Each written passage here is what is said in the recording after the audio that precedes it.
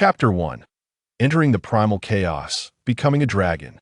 Since the mighty Pangu separated heaven and earth, the primal chaos gave birth to countless races, engaging in relentless battles over eons.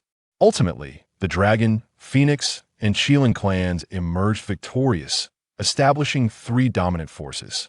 The friction among these three clans eventually escalated into a grand war.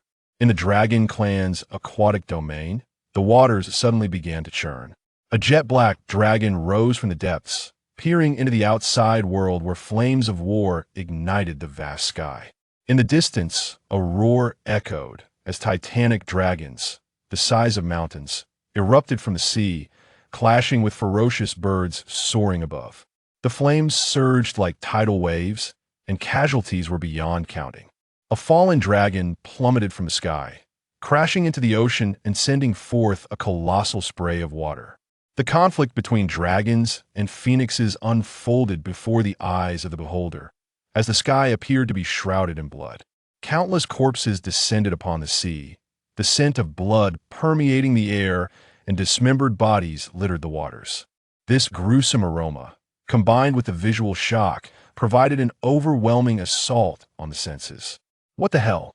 This is the Dragon Han War, the black dragon exclaimed in shock, his voice tinged with confusion and panic. Once a promising young man of the 21st century, he had now traversed to the primal chaos, assuming an entirely new identity. Some aspects of the previous galaxy bear a striking resemblance. Exuding beauty, however, this does not hinder Ao Qing from fishing. With his dragon tail gripping the worn fishing rod within the temple, he executed a casting motion that he fancied to be elegant. Thus, Ao Qing awaited patiently, for after years of cultivation, few could rival his understanding of patience. This waiting stretched on for several years. Yet Ao Qing did not perceive the passage of time as particularly lengthy, such was a sensation bestowed by his cultivation. Suddenly, the century-old, motionless fishing rod began to tremble, as if a colossal fish had latched onto the hook. Ao Qing exerted his strength to steady the rod, which quivered incessantly. His dragon body moved in unison, the tail firmly clenching the fishing rod, and with a decisive tug, he pulled. At the other end of the rod, a golden halo was entangled tightly with the hook, and Ao Qing drew it forth from the water with determination. The halo seemed to respond, promptly arriving in Ao Qing's hands. He utilized the ancestral dragon chaos technique to refine it immediately. Congratulations, you have caught a personal attribute interface from the system, which is now being activated. This line of text sprang forth in his mind. Once the loading bar completed, Ao Qing finally beheld his true form. Before him stood a colossal dragon, its size comparable to several mountain ranges, cloaked in a deep obsidian hue interwoven with strands of golden patterns. Dragon Ancestor, Ao Qing. Race, ancient black dragon bloodline ancestry. Cultivation level, earth immortal. Technique, ancestral dragon chaos technique. Divine powers, cloud walking, rain summoning, black dragon breath. Treasures, none. To think he had fallen into an attribute panel? Gazing upon the familiar essence, the more he looked, the more it resonated with him.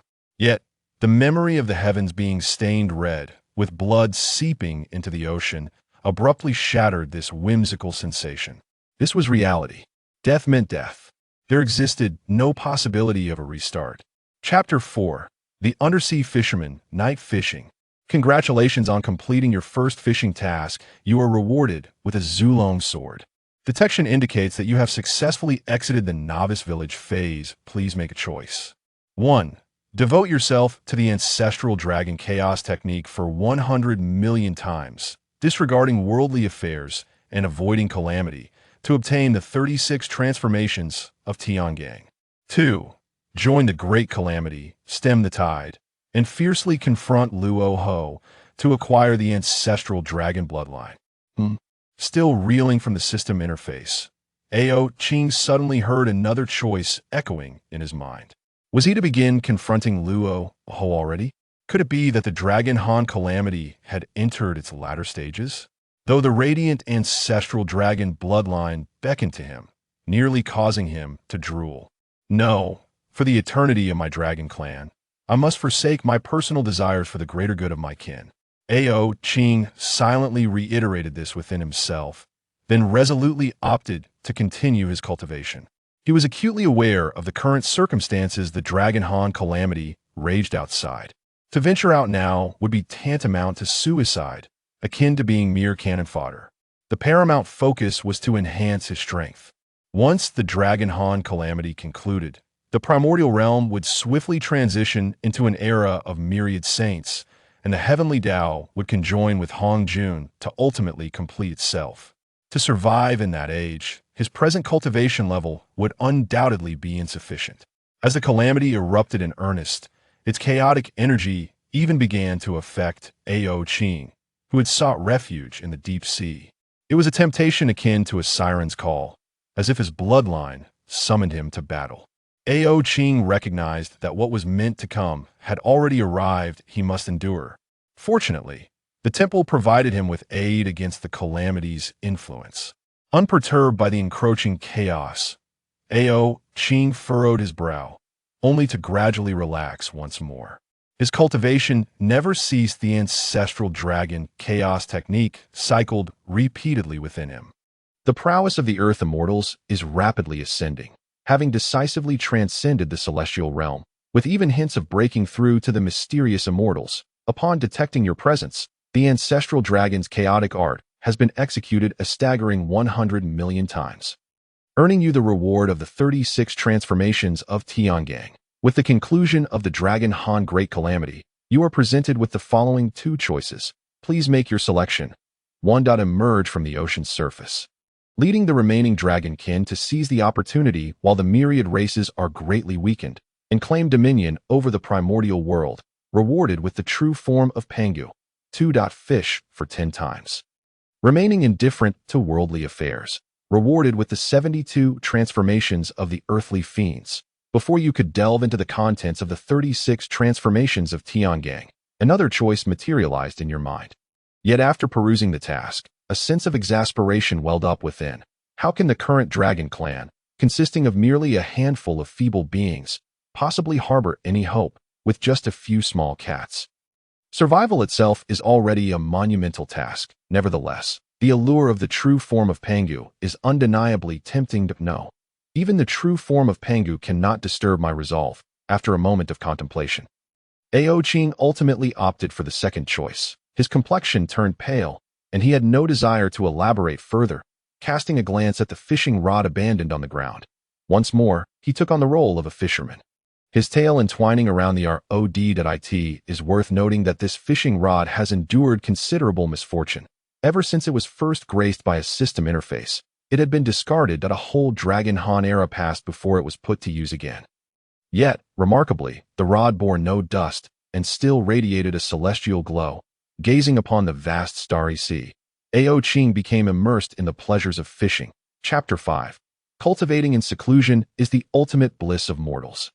Time flows ceaselessly, yet the primordial world is never in want of time. While fishing, Ao Qing remained steadfast in his cultivation. The years stretched on, and he had long lost track of how much time had elapsed. Congratulations, you have successfully cultivated to the level of a mysterious immortal, and now you must make a choice. 1. Immediately set sail, assault the continent, defeat Hong Jun, and unify the primordial realm, rewarded with the true form of Pangu and the Pangu axe. 2. Remain detached from worldly matters, harbor no disputes, conceal your power, and cultivate the ancestral dragon's chaotic art 1,000,000 times, rewarded with the ancestral dragon fist technique. Upon seeing the Pangu axe, Ao Qing's eyes sparkled with golden light. This is the Pangu axe. It is said to be a chaotic treasure, capable of cleaving through the very fabric of the primordial world with a single stroke. Although the temptation was overwhelming, he recognized the necessity of restraint. Continuing to fish and cultivate is the true path. How could a mere Pangu disturb my resolve, suppressing the pangs of desire? Ao Qing chose the second option. Time passed swiftly, and he ceased to ponder his choices. In the interim, his fishing yielded commendable results. He successfully reeled in 6 treasures, including the 9 transformations elixir of the Old Lord, a 9,000-year-old peach of immortality, and a Huangzhongli. The 3 peculiar catches included a used sanitary pad, rumored to contain a drop of the Holy Maiden's essence, and a mermaid, who claimed her world was being ravaged by human sonar. Ao Qing permitted her to reside in this sanctuary, assigning her the task of maintaining the courtyard. Additionally, he discovered a mysterious tome known as the Heavenly Book, consisting of 5 volumes, which appeared to be penned by a cultivator who had failed to break through to the golden immortal realm. Containing references to the Ta Qing realm. Truly, fishing is a source of joy. Ao Qing became enamored with the act. He continued to fish. Fishing is faith, time flows like a shuttle, and the primordial realm is ageless. Yet, through fishing, Ao Qing comprehended the fruit of the mysterious immortal's path. This act of angling across realms is an exquisite method of enlightenment. Above the surface, the skies were clear, but in an instant, they darkened, and thunderclouds swirled ominously. When the divine thunder struck the water, calmness was restored. This was the tribulation following the realization of the path's fruit. Ao Qing felt no disturbance, for the heavenly lightning, having descended from the firmament, had exhausted tremendous energy. However, the protective barriers of the sanctuary, along with the ancestral dragon shield, rendered Ao Qing immune to the thunderous tribulation. The gift of the path's fruit was to transform him from the colossal dragon form back into human shape. The lone mermaid present was left in awe. Although Ao Qing's visage may have resembled that of a past life, his unparalleled beauty was beyond comparison. Upon detecting that you have successfully fished up 10 treasures, you are rewarded with the 72 transformations of the earthly fiends. This reward is indeed bountiful. The 72 transformations of the earthly fiends encompass 72 distinct powers, and unlike the rigorous requirements for the 36 transformations of Tiangang, the training demands for the 72 transformations are far less daunting. This is perfectly suited for the mermaid who has come to this place. The sweep of his divine awareness revealed the mermaid. Now unconscious on the ground, Ao Qing pointed at her, and she instantly awakened. The method for cultivating the 72 transformations of the earthly fiends etched into her mind. Throughout this period of fishing, Ao Qing had indeed reaped considerable rewards. The subsequent 4 treasures were diverse, with the most distinctive being a power known as words manifest as law. This ability is typically reserved for saints. While it may not suffice against those of higher cultivation, its practicality is undeniable. Among the items at his disposal were the so-called innate 8 trigrams, a circular spiritual treasure, and a small tree. Though fishing is leisurely, the 100 million cycles of cultivation are anything but simple in his human form. Ao Qing felt a slight disorientation. This familiar, yet somewhat foreign body. Folding his legs, Ao Qing prepared to break through the 100 million cycles. Chapter 6. In the North Sea, there are fish. A single pot cannot contain them all. However, unexpected occurrences often arise just as one begins to harbor grand ambitions. The tremendous surge of water suddenly rushed from the north towards the south. Encircling the sanctuary, a sweep of his divine awareness revealed a thrilling sight. Ao Qing recalled reading a book that spoke of a fish in the northern abyss, known as the Kuan, so immense that a single pot could not contain it. Yet before him, a colossal Kuan, spanning thousands of miles, surged toward his sanctuary. This giant Kuan approached with great intensity, its target unmistakably directed at Ao Qing's sanctuary. The aura it exuded indicated it was at least a mysterious immortal. If not a golden immortal, Ao Qing understood that this being's strength eclipsed his own by a considerable margin. However, there was no need for fear as the giant Kuan arrived outside the sanctuary. The protective barrier activated automatically, capable of shielding against all detection from beings below the quasi-saint level. Intriguingly, the transformation tribulation had clearly transpired here, yet there was no sign of any onlookers nearby. The giant Kuan, with its massive visage, bore a look of confusion. Although Ao Qing had just attained the rank of mysterious immortal, he could distinctly hear the bewilderment in the giant Kuan's voice. Its deep timbre suggested it was a newly ascended powerhouse within the primordial realm, likely a key figure in the impending calamity. Dare I inquire, esteemed friend, what is your name? What brings you here? Ao Qing summoned his courage, adopting the tone of the ancestral dragon as he addressed this figure in black. At present, no saints are known to exist in the world, and only Hanjun remains among the quasi-saints. Coupled with the impenetrability of his sanctuary, Ao Qing felt little cause for alarm. Senior, this junior hails from the northern abyss and has yet to acquire a title. Might you be in the vicinity? The voice of the giant Kuan resonated once more, cutting through the dark. icy waters. Ao Qing was taken aback. Could this be the Kuan from the northern abyss? Perhaps the future Yao Master Kunping? By heavens, it is indeed Kunping, a formidable figure, a key player in the conflict between the Wu and the Yao, and the creator of the Yao script, which has allowed the Yao race to endure. However, it seems this individual did not fare well during the great battle between the Wu and the Yao. This is a dangerous entity. I am but a humble individual in this vast ocean, merely engaged in secluded cultivation. I cannot be deemed a senior. What business do you have here, esteemed friend? Ao Qing felt it prudent to downplay his status, considering himself merely a fledgling mysterious immortal, not yet prepared to attract undue attention. After all, the aura emanating from this giant Kun indicated it had long since entered the ranks of mysterious immortals. Ao Qing had no desire to provoke a confrontation before he had fully matured, lest he not only suffer humiliation but also risk his life. I was wandering upon the ocean's surface when I witnessed heavenly lightning descending. Thus, I followed the path of the thunder to arrive here, unaware of your esteemed presence. Surely your cultivation has reached unparalleled heights. The giant Kuan had witnessed the transformations of the world during the Dragon calamity, and in its weakest moments, had experienced the tremors of heaven and earth.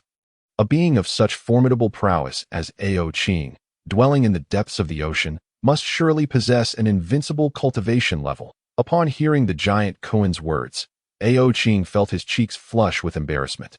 I am merely a recently ascended mysterious immortal. To speak reasonably, perhaps in a one-on-one confrontation, I might not necessarily prevail against you, at least from the current perspective.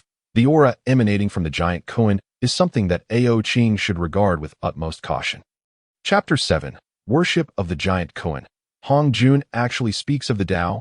Unbelievably, you may not believe it, but I am merely a humble angler in the realm of Longhan, lacking in any substantial cultivation and rather weak. Senior, one must not underestimate oneself. To fish peacefully beneath the battlefield of Longhan is no small feat, and certainly not the act of an ordinary individual. One cannot speak recklessly. I truly am quite weak. I have witnessed the great calamity of Longhan and the strife of the three clans, and the dangers of the Honghuang continent are immense, which is precisely why I have remained in this deep sea to fish. I see, the younger generation also perceives the dangers of Honghuang. After the retreat of the three clans, suddenly a being named Luo Ho emerged from the west, proclaiming the intention to annihilate the world. This is indeed the most significant event in the heart of the giant Kuan, the fierce battles between Hong Jun and Luo Ho. That was a decisive battle among the quasi-saints, which nearly annihilated the vast majority of life in Honghuang. Consequently, even after such a long time, Honghuang has yet to regain its vitality. Your insight is truly profound. Senior, that I shall not disturb you further. I take my leave. Upon finishing these words, the giant Kuan departed directly. Ao Qing utilized his primordial spirit to survey the surroundings. Confirming that the giant Kuan had indeed left, he observed that the waters were devoid of any disturbances, allowing him to finally relax and continue his meditation. Even the future Kunping should not interrupt my cultivation. Time flowed swiftly, and Ao Qing's state of mind had now become harmonious with his cultivation. Congratulations, you have completed the operation of the ancestral dragon chaos technique 100 million times, and have obtained the ancestral dragon fist technique. What a treasure! The ancestral dragon fist technique encompasses the innate fist techniques of the ancestral dragon, as well as the pinnacle techniques of all dragon clans. Upon examining the overwhelming nature of this technique, it seemed feasible that after training, one could become invincible among peers, capable of obliterating a great Luo Jingxian with a single fist strike. That it appears that this reward aligns perfectly with my current developmental stage. What I lack most at present are techniques related to physical combat. As the saying goes, one must cultivate both yin and yang. The primordial spirit and the physical body must be nurtured simultaneously to attain the Tao. Eagerly, I began to practice the fist technique, repeatedly engaging in the motions that I lost track of time, only aware that the temperature of the water fluctuated, sometimes warm and at other times cold. However, on this particular day, Ao Qing suddenly heard a voice that I, Hong Jun, sensing the confusion of the heavens and the myriad beings, hereby open a Tao platform to resolve their doubts and widely disseminate the methods of cultivation. All who hear my voice may come forth. That Ao Qing was once again taken aback. Is Hong Jun truly commencing to speak of the Tao? Why is there no saintly aura? Could it be that this is Hong Jun's preaching prior to attaining sainthood? But upon further reflection, something felt amiss. Could it be my own variables that have led Hong Jun to preach before achieving sainthood? Yet that shouldn't be the case. According to reason, Hong Jun should have preached only after becoming a saint. Should I go, or should I refrain? After much contemplation, I ultimately decided against attending. After all, my very existence is a significant vulnerability. Presenting myself before Hong Jun would only invite disaster, and I shall not go. Even if it means missing Hong Jun's 9,000-year lecture, I will not attend. Ao Qing is well aware that the transformations within Hong Wang, even for saints, are merely pieces in the game of the heavenly Tao. Without attaining the mixed Yuan Great Luo Jingxian, everything remains an illusion. Sainthood is a fruit position, more akin to a realm that embodies a projection upon the world. Consider Tong Tian Jiaozhu's strength when the Zhuxian sword array emerges. Only the four saints can shatter it. Yet, he too was severely injured, and such a formidable sect as Jiejiao became utterly fragmented, with only a handful of disciples remaining. Chapter 8. The Water Clan Preaches. We are all descendants of dragons. The next scene can only be described as tragic. The heavenly Tao saints feel like mere traps that it appears to be a shortcut, an expressway.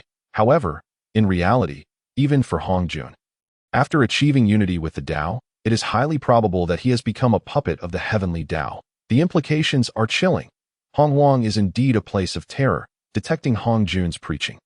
You have the following two choices. 1. Summon the Sea Clan and preach to the ocean, with a reward of martial arts. 2. Depart from the Tao platform. Lead the Dragon Clan to overthrow Hong Jun, and become the overlord of Hong Wang, with a reward of the ancestral dragon's true form. To oppose Hong Jun. Is that even feasible? This is truly a difficult choice. Leading the Dragon Clan is pure nonsense. Preaching may very well offend Hong Jun, yet I have no other options that I shall choose the first one. Once I confirm my choice, Ao Qing could only begin to rally the Sea Clan, proclaiming that all beings within the waters should heed his guidance. Ao Qing of the ancient Dragon Clan, sensing the weakness of the Hong Wang water tribes, hereby preach in the sea. All who are fated may come to this domain to listen. Ao Qing was reluctant to venture outside, as the current circumstances were indeed uncertain. Should that old fellow Hong Jun take a disliking to me, he might very well obliterate me. Ao Qing decided that preaching should occur within his own Tao platform. His platform, situated at the ocean's depths, had water pressure sufficient to eliminate those lacking in talent and willpower. Those of lesser talent would have to listen to the Tao in waters suited to their capabilities. Hong Jun's voice resonated throughout Hong Wang, while Ao Qing's voice spread across the seas, reaching all creatures enveloped by the ocean. Hong Jun's voice traveled farther, while Ao Qing's was relatively lesser in scope. The two voices thoroughly astonished the newly born beings of Hong Wang. Almost all of the new generation believed themselves to be quite strong, yet unexpectedly, two ancient figures had emerged. The Dragon Clan was particularly exhilarated, as the ancient Dragon Clan undoubtedly had their interests at heart. Congratulations, you have proclaimed your teachings to Hong Wang. Reward: martial arts inheritance. Suddenly, a plethora of peculiar concepts flooded Ao Qing's mind, merely perceiving these characters filling his consciousness. Ao Qing felt that this would certainly not be as simple martial arts as anticipated, even though Ao Qing recognized each character. When these words combined, not only did he find them unrecognizable, but also a glimmer of mixed Yuan's vitality emerged. Mixed Yuan, indeed, is the path of mixed Yuan, not that of the heavenly Tao saints. This is likely the pinnacle of martial arts that in the outside world. The beings of Hong Wang began to choose whether to go to Hong Jun or to Ao Qing. Soon, the choices became apparent. Above and below the sea, beings were packed densely. After Ao Qing's voice swept across the oceans, all aquatic life naturally flocked to hear his teachings. After all, Ao Qing was from the ancient Dragon Clan, which had once ruled the oceans. The beings of the sea continent hurried toward Buzhou Mountain, where an elder donned in Tao robes leisurely sat upon a high platform, deep in the ocean. Ao Qing was fully prepared as everything began to settle. The preaching commenced. Ao Qing's teachings were not derived from any technique, but rather he spoke directly of martial arts. Martial artists embody essence, energy, and spirit. Transitioning from postnatal to innate, understanding the martial arts golden core, with the golden core in the abdomen, my fate is determined by me, not by heaven. This is the genesis of martial arts. Chapter 9. After imparting martial arts. 6 years becomes a disciple in the depths of the ocean. The dragons of this era revealed their true forms, prostrating themselves in the embrace of the waters to listen. The dragon's might grew increasingly formidable during the evolution of martial arts. Meanwhile, those who had yet to cultivate, merely with their postnatal bodies, directly forged their martial arts golden cores. Once the golden core entered the abdomen, it required the honing of the three origins, centered on essence, energy, and spirit, rendering the physical body invincible. The three origins consist of the tribulations of thunder, fire, and wind. Once these three tribulations are overcome, martial artists become invincible among peers, deserving the title of battle god. Ao Qing generally expounded upon the path of martial cultivation. Those endowed with extraordinary talents, upon merely grasping the overarching principles, swiftly advanced in their cultivation. Upon the summit of Mount Buzhou, a mystical aura enveloped the surroundings. With countless methods of immortality intertwining and operating harmoniously, what Hong Jun imparted was the most authentic legacy of the celestial path. The teachings flowed hastily, and a millennium slipped by in the blink of an eye. In the primordial chaos, time was the one thing in abundance. This millennium of teachings has undoubtedly fostered countless beings. Yet, no one knew the identity of the venerable figure delivering these teachings, only that he resided within the vast ocean. Belonging to the ancient dragon clan, even the current dragon lineage was unaware of the whereabouts of this elder ancestor. A millennium has passed, and the teachings concluded, with the crowd dispersing. Only a small monkey remained. Kneeling upon the sandy shore, this little monkey had already cultivated to the martial primordial spirit, and was not far from stepping into the realm of the three primes. Ao Qing noticed this little fellow, but chose to disregard him. In the century following the conclusion of the teachings, the primordial continent gradually perfected two cultivation systems, the celestial path of Hong Jun and the martial path of Ao Qing. On land, the celestial path reigned supreme, while over the oceans, the martial path held dominion. However, these matters had little bearing on Ao Qing. Ever since the teachings ended, the heavenly Tao bestowed merits upon Ao Qing. Throughout the years, he diligently cultivated, utilizing these merits to temper his physical form. Upon detecting that he had successfully operated the ancestral dragon chaos technique 1,000,000 times, he was presented with the following choices. 1. Emerge from the depths of the sea, establish his own martial path, and contend with the celestial path, with a reward of 1 chaos pearl. 2. Continue in seclusion, indifferent to worldly affairs, and take on a disciple to assist him in traversing the primordial realm, with a reward of 1 Hong Ming technique, to challenge Hong Jun's celestial path in the primordial realm. Ao Qing chuckled, as if they wished for him to court death. Of course, I would choose to take on a disciple. That goes without saying. However, to be frank, it is indeed time to select a technique with greater potential. The ancestral dragon chaos technique is sufficient for me to cultivate to quasi-saint status, but the techniques following that path are rooted in luck, which clearly does not suit me. The luck route, in essence, revolves around contending for the fortune of the primordial realm. Acquiring the fortune of the primordial realm naturally paves the way to becoming a saint. This explains why the leaders of the three clans, fully aware of the possible outcomes of a great war, still felt compelled to fight to the death. As the saying goes, to hear the Tao in the morning is worth dying in the evening.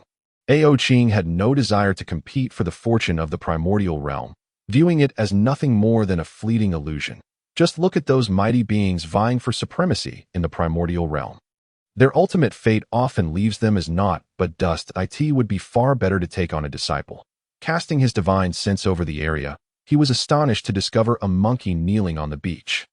Could it be that this monkey has been kneeling here for hundreds of years? Remarkably, he had sensed potential in this creature from the start, and it seemed this little one possessed remarkable resilience, a talent worth nurturing. This small monkey had not stirred from its kneeling position for a century. Little monkey, why do you bow before me? Ao Qing's voice echoed in the ears of the small monkey. Chapter 10. Bestowing Divine Abilities, the 72 Transformations. Upon hearing this, the 6 ears atop the monkey's head unfurled instantaneously. It turned out to be a 6-eared macaque. This 6-eared macaque had survived from the era of the witches and demons all the way to the journey to the west. A being of great fortune. Yet, its existence was fraught with hardship, particularly in the time that followed when Hong Jun began his teachings. Relying on its innate divine abilities, it attempted to eavesdrop on Hong Jun's discourse within the Purple Cloud Palace.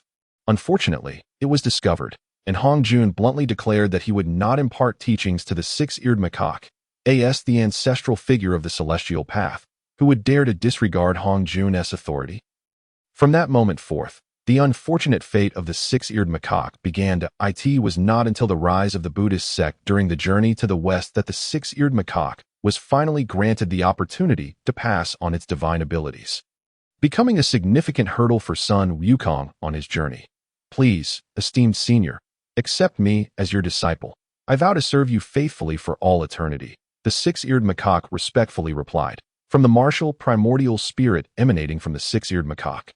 It was evident that it had indeed practiced the martial path. I imparted. Ao Qing sighed softly, recognizing that this encounter was a fortuitous connection. That in light of your century of devotion, I shall accept you as my outer disciple. As my disciple, you must refrain from engaging in any actions that would tarnish your merits. You understand? Ao Qing's voice resonated from the depths of the sea. Upon hearing this, the six-eared macaque was filled with delight and hastily began to bow and pledge not to commit any transgressions against heaven and virtue.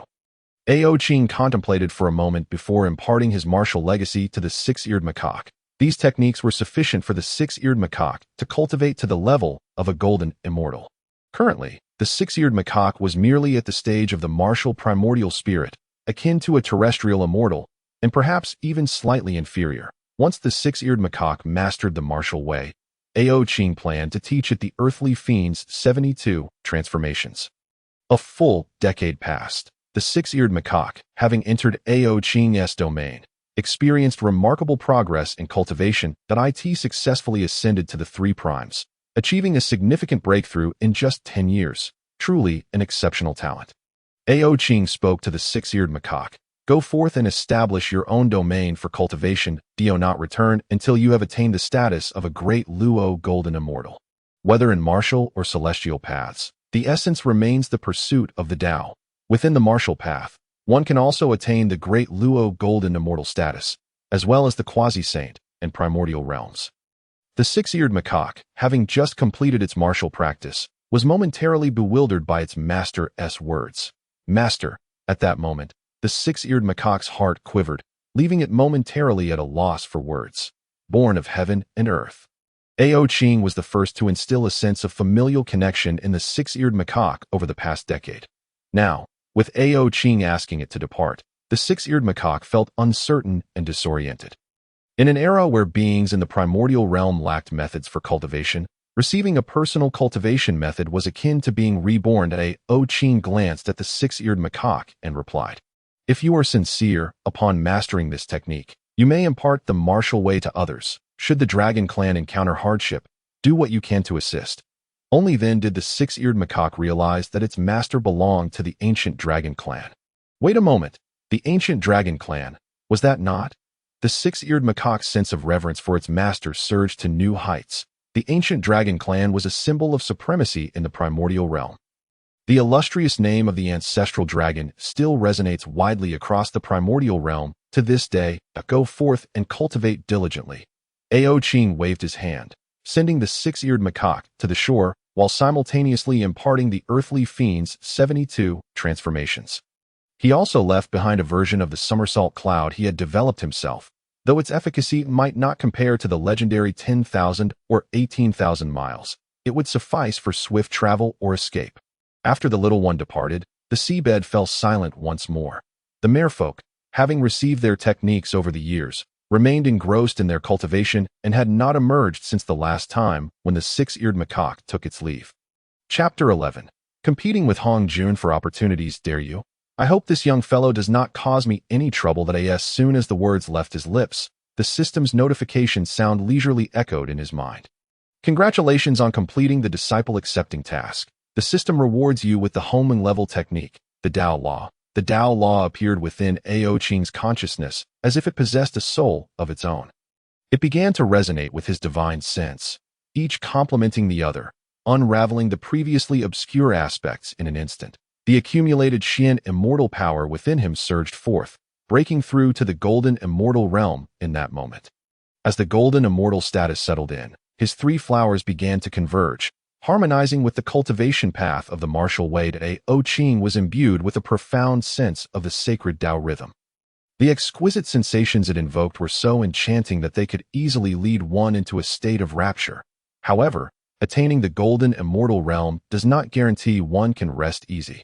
In the inevitable future conflicts, golden immortals may be as abundant as grains of sand, while great Luo immortals may be plentiful. Hence, it is imperative to expedite my cultivation. There is a long road ahead.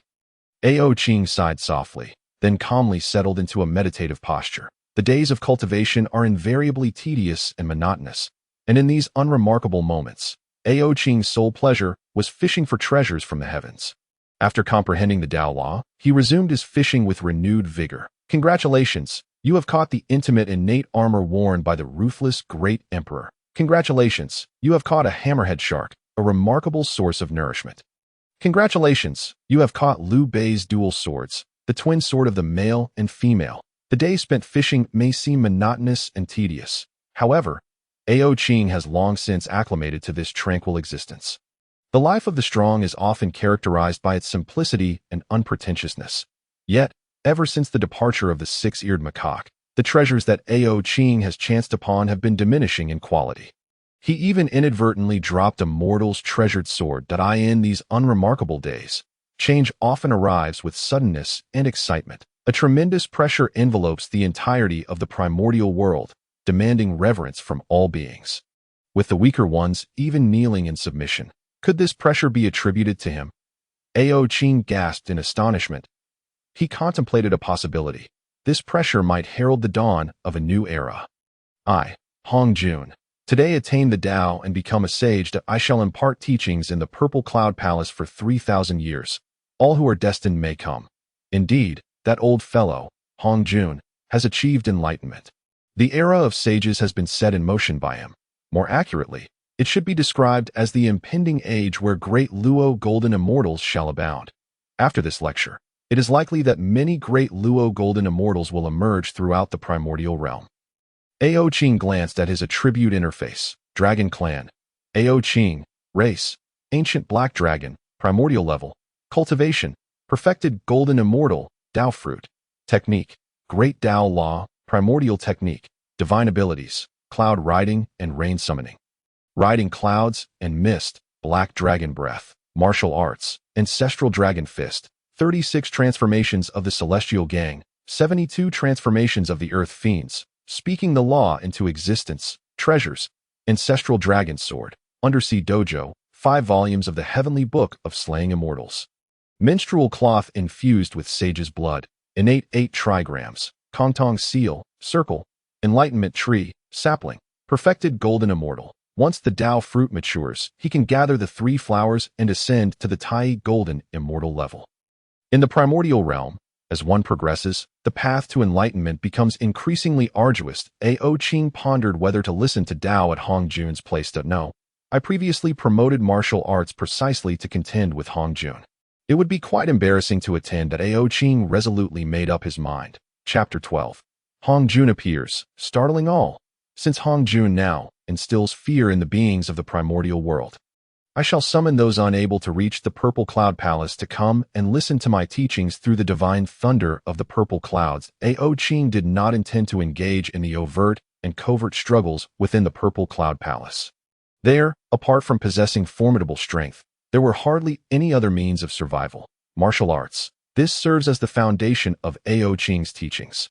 Hong Jun only imparts teachings to 3,000 worldly beings, which signifies that, in reality, only 3,000 beings in the primordial realm are afforded the opportunity to listen to Hong Jun's teachings. Yet, there remain so many who lack the chance to hear the Tao. The moment this thought emerged, it felt like an overwhelming force that Ao Qing could not shake off. Having made the decision, he was determined to act. Ao Qing is a man of action. Perhaps this may offend one of the most powerful sages in existence. Yet, this is a risk worth taking. Perhaps this is the path to enlightenment. If he refrains from taking action, his life may very well lose its fundamental purpose of attaining the Tao. Ao Qing resolved to teach in the same manner as before, Within this dojo, detecting your inclination towards dangerous behavior, there are two choices presented before you. Please make your selection. 1. Follow the path of your heart. Impart martial arts to all beings, allowing the denizens of the primordial realm to have a Tao to rely upon, and be rewarded with the ability to transform into the three pure ones. 2. Continue to remain inconspicuous, indifferent to worldly affairs, and be rewarded with the true body of Pangu. Originally filled with lofty aspirations, Ao Qing hesitated at the thought of the true body of Pangu. I choose option 1. Ao Qing gritted his teeth. Though the allure of the true body of Pangu was undeniable, it could not serve as an obstacle in his pursuit of enlightenment.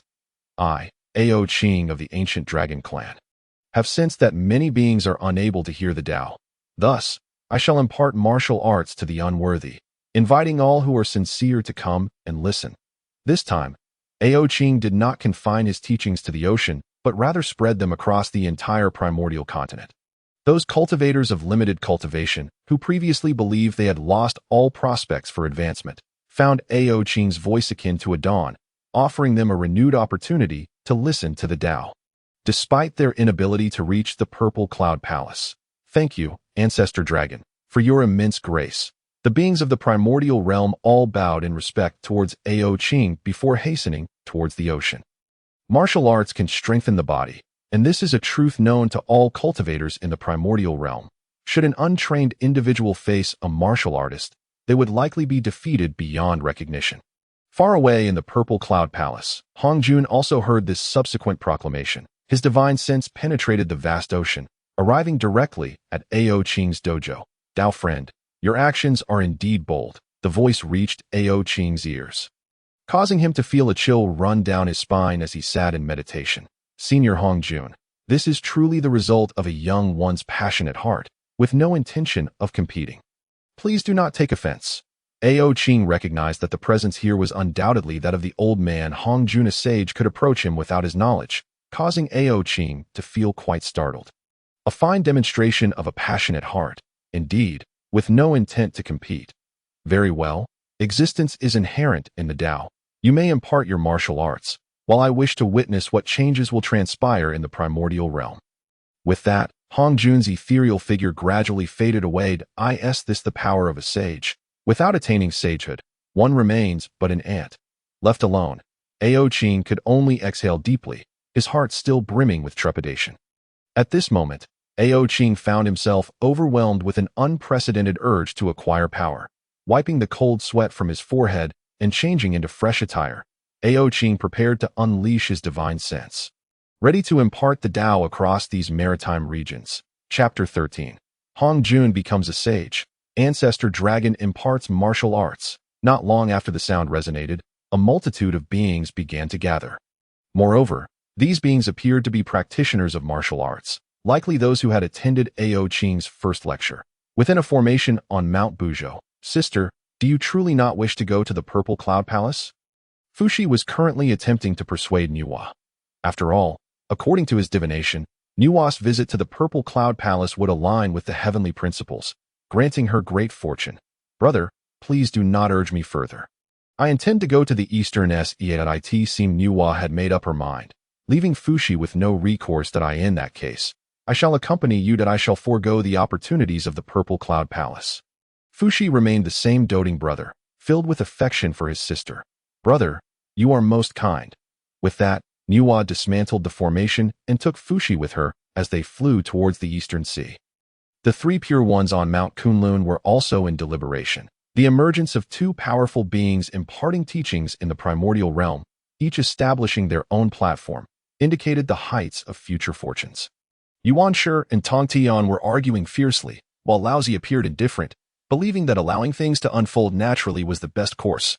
Yuan Shi, if you choose not to go to the Eastern Sea, then do not belittle martial arts. Do not say you are my elder brother. I would be embarrassed to speak of it. Tong Tian glared at the aggressive Yuan Shi, though Tong Tian had never attended Ao Qing's lecture. He had gained the Tao from Hong Jun during his first visit. However, during one excursion, Tong Tian encountered a martial arts practitioner, which led him to realize that martial arts suited his own path. I do not seek to survive by conforming to the heavens. I only seek to seize a sliver of opportunity for myself, and for the sake of all beings, my fate is determined by me. Not by heaven. Tong Tian, you scoundrel. Even the esteemed Hong Jun does not treat us lightly. How can you commit such an act of betraying your teacher and ancestors? Yuan Shi was perpetually displeased with his brother.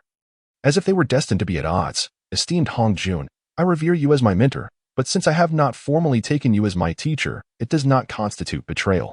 Do not speak such nonsense. Tong Tian was filled with rage, his eyes bulging with indignation. Very well, since that is the case, you may go to your eastern sea. Brother, let us depart. The original was also infuriated, directly dragging me away without a second thought for Tong Tian. Tong Tian let out a cold snort and soared alone on a cloud towards the east sea. Ao Qing remained unaware that his appearance had set off a butterfly effect that would irrevocably alter the course of future events. At this moment, Ao Qing was contemplating how to orchestrate such a grand sermon that Tio speak of Hong Jun. That fellow is indeed a clever man, that he chose the Zhixiao Palace as the venue for the sermon. A place not easily accessible to many in the vast wilderness. Only the elite of the entire realm could reach Zhixiao Palace, creating a monopoly among the higher echelons, while those unable to enter lost their opportunity. Ao Qing, at present, had effectively distanced himself from the upper echelons of the wilderness. This time, nearly all the races of the wilderness had come to the East SEI in order to maintain balance among the races and prevent slaughter. Ao Qing was devising a means to achieve mutual equilibrium that he first divided the entire sea area into countless regions, allowing the arriving races to be allocated fairly. All beings entered their respective territorial zones without distinctions of rank or status. Treated equally, Ao Qing's divine consciousness hovered atop a water platform, surrounded by emerging laws, with celebratory clouds rising behind him. Most astonishing to Ao Qing was that Nuwa and Fushi had come to listen to his sermon. My goodness, 3,000 years had passed in tranquil wilderness. A future sage had come to hear him preach. Initially, Ao Qing thought that this would be the extent of the surprises, but little did he know. This was merely the beginning. Subsequently, a beam of sword light from the upper clear emerged, heralding the arrival of a Taoist. Without needing further elaboration, it was clear that this individual was destined to become the future Tong Tian patriarch. Yet, the most outrageous was the dozen burly figures that followed, shaking the very heavens and earth with their presence. Upon closer inspection, the laws surrounding them revealed that they were the 12 ancestors of sorcery. And they had all arrived together. It appeared they had come prepared. However, Ao Qing remained unfazed. His formidable mental fortitude assured him that these were merely minor spectacles. The 12 ancestors, notorious for their disdain for order, seized the territories of other races simply to position themselves more favorably. Those races that were encroached upon had no choice but to retreat. Since they had come to this place, there was no need for commotion. The seating arrangements for future sermons would henceforth be established, and the sermon commenced. Ao Qing was eager to begin. Fearing that these 12 individuals might stir up trouble again, Ao Qing's teachings commenced from the very foundations of martial arts, subjects he had previously discussed. Yet, they would not grow weary of such discourse. Rather, they found it immensely beneficial. They asked the creator of martial arts. The truths he articulated were the very essence of the way. The tides of the sea and the shifting of time felt like a fleeting moment. The situation in the wilderness seemed to stagnate over the next 3,000 years. The upper echelons had all gone to Zhixiao Palace, while those unable to enter gathered in the East Sea. Listening to Ao Qing impart martial teachings. 3,000 years passed swiftly. In the grand timeline of the wilderness, it was but a mere drop in the ocean. For practitioners, 3,000 years was merely the blink of an eye. Within Zhixiao Palace, several Deluo golden immortals suddenly manifested their presence in the East Sea. Nuwa and Fushi had also ascended to the realm of Deluo golden immortals. The one who benefited the most was undoubtedly Tong Tian, for martial arts encompassed myriad phenomena. Moreover, Ao Qing intentionally imparted more formations to Tong Tian. This led Tong Tian to break through to the Deluo golden immortal stage after just 1,000 years. And with an additional 2,000 years of profound cultivation, he had likely reached unfathomable depths. Ao Qing himself had also comprehended the essence of martial arts, achieving the realm of Tai Golden Immortal. Under the veil of the system, no one would suspect that the one imparting these teachings was merely a Tai Golden Immortal. This was largely due to the profound and extensive legacy of martial arts, which offered boundless benefits. While there was no precise definition of a quasi-saint in martial arts, there existed a description of the quasi-saint realm. After the Luo Golden Immortal, one must refine their own martial path, thereby breaking free from the constraints of heaven and earth. There was a flavor of proving the way through strength, which was precisely why the 12 ancestors were willing to set aside their Pangu orthodoxy. Remaining undisturbed throughout these 3,000 years, Tong Tian, who benefited the most, became deeply enamored with the martial arts philosophy of inclusivity and universal harmony. Thus, he garnered much, forming his own martial path. This was the most distinctive characteristic of martial arts, the unique nature wherein individuals, due to differing philosophies, ultimately forged their own paths and practices. Within Zixiao Palace, Hongjun had been imparting teachings for 3,000 years, during which numerous unforeseen events had transpired. Initially, there were 6 cushions that were supposed to exist in Zixiao Palace, but now only 4 remained.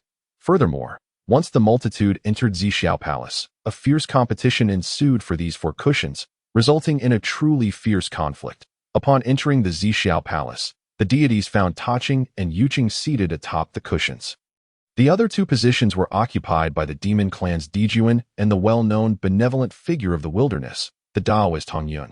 Those who could arrive here were certainly not ordinary individuals. Most were formidable experts. Yet, among these 3,000 mighty beings who entered Zixiao Palace, only 4 cushions were available. It was evident that these cushions were not to be taken lightly. However, all 4 cushions already had their masters, which naturally caused discontent among the crowd. Though unwilling, they had no choice but to accept silently. Just when everyone thought that everything had been settled, 2 bald Taoists emerged from the throng of the Luo Golden Immortals. They swept their gaze over the 6 cushions before directly approaching Hongyun. The 2 seemed to have set their sights on a prey as they walked toward Hongyun, although both were mid-stage de Luo Golden Immortals. Their tattered attire made them appear somewhat pitiable. One of the bald Taoists exchanged a glance with his senior brother, who nodded in immediate understanding, as though everything was already clear to them. "Friend, you see, my brother and I have traveled through countless hardships from the west, yet we have found no place to rest. Might you allow us to share this seat, so we can listen closely to the sage's teachings?" At this moment, Zhunti's eyes brimmed with tears, his flushed face complementing his breathless demeanor. He even wiped away his tears with his tattered Dao robe, seeking to elicit sympathy from Hongyun. The surrounding gazes were filled with keen interest as they turned toward Hongyun. "Please, great ancestor, have mercy. Have mercy on our barren west. Have mercy on my brother and me." Zhunti and Jane wiped their tear-streaked cheeks as they bowed to the high seat, their actions shocking the 3,000 mighty beings. "Esteemed friend, seeing as my brother and I have journeyed from the far west, you know our land is impoverished. Would you not grant 1 cushion to us, so we may hear the teachings of the sage up close?" It appeared that Zhunti had set his sights on Hongyun, aiming to seize his position. "Do not be so hasty, friend, that I have visited the west before, and it is indeed a barren land, since you hail from the west. You must carry the aspiration to revitalize that world. In that case, I ought to yield my position." Hongyun immediately rose, disregarding all else. As soon as Hongyun stood, Zhunti swiftly occupied his cushion. Hongyun glanced back at Zhunti, his expression neither smiling nor angry, simply sitting quietly beside Xinyuanzi. With a mere mention of revitalizing the West, the 2 from the West had likely ensnared themselves in immense karmic consequences, while everyone believed Hongyun to be a good-natured individual. Only Xinyuanzi understood that Hongyun was merely adept in the ways of karma. Unfortunately, the one who sat in the position, clad in fur and armor, hastily demanded that my senior brother be given his due. When did even a mere creature clad in fur and armor dare to occupy a cushion? Zhunti had already captured the attention of the entire assembly. Just after settling into his position, he began addressing Dijuan. This remark, seemingly innocuous, drew significant attention. His words, referring to Dijuan as a mere creature clad in fur and armor, incited resentment among the 3,000 mighty beings. What of the creature clad in fur and armor? If it were to demand your death, could you survive to leave Zixiao Palace? Dijuan was no weakling. He was the king of the demon clan, striving to become the sovereign of the wilderness. How could he tolerate Zhunti's words? He was prepared to strike Zhunti down on the spot, scattering his soul. Zhunti is not to be trifled with. Naturally, he can dispel Dijuan's attacks.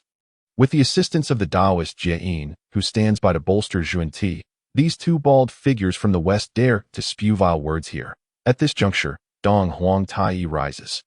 The Dong Huang bell shimmering in his grasp, as if poised to unleash its power at any moment.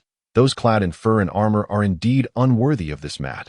Taoist Jie at this moment also speaks, for the precious tree has already manifested. The atmosphere in the purple cloud palace has reached a boiling point in the presence of these two primordial treasures. Meanwhile, the Ao Qing Taoist, seated beside Tai Ching, slowly remarks, "Indeed, those clad in fur and armor are unfit to sit alongside us." This statement transforms into the focal point of the entire purple cloud palace, which stands on the precipice of an impending eruption. Jun, my good friend, perhaps you should relinquish your seat. What harm could it do? It is merely a seat. After all, that we cannot engage in battle here. Should the saints cast blame, we would find ourselves in a precarious position. Red Cloud, ever the peacemaker, steps forward, aiming to defuse the palpable tension within the purple cloud palace. Only then does Jun retract his divine prowess, vacating the mat and returning to the seat of the demon clan. The two brothers who had hastened from the west dramatically find themselves at the forefront. Red Cloud, with a look of satisfaction, believes he has once again performed a commendable deed.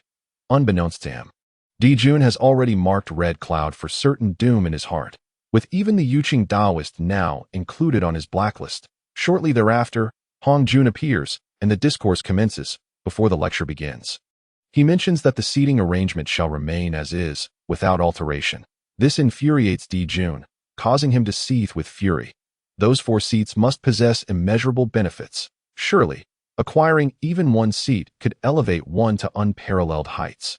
Thus, an enmity has officially been established. After 3,000 years of teachings, the majority of the 3,000 worldly guests have ascended to the realm of De Luo Jinxian, with some even gaining profound insights into their own paths. For instance, Tai Ching Laozi is enveloped in an aura of supreme Tao, as if he were merging with heaven and earth. With the conclusion of the 3,000 years of teachings, the myriad beings of the wilderness begin to disperse, and the 3,000 worldly guests return in succession to the primordial realm. The wilderness once again bursts into lively activity, with the rivalry between martial and celestial paths now firmly entrenched in the present wilderness. However, none of this bears any relation to Ao Qing at this moment. Within the underwater dojo, Ao Qing is presently welcoming a distinguished guest. Hong Jun, esteemed elder, what brings you to my humble abode? At this moment, within the dojo stands an elder of ethereal presence, his gaze fixed intently upon Ao Qing, as if attempting to peer into his very essence. Do not refer to me as elder. You, my friend, have forged the martial path, undoubtedly carving your own route within the Tao, possessing insights of remarkable depth as for cultivation realms. They are but mere superficial appearances. Hong Jun immediately discerns that Ao Qing has yet to attain the level of Hun Yuan de Luo Jinxian. The concealed nature of his system is certainly beyond Hong Jun's grasp. Yet to the saints, those who do not reach their level are akin to mere ants. The specific realm one occupies becomes irrelevant. What truly matters is that Ao Qing's martial path leads directly towards sanctity. You flatter me, Hong Jun. I am merely a small figure hiding beneath the sea, too timid to confront the tribulations of heaven and earth. Ao Qing remains self-aware. How many dared to address Hong Jun as a friend in years past? Some perished in accidents, while others fell in great battles. Chapter 17. Hong Jun speaks of reincarnation. Targeted by the heavenly Tao, such a friend, Ao Qing dares not call him a friend. Ha ha ha. A small figure dodging tribulations, even ants strive to survive. You, having already been able to create the martial path, how can you still refer to yourself as a small figure? Hong Jun increasingly finds Ao Qing an intriguing character. Elder, do not misunderstand. My creation of the martial path is but a result of the guidance of the heavenly Tao. Were it not for its direction, I would still be hiding in this dojo, cultivating. Being scrutinized by this old fellow, Ao Qing knows there will be no favorable outcome in no matter. If the wilderness can produce changes, then that itself is a transformation for the wilderness. My friend, the future of the wilderness is now entrusted to you for its alteration. Hong Jun seems to be speaking to himself, then suddenly furrows his brow, as if the heavenly Tao has taken notice of the presence of both Hong Jun and Ao Qing. True to his status as the first saint of the wilderness, Hong Jun, in an instant of divine scrutiny. Shields this place from observation. Elder Hong Jun, what do your words imply? Hong Jun's demeanor appears somewhat enigmatic. As the future representative of the heavenly Tao, why would he not eliminate this variable standing before him, yet instead speak favorably? Such behavior is indeed perplexing. Friend, observe the transformation in my hand. Ao Qing gazes at Hong Jun's palm, wherein lies a miniature sapling, having endured hardships since its inception, eventually growing into a towering tree. After weathering the test of time, it ultimately fades into obscurity. As the sapling perishes, the surrounding space begins to unravel. Yet when all returns to chaos, everything undergoes a restructuring. The sapling reappears. Thus, all is cyclical. Friend, do you comprehend? Noticing Ao Qing's lingering confusion, Hong Jun's words illuminate the truth for him. Elder Hong Jun, do you wish to alter? Ao Qing's words falter as the heavenly Tao seems to have detected a flaw. In that instant of revelation, Hong Jun departs from the depths of the sea dojo. Hong Jun's recent appearance has elevated Ao Qing's understanding of the wilderness to new heights. The wilderness is indeed perilous. Diligent cultivation remains the righteous path. The terrifying pressure from the heavenly Tao moments ago was sufficient to clarify all matters. Detection indicates that you have gained Hong Jun's recognition. Please make the following choices. Choice 1. Refrain from participating in the competition for supremacy in the wilderness. After the 3 lectures conclude, close the dojo to the outside world and receive 24 sea stabilizing pearls as a reward. Choice 2. Engage in the struggle for supremacy in the wilderness. After 3 lectures, establish a martial force, becoming a prominent figure among various sects, and receive the Jixian sword array as a reward. Just after sealing the dojo's barriers, the system's prompt resonates once more in Ao Qing's mind. Both choices seem effortlessly attainable to him, establishing a martial force and becoming a leading figure among sects.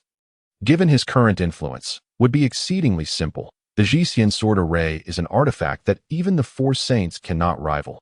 Although he deeply desires it, he sees no necessity that in the past. Even the true body of Pangu could not disrupt his resolve. How could a mere Jixian sword array sway his heart? I choose choice 1. The days of cultivation stretch endlessly, with a millennium passing as swiftly as the blink of an eye. The second lecture commences amidst this millennium. During this time, the disputes between martial and celestial paths have gradually become pronounced. Those who cultivate the celestial arts look down upon martial practitioners, while the latter scorn the former. Chapter 18. Quidnapping spreads its wings, ascending to the level of quasi-saint.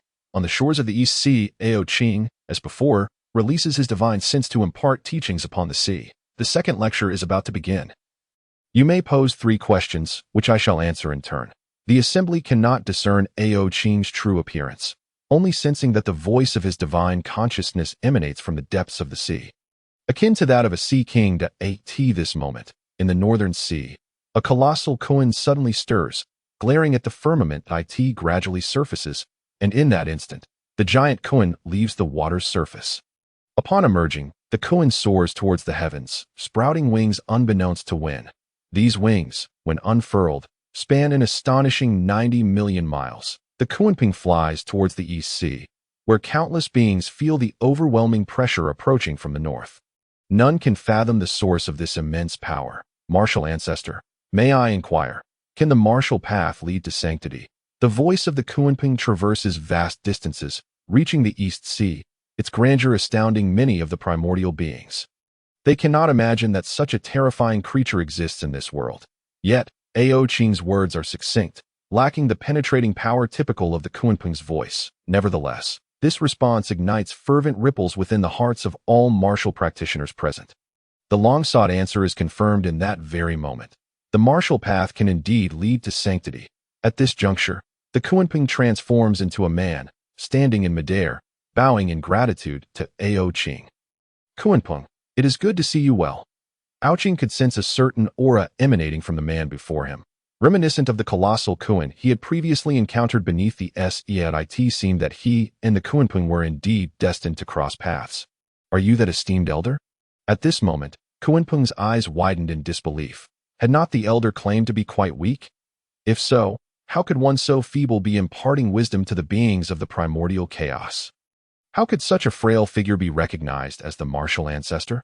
Countless bewildering thoughts raced through Quidnapping's mind.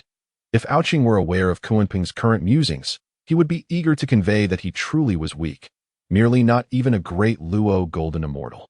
Dare I inquire, esteemed elder, can martial arts offer a glimmer of hope to the beings of the primordial chaos?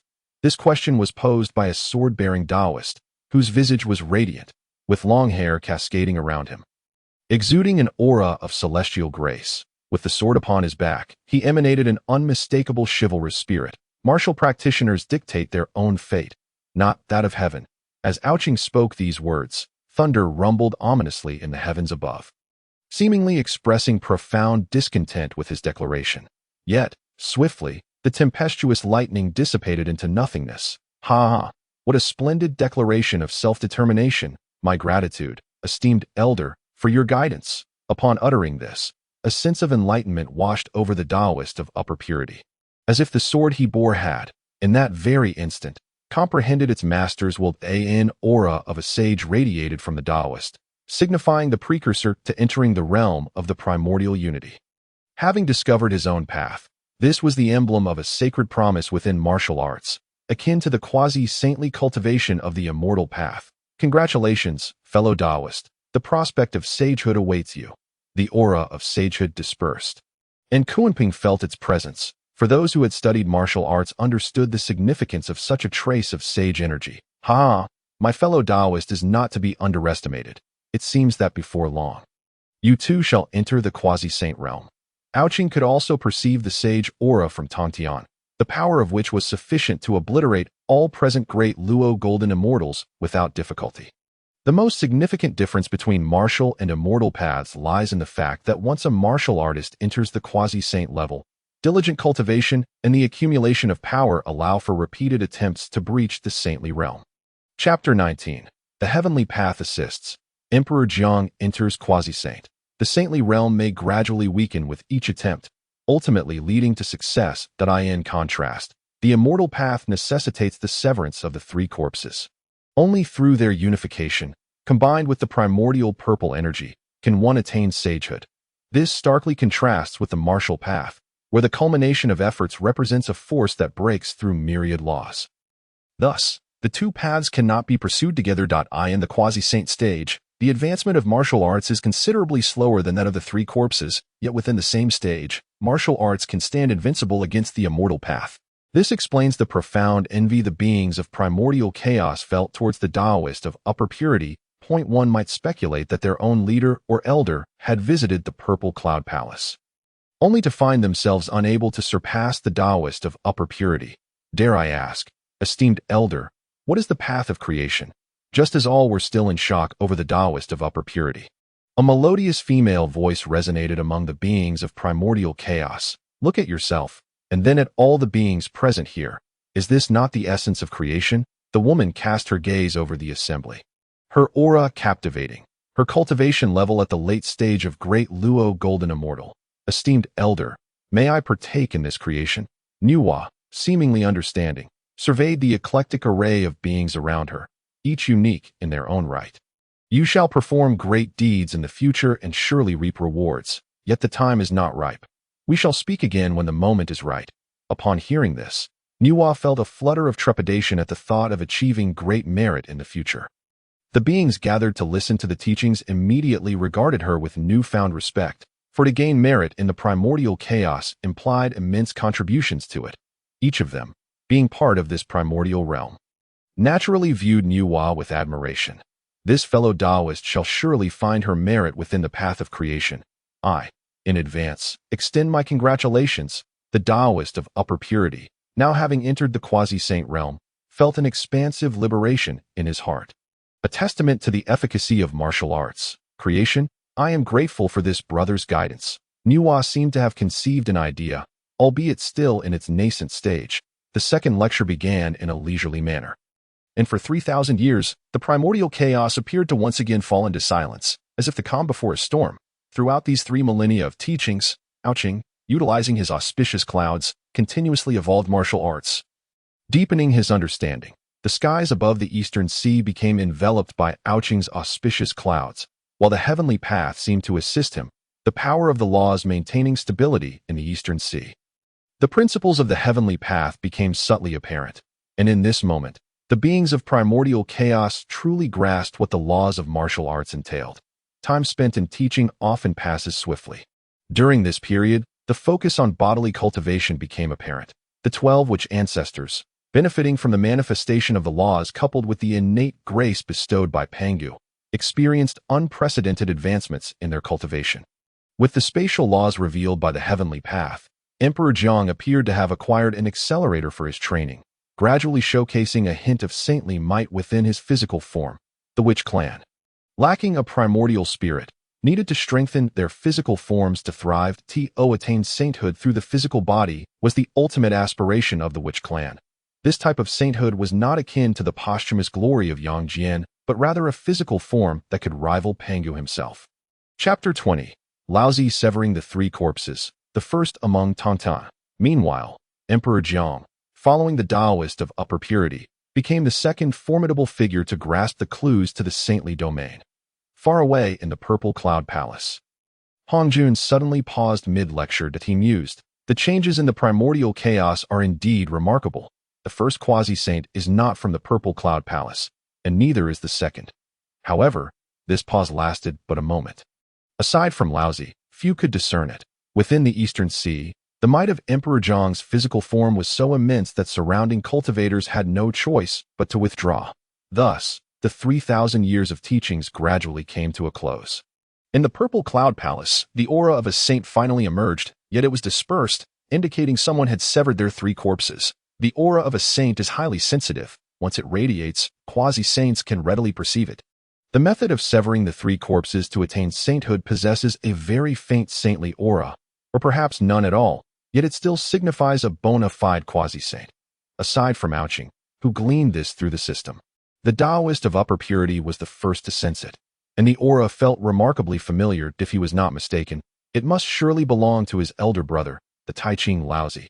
Subsequently, the next to sense it was none other than Emperor Jiang, who specialized in physical cultivation and was considerably weaker in prediction and perception. At this moment, within the purple cloud palace, as the 3,000 years of teachings concluded, a Taoist was severed by his own hand.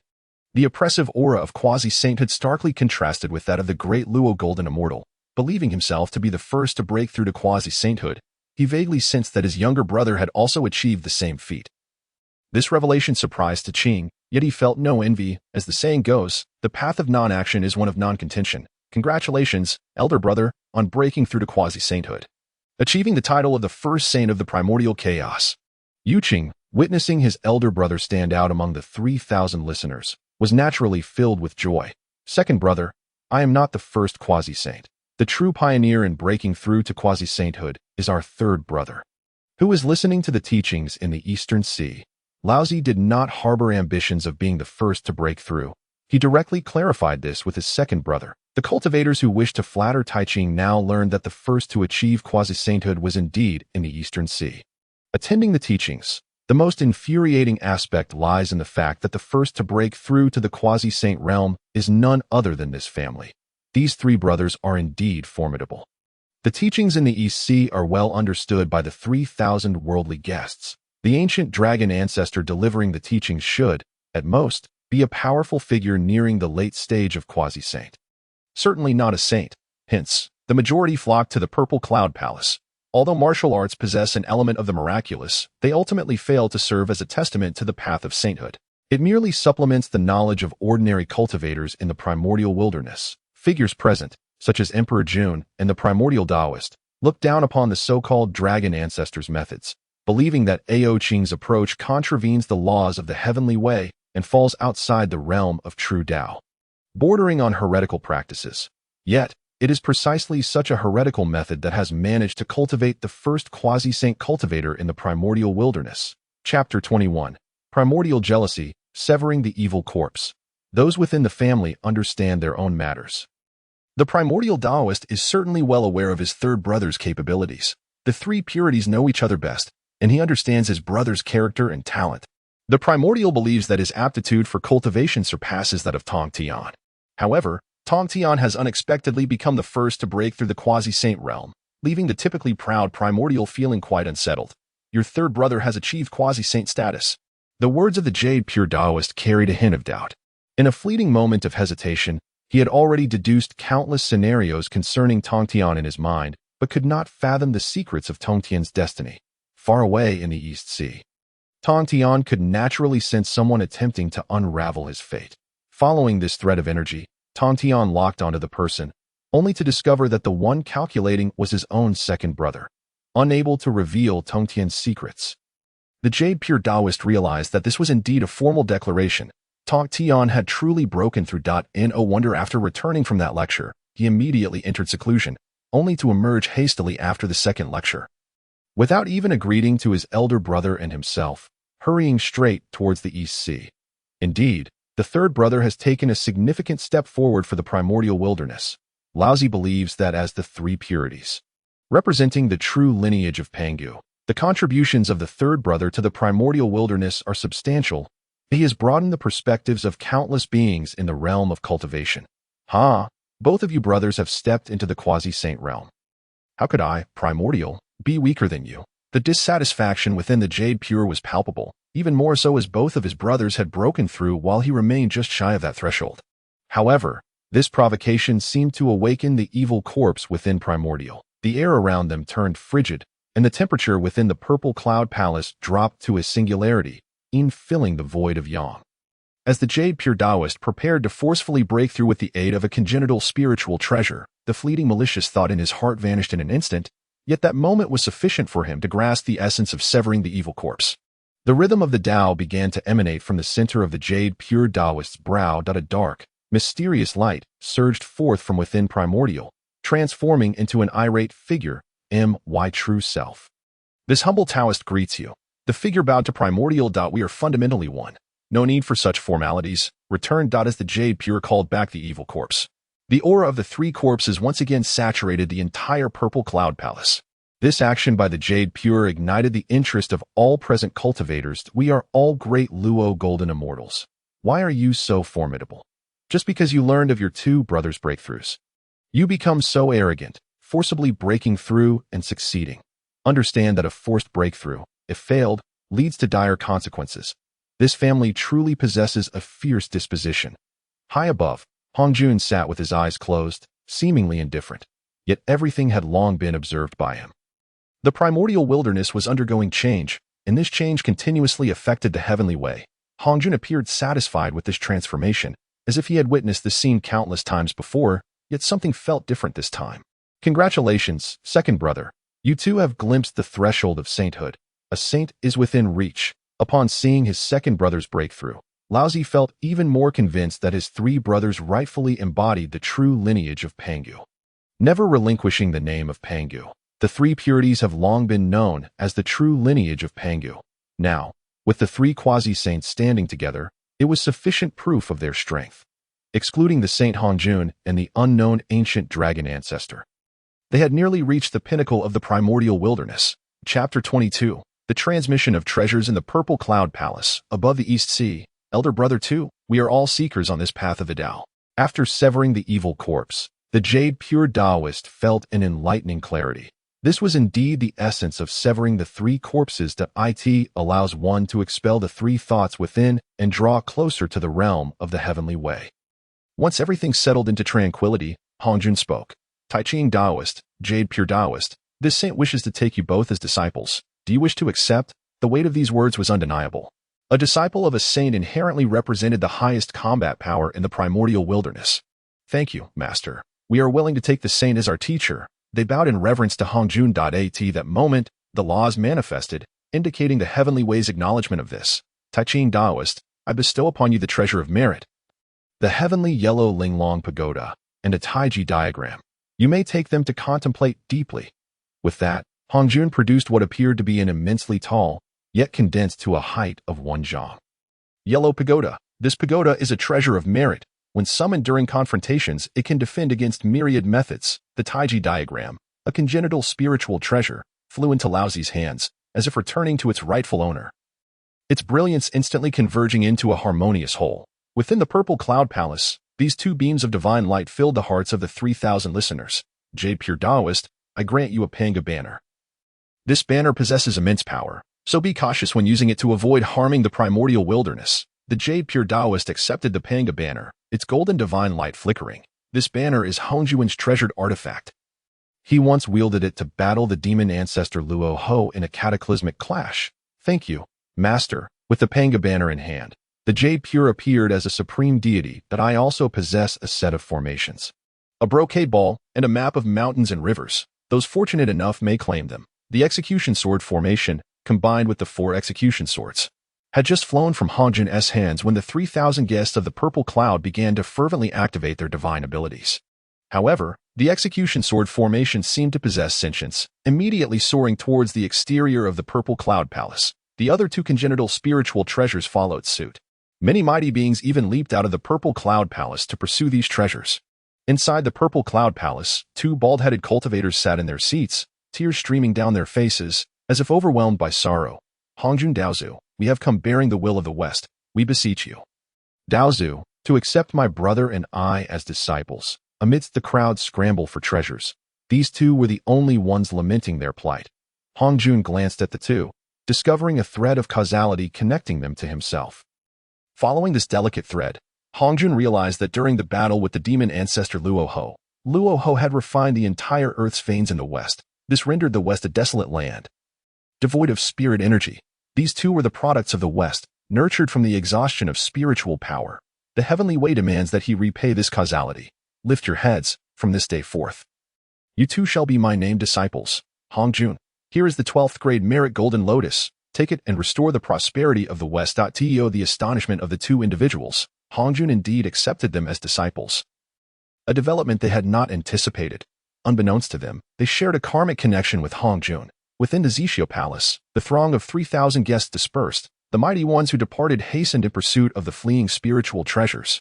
These 3 innate spiritual artifacts seemed to possess consciousness, collectively soaring towards the shores of the eastern sea. At this juncture, Ao Qing continued to expound upon the final segment of martial arts.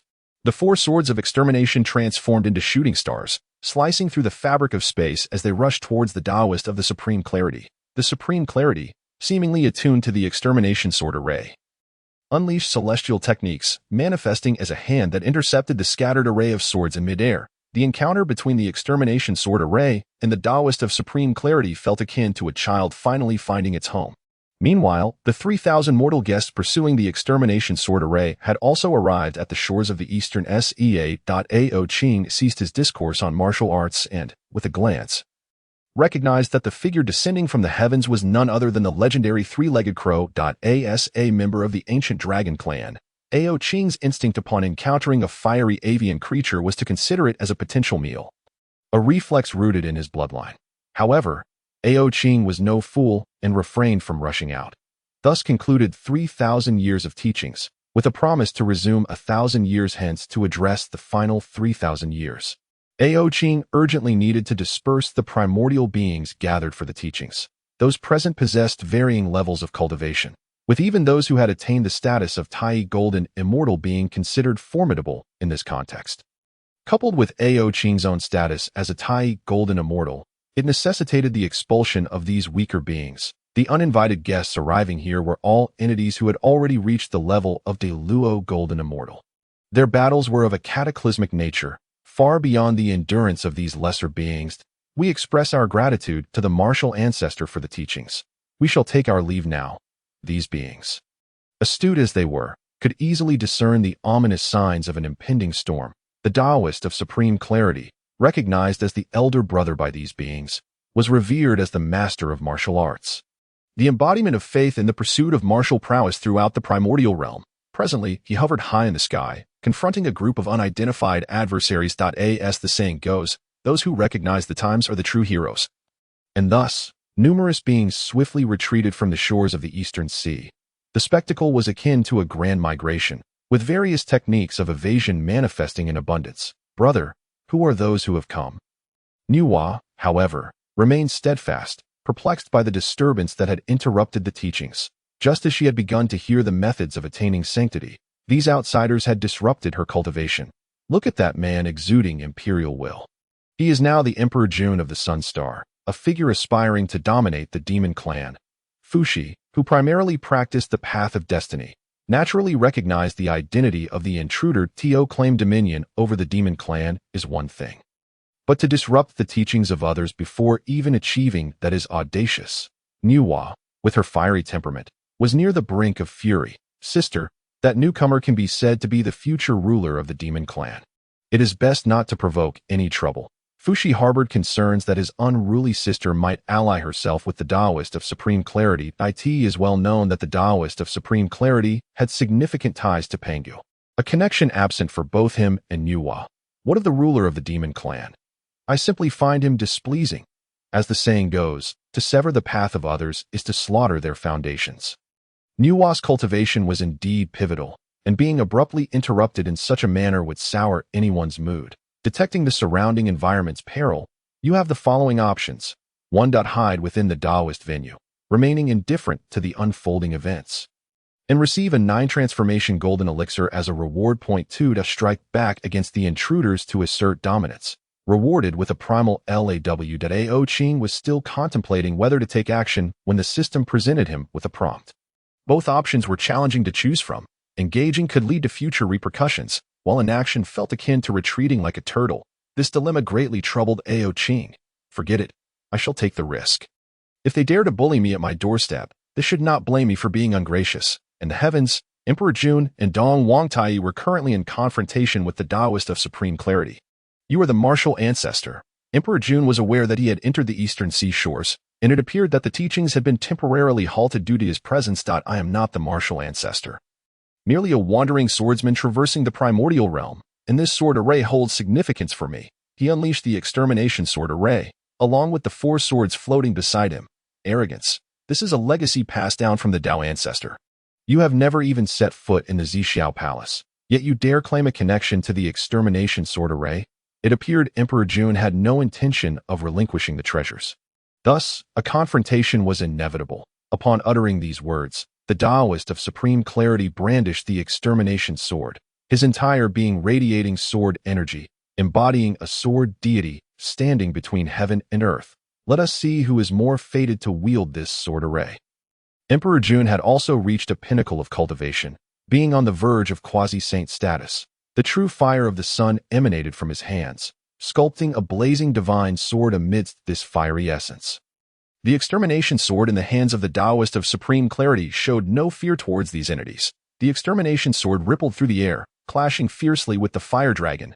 Boom, the sound of a bell resonated, causing everything to seemingly freeze. The chime of the Eastern Emperor bell shattered the sharpness of the extermination sword, and in conjunction with Emperor Jun, immediately subdued the Taoist of Supreme Clarity with the artifact.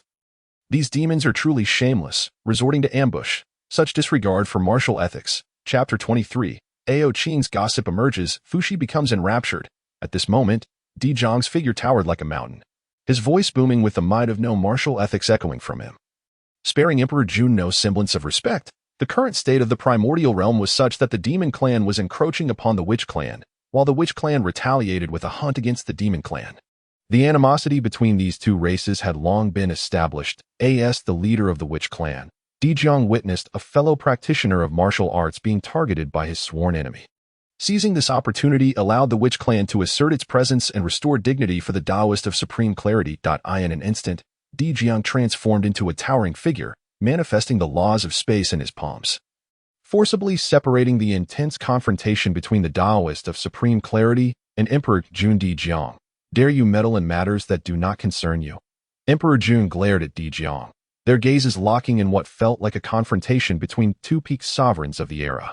Emperor Jun had long harbored resentment towards Di Zhang, especially since the demon clan had consciously engaged in conflict with the witch clan over the years. Dong Wangtai had previously mentioned to Emperor Jun the desire to find an opportunity to eliminate the 12 witch ancestors one by one. However, due to the teachings, this matter had been delayed. As for your affairs, Emperor Jun, I shall indeed intervene. What can you do about it? With the suffocating pressure of quasi-saint might, Di Zhang forced Emperor Jun to retreat. Observing Emperor Jun's retreat, Di Zhang immediately followed up with a punch. Fortunately, the Eastern Emperor Bell appeared just in time to protect Emperor Jun. Otherwise, he would have been gravely injured by that blow. The reason why Emperor Jun and the Taoist of Supreme Clarity could exchange blows without restraint was that the Taoist of Supreme Clarity did not strike with lethal force, as he understood that Emperor Jun would be a principal character in the next calamity. If he were to inadvertently kill him, the heavenly Tao would surely hold him accountable. However, Di Jiang was different. The existence of the demon clan was inherently opposed to the witch clan. Seizing the opportunity to eliminate the demon clan's king was an opportunity he would never let slip. Thus, with a single punch, he unleashed quasi-saint power upon Dong Wangtai and Emperor Jun Di Jiang, as the eldest brother of the witch ancestors, likely possessed the strongest physical prowess in the primordial realm. A punch of such magnitude would undoubtedly be formidable, even for the Taoist of Supreme Clarity, let alone Emperor Jun, a Deluo golden immortal, who would likely have fallen had it not been for the protection of the Eastern Emperor Bell. The Eastern Emperor Bell, originally transformed from the handle of Panga's axe, could annihilate and create worlds, capable of withstanding attacks at the level of laws that in facing Di Jiang's quasi-saint punch. It was more than sufficient. Di Jiang, my elder brother has repeatedly shown restraint. Do not overstep your bounds, or I shall ensure that your witch clan cannot leave your territory.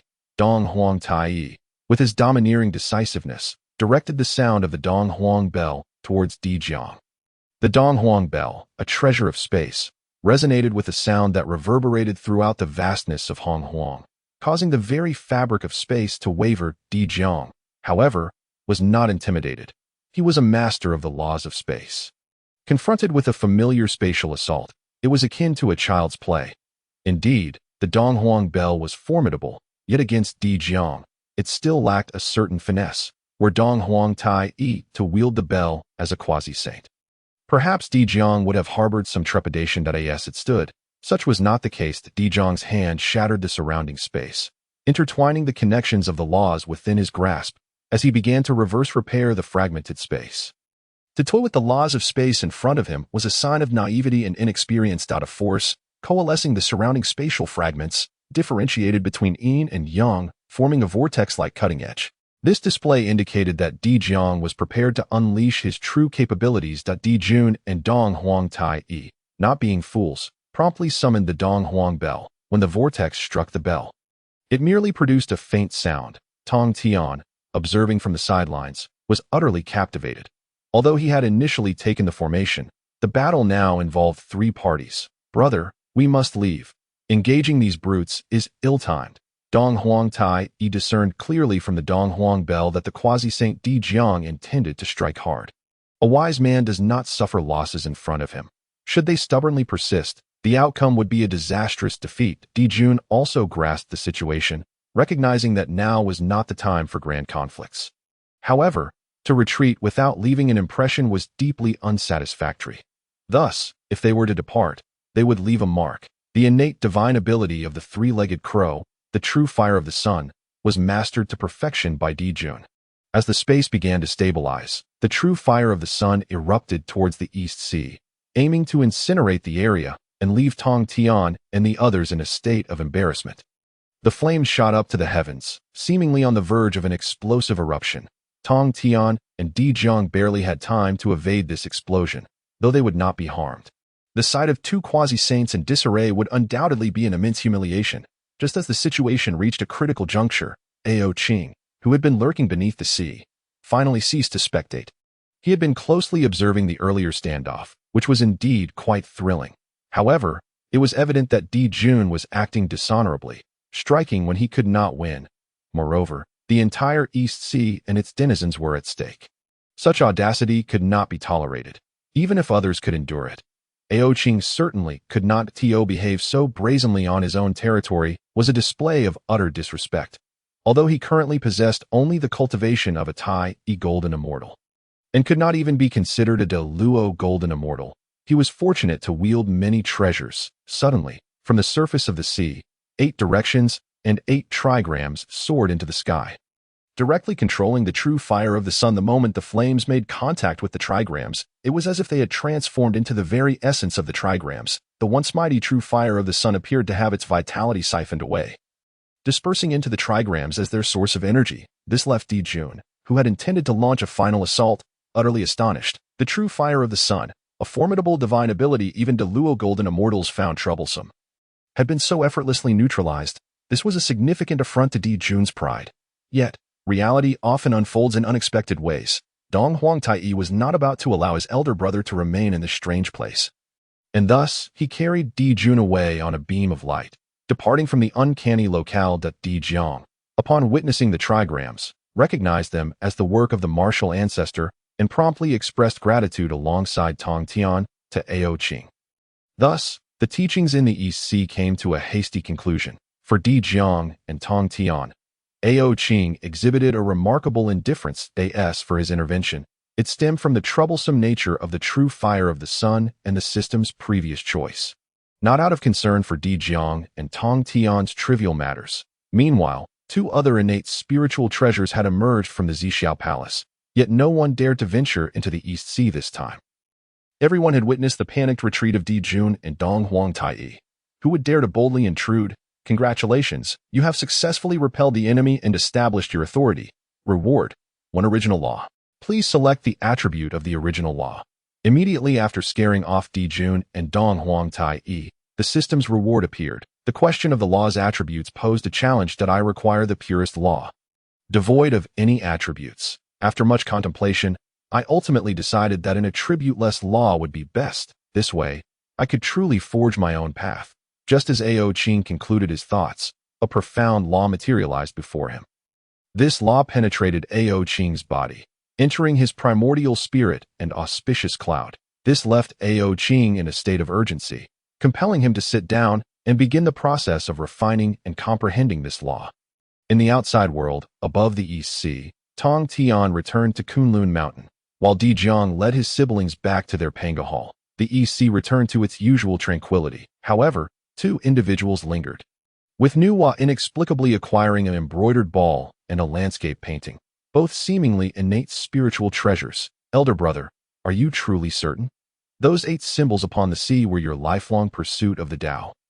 Indeed, after witnessing Ao Qing's demonstration of the innate 8 trigrams, Fuxi became utterly consumed by thoughts of tea and food at tea this moment. It appeared that Fuxi had glimpsed a glimmer of hope in understanding the Tao. Sister, when have I ever erred? Those 8 symbols represent the 8 states of destiny. Surely the martial ancestor is a consummate practitioner of the path of destiny. Within Fuxi's heart, a decision had formed, and he prepared to venture to the depths of the sea to meet the martial ancestor he had only previously heard of. Should Ao Qing, who was currently immersed in his cultivation, learn of Fuxi's words, he would undoubtedly reject them. He was no master of the laws of destiny. He merely possessed a spiritual treasure of such nature. Chapter 24. Fuxi enters the sea. Seeking Ao Qing as a master, the original law serves as the foundation for all laws, and only upon this foundation can the 3,000 great avenues flourish. Ao Qing was presently establishing a solid foundation for himself, ensuring that the opportunities for achieving the Tao in the future would be greatly enhanced. Above the East Sea, Fuxi was adamantly pulling his sister along, eager to seek out Ao Qing within the depths of the sea. Detection. A great benefactor is approaching. Please make a choice. Choice 1. Close the Taoist temple and ignore the visitors. Reward: 1 9-turn golden dan. Choice 2. Allow the visitors to enter and clarify any doubts they may have. Reward: the Trident of the Sea King. The Sea King? I do not recall playing such a role. Why does the Trident of the Sea King emerge? I am a fisherman, not a fisher. While the 9-turn golden dan was indeed a valuable item, it was somewhat useless to him at the moment. I shall choose the second option. I am curious to see which great benefactor approaches. Perhaps it is Hutu or Nuwa. In this era, the great benefactors were none other than 2 saintly figures, the creator of humanity, Nuwa, and the one who established a complete cycle of reincarnation, granting the innocent souls lost in the great wars a chance to be reborn, thus completing the laws of Hong Huang. Above the East Sea, Nuwa followed closely behind her brother. It was curious to see her elder brother, whom she had seldom encountered, appear so flustered and agitated. He typically maintained a calm demeanor, and this display of distress was unprecedented as they submerged into the sea. The initially faint light transformed into utter darkness that it was impossible to discern their position in the depths, compounded by the immense water pressure that required magical means to withstand. For a cultivator lacking proficiency in water, the ocean was far from a favorable environment. Dragon Ancestor. My sister and I are innate deities born from the Nanzhong Mountain. and we now seek to pay our respects and learn from you. We kindly ask for your guidance. In Fushi's estimation, they had arrived at the optimal position. Yet, their voices soon faded into the indifference of the deep waters.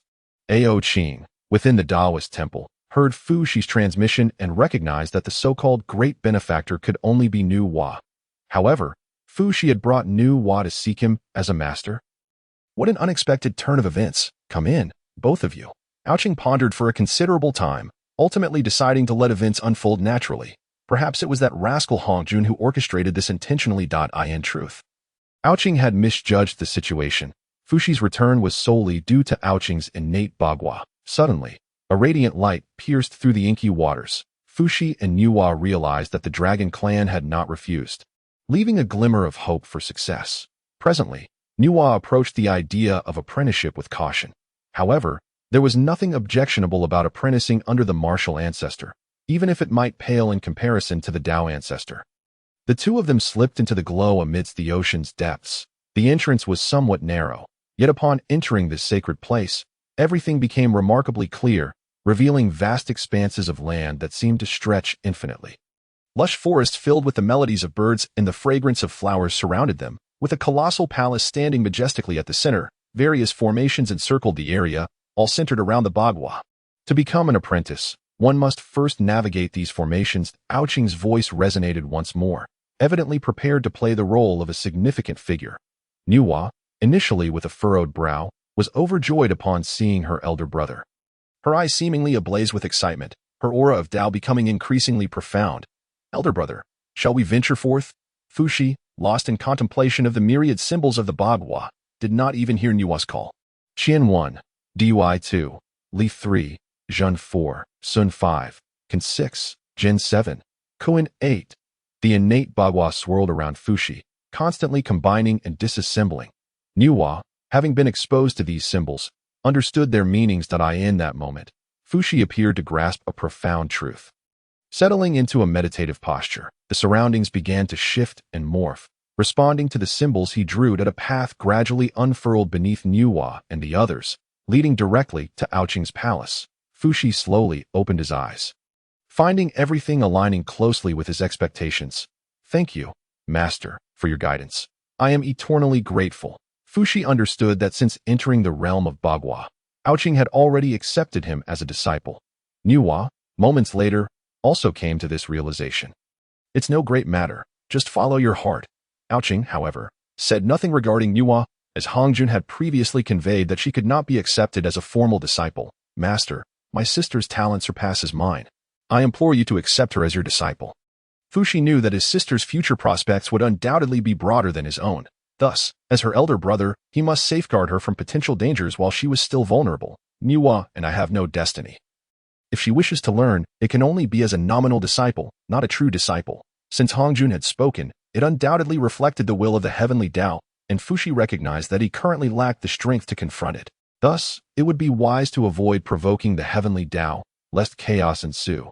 The best outcome, he mused, would be akin to Yangmei Taoist, cast into the void. Nuwa, would you be willing to become my nominal disciple?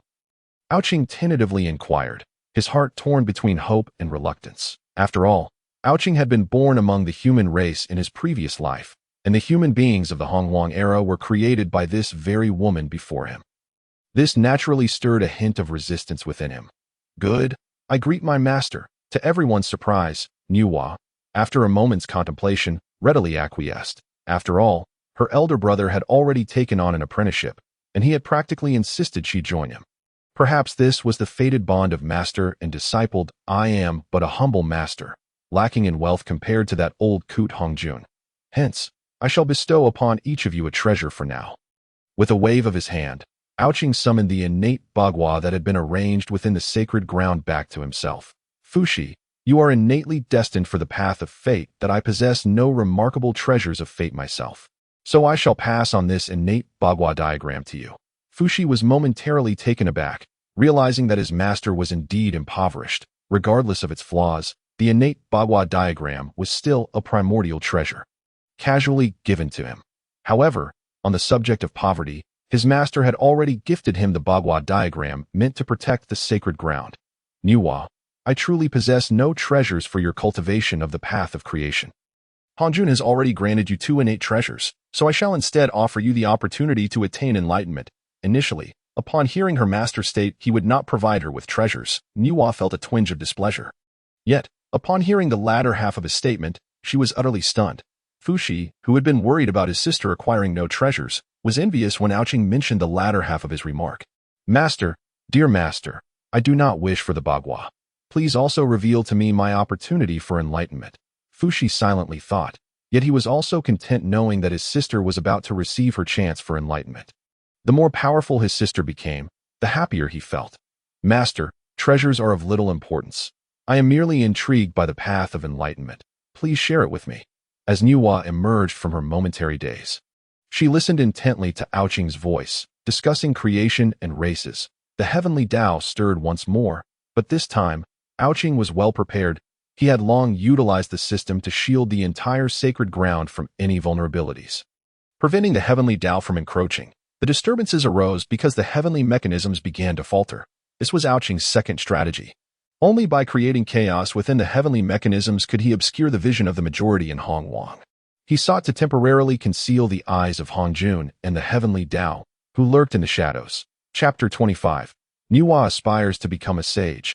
The six-eared thief is pathetic. Enlightenment often occurs in the blink of an eye. After receiving Ao Qing's guidance, in that fleeting moment, Nuwa broke through to the quasi-saint realm. Upon realizing her path, she found herself but a step away from entering the Hall of Saints. Her talent was commendable. Having shattered the shackles of the great Luo Golden Immortal and ascended to the quasi-saint realm, Ao Qing found no surprise in this. After all, had he not known that Nuwa would later create humanity and attain sainthood through her merits? It would have been unimaginable that she would choose such a path to achieve her own enlightenment. Thank you, Master, for your guidance. I have clarity of purpose regarding the path to sainthood. The aura radiating from Nuwa indicated that the wheel of fate in Hongwang would never cease turning. Even if Nuwa did not attend the Zixiao Palace to listen to the Tao and instead came to the East Sea to pursue Ao Qing's martial teachings, the fate of Hongwang continually returned to its rightful course through unexpected coincidences. Now that you understand, go forth. If you encounter difficulties, feel free to return to me. Judging by the sacred energy surrounding her, it seemed that Nuwa had indeed received the approval of the heavenly Tao. It appeared she was on the verge of attaining sainthood. Yes. Ao Qing released the sacred ground, allowing Nuwa to depart. While Fushi felt a surge of anxiety, in the blink of an eye, his sister had broken through to the quasi-saint realm. And now she was aiming to challenge the realm of saints. How could any elder brother bear such a weight? Master, what of my sister?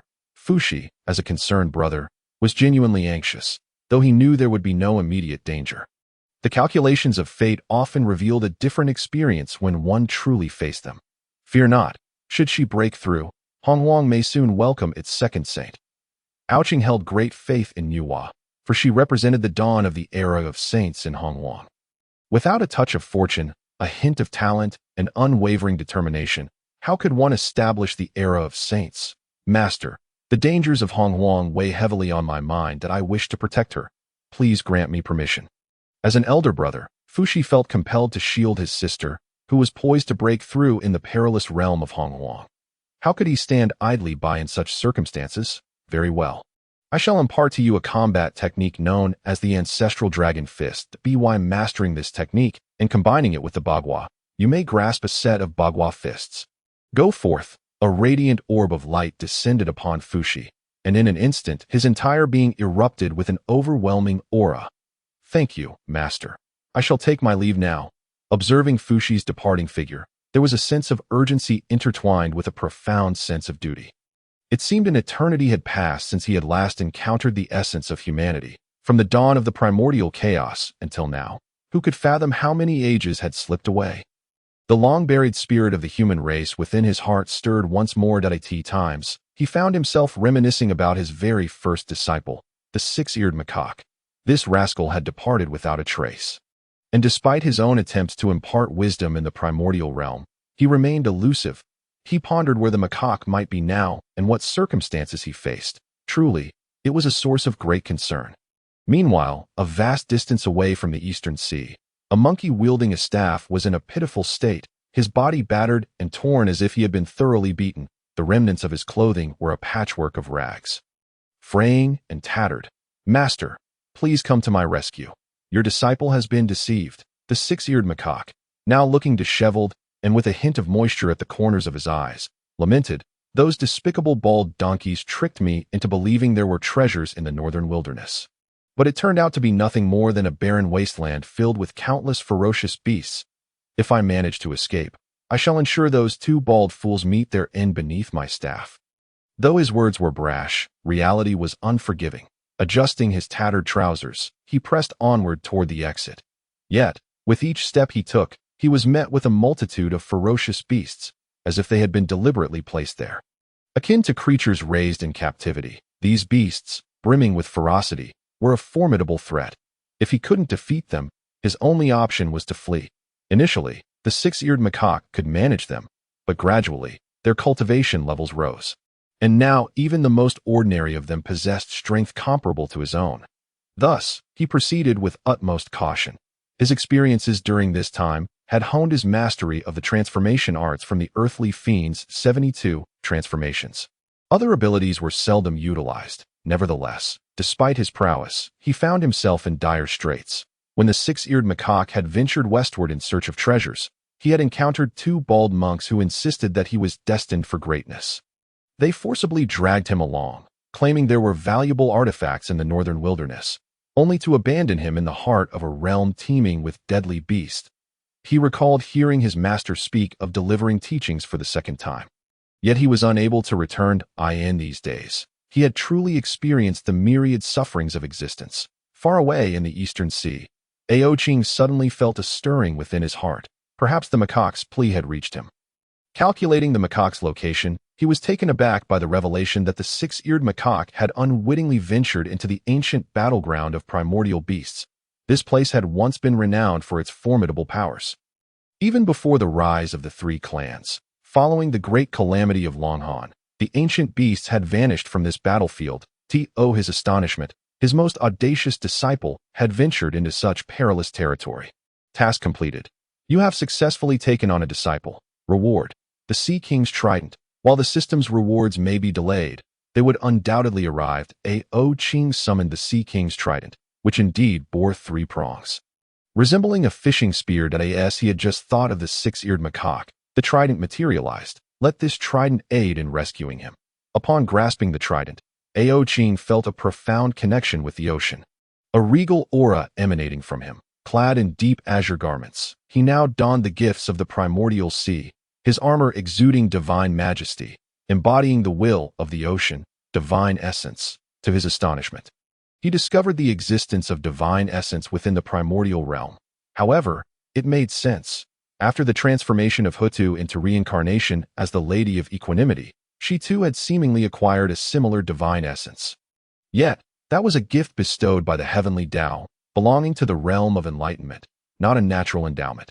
Although the heavenly Tao governed the primordial realm, it was also shaped by Pangu, making this divine essence inherently independent of the heavenly Tao's control.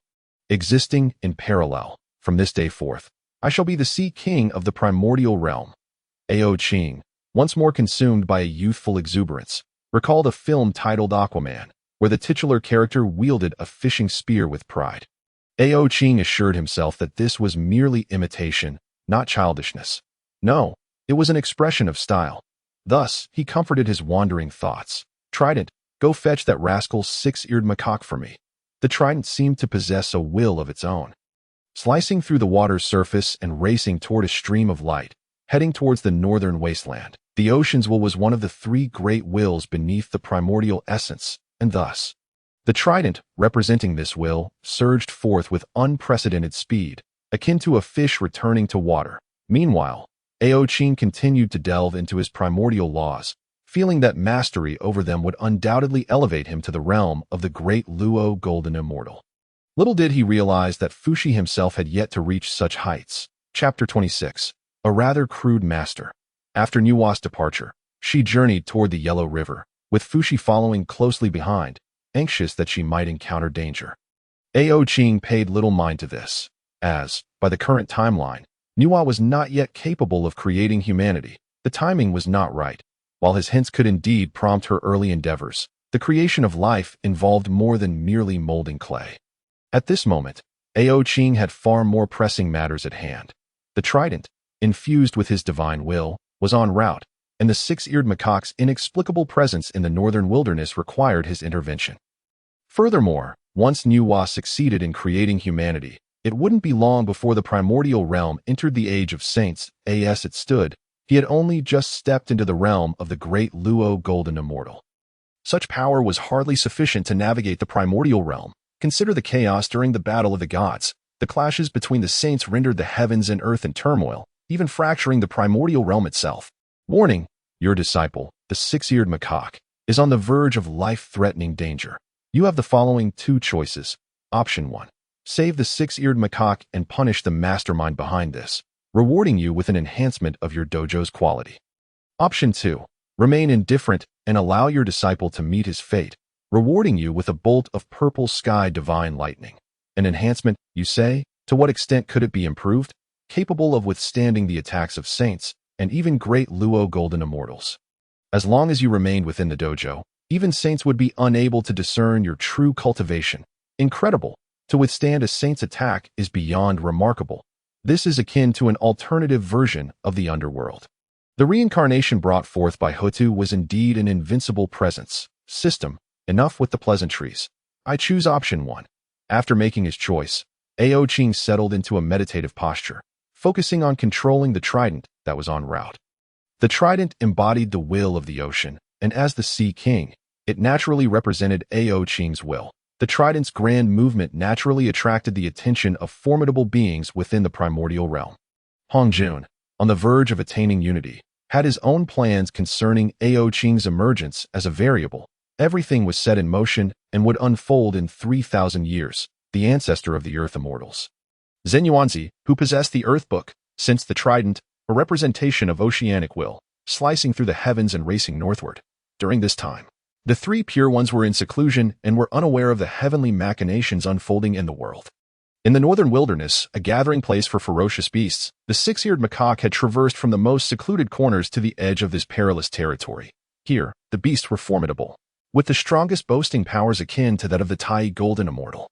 Given his current injuries, the macaque was clearly outmatched and could only resort to the earthly fiend's 72 transformations to attempt an escape. Come forth, little monkey. There's no need to hide. I know you are here. My master has said that you and I share a bond. I shall not allow you to leave. At that moment, a young monk staggered out amidst the ferocious beasts. Those fearsome creatures, typically exuding an aura of menace, appeared to be mere soldiers at the beck and call of the little monk. They seemed surprisingly orderly and well-trained, evidently raised by those from the west. Lu'er had no hope of reverting to his original form, as everyone present possessed cultivation levels comparable to his own. Should he manage to escape, it would be akin to lambs falling into the jaws of a tiger, a gift offered without hesitation. If it were not a gift, then he would be quite the fool. Little monkey, since you refuse to come out willingly, I shall compel you. The young monk chanted Ba as a celestial seal rose from the ground, enveloping the space around them. This was dire.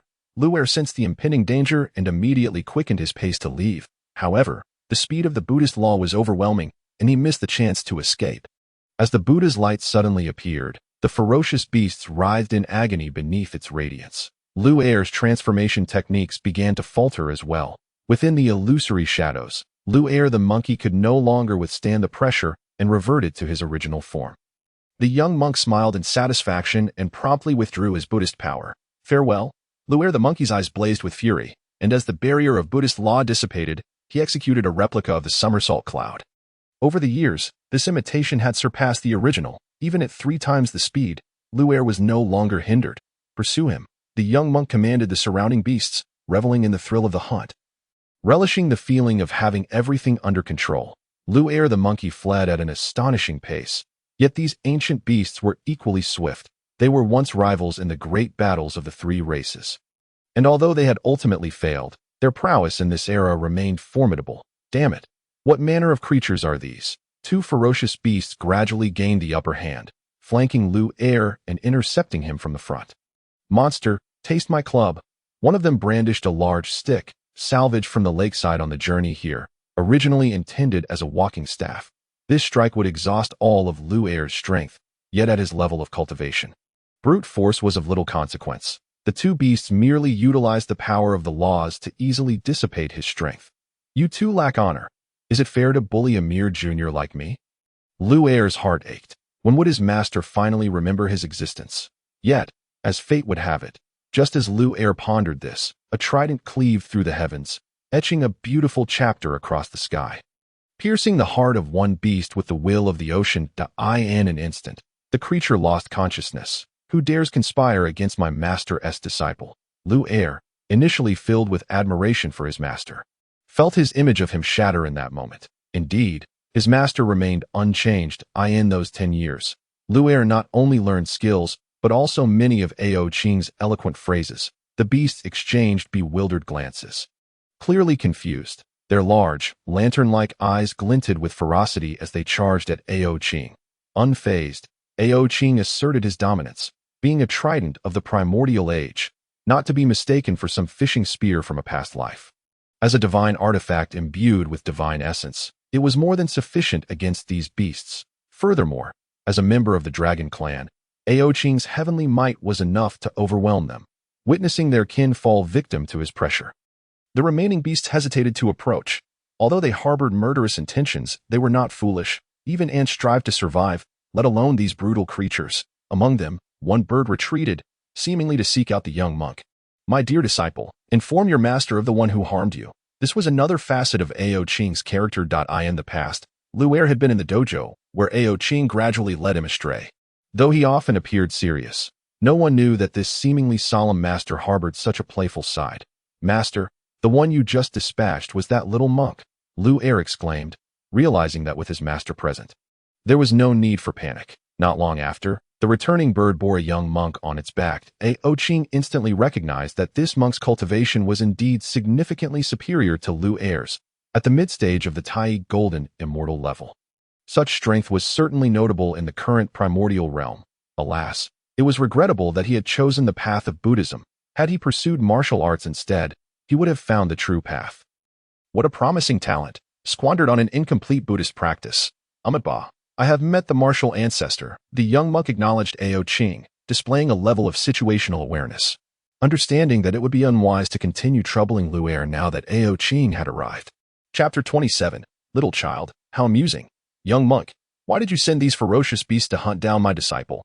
Upon seeing the young monk, Ao Qing noted his discernment, as he refrained from unleashing a wave of Buddhist law immediately. Martial ancestor, this little monkey is indeed fated to connect with Buddhism. My master instructed me to ensure that this little monkey becomes a Buddha. The young monk smiled, his demeanor seemingly benevolent, masking any prior malice.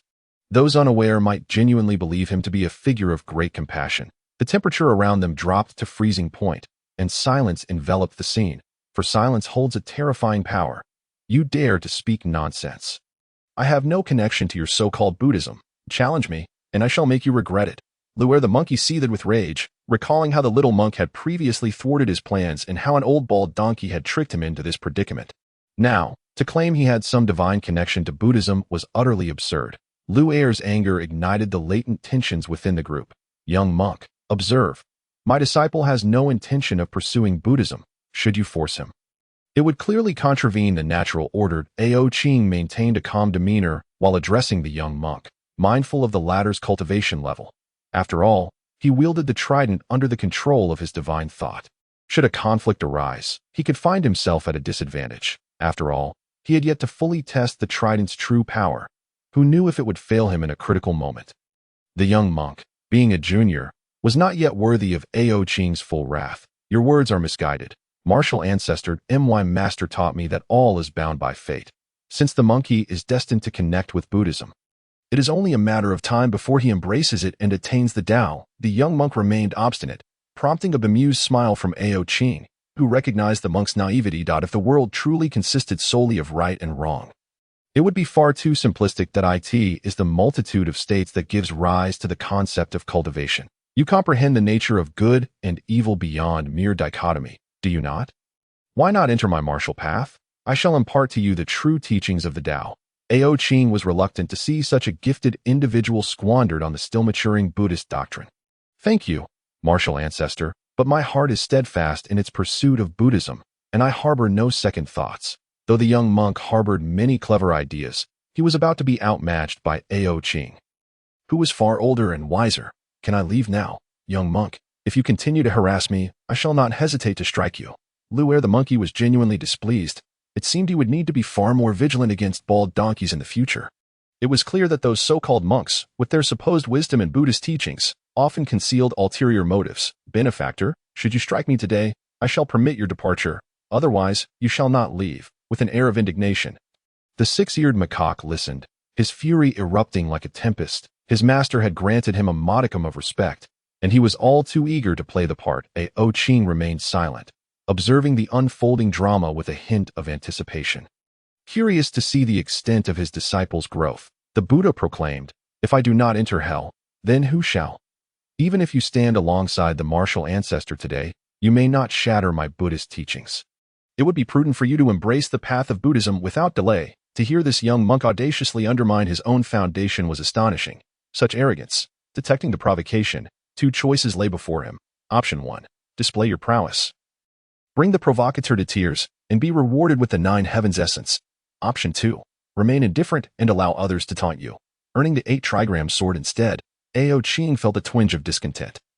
Now, the system had offered him a choice. After reviewing the rewards, he found ample justification to assert dominance over this young monk. The facade of the aloof recluse was no more. I choose option 1. Who needs an 8 trigram sword when I can claim the 9 heavens essence? If this sentiment were to reach Fushi, who was far afield, it would surely cause him great distress. Was the 8 trigram sword not appealing? Had it offended him in some way? Such thoughts could only resonate with Fushi, the primordial deity fervently devoted to the 8 trigrams and the 5 elements. Martial ancestor, perhaps you should relinquish your attachment. In the future, I shall be at your service for any needs you may have. The young monk's audacity was growing, his demeanor inflated, yet it remained uncertain whether he possessed the strength to back such bravado. This monk seemed resolute, stubbornly refusing to turn back despite the looming confrontation. Was the ascension of the 6-eared macaque truly of such significance? The more Ao Qing observed this young monk, the more he felt as if the monk had been brainwashed. The outcome now depended on the monk's own capabilities to defeat his disciple. In a moment of intense eye contact between the monk and the 6-eared macaque, a spark ignited, an unprecedented murderous intent manifesting, as if everything had returned to an icy origin. The 6-eared macaque stood ready, wielding his staff, prepared to duel with the monk. Yet he found himself increasingly perplexed by his master's actions. Why, when he could have simply departed with him, was his master now issuing a challenge to this individual? The young monk, it seemed, believed that many matters could be resolved through dialogue. Why then resort to violence? Was the Buddhist path truly one that glorified combat? Or was it that the minds of its practitioners were somewhat muddled? Today, I shall subdue this colossal monkey demon. Behold my great might of the heavenly dragon, great Luo spell. The young monk indeed possessed some skill, demonstrating several widely respected techniques of the Buddhist tradition right from the outset. Alas, the cycle of cause and effect revealed that this young monk required further honing over the years. Ao Qing had not anticipated wielding a trident for the first time. The power of this trident was unprecedented. As if its full force could pierce through the walls of chaos, the 3 prongs of the trident were not merely for fishing. They embodied 3 distinct law energies firmly bound within the prongs. Thus, the trident's strikes resembled the might of 3 great Luo golden immortals. Chapter 28. A lack of martial virtue. Martial ancestor, since you seek to obstruct me, do not blame me for disregarding the reverence due to elders. The young monk, seeing Ao Qing as protection, seemed to lose his bearings. With one hand invoking the great might of the heavenly dragon and the other the great Luo spell, the 2 energies intertwined and spiraled around him. The sound of Buddhist chants enveloped the surroundings, with marks racing in from all directions. What is happening? Ao Qing exclaimed, realizing that this young man was showcasing his Buddhist powers. 6-eared. Take heed. Such forceful displays of divine prowess are ill-advised. Ao Qing gestured towards the monk now enveloped in the great might of the heavenly dragon. Master, this technique appears quite formidable. Why does it lack efficacy? The 6-eared macaque scratched his head, seemingly bewildered. The monk's approach could be termed relentless force, a strategy most frowned upon in martial arts, rendering it ineffective. The 6-eared macaque perked up, listening intently to Ao Qing's teachings. In years past, This very phrase had once been a popular adage in Ao Qing's previous life. Martial ancestor, I shall demonstrate the might of my Buddhist teachings. The young monk bristled at Ao Qing's mention of relentless force. Little one, even with your great might of the heavenly dragon and great Luo spell, I am curious to see if you can even budge a single finger of mine. Clearly, Ao Qing, with a mere thought, laid his palm flat before the young monk. He still could not move it. Good sir, how amusing. Even if I cannot budge your finger, I can still suppress both you and your master. The source of the young monk's confidence was uncertain, yet the surrounding incantations began to manifest the Western Buddhist seal. Young monk, my prowess is genuine. If you cannot even shift my finger, what right do you have to challenge me? Ao Qing expounded on the 3 transformations in martial arts, offering the 6-eared macaque profound insights. Not only you, but even if the likes of the Bodhisattva and the Taoist of guidance were to arrive, they too would find it impossible to shift even a single finger of mine. The young monk's irritation flared. He revered his master's words and would undoubtedly defend his dignity with all his might. Martial ancestor, how shameful that you, of all people, would be reduced to mere bluster. With that, he lunged at Ao Qing. The young monk swiftly darted to Ao Qing's side, launching a series of attacks. A great Luo spell, a great might of the heavenly dragon, and a world-honored earth store. Ao Qing intentionally aimed to provoke the monk's ire. Such an assault was easily deflected. At that moment, as the young monk faltered, Ao Qing extended a finger, and the laws coalesced into a radiant arc, piercing through. Naturally, Ao Qing did not unleash his full power. Otherwise, the laws of the great Luo Golden Immortal would have been sufficient to pierce through this young monk. The monk was sent flying by the blow, seemingly sustaining an injury to his left eye from the force of the laws. A commendable technique, but I was careless and did not evade. Do not rejoice too soon. 2 seconds later, the injured eye began to glisten with tears. Congratulations on completing the system task, making the opponent cry. Reward, 9 heaven's essence. The system's notification was indeed timely. Enough, young monk. I have no desire to continue this game. 6-eared, let us depart. Ao Qing's cooperation with the young monk had solely been for the sake of acquiring the 9 heaven's essence. Otherwise, he would not have squandered so much time on this encounter. Did he truly believe he could come and go as he pleased, regardless of the martial ancestor status, unless he apologized to my master? He would not leave here. A subtle smile crept upon the young monk's lips, indicating he was well prepared. He must have known that the Bodhisattva was nearby, observing the scene. To perform well before his master might win him the Bodhisattva's favor, thus easing his future path in cultivation. Ao Qing recognized that, despite the young monk's seemingly foolish demeanor, he possessed layers of cunning strategy. The expression on the young monk's face soon transformed, concealing any trace of that barely perceptible smirk. What do you think you are? What is your master to me, daring to be so arrogant before my esteemed teacher, the 6-eared macaque? The more one observes this little Buddhist acolyte, the more one is filled with ire. It truly raises doubts as to whether this individual has suffered some mental blow. His own master has already indicated his departure, clearly deciding to spare him this time. Yet, this fellow, in a fit of madness, brazenly seeks death and provokes conflict. The 6-eared macaque's eyes shimmer with golden light, while the little acolyte exhibits an expression replete with the essence of Buddhist teachings. The mystical transformations of the 36 celestial changes are currently engaged in a fierce contest of gazes with this acolyte. Suddenly, Ao Qing's trident begins to stir restlessly, indicating the presence of formidable cultivators lurking in the shadows. The trident symbolizes the will of the primordial ocean, a divine weapon forged from such power. Although Ao Qing is not physically present, he can extend his consciousness to manifest through the trident beyond the sea. The battle between the 6-eared macaque and the acolyte has officially commenced. As the 36 changes embody celestial prowess, its might is unfathomable, and the young monk's Buddhist teachings, while vast, ultimately fall short against the celestial transformations. The ferocious beasts, already paralyzed with fear, are now eager to join the fray upon witnessing the clash between the little acolyte and the 6-eared macaque. However, upon seeing Ao Qing standing resolutely, they abandon their intentions, for the dragon might radiating from him instills dread. The ancient, pure dragon might had once nearly eradicated all ferocious beasts, establishing dominance over the primordial realm.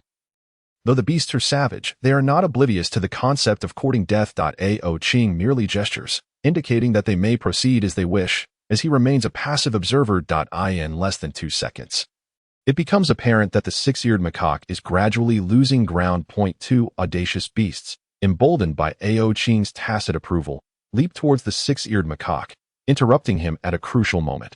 Upon hearing the macaque's heartrending cries, Ao Qing can no longer restrain himself. His consciousness manifests as a blade, silently slicing through the surrounding space. Several beasts collapse in response, subsequently disintegrating into nothingness. That it appears that the power of spatial laws is exceedingly domineering, directly shattering the physical forms of these creatures. As a result, these beasts may not even retain their souls, their primordial spirits likely disintegrating alongside their corporeal forms in the void. Amitabha. Why must the master be so ruthless? May the Buddha's compassion prevail. In truth, even the little acolyte cannot help but shudder at this scene. Buddhism emphasizes cultivation and has never promised rewards in the afterlife. Such a method of combat obliterates the hope of rebirth as a Buddha. Currently, the primordial realm lacks the cycle of reincarnation. It is merely a matter of seizing souls and recultivating. The little monk immediately begins to perform rites for the deceased beasts with feigned piety. Brutal, how dare you accuse us of brutality? You must be unaware that these beasts met their demise because of you. Were it not for your manipulation, would they have perished, you hypocritical monk? The six-eared macaque seems to have absorbed some sharp retorts from somewhere. Yet, it must be noted that I never imparted such teachings to the six-eared macaque. If it weren't for the need to pursue you and guide you towards Buddhahood, these demon kin would not have perished. Do you still not grasp the profound meaning of Buddhism? These fellow demon kin have already sacrificed their lives. This little monk is indeed a stubborn and hypocritical individual. Perhaps he is a promising candidate for Buddhist cultivation. It appears that the two from the west have indeed acquired a worthy disciple. As the little monk speaks, a brilliant light emanates from his mind, akin to a sage reappearing, with every word he utters resonating as truth in the mortal realm. This represents another form of Buddhist mysticism, exemplifying the art of seduction. Little monk, even if this method of seduction may have substantial effects on mortals, it will not yield the same results against cultivators. Ao Qing reflects on the principles behind this seductive technique pioneered by the two from the west, pondering whether he might emulate it in his own martial path someday. Point 2. Demonic beings.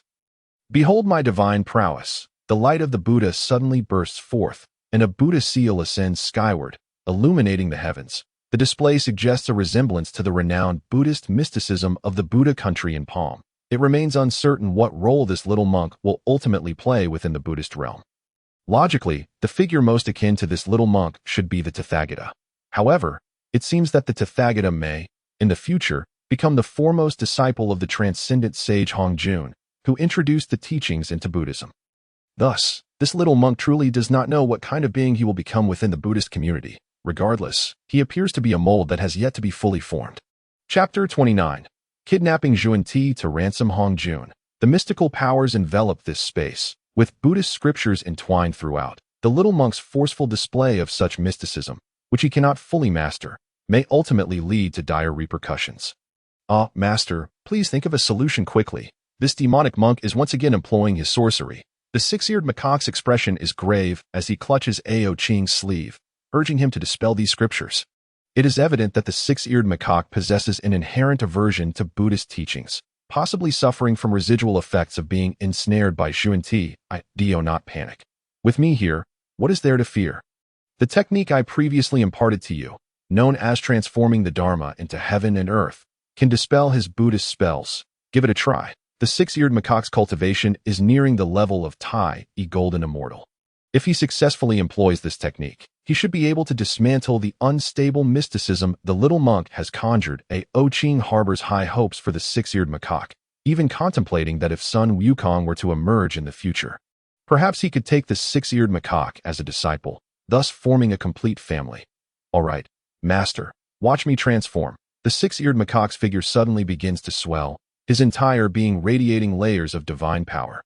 In no time, he reaches an astonishing height. The giant ape's form expands dramatically amidst the Buddhist teachings, and with clenched fists, he begins to wreak havoc, forcibly shattering the constraints of the Buddha country in Palm. Upon witnessing this, the little monk is taken aback, realizing that his most cherished mysticism has been utterly demolished. His heart turns numb, and his face registers a moment of shock, fully aware that all hope has been lost.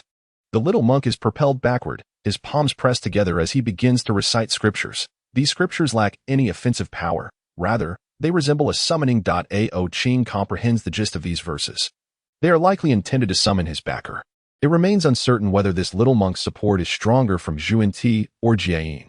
The trident in Ao Qing's grasp begins to emit a radiant glow, signaling the approach of a powerful being. Yet, Ao Qing remains unfazed, for what he wields is no ordinary object. It is a sacred artifact of the primordial realm. The trident possesses the divine might to sever all laws, shatter the cosmos, and transform yin and yang. Regardless of who the little monk's backer may be, they will feel the weight of Ao Qing's power upon their arrival. Since you have come, let us meet. If you hide away, it would be a disservice to your disciples' good intentions. Ao Qing utilizes an elevated frequency to resonate through space, ensuring that his voice echoes across a vast expanse. If the little monk's master is nearby, they will undoubtedly hear him. Ba, why does the friend allow his disciple to harm my disciple? A voice drifts from afar, likely belonging to the little monk's master. Upon his arrival, all surrounding ferocious beasts bow submissively, as if recognizing their sovereign. Child, come back at once. What are you waiting for? As Zhunti's words leave his mouth, the little monk scurries to join him, judging by the timing of Zhunti's emergence. It seems he has been observing from the shadows for quite some time. Ao Qing's mere display of pressure, while formidable, lacks the terror of Hong Jun, thus permitting Zhunti to reveal himself. Zhunti, your disciple sought to harm my disciple, and thus I allowed my disciple to retaliate. What do you intend to do about it? Indeed, having a backer proves advantageous. It appears that the little monk's master possesses a degree of authority. Reflecting on how he once fled from trouble, he now stands with newfound confidence. The phrase, what do you intend to do about it, stirs a tempest within the six-eared macaque. Do not accuse me of disrespecting martial arts. Your martial ancestor openly allows his disciple to act violently, unworthy of the name martial arts, and thus demands an explanation from the Western paradise. At this point, Zhunti shows no signs of retreat. Moreover, the current Ao Qing is merely an embodiment of a thought. One cannot possibly be bested by such a mere notion. Should he manifest in his true form once more, it would be unthinkable for him to act arrogantly, even to dare to draw breath. However, at this moment, as nothing more than a mere thought, if one does not flaunt their superiority now, when will they ever do so, whether one gives or withholds? What impact could it possibly have on me? Do you wish to engage in combat? Ao Qing is certainly not a figure to be trifled with.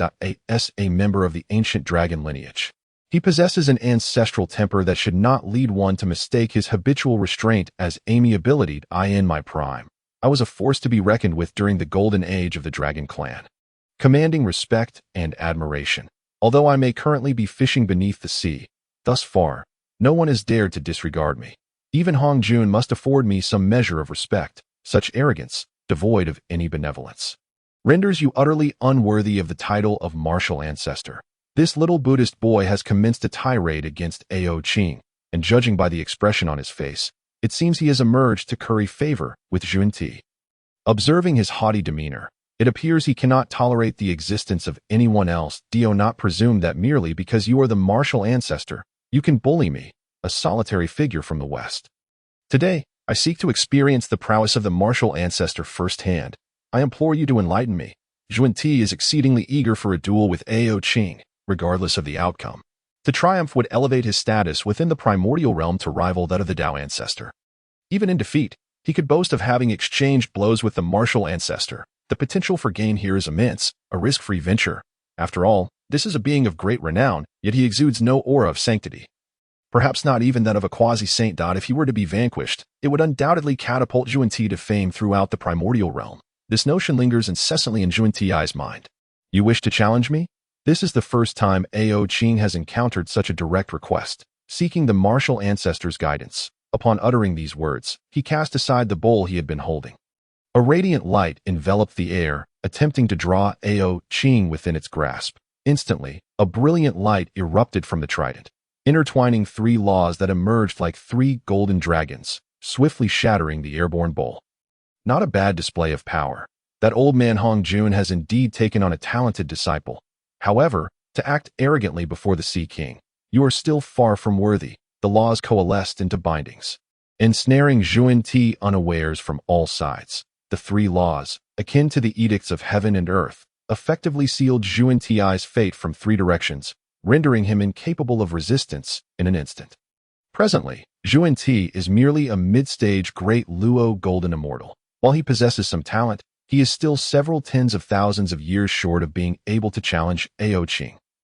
His 3 flowers are directly locked, preventing any release of power. It is as if a deity has been cast down to the mortal realm, stripped of all cultivation, moreover, with the trident in hand.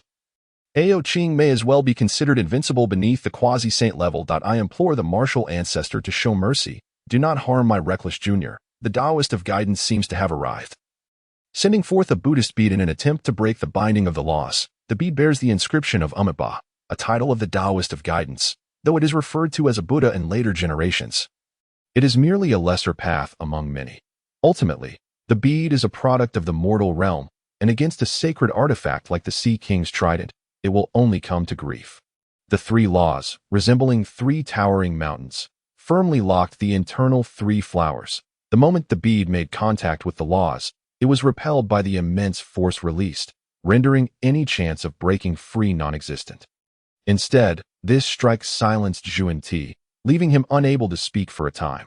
This is a clash of laws, with the core being the 3 flowers atop Jun Ti's head. Any fluctuation therein will undoubtedly affect him. Taoist of guidance, do you wish to shield your disciple from the consequences of his actions? This is a burden the Taoist of guidance will not bear, although he is indeed his disciple. It is evidently not worth offending an unfathomable martial ancestor. That is a grave misjudgment, martial ancestor. My disciple is merely too young and impetuous that I hope you will consider the reputation of my master, the Tao ancestor Hong Jun, and spare Jun Ti. The Taoist of guidance dares not directly offend Ao Qing. In the primordial realm, for the time being, those who cultivate martial arts outnumber those who pursue the celestial path. If the West wishes to attract talent, they must maintain a good relationship with the martial ancestor. The Taoist of guidance understands the intricacies involved, fully aware that Ao Qing, as the martial ancestor, is likely to garner immense merits from the heavens. Opposing such a figure of great virtue will undoubtedly lead to dire consequences. If you desire me to show leniency to Hong Jun, let him come to me himself. I shall take Jun Ti with me, awaiting Hong Jun's arrival to redeem him. Seizing Lu Air, Ao Qing forcibly abducts Jun Ti, with the enhancement of the trident. Space was torn asunder, and Ao Qing and his companions returned directly to their underwater sanctuary. Seated cross-legged, Ao Qing retracted his consciousness, the trident returning to his grasp. The act of tearing through space and swiftly mending it truly astonished Lu Air and Jun Ti. Particularly Jun Ti, who marveled at the ability to rip apart the primordial space, not to mention the capacity to lock onto spatial coordinates over great distances. To claim Ao Qing lacks the power of a saint would be utterly unbelievable. At the very least, he must be a quasi-saint. Otherwise, Jun Ti would be left speechless. Upon Ao Qing's abduction of Jun Ti, the little Buddhist boy stood frozen in shock. His master has been taken. What a terrifying reality for a disciple devoted to his master. This is nothing short of a collapse of faith. The Taoist of guidance, shaken by this act of spatial rending, felt a chill run down his spine. Fortunately, he refrained from taking action. Otherwise, he could only dread the outcome. The Taoist of guidance looked at the young monk, who, in turn, gazed back, uncertain of what to do, while the great powers of the primordial realm released their divine senses. Observing all that transpired, this is indeed significant news for the primordial realm. The disciple of Jun Ti has offended the martial ancestor's disciple, leading the martial ancestor to traverse vast distances to rescue his disciple, while simultaneously abducting Jun Ti, demanding that Tao ancestor Hong Jun come to negotiate for his return. Such momentous news stirred up waves throughout the tranquil primordial realm. Kaya, are you aware of your transgressions? The Taoist of guidance exclaimed in frustration. Yet, he knows this is not entirely the fault of his disciple. He understands that this is all part of Jun Ti's own scheme, with even this disciple being but a pawn in the grand design. It is precisely because he recognizes all this that the Taoist of guidance did not intervene. However, plans often falter, and now Jun Ti finds himself in a precarious position. Someone must bear the blame. Master, I acknowledge my mistakes. Please punish me. Kaya, feeling utterly defeated, lamented the capture of his master, his fate now hanging in the balance. His faith began to waver. Since you understand your error, follow me. We shall pay a visit to the Zhixiao Palace. There is no time to wait for Kaya to regain his composure. The pressing matter is to seek out Dao Ancestor Hong Jun. Yes, the two vanished from the North Wilderness, heading towards the Zixio Palace. Meanwhile, the great powers of the primordial realm were all prepared to witness this unfolding drama. Within Kunlun Mountain, the three purities were the first to learn of the event, as the three quasi-saints represent the highest combat power beneath the saints. Elder brother, what are your thoughts on this matter? Ao Qing Primordial inquired of Taching Laozi with great interest. Ao Qing's demeanor towards the two disciples of the West is somewhat amicable, for it was his assistance that had helped them secure their seats initially. Second brother, this matter must be left to our master and the martial ancestor to decide. The next millennium in the primordial realm promises to be the most intense clash between celestial and martial paths. Taching Laozi expressed his concerns regarding this issue. The methods of cultivating the celestial and martial paths differ significantly. When they once debated at Tong Tian, it was evident that the martial path possessed its own unique brilliance, and the road ahead was not devoid of challenges. Regardless of the celestial-martial rivalry, elder brother is a paragon of the celestial path, while the third brother is the leader of the martial path. As long as you two maintain your balance, there shall be no divergence in the outcome. Ao Qing Daoist cast a meaningful glance towards Tong Tian. What do you mean by that, second brother? Is there an implication that you wish for a decisive battle between the martial and celestial paths? The discord among the three purities is an undeniable reality. Over the years, Tong Tian has steadfastly pursued his own path, striving to carve out a sliver of hope for the myriad beings of the primordial chaos. As a result, he has taken on many disciples, each varying in talent, which has incited considerable ire from Yuan Shi. Yuan Shi, too, has accepted a few disciples, each either possessing exceptional lineage or remarkable aptitude. Consequently, tensions frequently arise among these disciples. In Chapter 30, the transaction with Hong Jun, a humiliation for Zhunti. Ao Qing has returned to his dojo, elated about a certain matter. Congratulations, you have completed the system task, and your dojo has automatically upgraded. Within the underwater dojo, pavilions and towers soar into the sky. At the center stands a grand hall named the Hongming Dragon Hall, dominating the core of the dojo. This dramatic transformation utterly astonishes the already restless six-eared macaque. If the palace had simply materialized from thin air, it might not have been so surprising, but the immense oppressive aura emanating from this dojo raises questions. Could the construction of a palace be accompanied by such formidable magical pressure? You are about to negotiate with Hong Jun. You have two choices. 1. Engage in a standard transaction and acquire the divine power of heavenly might. 2. Engage in a ruthless extortion, forcing Hong Jun to part with a substantial sum, rewarding you with the foundational methods of Hongming cultivation. By the heavens. First, the palace transforms into the Hongming Dragon Hall, and now there's a method for Hongming cultivation appearing. I choose the second option. After making his choice, Ao Qing now awaits Hong Jun's arrival. The IT is still after the conclusion of the second lecture, and Hong Jun likely possesses many treasures. Such a prime opportunity must not be squandered. If the third lecture concludes, the primordial world will swiftly enter the era of the saints, making it far more challenging to exploit these future saints. Ao Qing's gaze shifts to the composed Zhunti. Although Zhunti appears calm on the surface, an inner tempest of turmoil brews within. Were it not for Ao Qing's ability to perceive the thoughts of others, one might genuinely believe that Zhunti was at peace. Martial Ancestor, are you truly certain that the Dao Ancestor will come to rescue me? Zhunti recalls Ao Qing tearing through space with ease and now enhancing the quality of the dojo without restraint. The initial contempt he held for Ao Qing has vanished, replaced by a profound sense of fear at the realization that he dared to entertain thoughts of testing such a formidable being. Because you are worth that price. Ao Qing casually remarks, treating Zhunti as a mere commodity. Worth that price? This has become a query for Zhunti. When did he become so valuable that the Dao Ancestor would go to such lengths? Merely because he is his disciple. After all, he is only a nominal disciple and should not possess such worth. Proficient in the ways of cause and effect, Zhunti possesses a keen understanding of the dangers within the primordial realm and is clear about his own standing. Yet, he finds himself intrigued by the enigmatic Ao Qing.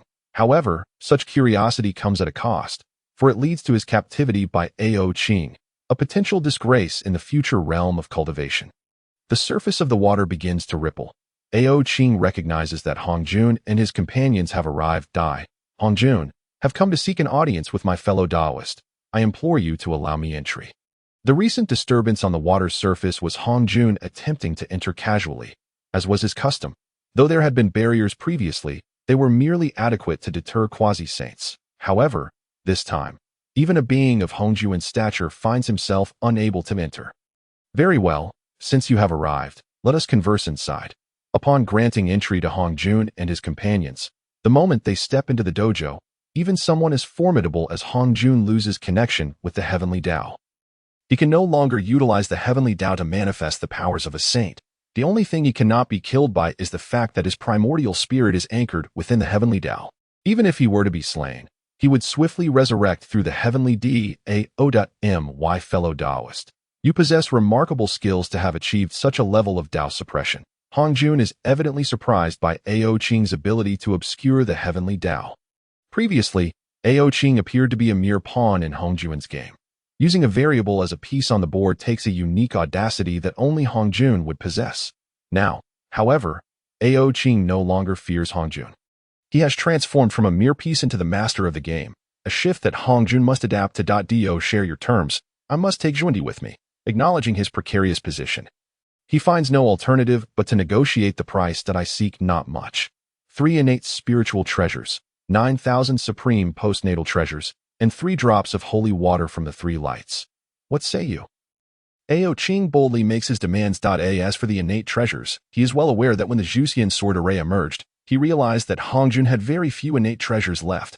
However, he likely possesses a plethora of postnatal treasures, especially if they are kept at the treasure division cliff for the 3,000 mundane visitors to compete over. Better to give them all to himself than to let them be fought over.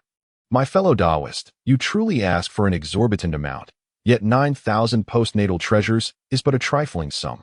I shall grant it to you. It appears that, for Hongjun, postnatal treasures are indeed of little worth. Upon witnessing the 9,000 postnatal treasures being collected, Ao Qing is momentarily dazed. Who can explain why Hongjun is so wealthy? Even as a formidable being with the Hongming Dragon Hall, my own resources pale in comparison. Here is Hongjun, seemingly swimming in riches, nonchalantly parting with 9,000 postnatal treasures, along with those 3 innate treasures and the 3 lights holy water. You may hand them over, and I shall take Zhunti and depart without further ceremony. At the side, Zhunti and Jane are utterly astounded by the sheer volume of 9,000 postnatal treasures. This is not 9 or 90, but 9,000. Even in the Western realm, though it is known as the blissful world, possessing even 1,000 postnatal treasures would be considered exceptional. Their master, however, displays such generosity, handing over 9,000 treasures without a hint of hesitation. I have already gifted your disciples 2 innate treasures. Thus you may select one more from my collection. Ao Qing contemplates the red embroidery ball in Nuwa's possession in the map of mountains and rivers. Suddenly, he wonders if taking Nuwa as a disciple might turn out to be an unwise investment. I have heard rumors of a divine cauldron known as the Qiankuan, said to possess the ability to reverse innate properties. Is there any truth to this? Indeed, I possess such a cauldron. It was left to me by a departed Taoist friend. Do you wish for it? In the past, Hongjun might have felt a pang of regret, but now he has long since fused with the heavenly Tao and comprehended its supreme loss. His heart is devoid of any desire for treasures, rendering any notion of regret moot. Are you referring to the Taoist Qiankuan? The Qiankuan and the Taoist Qiankuan are indeed a fitting pair. Ao Qing, do you perchance know of my departed friend? Hongjun reflects that it is not surprising, given that Ao Qing has also survived from the same era. The legends of ancient times are not secrets to those who live through them. I do not know the Taoist Qiankuan personally, but I recall that he, and the Taoist Yin Yang once banded together to confront Luo Ho, only for him to ultimately escape. This experience is a past that Hongjun has always found difficult to confront. Reflecting upon the countless cycles of the primordial chaos, it is particularly disheartening that only upon reaching the status of a saint can one truly perceive the intertwining of past and present lives. It is with a sense of shame that I recall how, during the expedition against Luo, I was the sole survivor among the 3 of us. My 2 companions have likely since joined the path of the Tao. The 2 individuals from the West, upon hearing this, appeared as if they had stumbled upon a momentous secret. It is no surprise, really. During the cataclysm of the Dragon Han era, these nascent primordial deities were likely just being birthed. Entirely unaware of the events of that epoch. Chapter 31. Gaining the Primordial Law, 6 Years Assistance. I desire only the Qiankuan Ding. Nothing else holds my interest. Since the Qiankuan Ding resides with Hongjun, it is imperative that I acquire it. The value of a singular primordial spiritual treasure compared to 9,000 others is evident to anyone. My fellow Taoist has indeed become entangled in my previous obsession. However, it matters not that if you desire it. I shall bestow it upon you, along with a portion of the three light divine water, rich in creation. The Qian Ding materialized in Hongjuan's grasp, severing the connection with my consciousness. Ao Qing extended his hand, and the Qian Ding flew into his possession. This ding can expand and contract, concealing profound mysteries. It seems to truly embody the Tao of heaven and earth that I express my gratitude for your assistance. And I shall return this Zhunti to you. With a swift motion, he returned the Zhunti to Hongjun, simultaneously shedding the constraints on his cultivation. The sensation of regaining power is something Zhunti had never anticipated would be so fervently desired. I must take my leave now, as the third lecture is about to commence. At that time, I shall merge with the heavenly Tao, and the primordial chaos shall be entrusted to you, my fellow Taoist. After finishing his words, Hongjun departed from the Hongming Dragon Palace, accompanied by his two named disciples, in a rather dejected manner. Having acquired such a plethora of treasures, Ao Qing's heart was already overflowing with joy. 9,000 postnatal spiritual treasures, in addition to the Qian Ding, a divine artifact that reverses the postnatal to the primordial. How could one claim to dislike such a fortune, Master? Did Jun Daozu just say that you have accepted new disciples? Does that mean I now have junior brothers and sisters? The six-eared macaque struggled to comprehend the significance of 9,000 postnatal spiritual treasures, as he currently wielded a piece of ordinary iron imbued with magical power, the source of which remained a mystery to him. Indeed, I have taken on a junior brother and sister for you. They both possess the cultivation of great Luo Jingxing. If you do not devote yourself earnestly to your practice, it is quite possible that they will surpass you and become your senior brothers and sisters. Ao Qing teased the six-eared macaque about his cultivation level. Presently, the six-eared macaque's cultivation was neither too high nor too low, appearing relatively decent. However, in 3,000 years, as the Dragon Ancestor merges with the Tao and the myriad saints of the primordial chaos emerge, such a level of cultivation would appear rather lacking. Nuwa is destined to become a saint, while Fuxi may very well undergo reincarnation among humanity, ultimately achieving his own Tao through the human path. As for the notion of the heavenly sovereign Fuxi being eternally confined within the cave of the red cloud, this notion is nothing short of a jest to Ao Qing. How could he allow his disciples to be confined within a cave? Alas, the innate talent of 6 ears pales in comparison to theirs, and now his pace of cultivation lags significantly behind. It seems that securing a position as a senior brother will be quite challenging for him. It remains to be seen how he will navigate this situation. What does it matter? The so-called first to reach is the one revered. Since their cultivation surpasses mine, the hierarchy is of little consequence. That I merely feel that having additional brothers and sisters on this path of cultivation makes the journey far more interesting. That it seems that after venturing out, the six-eared macaque's once resolute determination to seek the Tao has transformed into a pure-hearted innocence. His mind clear and untainted by external influences. That it is wonderful that you can think in such a manner. But you must understand that your fate is governed by you, not by heaven. Some matters require action within an action, whether to strive or not to strive. All are encompassed within the Dao. Ao Qing spoke in an enigmatic manner, a stark departure from his previous didactic style. This, in turn, resonated more deeply with the six-eared macaque, who now perceived his master not merely as a teacher, but as a fatherly figure and guide, illuminating the path for his child and preparing him for the trials of cultivation. However, during these trials, one must maintain unwavering resolve to break through the barriers of one's realm. I shall remember all that you have said, Master. The six-eared macaque's eyes were steadfast, indicating he had discovered the meaning of cultivation. That I bestow upon you 3 postnatal spiritual treasures, the Hunyuan stick, the Tao guarding armor, and the heavenly thunder mirror. Take these 3 treasures to protect your junior sister. Now, Ao Qing felt he could finally be generous. That in the past, he had yearned to bestow treasures upon others, but lacked the means to do so. However, Hongjun truly was a wealthy individual. When he spoke of 9,000, he meant precisely that. It is likely that most of the treasures from the treasure cliff have now found their way into his possession. One wonders how Hongjun and the 2 Western disciples are faring at this moment. After donning these treasures, the six-eared macaque resembled a wandering hero in the realm, yet with a commanding presence befitting a demon king. The silver armor accentuated the valor within his fur, while the Hunyuan stick radiated an unmatched brilliance. As if a great demon were about to descend upon the world. Just as he prepared to take flight, he hesitated. Master, what are the names of my 2 junior siblings? Where are they now? Furthermore, how does one exit this place? I just flew around and could not find the way out. The 6-eared macaque had just attempted to use a technique to escape, but after bumping his head several times, he awkwardly covered his head and returned to inquire of his master. It was indeed embarrassing that he could not even find the way out of his own master's domain. You foolish monkey. I praised you a moment ago, and now you are so lost that you cannot discern your bearings. That Ao Qing was equally puzzled by the bewildering behavior of the macaque. How could one be so reckless as to bump their head against the barrier? Was it the praise that caused such a foolish act? Perhaps I should refrain from complimenting you in the future, lest it leads to further misfortune. Your junior sister is named Nuwa, and your junior brother is Fushi. They are currently by the Yellow River, with Fushi serving as Nuwa's protector. Your junior sister is engaged in great deeds. You should go and assist her. I shall guide you out to sea. Upon hearing that his junior siblings were none other than those 2 adversaries, the 6-eared macaque was momentarily taken aback. What on earth is this? My junior brother and sister are actually Nuwa and Fushi. If they were anyone else, the 6-eared macaque would not have minded. After all, it was merely a matter of having slightly higher cultivation. However, Nuwa and Fushi were individuals with whom he had previously clashed, and he had suffered a one-sided defeat. For a time, the 6-eared macaque had resolved that once he became strong enough, he would seek to avenge that humiliation. This situation traces back to when the 6-eared macaque, after becoming a disciple of Ao Qing, set forth to explore the human realm.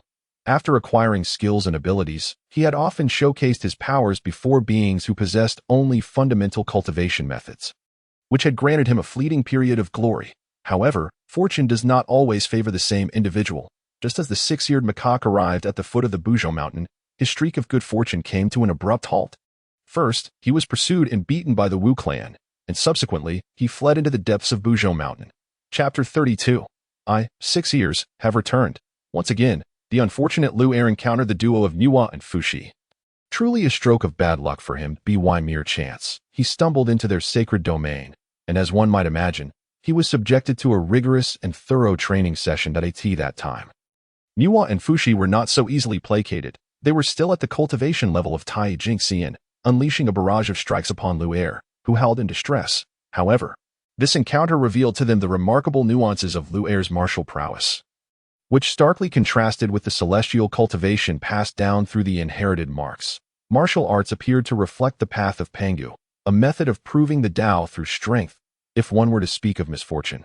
Lu Er truly embodied to elicit the finer aspects of his martial art. Nuwa and Fushi had not hesitated to engage him in combat on multiple occasions, akin to an elder taking advantage of a young child. This battle decisively shattered Lu Er's arrogance, bringing him back to the harsh realities of existence. It was only after the celestial mechanisms had cleared that Fushi and Nuwa discovered that Lu Er's legacy originated from the Eastern Sea.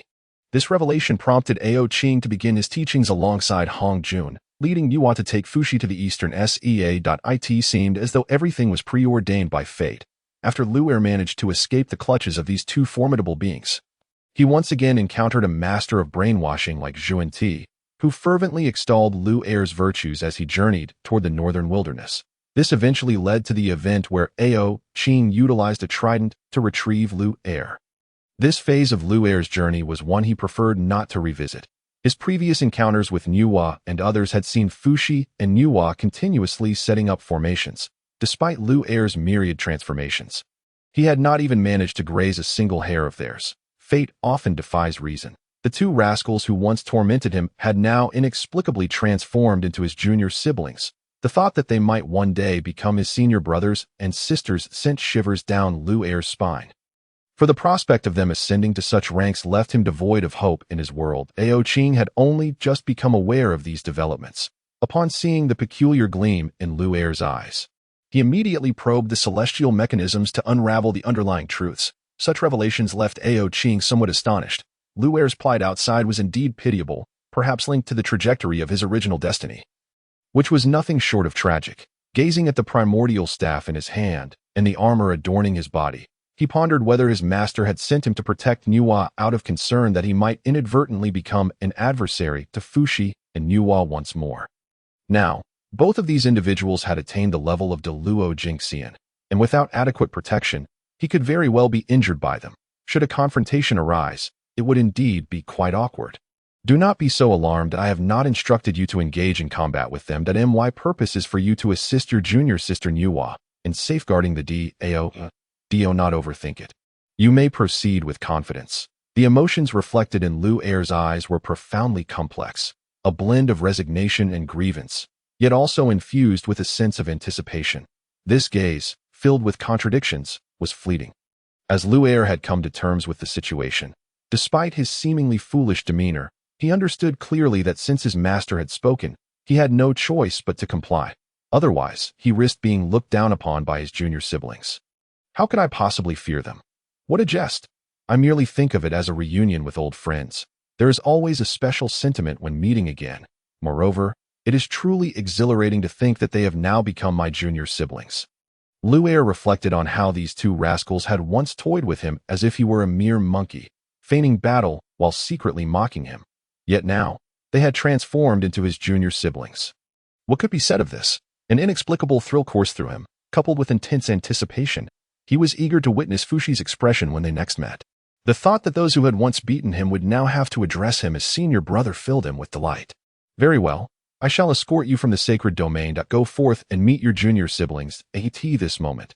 Nuwa and Fushi were by the Yellow River, where Nuwa was molding yellow clay with her hands, crafting various beings. Subsequently, she infused these crafted beings with the essence of life through the laws of creation. This was a grand act of creation, a testament to the origins and births of all things. In the primordial chaos, the majority of mundane beings were shaped by Nuwa's hands. Any cultivator of the laws of creation who sat quietly and observed Nuwa's creative process could attain enlightenment and ascend to the celestial realm with relative ease. At this time, Nuwa resembled a benevolent creator, tirelessly bringing forth diverse life forms. Yet, none of the species she created satisfied her. Thus, she persisted in her creative endeavors. This relentless pursuit of perfection reflected the will of life. If one attempt failed, she would simply try again. The significance of life's origins was grasped in these moments, and Nuwa had already entered the realm of quasi-saint. As the saying goes, creation is always accompanied by destruction. Nuwa's actions drew the attention of many extraterrestrial demons. Lonely Een does not breed. Solitary Yang does not thrive. Creation and destruction coexist. This was calamity. Nuwa's calamity, akin to Panga's separation of heaven and earth. Requiring the recognition of the Tao, the extraterrestrial demons represented a test from the heavenly Tao. To pass was to achieve the Tao, while failure would lead to irrevocable doom. This moment, Fushi stood ready to thwart the invasion of those extraterrestrial demons that emerged from the tribulations of the Tao. Ao Qing's dispatch of Lu Er was, in fact, a precautionary measure against any unforeseen events that might arise from his own circumstances. Should Nuwa fail to grasp the essence of the laws of creation, it could directly impact the course of the primordial realm. Who knows, the heavenly Tao might come seeking a conversation with Ao Qing. After bidding farewell to Lu Er, tranquility once again enveloped the palace. Congratulations on completing the task of extorting Hong Jun. You have been rewarded with the foundational method of Hong Meng cultivation. With the reward in hand, it was clear that Hong Jun was indeed fated to be connected to him. And Zhuan Titu seemed to share a bond with him. Truly, a great benefactor. The method of Hong Meng cultivation encompasses all, nearly inscribing the Tao into written form. Delighted, Ao Qing took this cultivation method and commenced his avoidance of death. The primordial realm is so beautiful. Why must there be strife and slaughter? Is it not preferable to cultivate in peace? With that thought, he promptly sealed the sacred domain, rendering it impervious to all beings outside, including the heavenly Tao, which could not penetrate the sanctity of the domain. Chapter 33. Enlightenment of Creation by the Yellow River. Lu Er assists Fushi. Acknowledgement of your acquisition of the method of Hong Meng cultivation has been detected. You have the following two choices. 1. Enter seclusion for a millennium, allowing your true self to emerge from the depths of the sea to unify the primordial realm, opening the 8 wildernesses and sweeping the 6 harmonies. With a reward of 1 Tao Law. 2. Tarry in seclusion, operating the Hong Meng Law 1,000 times, with a reward of the Tao method of transforming Qi into the 3 pure ones. This system certainly knows how to manipulate one's mindset. What is this? Opening the 8 wildernesses and sweeping the 6 harmonies. Do they truly perceive me as a savior? If such a course were to unfold, it would not be just the heavenly Tao. Even the currently unmerged Hong Jun would emerge to obliterate me. Let me not be so naive. I can only rely on my own strength. I in the perilous primordial realm. Lacking absolute power is tantamount to courting death without knowing how one might perish. I shall not waste further words. I shall swiftly choose the second option. The illuminated choice shifted into a selected state. Some things are only truly felt when they are lost. The Tao law brushed past him, causing Ao Qing a pang of regret. Regardless of your lofty Tao, do not disrupt my resolve. Ultimately, reason triumphed over greed, and Ao Qing, in all honesty, withdrew to seclude himself for cultivation, above the Yellow River. The battlefield had already been drawn. Herein would unfold the most terrifying conflict of this millennium. Originally, such a battle was meant to occur between the Witch clan and the Demon clan. However, due to Ao Qing's butterfly effect, neither the Witch clan nor the Demon clan had yet engaged in direct confrontation. Countless powerful beings observed from the shadows, eager to witness whether Nuwa could withstand the otherworldly demons that emerged from chaos. At this moment, Nuwa had already created over 100 distinct species, albeit these beings possessed no aptitude for cultivation, destined to remain mundane. Yet, Nuwa never wavered in her resolve. The otherworldly demons proved to be formidable adversaries. As Nuwa vanquished them in waves, Fushi further erected the Bagua diagram in the air to shield against these demons. Everyone recognized that this Bagua diagram was the very one used by the martial Dragon Ancestor. Now, it had unexpectedly fallen into Fushi's hands. Could it be that Nuwa and Fushi had already taken Ao Qing as their master? This perplexity was ultimately confirmed as the Bagua diagram repeatedly repelled the demons. The most aggrieved by this turn of events was undoubtedly Zhunti. Initially, he had intended to test the martial ancestor, but unexpectedly found himself captured, deprived even of the ability to speak, all his powers shackled. It was a sensation he hoped never to experience again in his lifetime. The demons were indeed powerful, yet many lesser demons specifically targeted the beings created by Nuwa, effortlessly annihilating them upon contact. Fushi, wielding the Bagua diagram, dispersed to stabilize the core and prevent it from being breached. These newly birthed beings were left unprotected, exposed to the carnage. At the eastern shore of the sea, a cloud raced forward.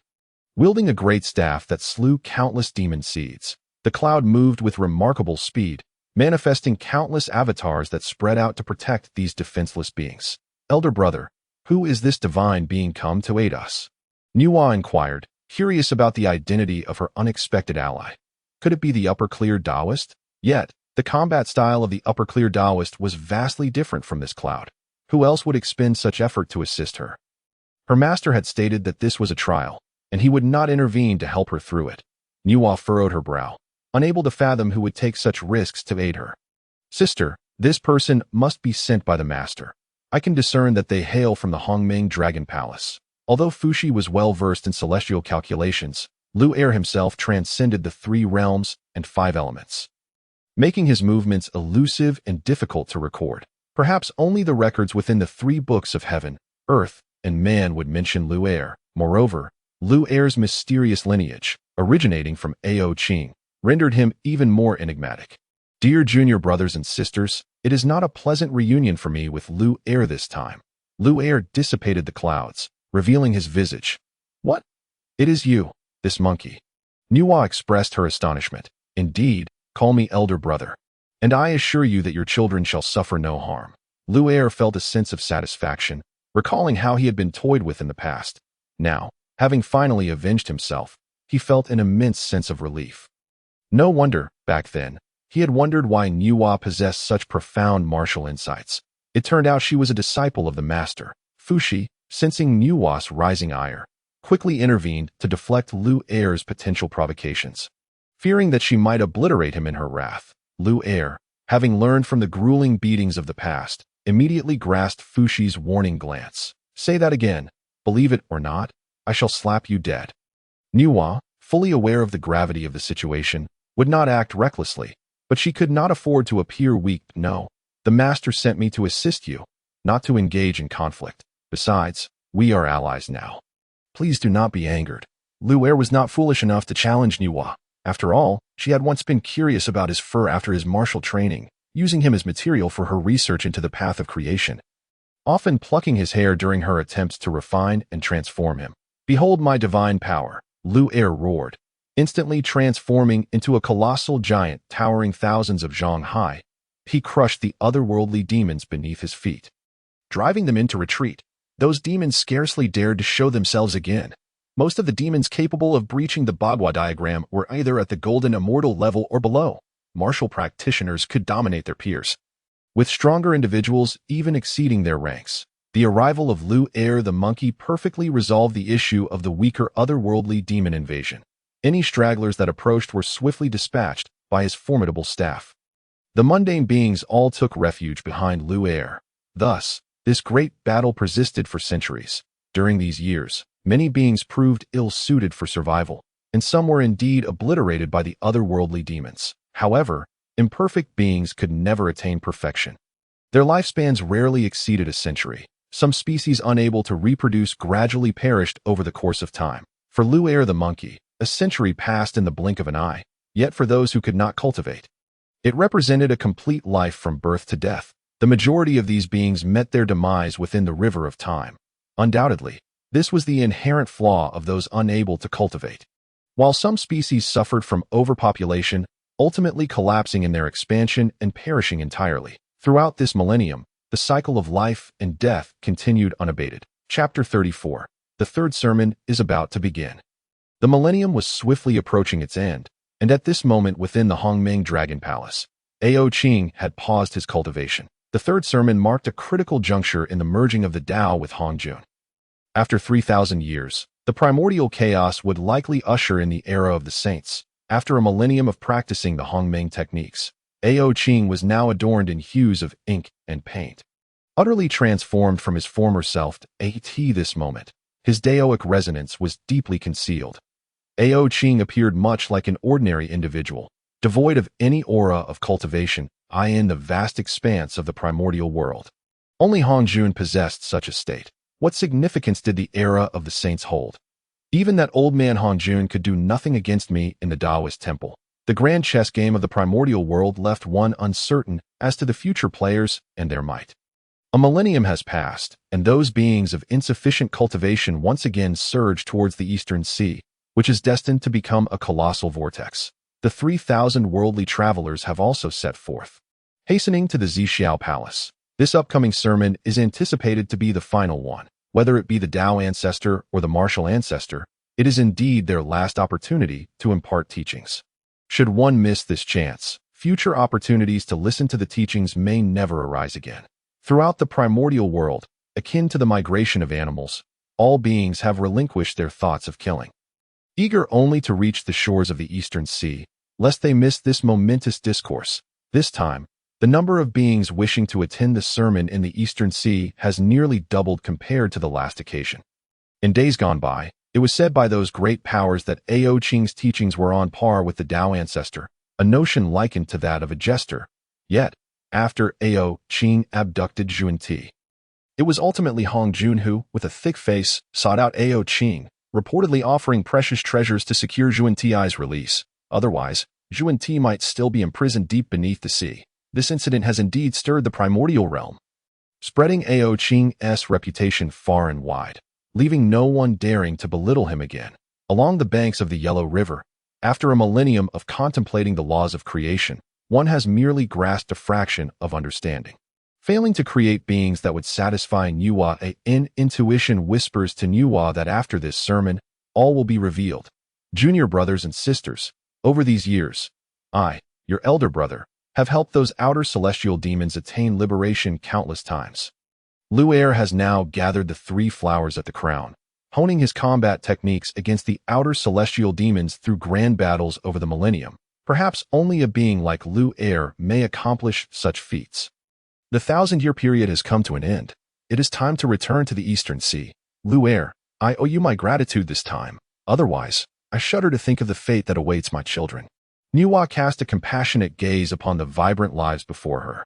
These beings, having endured a millennium of trials, have long since adapted to the ways of the primordial world. Sister, there's no need for such words. We are of the same sect. In times of trouble, do not fear, for your elder brother shall shield you. Under the strain of a millennium of conflict, Lu Er's confidence soared, yet he remained blissfully unaware of what it meant to be a quasi-saint. It is hardly surprising, for this unfortunate little monkey was deceived into the remote corners of the northern wilderness, missing 2 sermons and thus falling out of sync with the times. Beside them, Fushi, upon hearing Lu Er's boastful declarations, nearly burst into laughter. "What are you laughing at? I am on the brink of breaking through to the great Luo Jingxian. Why can I not protect my junior sister?" Seeing Fushi mock him, Lu Er immediately bared his teeth in indignation.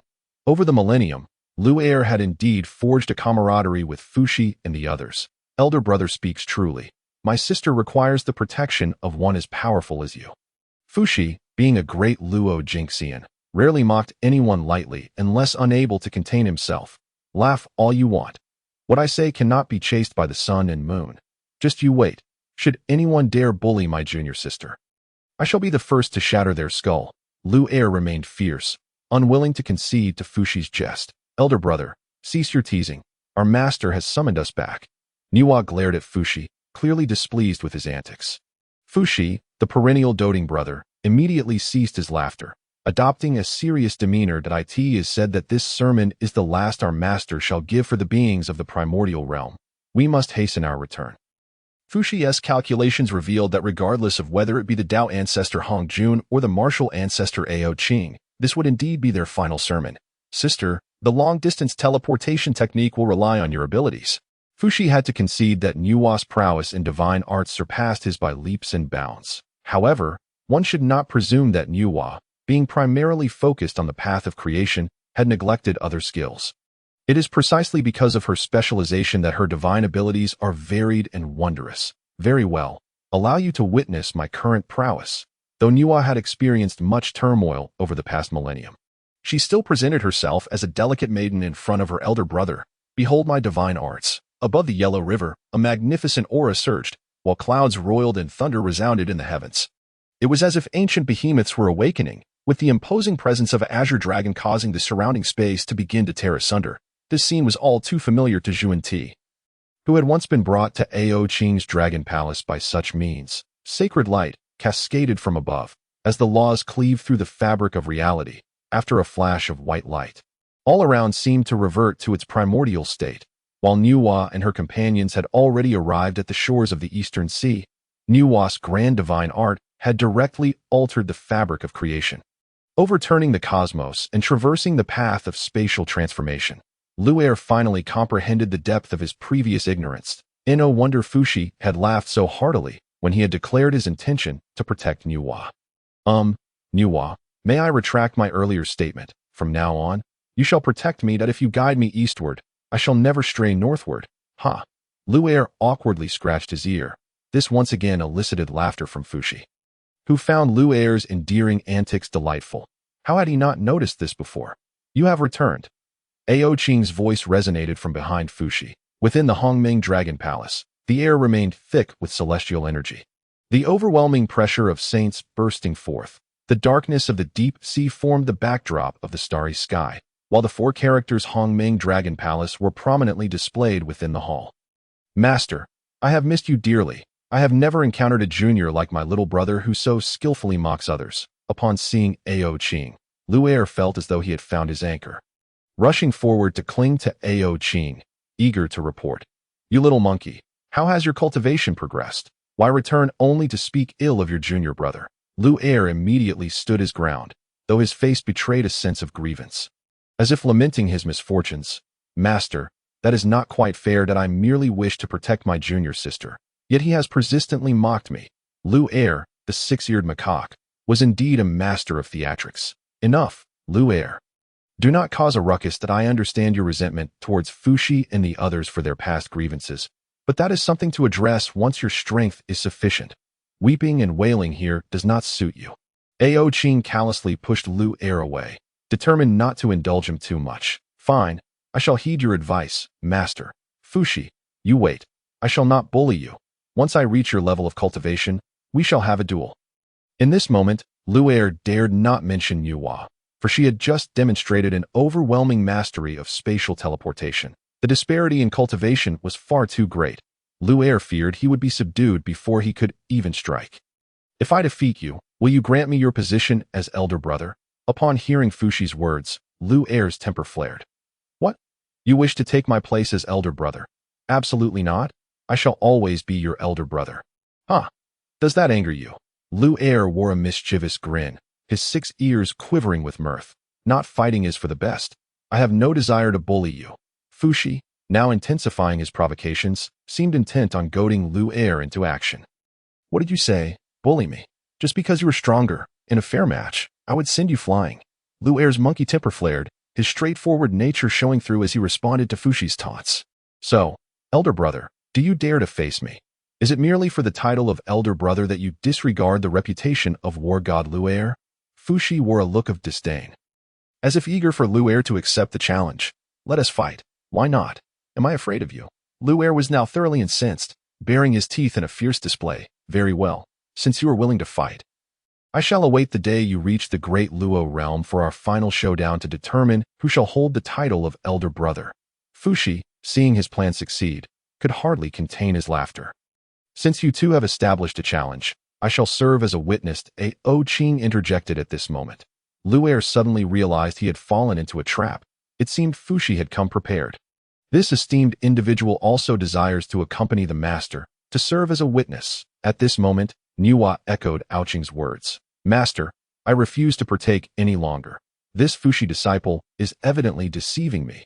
Alas, Lu Er still managed to complete his statement, for he had promised hastily at that time. Lu Er, since you have already made your commitment, it cannot be altered.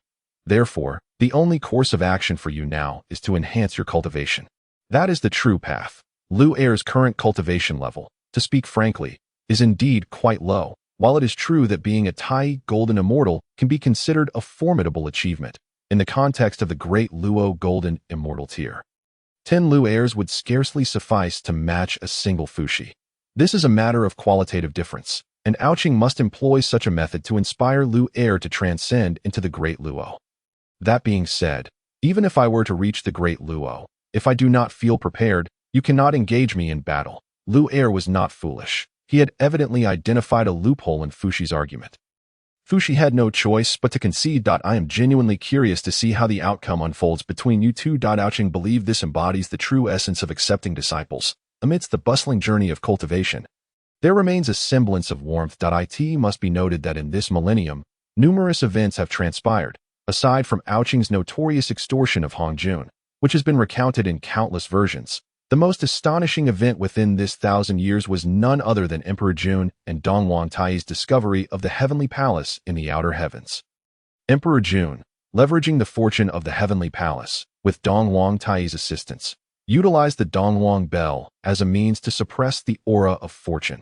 Thus, a heavenly palace belonging to the demon clan was established in the outer heavens.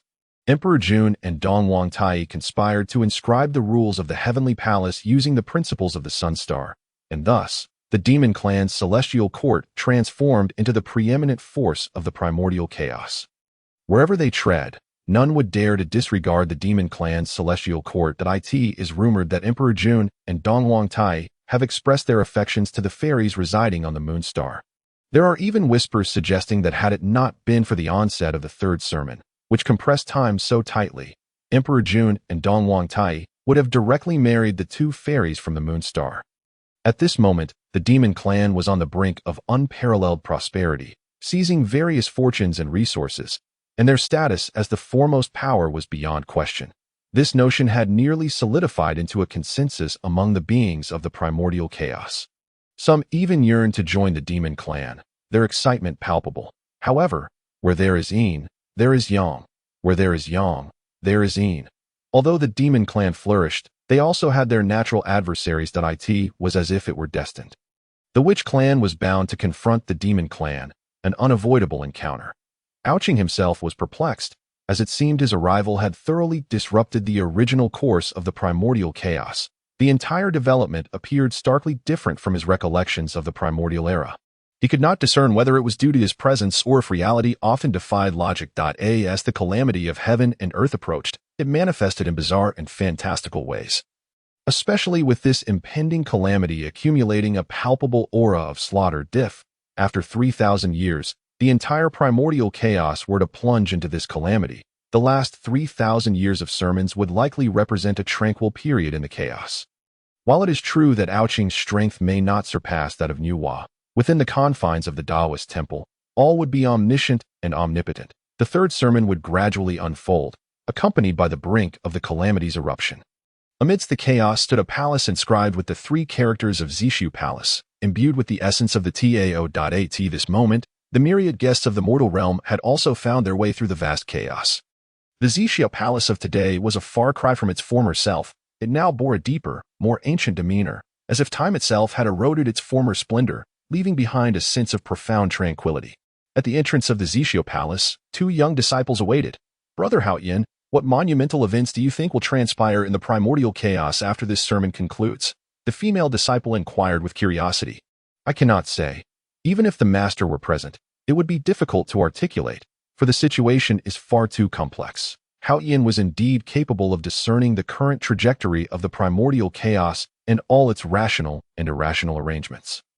"Let us observe. Ultimately, someone will provide us with answers," he stated, gazing into the endless chaos, his eyes reflecting a yearning for the primordial realm.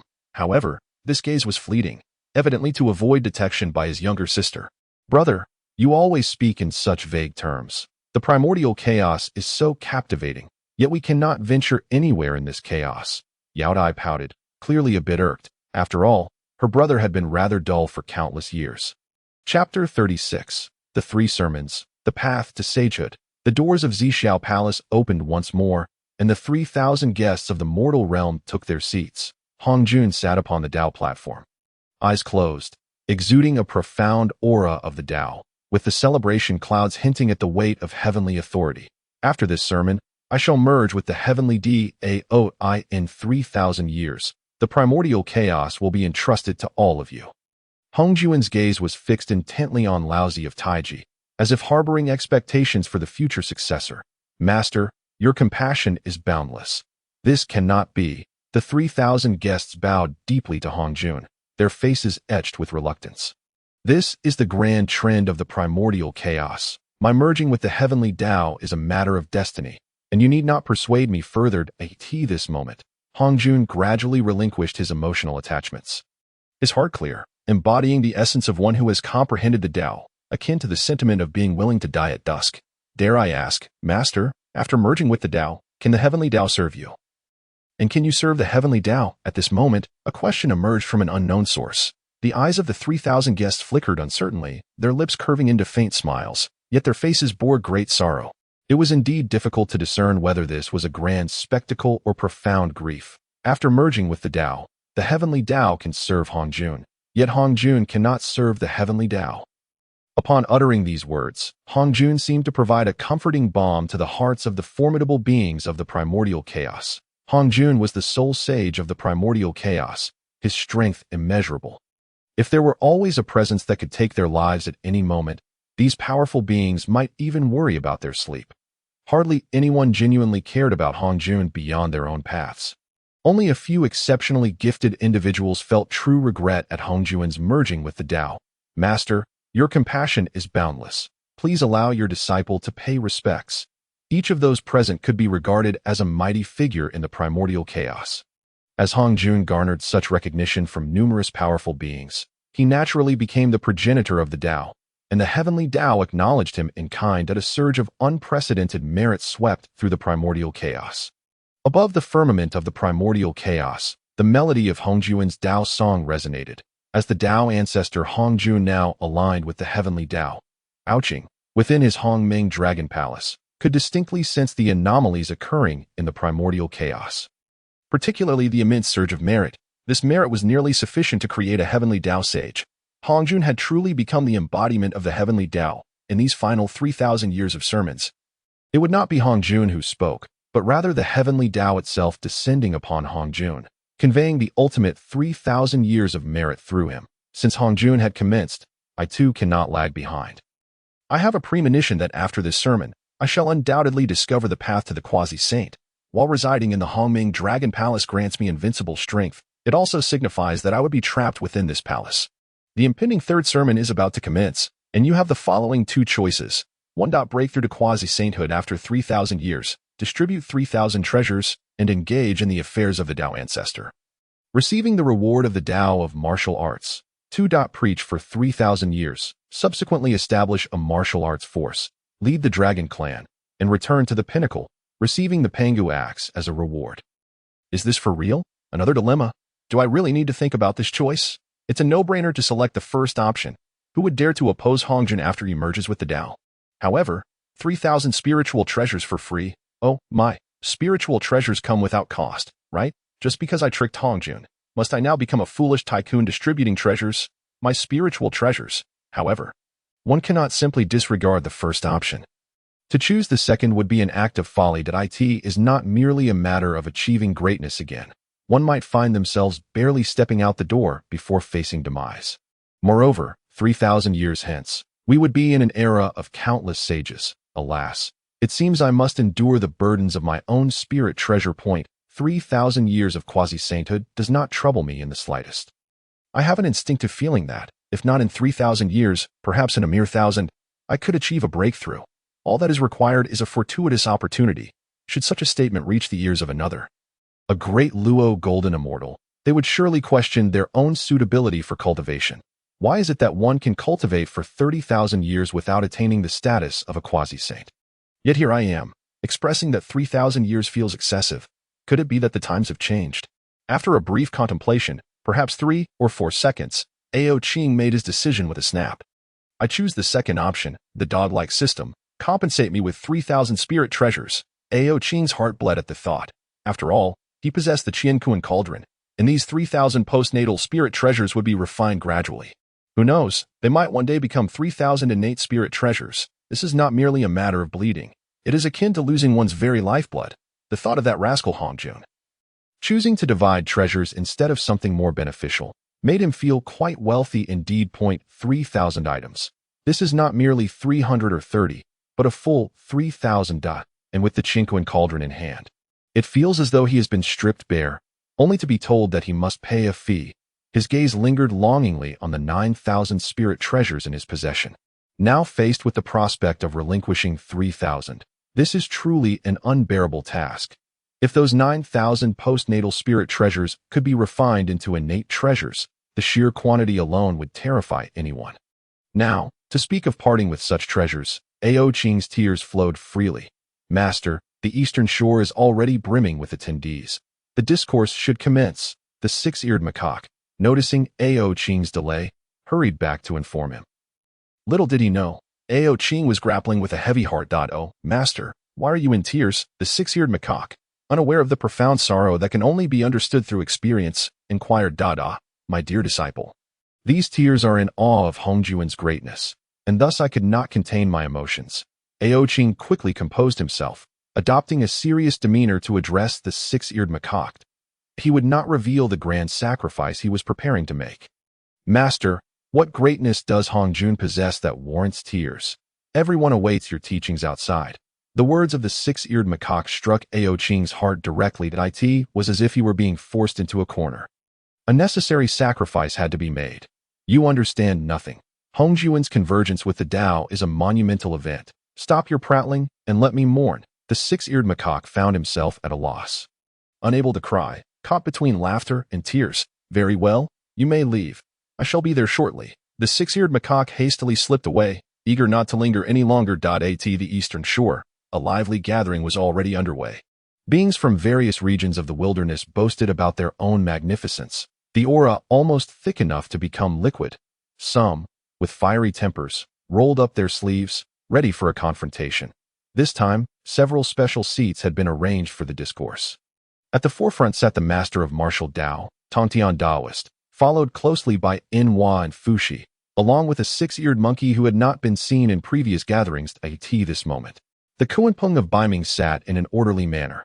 Upon seeing their leader arrive, all beings from Baiming, regardless of their allegiance to Kuanpeng, rushed to crowd behind him. This exemplified a sense of regional identity. With Kuanpeng being a formidable figure of Baiming, having obtained the Zhuxian sword array, Tong Tian's power had reached unfathomable heights over the past millennium. It was akin to a quasi-saint's barrier, and through repeated challenges, Tong Tian had grasped a glimmer of hope. Perhaps now, when the Zhuxian sword array is unleashed, the wilderness would still find no opponents. At the very least, for quasi-saints would need to unite, yet in the wilderness. Human hearts are inscrutable. Gathering 4 quasi-saints together poses an extraordinarily challenging endeavor. Alone, he sat as if a timeless mountain. The 12 ancestors of sorcery, with the heavenly court's demon race now powerful, still remained hidden and patient. Yet, from the confident gaze of Emperor Jiang, it was evident that the day the sorcery clan would emerge to vie for dominance in the wilderness was not far off. Each of the 12 ancestors of sorcery was born of the laws. The 12 were inherently war gods. Moreover, martial arts had provided the 12 sorcery ancestors with boundless inspiration. Just then, the sea began to stir, and lotus flowers blossomed upon the surface. The surroundings darkened abruptly, and the world felt somewhat desolate as divine light pierced through the clouds, reaching the hearts of every martial cultivator. Ao Qing sat within the Hongming Dragon Palace, his power surging through the palace, striking the sea's surface, his divine consciousness following suit. This discourse I present today marks the final lecture, a culmination of 9,000 years of technique. I implore all to cultivate diligently. Ao Qing's figure had manifested above the sea. His height in harmony with the ethereal laws, radiance enveloped him, the surrounding bagua revealing itself as the taiji delineated the ocean surface. The lecture commenced, and all martial cultivators fell silent. Predecessor of martial ancestors. Is there a path to achieving sanctity through martial arts? Now, Tong Tian had reached the brink of breakthrough. Yet after several attempts, he still found the process somewhat obscure. The methods to achieving sanctity in this world are threefold. The first is to validate the Tao through strength. The second is to sever the corpse to validate the Tao. And the third is to attain sanctity through merit. Each type of saint varies in strength, with martial cultivation being the path of validating the Tao through strength. Ao Qing responded to Tong Tian's inquiry, which resonated with all cultivators, whether they pursue martial arts or immortality. Master, is there a solution regarding these 3 methods of validating the Tao? Who among us can attain sanctity? Upon hearing the mention of achieving sanctity through merit, Nuwa responded as if touched by celestial inspiration. Those who validate the Tao through strength need not be confined to the wilderness. The strongest among them can sever the 3 corpses to achieve sanctity, while those who attain sanctity through merit must perform great deeds to resonate with the heavenly Tao, being the least powerful. On the eastern shore, the beings grasped these teachings swiftly, understanding their current standing. In the Zixiao Palace, the old Hongjun was somewhat astonished. He had just finished discussing the methods of attaining sanctity with the 3,000 great powers.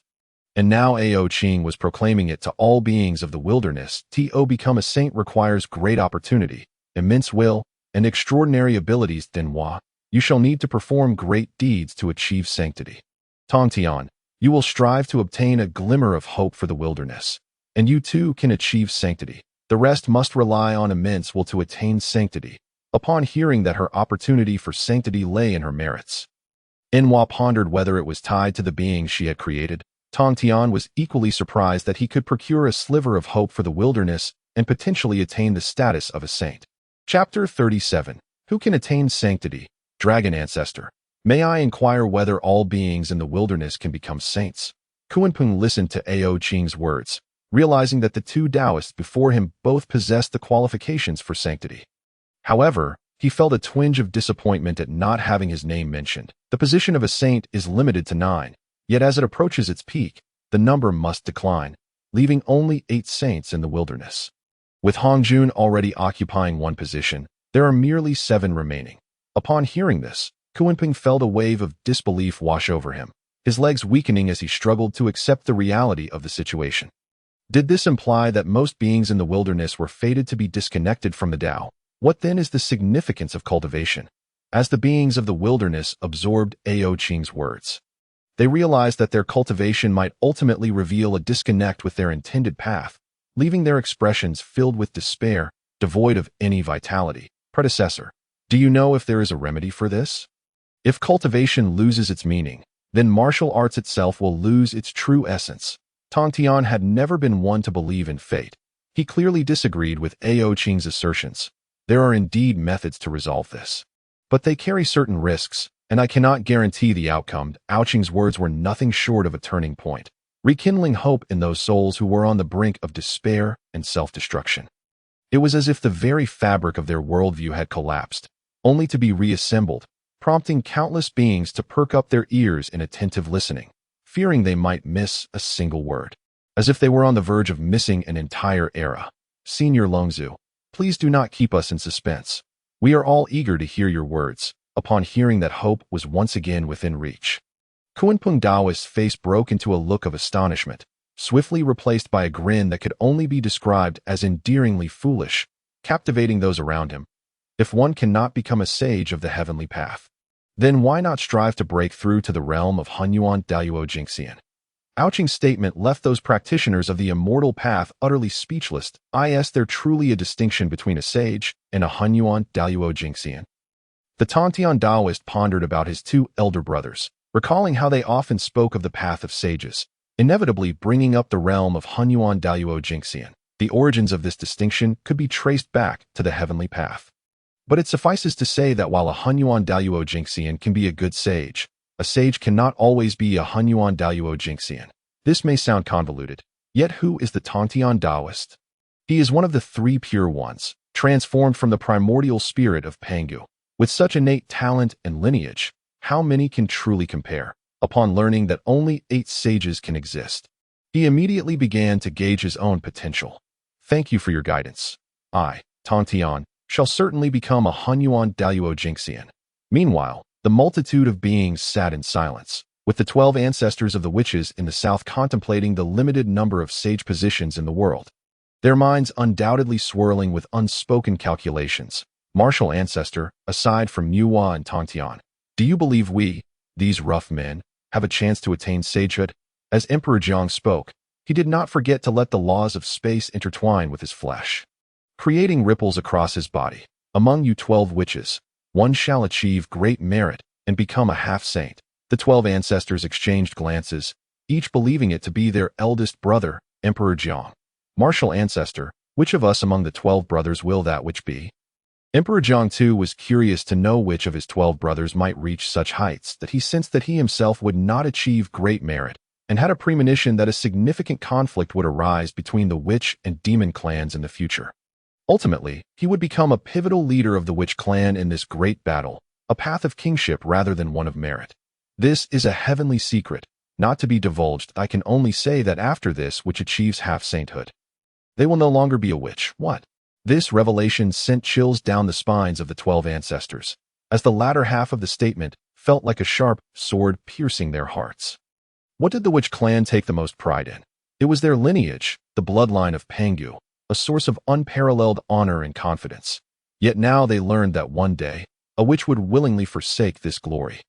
What act could possibly compel this witch to abandon their witchly form? Thank you, Martial Ancestor, for your insights. Should you ever require our assistance, do not hesitate to call upon us. We shall honor you as our teacher. This left Ao Qing somewhat taken aback. This lecture was not entirely voluntary, but rather a mixture of his own will and the system's persuasion that if given a choice, Ao Qing would prefer not to entangle himself in the causality of the primordial chaos or compete with Han Jun for disciples. He had thought that delivering the lecture would suffice, yet now even the 12 ancestors regarded him with utmost respect. Congratulations on completing the Hidden Achievement series. Recognition of the Witch Clan. You have the following 2 choices. 1. Reject the title of teacher and avoid entanglements with the Witch Clan, receiving the reward of the 10,000 Immortals Great Array. 2. Accept the title of teacher. And in the future, when the Witch Clan faces extinction, you must lend your assistance, receiving the reward of the Buddha Kingdom in your palm. Did these 2 choices even require deliberation? Naturally, he would choose the first option. Who knew what dangers lay ahead for the Witch Clan? Ao Qing had no desire to be dragged into such matters. That I choose option 1. The swiftness of his decision was not merely due to the allure of the 10,000 Immortals Great Array. The mere prospect of the Buddha Kingdom in his palm could not sway his resolve. You all are direct descendants of the great Pangu. What merit do I possess to be your teacher? I have merely pointed you towards a path, unworthy of the title of teacher. If you wish, you may call me Martial Ancestor, though the title of teacher does not equate to that of a master. It carries immense responsibility. As the system indicated, as a teacher, if a disciple were to commit wrongdoing, the teacher would inevitably face punishment. Given the volatile nature of the Witch Clan, it was likely they would stir up trouble frequently. If Martial Ancestor is unwilling, it matters not. Our witch clan will continue to respect you and pursue the martial path. Emperor Jiang expressed his gratitude to the martial ancestor since the advent of martial arts. A new avenue of cultivating the physical body beyond nurturing the primordial spirit had emerged. The strength of the witch clan experienced a qualitative leap. Emperor Jiang resolved that the witch clan was now accumulating power, and when the time was ripe, they would enter the primordial chaos and seize the role of protagonists. Chapter 38. The lecture concludes. Congratulations on acquiring the 10,000 immortals' great array. Goodness! Ao Qing exclaimed in astonishment. The path of the sage is the path of the war god. 3,000 years pass in the blink of an eye, so cherish this time. At this moment, Ao Qing unleashed a vast cloud of celebration, which manifested along the shores of the eastern sea, imparting the laws of the Tao to the beings of the primordial chaos that lie in the Zhixiao Palace. The Taoist Tong Tian had already disseminated the methods of attaining sagehood, prompting the powerful beings to immerse themselves in diligent cultivation. 3,000 years of imparting the Tao can feel both lengthy and brief. The former pertains to the passage of time, while the latter relates to the evolution of the Tao. At this moment, Nuwa was refining her path of creation, guided by the celebratory cloud Ao Qing had released. During her 1,000 years of continuous creation by the Yellow River, she had birthed countless beings. And now she was merely a step away from mastering the path of creation. The sacred might around her gradually solidified, and even the relatively weaker Lu'er found himself nearly overwhelmed by this divine pressure. Lu'er had to retreat to a distance from Nuwa to sit and listen once more. In contrast to Nuwa, Fuxi maintained a gentler demeanor. Fuxi was undoubtedly the creator of the 8 trigrams for humanity, and with Ao Qing's celebratory cloud aiding him, the martial path continually assisted Fuxi in perfecting his evolution. Additionally, Ao Qing bestowed upon him the innate 8 trigrams spiritual treasure. At this moment, Fuxi appeared to have entered a state of profound enlightenment. In this realm, there was neither space nor time, yet it was not akin to chaos. Here, there existed only Fuxi, and in this supreme stillness, he would transition from tranquility to motion. The void before Fuxi continuously evolved, with life and death, harm and loss manifesting within. Fuxi remained engrossed in this void, contemplating for a millennium without awakening. The myriad beings were equally immersed in the laws of the Tao, and the entirety of the primordial chaos seemed to be ensnared in a tranquil mire. Above the primordial chaos barrier, the cosmos surged, and yin and yang intertwined. The relentless emergence of calamity energy came to an abrupt halt, ceasing its accumulation and thereby delaying the onset of tribulations. This 3,000 years of imparting the Tao resembled the calm before the storm. The primordial chaos, slowly flowing for 3,000 years, was the realm of the creations birthed by Nuwa. These beings had undergone countless cycles of reincarnation and death throughout these 3,000 years. However, their numbers had surpassed limits, spreading across the entire primordial continent. Among these beings, all the weak had perished, while the strong thrived and successfully multiplied. This widespread existence across the primordial continent was largely due to the absence of formidable beings.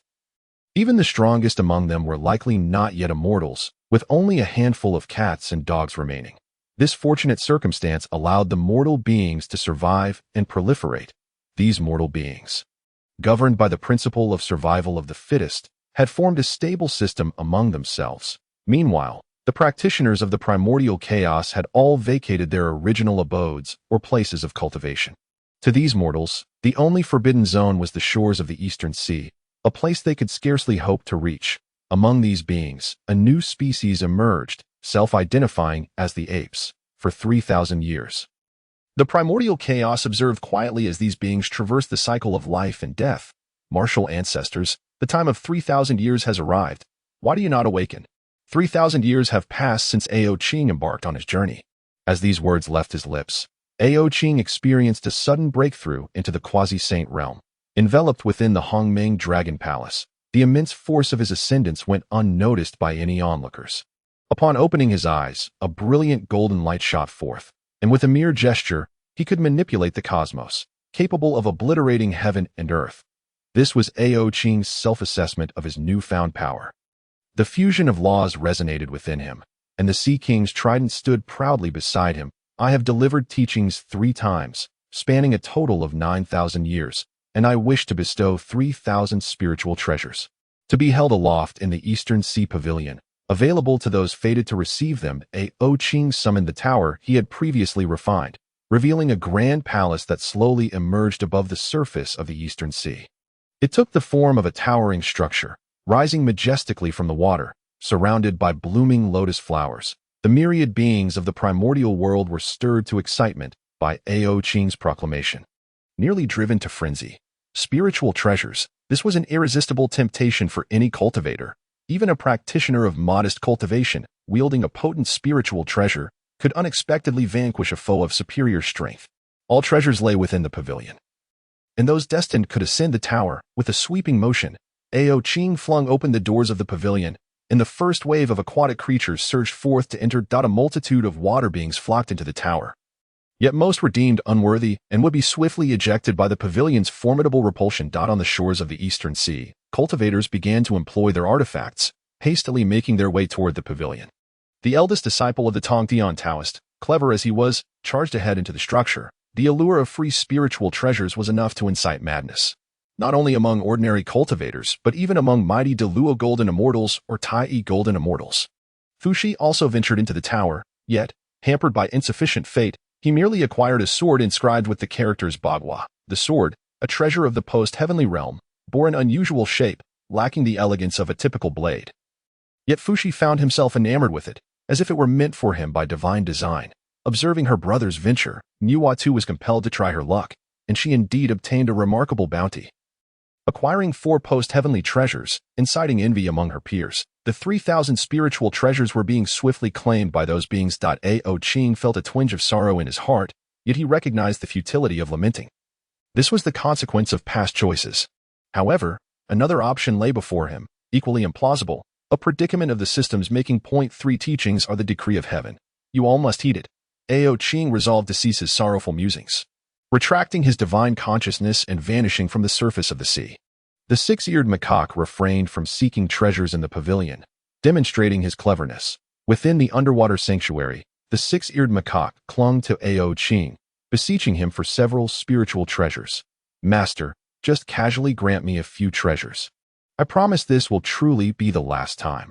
The 6-eared macaque had no intention of competing with the myriad beings for treasures. It was far easier to acquire a few from his master than to contend with the masses.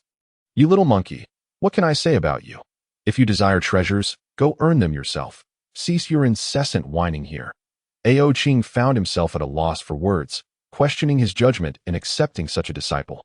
Master, you simply don't understand. My abstention from the pavilion is an act of mercy toward the beings. It is a form of virtue. Should I partake, the 3,000 treasures they might acquire would diminish, causing heartbreak among countless seekers of the Tao. The 6-eared macaque spoke with such conviction, as though he were performing a grand act of benevolence. Stop your self-aggrandizing. I truly cannot fathom why I took you on as a disciple. The 6-eared macaque dared not meet Ao Qing's gaze, his eyes darting about, and he absent-mindedly scratched his ear, appearing somewhat bashful. How should I address you, you little monkey? Ao Qing concluded, playfully striking the 6-eared macaque's head thrice before casting him out of the Hongming Dragon Palace. Chapter 39, Tong Tian's Visit. The Taoist dubbed multi-treasure. In the face of the overwhelming tide of primordial beings, the 3,000 spiritual treasures were swiftly claimed. Among them, the one who acquired the most treasures was none other than the eldest disciple of the Tong Tian Taoist. This disciple seemed to possess an extraordinary affinity for treasures, successfully retrieving over 100 from the 3,000 to the shores of the Eastern Sea. Cultivators gazed at the treasures with sparkling eyes. Engaging in fervent discussions, those who failed to secure treasures looked on with envy at those who had managed to obtain 1 or 2. Meanwhile, those fortunate enough to claim a couple of treasures were envious of the fortune that allowed multi-treasure to amass such a significant haul in one go. Have you heard? Someone just took over 100 treasures from the pavilion in one fell swoop. An anonymous cultivator unabashedly expressed his envy. Indeed, I've heard the same. It is said to be Tong Tian's eldest disciple. Our martial arts senior's disciple taking so many is hardly scandalous. After all, who would dare contest it? An itinerant Taoist joined the conversation. True enough, that Taoist is indeed fortunate. We strive with all our might, yet can scarcely claim a single treasure. This matter quickly spread along the shores of the Eastern Sea, transforming into a well-known tale. Eventually, the Taoist was dubbed multi-treasure, though he remained blissfully unaware of this title. The Taoist now accompanied his master to the Hongming Dragon Palace, intending to meet the legendary martial ancestor. Martial ancestor, I, Tong Tian, have come to pay my respects. May I and my disciple be granted entry? Even Tong Tian, a quasi-saint, could not discern Ao Qing's sanctuary amidst the vastness of the ocean. Upon detecting Tong Tian's arrival, Ao Qing was presented with two choices. 1. Invite Tong Tian to enter, impart wisdom upon him, and receive the reward of the human race's supreme treasure, the Kongtong seal. 2. Decline Tong Tian's visit, refusing entry, and receive a dragon-headed staff as a reward. Why do both rewards seem connected to an old man? Do I truly appear so aged? I am merely a youthful soul who has lived a tad longer. What of it? Is it a crime to wish to retain my youth? And this reward, a dragon-headed staff. What use would a young man have for a staff? The system must truly think of me as an old man. I choose the first option. It's not that I desire the Kongtong seal. I merely wish to converse with Tong Tian. 6 years. We have a guest. Go greet them and do not embarrass me. Ao Qing's voice echoed through the Hongming Dragon Palace. 6 years, still frolicking by a pond in the sanctuary, replied, Master, fret not. Welcoming guests is my forte. No one understands it better than I. With that, 6 years took to the skies, soaring forth from the depths of the sea. Deep beneath the waves, Tong Tian awaited with his disciple, maintaining a polite demeanor. Master, do you think the martial ancestor will meet us? Why is there nothing here? It seems devoid of any signs of a sanctuary. The Taoist scanned the dark surroundings, noting nothing but the oppressive silence. Few beings could withstand such immense underwater pressure, and this place was eerily serene.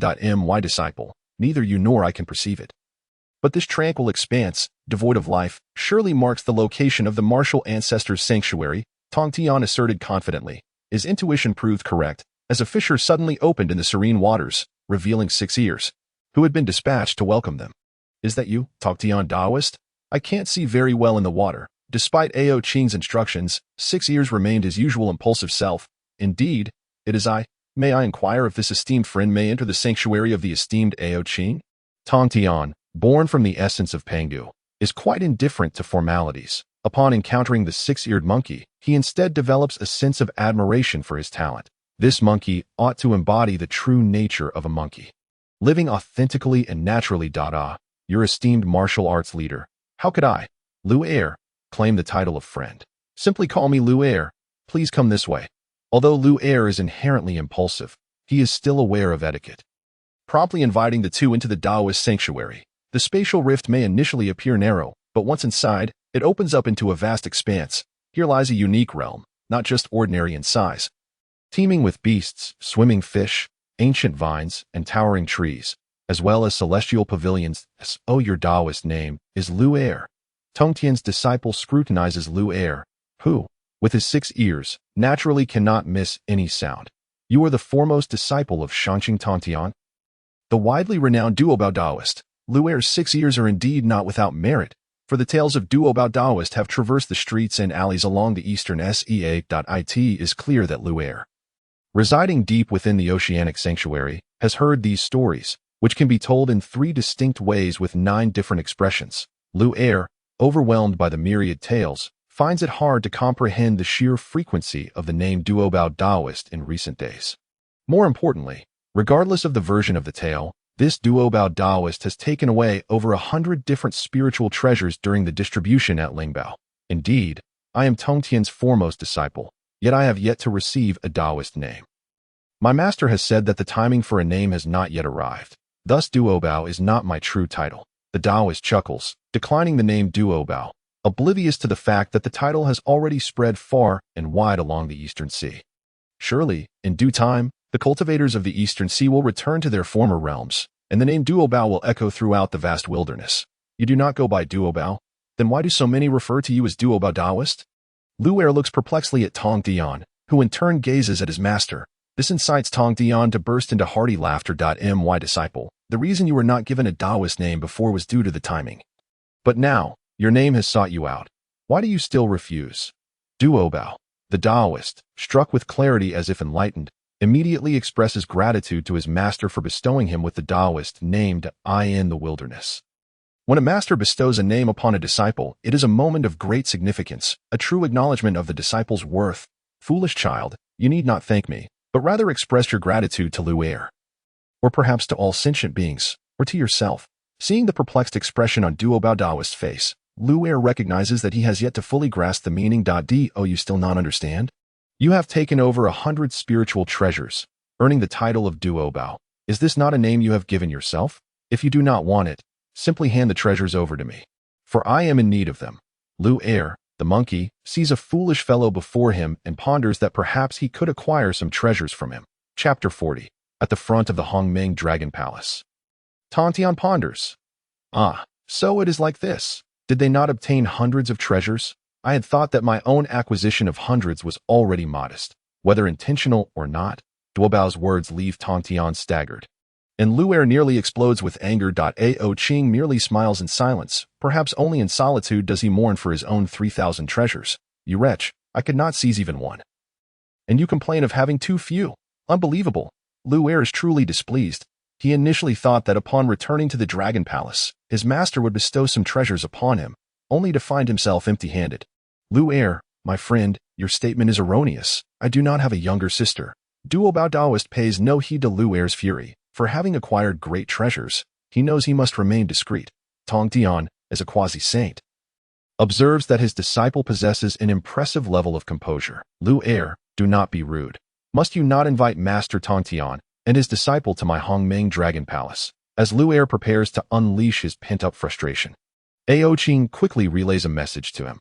Ultimately, Lu Er is still a monkey. When his temper flares, even Ao Qing finds it challenging to rein him in, unless he resorts to magical means. Upon receiving his master's approval, Lu Er returns to clarity, though his face still betrays his displeasure. Of course, he might be even more displeased internally, but with his master having spoken, he must dutifully comply.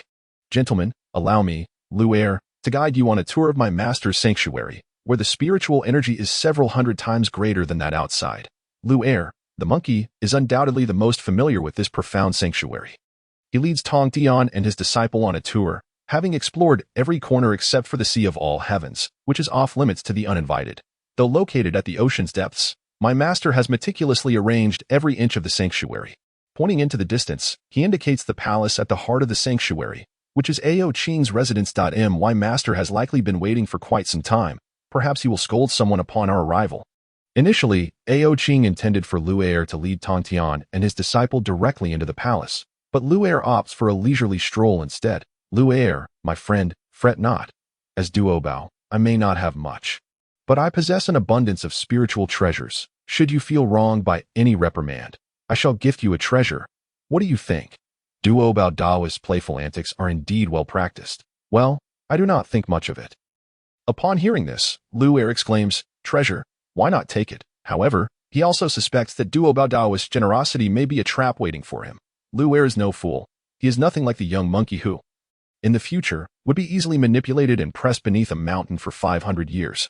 Lu Er, my friend, do not be modest. Your noble spirit is deserving of my generosity. What harm is there in gifting you a treasure? Tong Tian observes his disciple and finds that since acquiring the treasures, he has taken on the demeanor of a nouveau riche. Is he prepared to bestow treasures upon everyone he meets? This will not do.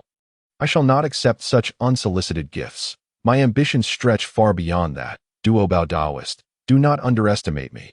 Lu Er, the monkey, stands confidently with his hands on his hips, his fur somewhat disheveled, yet it does not diminish his self-assurance. Very well, since you do not wish to accept, I shall not press further. Please, lead the way. Duobao Daoist gestures for Lu Er to guide them, all the while keeping his master in mind. Just ahead.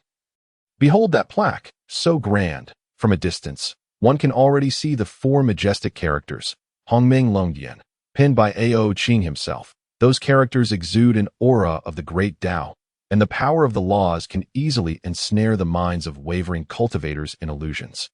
The 4 characters, soaring and dancing across the plaque, radiate the essence of the laws, transforming the cosmic order. The Hongming Dragon Palace. Truly, what a magnificent Hongming Dragon Palace. The martial ancestor is indeed a remarkable figure, worthy of conversing with Tao ancestor Hongjun. Tong Tian gazes at the 4 characters on the plaque, feeling a surge of power striking his consciousness. He intends to resist, but the force is gentle, offering a perspective akin to observing a story unfold. Tong Tian, even if you possess the sword array of extermination, what of it? My elder brother and I have summoned 2 saints from the west. Your defeat is certain. Master Tong Tian, the sea of suffering is boundless. We saints must uphold the heavenly Tao. Master, save me. The myriad immortals array is at hand. Who dares to act recklessly? In this fragmented scene, Tong Tian hears a cacophony of voices.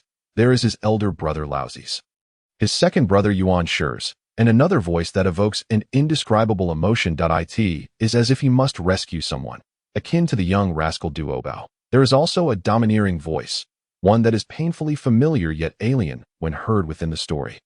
Whose voice is this? It is his own. Yes, it must be his own voice. After comprehending these fragments, Tong Tian regained his lucidity, the few lingering doubts in his heart compelling him to eagerly seek answers. The situation with Duobao Daoist was even more concerning.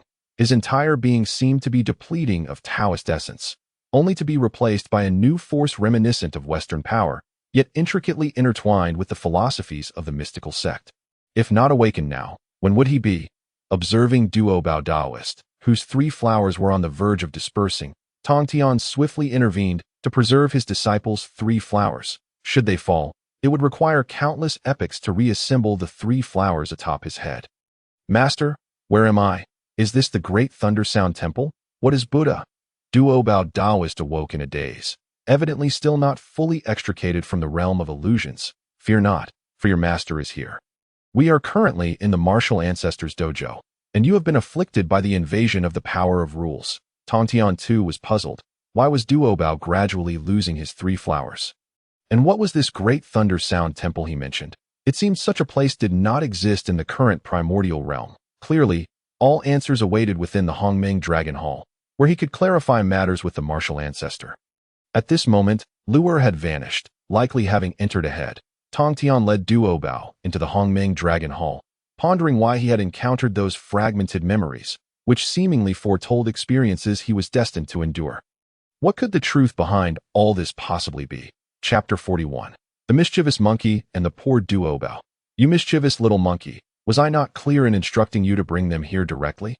This is utterly unacceptable. Ao Qing was harshly reprimanding Luer when Tong Tian and Duobao entered from outside. Upon witnessing the formerly impressive Luer now being chastised by Ao Qing to the point of not being able to lift his head, Duobao could not help but reflect on how fortunate he was to have such a master.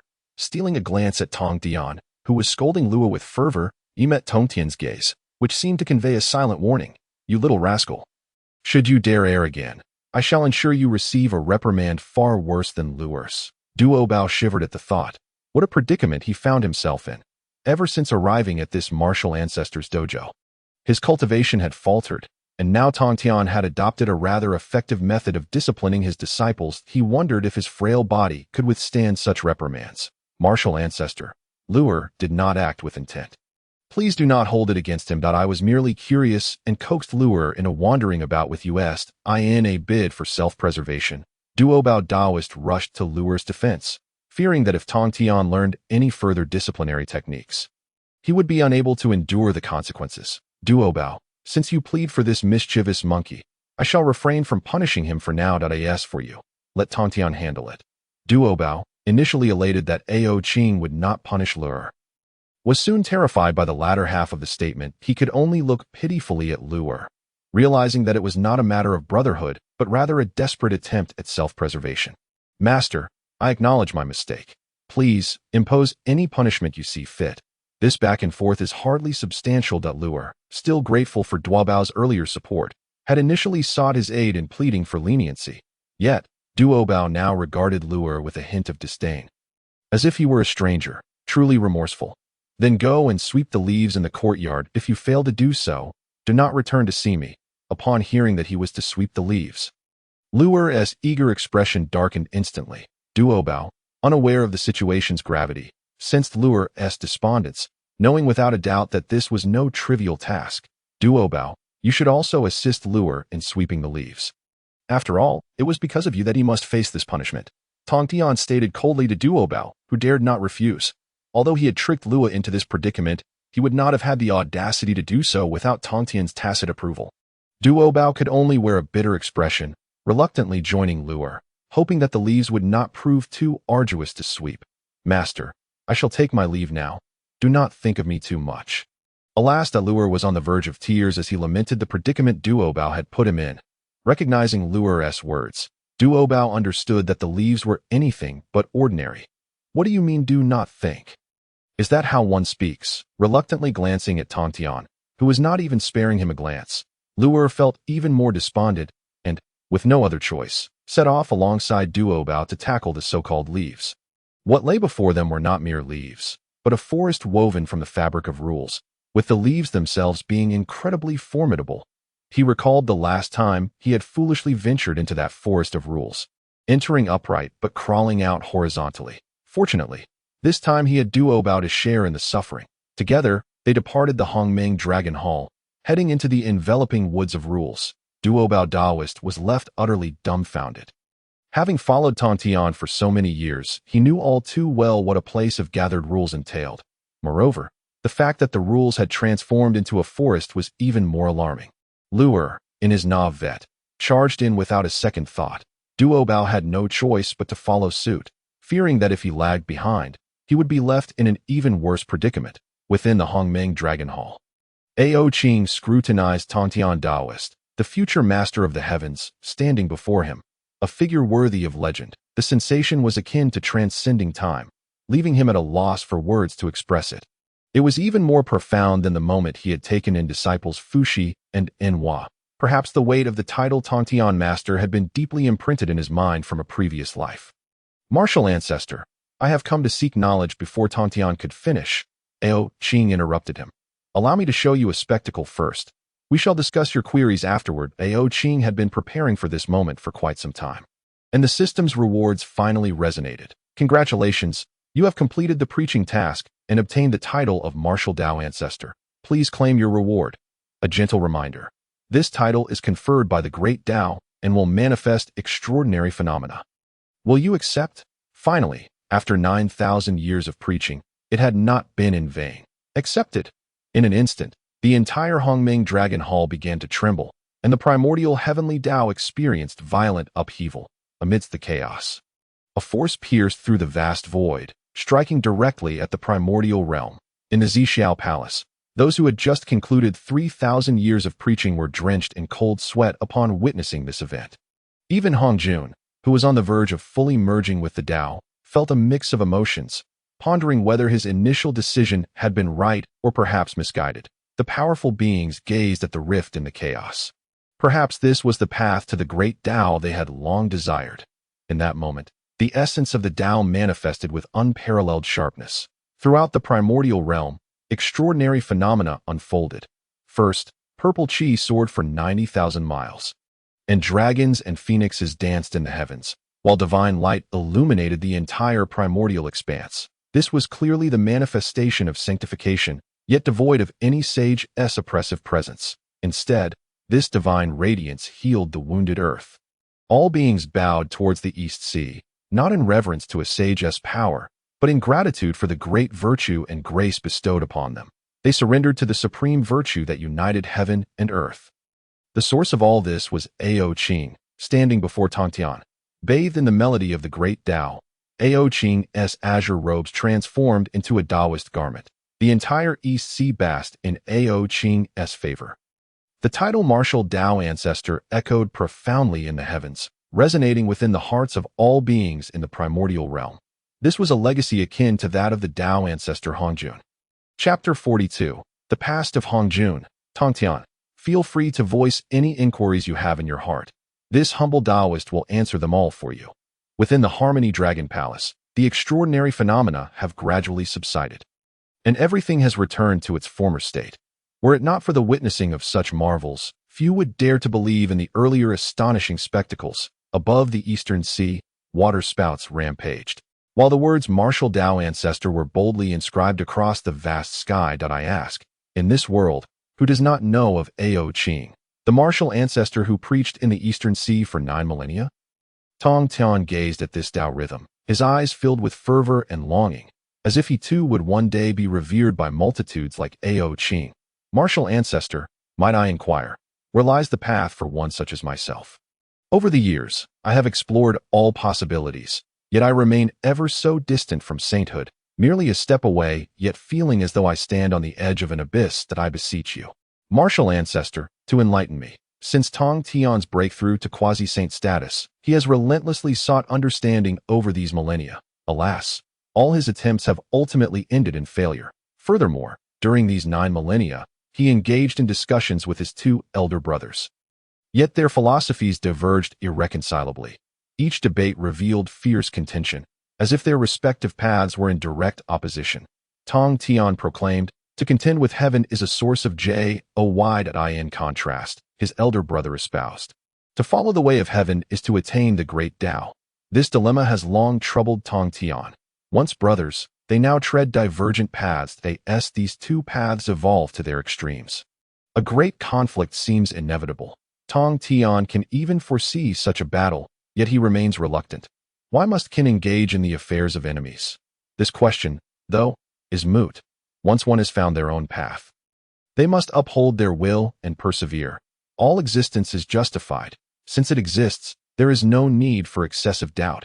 Face it rather than evade it. The conflict in Tong Tian's heart, initially a mere fissure in his Tao practice, has now morphed into a vast chasm. This moment, Ao Qing had just brewed a pot of tea, nourished by the divine waters of Sanguang, with the laws serving as seeds. Under Ao Qing's meticulous care, a single pearl of tea was cultivated. The aroma of this tea cleanses the spirit, allowing the drinker to remain untainted by distracting thoughts. The martial ancestor posited, "Must there truly be a great battle between myself and my elder brother?" Tong Tian's path is one of defiance against heaven, severing the threads of fate to seek sustenance for the myriad beings of the primordial world. Conversely, his brother adheres to the path of heaven, striving for stability in the primordial realm. Everything is predetermined. While the grand trend cannot be altered, the smaller currents remain malleable, contingent upon one's choices. Let me show you how Hong Jun traversed this path. With a grand gesture, Ao Qing transformed the visage of the Harmony Dragon Palace. Mountains stood in parallel, and upon closer inspection, one might discern elements reminiscent of the Western realm's topography. This very locale was where Hong Jun, accompanied by 2 other valiant souls, battled the demon ancestor Luo Hu. Although this place had been shaped by the Harmony Dragon Palace, its essence bore no trace of artifice.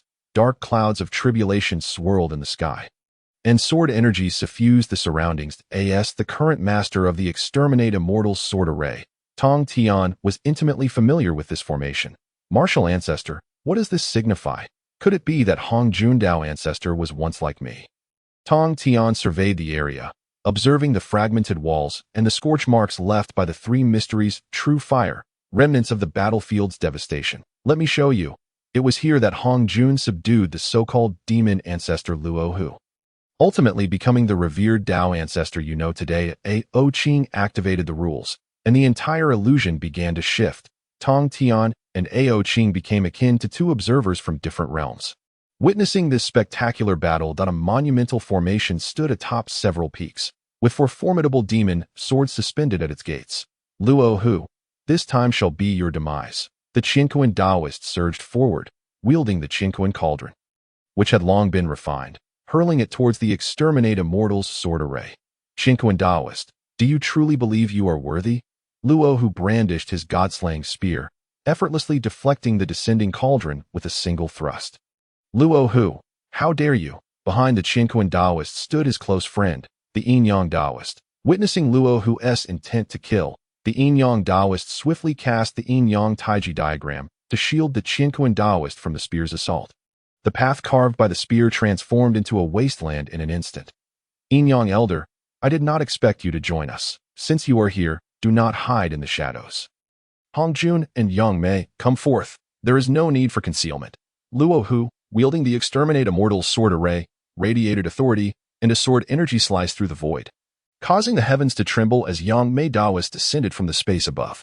Luo Hu, I did not anticipate your cultivation to have advanced so significantly in such a short time, allowing you to discern my whereabouts. Quite impressive. Listening to Yang Mei Taoist's ill-timed praise, Luo Hu curled his lips into a smirk, a chilling laughter escaping. Outside the formation stood an elder with a long beard, holding a banner inscribed with the name Pangu. Hong Jun Dao friend, how have you fared? The Yin-Yang Taoist, clad in a Taiji robe, flew in to join Hong Jun Taoist. Facing the exterminate immortal sword array, cold sweat trickled down his cheeks. Though he remained composed, a surge of yin-yang energy surged into the formation, only to be severed by the sword energy emanating from the array. Yin-yang whelp, do you think you are worthy to enter my exterminate immortal sword array? Luo Hu, exuding overwhelming dominance, waved his sleeve, commanding the sword energy to surge towards the yin-yang ancestor. Hong Jun's concern grew, for the exterminate immortal sword array was an ancient killing array, akin to a cheat code in battle, without 4 individuals of the same realm collaborating to dismantle the formation. It remained nearly insurmountable. Although the sword array was fearsome, should the sword energy exit the formation, the yin-yang ancestor was no pushover and could not be easily harmed. With a deft reversal of his divine power, he redirected the incoming sword energy, sending it back toward the array. Luo Hu, I may be lacking, yet I wish to witness the true might of your exterminate immortal sword array, with measured poise. Even when confronting a formation that posed challenges even for Hong Jun, the yin-yang ancestor retained his grace. Now that the 4 of you have gathered, let us enter the array. I am eager to see whether this primordial realm belongs to Hong Jun or to me. Luo Hu. With a sweeping motion, Luo Hu summoned the surrounding sword energy, sharpening it to a lethal edge, ready to cleave through anyone entering the formation. Hong Jun had previously calculated that if 3 were to battle Luo Hu, their defeat was all but assured. The only gamble lay with Yang Mei Daoist, who had indeed joined, compelled by Luo Hu's actions. Typically, Yang Mei might not assist and merely observe, but now, with Luo Hu creating the opportunity, Hong Jun found himself with no choice. Luo Hu, how dare you compel me into the array? I wonder where you found the audacity to challenge 4 of us. Yang Mei Daoist, shaking his sleeves, observed Luo Hu's recent arrogance. Who do you think you are? Do you really believe Luo Hu fears you? Perhaps I have been too lenient, and you have forgotten your place. Luo Hu, unconcerned with Yang Mei's bravado, realized he had been ensnared. Earlier, he had received word that Yang Mei would attempt a covert ambush, prompting Luo Hu to draw him into the open. However, he now sensed that someone was orchestrating events behind the scenes. Yet, for Yang Mei to act so brazenly before him, who was Luo Hu, the most formidable being in the primordial realm, could he truly allow himself to be outmaneuvered and still let Yang Mei know? Since everything has reached a predetermined conclusion, we must play along with the scheme. Luo Hu once again activated the Zhuxian sword array, and it must be said, this Luo Hu is indeed a prodigious talent. He has managed to wield the Zhuxian sword array to such miraculous heights, facing 4 opponents, each a master of the great laws, excluding Hong Jun. Each of them is nearly the ultimate controller of a law. Tong Tian observed Luo Hu's effortless command of the Zhuxian sword array, hoping to glean some insights from his application. The moment the Zhuxian sword array officially commenced, the will of Xiao Xiao enveloped the entire primordial land. Even the recently fallen 3 clans were unaware of such a formidable presence in the world. This force rampaged, returning the space to chaos akin to an apocalypse. Chapter 43, Paths Diverge, No Alliance, Tong Tian. How does your Zhuxian sword array compare to Luo Hu's? Ao Qing and Tong Tian found themselves within the Zhuxian sword array, gazing at Luo Hu, who was mere inches away. He wielded the 4 celestial swords, exuding an arrogance that belittled all practitioners. Perhaps one could achieve 70 or 80%, or even less. Tong Tian understood well that at this moment, Luo Hu's manipulation of the Zhuxian sword array was akin to that of a saint among mortals. Not to mention Luo Hu, even Tong Tian standing there would likely feel unafraid of anyone. Even if 4 equally skilled practitioners besieged him, he was confident he could repel or even counterattack them. Regardless of whether one can now rival Luo Hu, there will come a day when you may surpass him. But what then? Ao Qing remained silent, allowing the surrounding events to impart a lesson to Tong Tian through the unfolding facts. The 4 practitioners, who had nearly stepped into a realm devoid of rivals, entered the 4 sword gates, each seeking to retrieve a celestial sword from within. Beneath the Zhuxian sword, it was none other than that old man Hong Jun. The Zhuxian sword is the most fierce among the 4 celestial swords, its sword aura obliterating all in its path. Old Taoist Hong Jun, it seems this decisive battle is inevitable. I have awaited this moment for quite some time. Luo Hu appeared indifferent to the others, focusing solely on Hong Jun. Dao friend Luo Hu, who would have thought that we were once comrades, yet now we must determine a victor that I shall not harbor old sentiments. I ask that you also give your all. At this moment, atop Hong Jun's head rested a fragment of the chaotic jade tablet, shielding his form from the sword aura of the Zhuxian sword. The heavenly Tao is unfeeling, yet only one may wield power. Thus, one of us must surely perish. What a pity, my friend, though you do not die. I shall engage in battle. Luo Hu furrowed his brow. thrusting the divine slayer spear, the essence of destruction transforming into a blade that pierced through the shattered chaotic jade tablet. To prevent further damage to the tablet, Hong Jun's Panga banner was not to be underestimated. As one of the treasures of creation, it harbored the power to obliterate, perfectly suited to counter the divine slayer spear. What a pity, my friend, you do not perish while I do. Witness my divine power. In the void, a massive hand gradually formed, seizing the Zhu Xian sword above the heavens. However, the Zhu Xian sword was simply too sharp. Imbued with Luo Ho's spiritual imprint, its sword aura relentlessly striking. This giant hand fell upon the surrounding mountains and rivers, instantly imprinting them with a palm shape, with several large spiritual veins shattering beneath this divine power. Seeing this, Hong Jun remained unfazed, unleashing a bolt of lightning towards the surroundings to alleviate the encircling sword aura. What is the matter, old friend? Is this all the skill you possess? A slight chill ran down Luo Ho's spine. Had the sword aura of the Zhu Xian sword not been so fierce, Hong Jun would have effortlessly seized it. If the Zhu Xian sword were taken, the Zhu Xian sword array would undoubtedly be dismantled. Unexpectedly, your mastery of the Zhu Xian sword array has reached such heights. Should you underestimate me, Hong Jun? You were truly mistaken. Hong Jun's entire being gradually ignited, flames merging into three distinct hues. Isn't this the samadhi true fire? It has been many years. I recall this technique was conceived when you and I first emerged from our seclusion. How quaint. Seeing Hong Jun begin to wield the samadhi true fire, Luo Ho realized he was finally taking the matter seriously. Although Hong Jun's most formidable divine power was not the samadhi true fire, it was undoubtedly the most skillfully employed. Luo Ho was intimately familiar with this. During the era when fierce beasts reigned, he and Hong Jun were inseparable, their familiarity reaching the bone. Whether this technique is old or new, let my old friend experience it once more, to see if it retains its original flavor. The samadhi true fire transformed into three-legged golden crows, flying towards Luo Ho from three cunning angles. These golden crows seemed to possess intelligence, skillfully evading many of Luo Ho's maneuvers. Fire, being formless, surged close to Luo Ho. However, within 3 zhang of him lay an absolute domain. Even the samadhi true fire could not harm Luo Ho in the slightest. The other 3 ancestral figures, Yin Yang and Qian Kuan, were left stunned. To speak frankly, Hong Jun was quite formidable. They found themselves in a passive state within the array. Forget about initiating an attack. Merely achieving self-preservation was already commendable. After thousands of years, your divine power remains unchanged, showing no growth. Now let me demonstrate my true power. A black lotus slowly ascended from beneath Luo Ho's feet, the black flames engulfing it radiating throughout the Zhu Xian sword array. Upon encountering the black flames, Qian Kuan Daoist and Yin Yang Daoist immediately employed their divine powers, even finding it difficult to evade. Yang Mei Daoist, wielding the spatial laws, encountered the black flames with ease. Yet, no matter how one looked at it, it appeared as though they were merely treading water. Hong Jun waved his Panga banner, revealing 3 azure dragons that surged forth to confront the black flames, opening their massive jaws to devour them. Luo Ho, it is time to bring this to a close. Your grand array has revealed a flaw. With a tremor of the Panga banner in hand, the chaotic jade tablet shielded Hong Jun. As the banner unleashed the path of limitless creation, the Panga banner harbored the power to shatter the heavens and time, alongside an innate destructive force, making it the most potent treasure of its kind. The path of limitless creation infiltrated various formations within the Zhu Xian sword array, an invisible force that instantaneously locked the sword aura. For one like Hong Jun, on the verge of becoming a saint, such a fleeting moment could often reverse the tide of battle. In that instant, the situation shifted.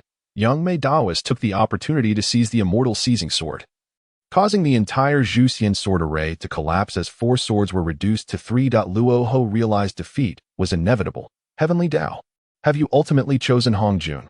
Luo Ho roared in fury, the wrath of a quasi-saint capable of shaking mountains and rivers. The scene froze at this moment, as Tong Tian had completely immersed himself in this illusion. Martial Ancestor, what is this? Tong Tian's gaze displayed a hint of confusion, revealing his inner turmoil. But did he gain any insights? Ao Qing stood there, observing Tong Tian's bewildered expression, a faint smile gracing his lips. May I inquire, Martial Ancestor? Is there an unspoken secret between the demon ancestor Luo Ho and the Dao ancestor Hong Jun? Unspoken secret? You young lad, do you not fear that Hong Jun may come seeking you for tea? Long before the ancient times, when the 3 clans had not yet unified and the world was rife with fierce beasts, Luo Ho and Hong Jun were the most dazzling geniuses of that era. Much like you today, Ao Qing's words seemed to suggest a comparison of himself to the demon ancestor Luo Ho. However, I do not cultivate the demonic path. What I pursue is the great way for the benefit of all living beings. How could it resemble the demonic path? Tong Tian would not believe that his cultivation would ultimately transform into a path that all would flee from. I have no such intention. Rather, Hong Jun sees in you a reflection of himself, akin to the time when he and Luo Ho both walked the great way, yet ultimately diverged, unable to ally. This Shuxian sword array may very well witness the enmity and grievances of two generations. Ao Qing did not intend to prolong the illusion, thus restoring everything to the initial form of the primordial dragon palace. Martial ancestor, why not continue? Tong Tian still wished to see how the final outcome would unfold and what the subsequent developments might entail. There was no longer any necessity for concern. The future trajectory had already diverged little from what had been foreseen within the celestial order. Beyond the western Lingshan, 1,000 miles away, that grand handprint must be the manifestation of Hongjuan's divine powers. Tong Tian immediately engaged in calculations, ultimately gleaning a general understanding, though the heavenly secrets regarding this matter would not be very explicit. Chapter 44. Lu Er is ready again. Senior Wuzu, since all things are predetermined, I, Tong Tian, shall no longer trouble myself unnecessarily. From the divination, Tong Tian discerned the intricate web of causes and effects, his eyes twitching slightly. For he had learned of Hong Jun's past. Were it not for the Hongming Dragon Palace's ability to shield the heavenly ways, allowing Tong Tian to grasp all these causal relationships, who could have imagined that the exalted Daozu once regarded the formidable demon ancestor as a confidant? Perhaps this was the celestial order's calculation, or perhaps the arrangement of fate, always appearing illogical in its execution. Then please take your leave, but do not forget to take your disciple with you. I imagine he has faced some trials by now. Ao Qing was well aware of the nature of the garden he had cultivated, not to mention that Daobao Daoist had entered. Even a powerful being like Lu Er would emerge with some skin stripped away. If not worse. By the way, Senior Wuzu, regarding my disciple, why did he just experience the withering of the three flowers and exhibit traces of desolation in his demeanor, as Tong Tian was about to inquire further? He prepared to depart. Had it not been for Ao Qing's reminder about his disciple, he might have already forgotten. If Daobao Daoist were to discover this, it would surely chill his heart. Everything is predetermined. If he has grasped some aspects of Zen, it is merely due to his affinity with the Tao. The path he treads may differ slightly from ours, but ultimately, all roads lead to the same destination. There is no need to overthink. Ao Qing chuckled softly, his face bearing a hint of disdain, yet within that disdain lay a glimmer of optimism. Indeed, it seems Senior Wuzu is quite open-minded, since he has his own path. Let him walk it. I was merely overthinking. Tong Tian would never oppose this. He wholeheartedly supported the idea of each walking their own path. If all disciples were to mirror their master, it would be utterly dull. Having accepted a disciple, it is only natural for them to be different and colorful. Otherwise, if everyone were identical, the essence of cultivation would be lost. Well said. It appears you have gained some perspective, which is commendable, young one. I have faith in you. Ao Qing's face bore a trace of helplessness, yet it also conveyed sincerity, likely evoking memories of his own past. By the way, you are not old either. You are merely a few billion years my senior. Tong Tian bristled at this. Despite Ao Qing being a senior, his appearance was that of a youth, while Tong Tian appeared as a young man approaching middle age. Thus, the contrast seemed quite peculiar.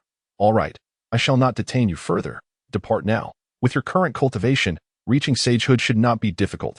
When we meet again, you will surely have entered the ranks of the sages. Go, take your disciple with you. Ao Qing dared not linger. If he did not leave, what would become of his system rewards? Having just caused such a significant anomaly, the entire Hong Wang might now be wary of him. Despite Ao Qing being able to conjure such a spectacle, it was merely with the aid of the great Tao. I shall await your farewell. Until we meet again. As Tong Tian stepped outside, he intended to venture into the forest in search of Daobao Daoist's whereabouts.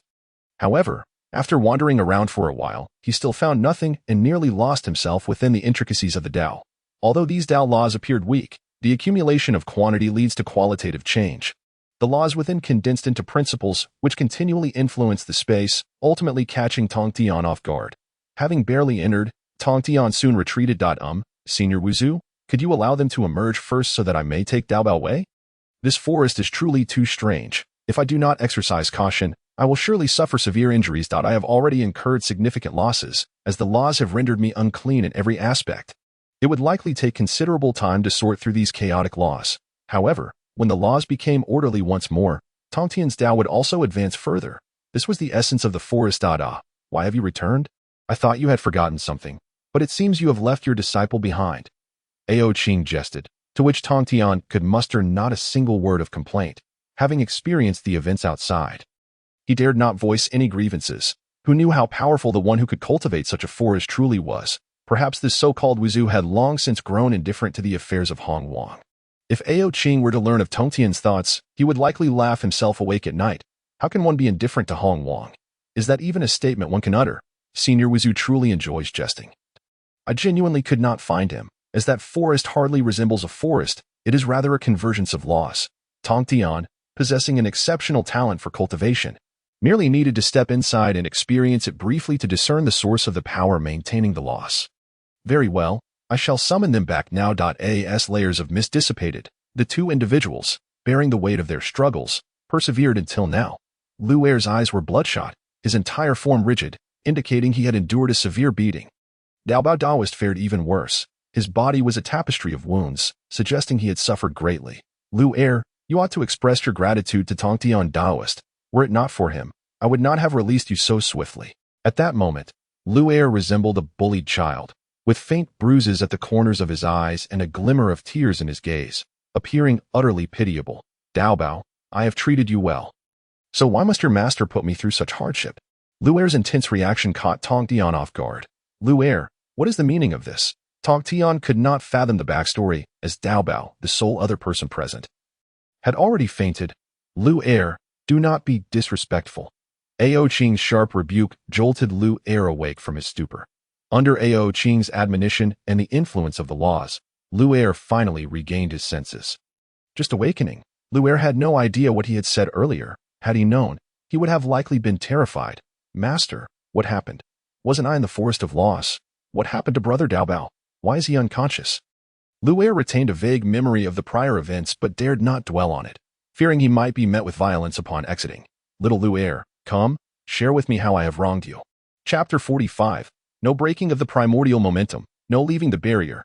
Lu Er dared not respond. After all, Tong Tian Daoist was someone the master himself had claimed could attain sagehood, were it not for Ao Qing's presence. He might have exploded in anger and fled. Senior Tong Tian, did I say something earlier? Did you deceive me? I can't recall a thing. Tong Tian was not blind to Lu Er's feigned innocence. The pressure in Tong Tian's gaze bore down upon Lu Er, who felt a chill atop his head. Please, senior, do not. I shall speak. Just do not touch my hair. This hair has captured the hearts of countless mother monkeys. My head may be severed, blood may flow, but my hair must remain untouched. Then speak. If I have truly disrupted your cultivation, I shall compensate you accordingly. Tong Tian, known for his dignity, would never engage in underhanded schemes. Tong Tian, you exaggerate. Lu Er must face this tribulation. Ao Qing would never allow Tong Tian to bestow any gifts upon Lu Er. It was evident that Tong Tian would offer some spiritual treasures, but the source of these treasures, curse it, they are all those 3,000 spiritual treasures I distributed. Should he grant Lu Er these treasures, it would only allow this brat to thrive. Not long ago, I sought a few precious treasures, yet this fellow did not compete for them himself. Instead, he sought to take the backdoor route. This has led to an inevitable calamity for Lu Er. After all, resorting to backdoor dealings, while seemingly trivial, can easily lead one astray. On a grander scale, it is akin to aiding tyranny and undermining the path of righteousness. Lu Er, despite having transformed his fierce nature into a Dao heart, still lacks the willpower needed. Bestowing him with powerful weaponry at this juncture, given his current mindset, would likely incite considerable trouble. Master, I believe that since Senior Tong Tian wishes to grant us these gifts, it would be impolite to refuse, don't you agree? Lu Er, being the clever monkey he is, immediately perked up at the mention of treasures. Enough of your prattle. Heed my words without question. Ao Qing is not one to tolerate insubordination. Do I need your guidance to accomplish my tasks? What I say is law. Who is the master here, you or I? Senior Tong Tian, when my brother Daobao and I first entered, we were directly ensnared in a formation that unleashed numerous powers of the laws. attacking from all sides with unrelenting force, which is why Duobao ended up in such a state to this day. He remains unconscious, and Tong Tian has yet to awaken him as expected. Duobao is now besieged by several laws within him. If he were to awaken naturally, his physical cultivation would undoubtedly increase severfold. Tong Tian could not help but feel a pang of anxiety. It has only been a short while, yet his disciple's physical prowess has been enhanced dramatically. One cannot help but wonder how swiftly Ao Qing's cultivation will escalate. Being his disciple. At this moment, the external formation was opened, and the two siblings returned. Lu Er, Nuwa, and Fushi have returned. Go greet them. Within the sacred ground, Ao Qing is an invincible presence. The moment Nuwa stepped in, Ao Qing sensed that the era of the saints was approaching. My younger brother and sister have returned. Very well. I shall go. Lu Er dashed out like an arrow, not daring to linger in the Hongming Dragon Palace for a moment longer, fearing that Tong Tian might inquire about him, leading to potential punishment from his master. Senior Wuzhu, I did not anticipate that Nuwa and Fushi would be your esteemed disciples. It is indeed remarkable. One does not realize the extent of their prowess until they witness it firsthand. Your disciples open the door to reveal 2 quasi-saint levels. How can others compete? Aside from the 2 elders, the strongest forces in the wilderness are merely at the quasi-saint level. Goodness, they are still only quasi-saints, and can only be considered disciples. In this light, it seems Lu Er is Ao Qing's least competent apprentice. With such a disciple, even Tong Tian finds it rare to express admiration. Mediocre at best, he cannot compare to Daozu Hongjun, who has 4 saints as disciples. What stature could we mountain hermits possibly hope to match? Ao Qing would never disclose to Tong Tian that he, too, possesses a saintly disciple, one who is pivotal in ushering in the era of the saints. Should he not allow her to attain sainthood, the entire wilderness would face a delay in entering this epoch. Wuzhu jested. By your implication, Nuwa is destined to become a saint in her own right. While she may not rival Hongjun, she has already surpassed the entirety of the wilderness. Tong Tian, filled with envy, pondered that Nuwa and Fushi, though contemporaries, are certainly formidable. After all, Tong Tian does not possess such a robust background. Especially when considering that the senior Wuzhu must have mastered more than just martial arts. One can glean from Lu Er's cultivation that his naturally gifted physique stems from formidable techniques. It remains uncertain whether the 9 turns mysterious skill passed down from the father god is superior, or if Lu Er's physical prowess surpasses it. The title of saint is but a hollow name. True freedom lies with the primordial great Luo golden immortal, and one should not cling to the empty prestige of sainthood. In truth, Ao Qing harbors no desire for the ambitious Tong Tian to become a saint, only to engage in rebellious acts while bowing to heaven. Should Tong Tian achieve the primordial realm through physical prowess, the ensuing 4-saint battle in the Zhuxian sword formation would undoubtedly be a spectacle to behold. The senior's warning resonates. I, Tong Tian, shall surely attain the primordial Tao, and will not covet the title of saint. Who is Tong Tian? Now that he understands that the title of saint is a form of constraint, he will undoubtedly seek a higher path. He will steadfastly adhere to his own way, promoting inclusivity and the unity of the world. Enough of this. It is time for you to depart. Upon your return, focus on breaking through. Soon enough, the saints of the wilderness will emerge one by one. If you do not keep pace, you will be left behind by the times. Ao Qing spoke of the era of the saints, which perhaps held little significance for him, a seasoned reader of the wilderness's lore. However, for Tong Tian, it was nothing short of earth-shattering news. The era of the saints, what did this signify for him? The emergence of just one saint had already caused the entire wilderness to revolve around him. If the era of the saints were to dawn, would not the entirety of the wilderness fall under their dominion? At that time, the nature of the era would surely transform, and cultivation would no longer be as free as it is now. How terrifying indeed. Thank you for the reminder. Senior Wuzhu. I shall take this unworthy disciple back to Kunlun Mountain to enter seclusion. I will not emerge until I have achieved the primordial state. Tong Tian was resolute. If he could not attain the primordial state, he would remain in seclusion without fail, even if the era of the saints descended. It would not concern him. This time, he would not turn back until he had achieved the primordial state. Chapter 46. Nuwa has returned. Tong Tian hurriedly took his leave with Duobao, encountering Lu Er along the way, who was bringing Nuwa along. Without exchanging pleasantries, he dashed off toward the eastern sea. Upon seeing Tong Tian's hurried departure, Nuwa was puzzled about his intentions. Moreover, a young man, battered and bruised, trailed behind him, presumably Tong Tian's disciple. Lu Er, my senior brother, has Tong Tian offended master? Why else would he leave in such haste? Lu Er appeared quite awkward, scratching his head absent-mindedly, unsure how to explain the situation to Nuwa if he admitted to being punished by Master. It would be too embarrassing. If he spoke ill of Tong Tian, he lacked the courage for that as well. Setting those thoughts aside, Master has instructed me to bring you both to him quickly. If we delay, he may punish me again. After much contemplation, Lu Er resolved that remaining silent was the best course of action. He dashed ahead, racing into the Ao Qing Dragon Palace. Brother, do you think Tong Tian's purpose in this venture relates to the primordial state? I can sense he seems to have encountered a great opportunity. Fushi, somewhat surprised, soon relaxed. His younger sister had finally matured, no longer feeling the need to consult him about every matter. However, regarding the primordial state, Fushi believed he was not yet qualified to speak on it. He would need to consult Master for clarity. Perhaps he had received some guidance from Master. Let us hasten to see him. As he nudged Nuwa forward, she frowned, questioning the two of them. Enough, enough. It has been thousands of years. I am not a child anymore. With a decisive step, Nuwa entered the grand entrance of the Ao Qing Dragon Palace. Leaving Fushi standing alone, Fushi gazed at his sister with a hint of exasperation, yet he could do little. After all, he was her elder brother. This augury suggests that my sister is on the verge of entering the primordial realm.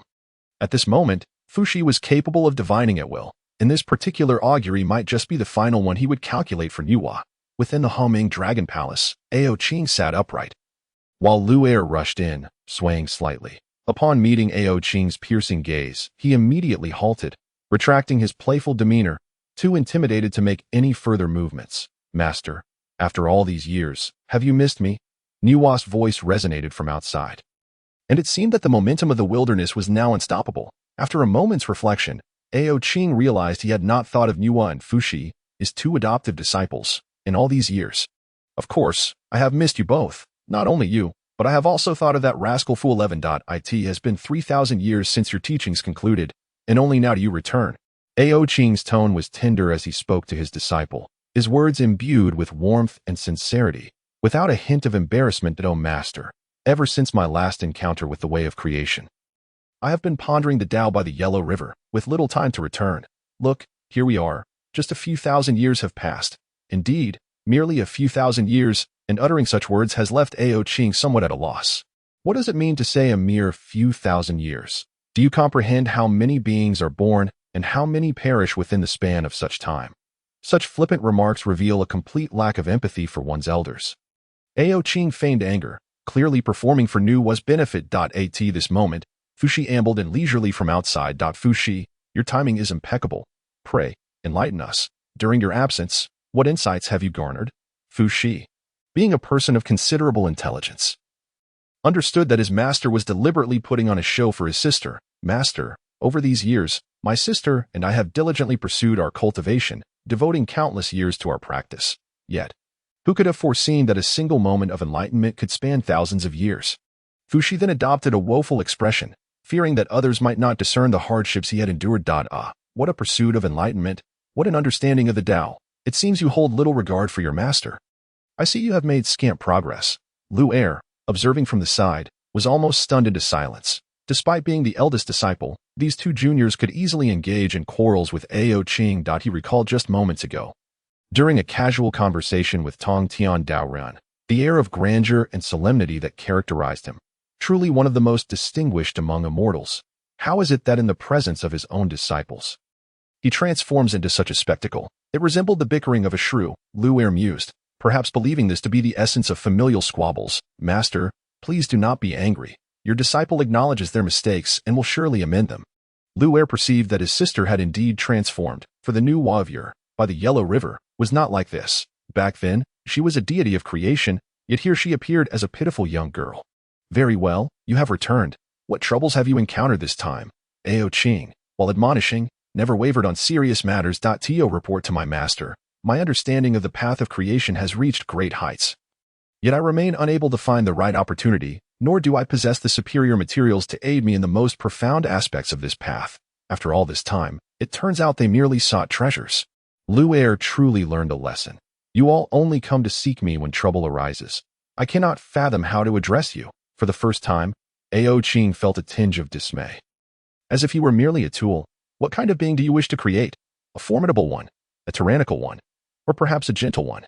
At this moment, The radiant aura of a sage enveloped Nuwa, overshadowing all mundane essence, as if she were poised to step into sainthood at any moment. Not to mention, outside the Taoist temple, an elderly man with a long beard held the purple sky divine thunder, prepared for any eventuality. This old man was none other than Hong Jun, but his aura of heavenly Tao was now far more potent, indicative of his attainment of harmony with the Tao. I wish to create a being akin to you, my teacher, resembling the magnificent form of Pangu. It appears that the grand design decreed by the heavenly Tao is indeed an inevitable trend, and Nuwa's tremendous merit has become evident. Since you have determined what you wish to create, I shall provide you with all the necessary materials. Without further ado, what is available will be utilized, and what is lacking can be procured from the system. The heavenly Tao outside Ao Qing posed a tremendous threat, akin to a colossal sword hovering in the air, ready to descend at any moment. This is the three-light divine water, which Hong Jun once lost to me in a wager. This is the nine heavens Shirong, extracted by my master from the stars of the nine heavens. Nuwa received these materials, and the radiant brilliance emanating from them indicated their extraordinary nature. What is the three-light divine water? It possesses the regenerative power to transform bones into flesh, capable of reshaping anything. The nine heavens Shirong, on the other hand, is a sacred relic left behind by the great god Pangu from the primordial earth. Thank you, Master. Previously, Nuwa could not attempt to delve deeper into the unrefined treasures. However, with the materials in hand, her aura began to transform, exuding the essence of a contemporary sage. A hint of sanctity began to stir within her, as if she were on the verge of breaking through the Tao. All right, I have bestowed these items upon you. If you fail to return with a saintly fruit position, I assure you, I will enforce the rules of the door. Fushi looked on with envy. His sister was indeed fortunate, acquiring crucial treasures for creation in such a short span of time. Fushi, over these years, have you encountered any uncertainties regarding the Bagua?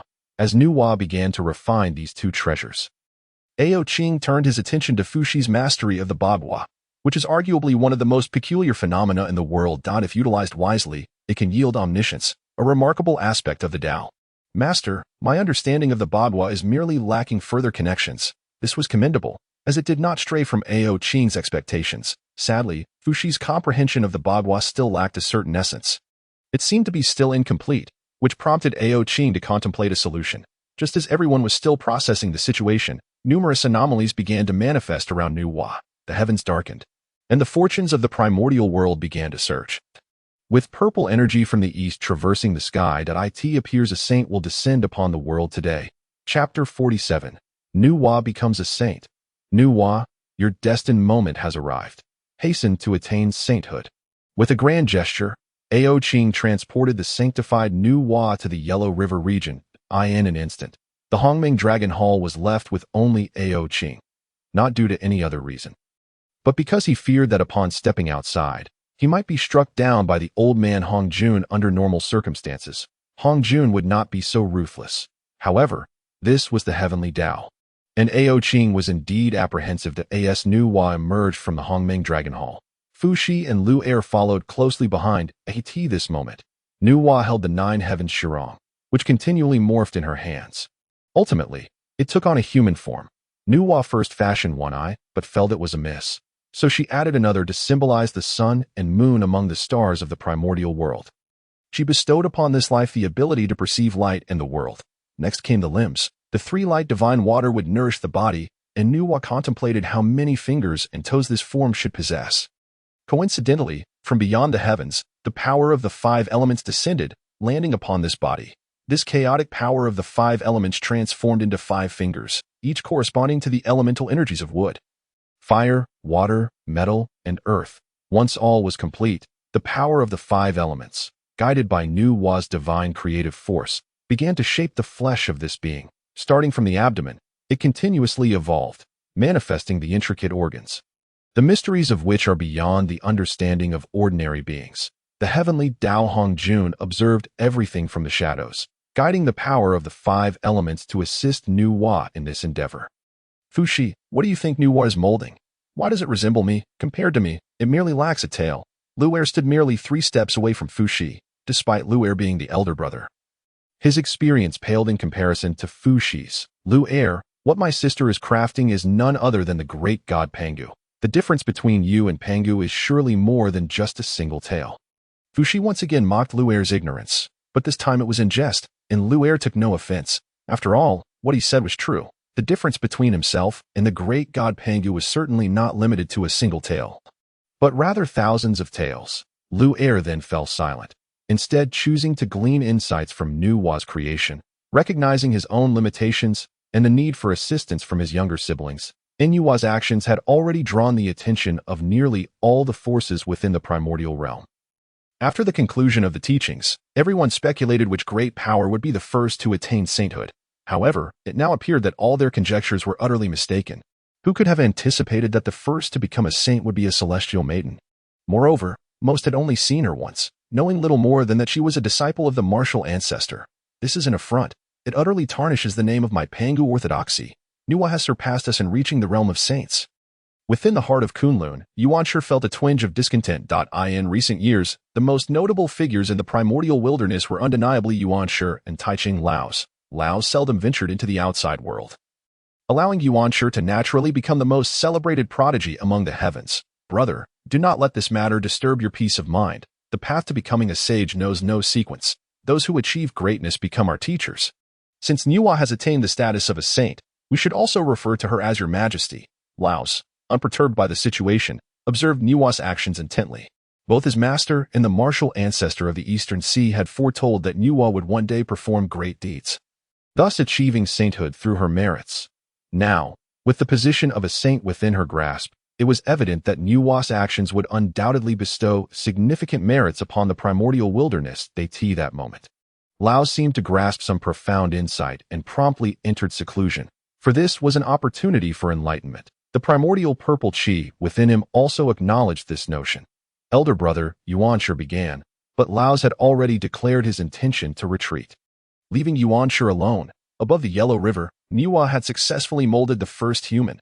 Thus, the first man in the world of the primordial wilderness was born. Following him was the creation of the first woman, establishing balance between yin and yang. Lacking the gourd vine, Nuwa could not harness the waters of the Yellow River to unleash her powers on a grand scale, since her initial visit to hear Ao Qing's teachings.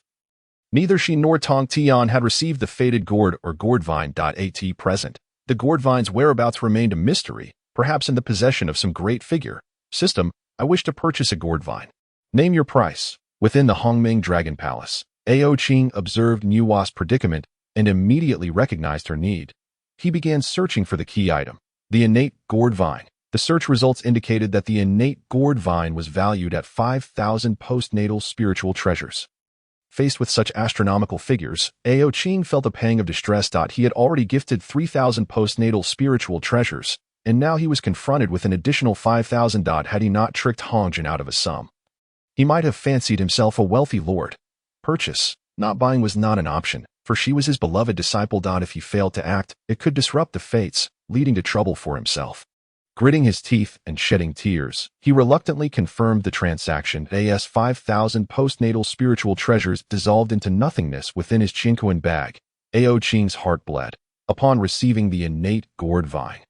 Nuwa seemed to flourish like a fish in water. Placing the vine in the Yellow River, she harnessed its geomantic energies, casting out yellow mud to create humanity. In that near miraculous moment, the human race was born by the banks of the Yellow River. The heavenly Tao, sensing the emergence of humanity, showered countless merits upon Nuwa, propelling her cultivation to new heights. In mere moments, she broke through the Hunyuan realm, her power continuing to rise until she reached the mid-stage of Hunyuan, at which point she gradually ceased her ascent. A portion of the immense merits flowed to the weak humans, while another portion was bestowed upon Fuxi, Luer, and the beleaguered Ao Qing. Yet, what good were these merits to Ao Qing? His cultivation did not rely on them. In Chapter 48, congratulations from all directions. Apart from Hongjun, the first saint to emerge in the primordial wilderness created an overwhelming momentum that engulfed the entire realm in its pressure. Those who had not reached the great Luo golden immortal level, and even some with insufficient cultivation to stabilize themselves, found themselves kneeling beneath this saintly might. They knelt before Nuwa, venerating not only her, but the very essence of the saintly order and the rules of the primordial wilderness. I, Emperor Jun, congratulate Lady Nuwa on achieving sainthood. I, Dong Huang Toi, celebrate Lady Nuwa for forging the position of a saint as the commanders of the heavenly palace. Dong Huang Tai and Emperor Jun sensed the anomaly almost instantaneously upon its manifestation. They remained concealed nearby, quietly awaiting Nuwa's ascension to sainthood, hoping to comprehend the path of creation. Since you are the esteemed figures of the heavenly court, I am about to break through to sainthood and wish to carve out a small world within the chaos as my sacred ground. Would you care to join me? Nuwa, having just ascended to sainthood, had not relied on the primordial purple chi. Rather, she comprehended the Hunyuan Dao directly. This was fundamentally different from attaining sainthood through the primordial purple chi, which involved partitioning the divine consciousness into the heavenly Dao. The heavenly Dao itself was reluctant to allow such a significant alteration in fate, yet it was powerless to change the inevitable destiny. Nuwa was destined to become a saint, regardless of the nature of her sainthood. This was the decree of the great Dao. Even the heavenly Dao found it challenging to instigate any alterations. Sister, Lady Nuwa, what does it feel like to attain the cultivation of a saint? Lu'er attempted to speak as he always had, but suddenly his mind cleared. With Nuwa having become a saint, she could no longer be referred to as his younger sister. To do so might invite the wrath of the heavenly Dao. It's quite satisfactory. Compared to before, the only difference is the freedom to manipulate the laws without so many constraints. Nuwa did not blame Lu'er, as they were from the same sect and shared a deep familiarity. That is hardly something to boast about. Just look at the expanse of 3,000 strands of purple chi above the eastern sea. Nonetheless, it is said that when a saint emerges, 3,000 strands of purple chi accompany them from the east. Now that Nuwa had achieved sainthood, the entire sky over the eastern sea was stained crimson. Ao Qing, too, beheld this resplendent horizon from within the humming dragon palace. A wave of nostalgia washed over him, recalling the first time he had witnessed the sky painted red when he had just traversed into this realm.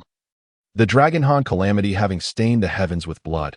After such a long time, seeing such a sight again felt like a transformation of the world. Sister, now that you have become a saint, I have no grand gifts to offer. However, I have prepared these spiritual stones for you many millennia ago. Please take a look and see if they please you.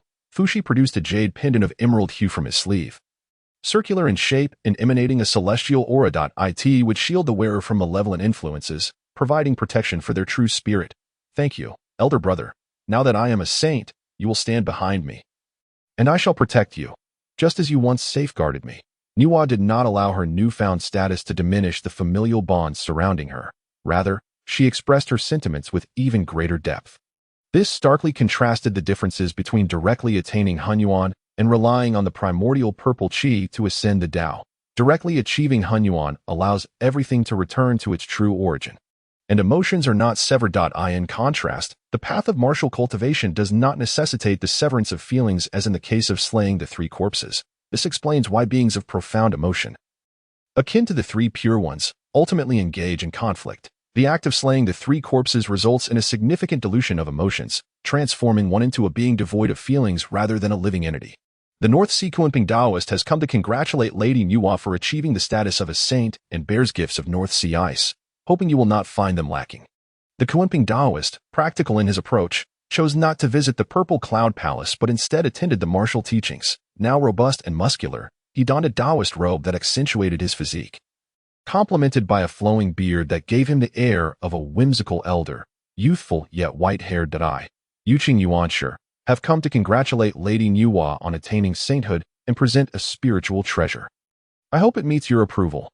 I, Shanqing Laos, also extend my congratulations to Lady Nuwa. I have no treasures to offer, but I present a gourd containing the 9 transformation golden elixir. I, Taiqing Tong Tian, congratulate Lady Nuwa for stepping into Hunyuan and broadening the path for our martial arts. I bestow upon you a flying sword, trusting it will not displease you. Though Tong Tian himself did not arrive, an incarnation did. His true self was likely still in seclusion. The same applied to Laos, who sent only a benevolent corpse, while only Yuan Shi personally attended the occasion. Following were Xin Yuanzi and Han Yun, along with numerous other celestial beings. The gifts Nuwa received were countless, both large and small. Since you have entered Hunyuan, I have little of worth to present, so I will offer you the cultivation method for the Hunyuan realm. The voice of Ao Qing, amidst these celestial beings, arrived languidly, yet its content was sufficient to leave everyone utterly astounded. What is this? A cultivation technique from the Hunyuan realm? Could it not be the sage? Is not the Hunyuan synonymous with the sage? But that cannot be right. If there exists a technique within the Hunyuan realm, does it not imply that there are even more formidable realms beyond it? Even Hongjun, embodying the Tao, was slightly taken aback, having previously thought Ao Qing merely a nameless figure. Yet, this was no ordinary individual. It was evidently a shadowy mastermind hidden within the vastness of the primordial chaos that in truth, what Ao Qing provided was not something grandiose, but rather the fundamental essence of the Hongyuan martial Tao originally bestowed by the system. Remarkably, this essence encompassed the very techniques of the Hongyuan realm. Moreover, these techniques had subsequent advancements, rendering the situation quite extraordinary. Nuwa was also unprepared for her seemingly unassuming master to exhibit such lavishness. Indeed, silence had concealed a thunderous revelation. Typically, he had not bestowed upon Nuwa anything particularly remarkable, yet upon attaining the status of sage, he directly presented techniques of the Hongyuan level. Such techniques, if they were to fall into the hands of the primordial chaos, would surely incite a fray amongst countless beings, all eager to attain them. Each onlooker began to feel a twinge of envy and longing. Even the primordial one felt a hint of envy. Observing the master of another, effortlessly presenting a Hongyuan technique, and contrasting it with their own master who, after 9,000 years of imparting teachings, simply shut the doors of Zishu Palace, withdrawing from worldly affairs. Taoist Jun Yuan, what do you believe the martial ancestor Ao Qing's cultivation level to be, to so casually dispense Hongyuan level techniques? Even the amiable Hongyan felt a pang of envy towards Nuwa's treatment. Chapter 49, The White Leech Emerges. Friends, we must not speak lightly of the martial ancestor. Caution is advised lest we incur his wrath. Jun Yuan's face was etched with bewilderment, worried for his dear brother, whose wayward nature seemed unchangeable. Look around. Other powerful beings who had received the primordial purple energy, such as Tai Ching Laozi and the two saints of the West, where are their true forms, apart from the primordial Taoist? Who else has manifested in person?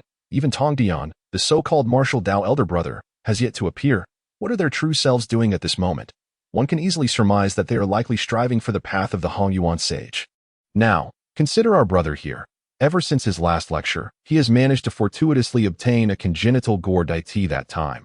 It was unclear why two strands of primordial purple energy appeared, one reaching Hongyun and the other intercepted by Emperor Jun. According to the words of Daozu Hongjun, those who acquire primordial purple energy are destined to attain the sage's Dao's, the heavenly emperor. Emperor Jun could not remain absent from such monumental events.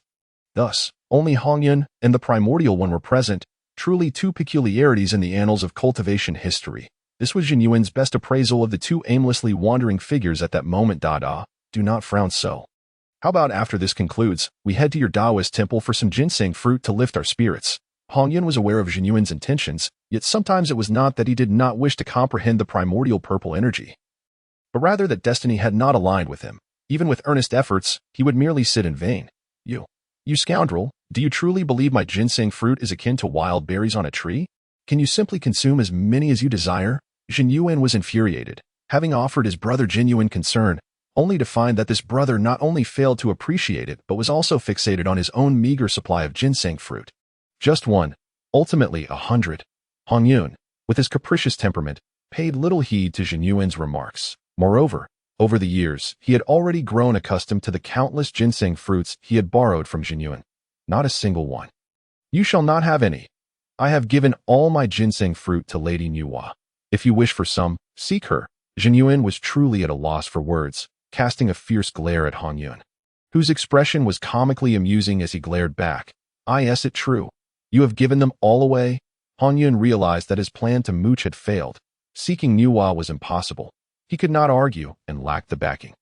And even less so could he hope to confront her power. Indeed, I have given away the entire garden of fruits as gifts.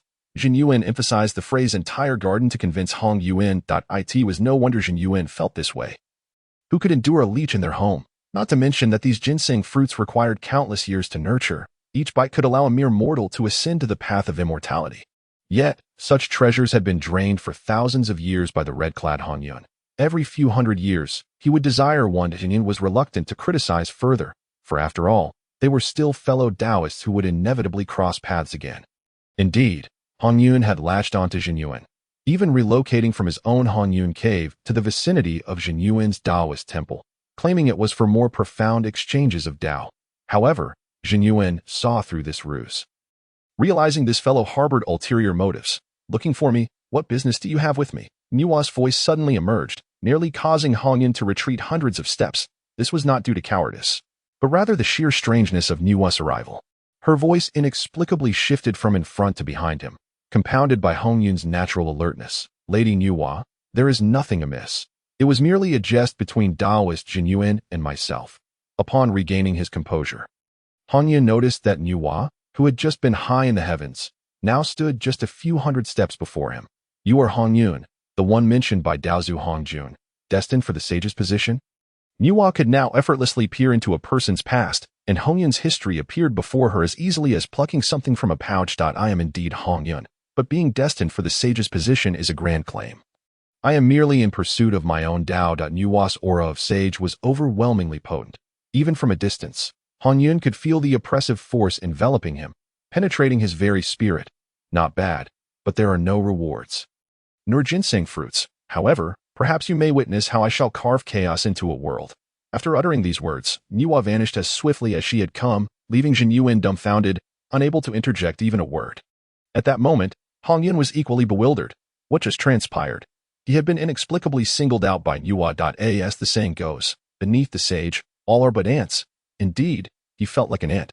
For even his quasi-sage cultivation felt utterly inconsequential in the presence of such overwhelming might.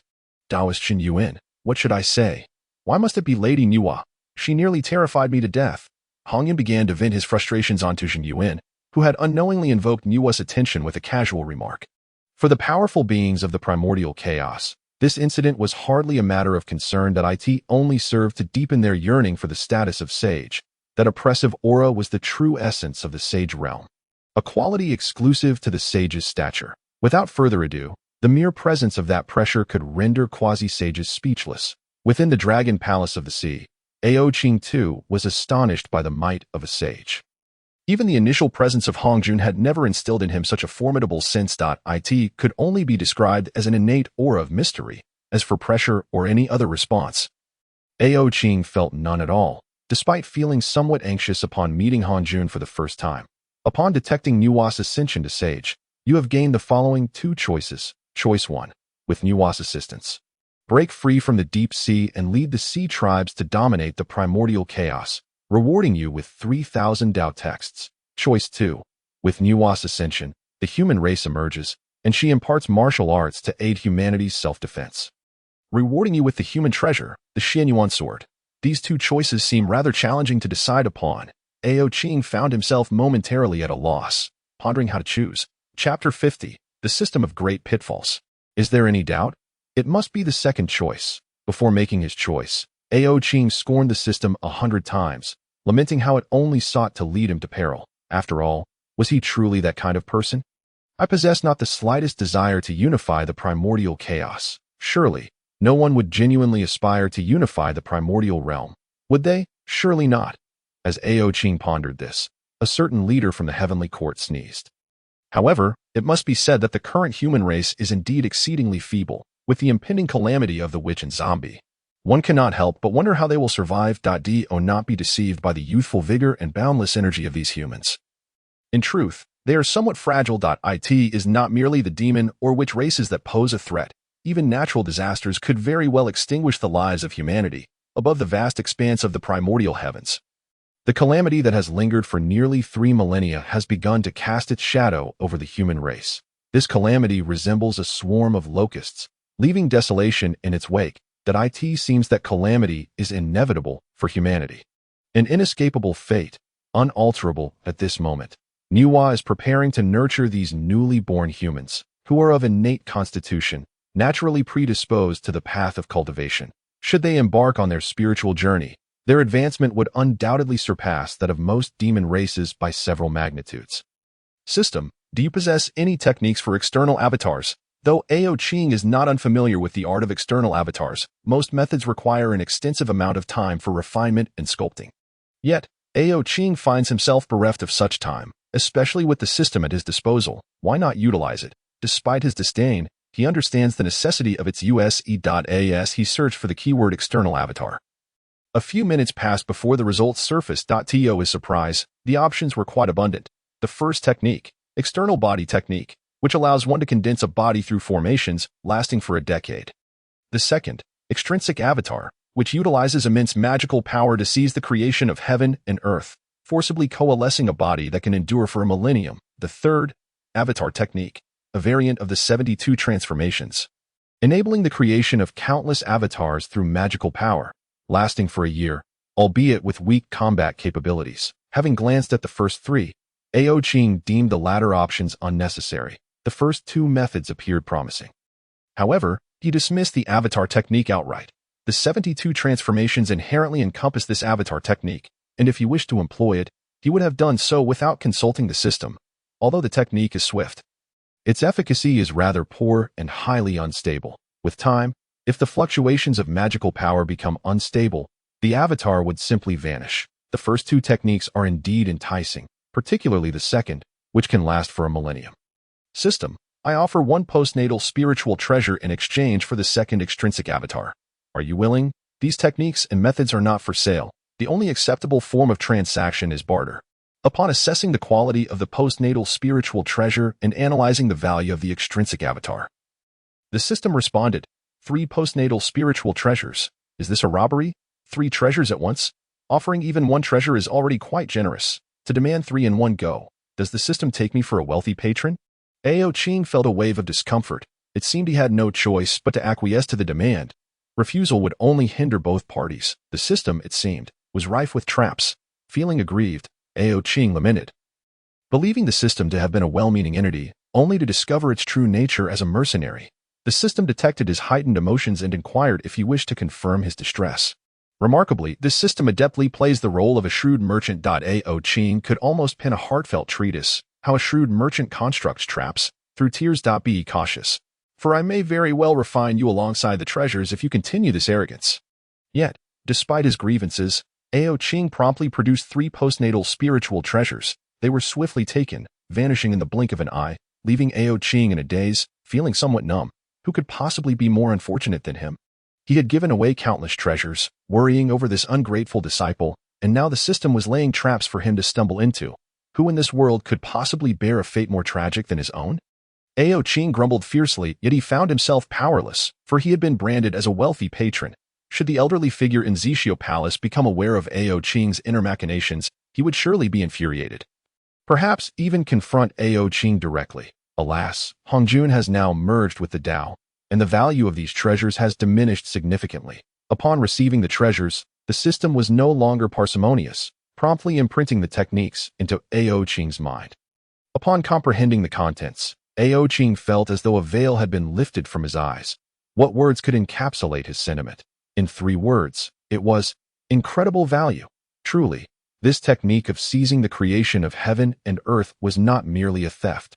It was an audacious confrontation with the Tao itself. This extraordinary method, whose origins are unknown, is so potent that it dares to directly seize resources from the Tao.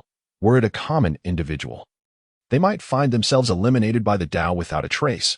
Within the Hongming Dragon Palace, several strands of purple chi coalesced, transforming into the visage of an elder. A corporeal form devoid of spiritual essence would not suffice. Ao Qing extended a fragment of his divine will into this body. In mere moments, the elder stirred. Having encountered the true self, I beseech the true self to bestow a name. Ao Qing found it somewhat amusing to witness himself needing to flatter himself. Since he was to impart martial arts to the human race, he thought to name himself Sun Wu. In a moment of whimsy, Ao Qing found the name fitting, as it resonated with the theme of martial prowess. Thank you for the bestowed name.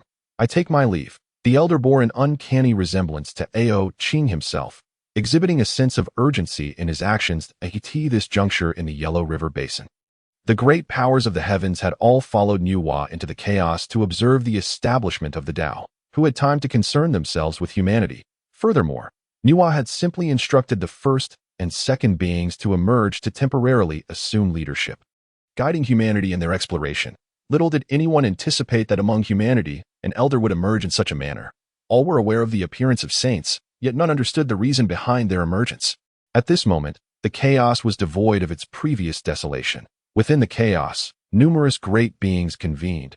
Even the reclusive Laozi had manifested his true form. The only one absent was Tong Tian Daoist, yet whether he came or not, Nuwa paid it little mind. Though nominally disregarding Nuwa, she was not so petty as to hold on to grievances. She would undoubtedly accumulate debts to settle later. The chaos was vast, and all things dissolved into nothingness.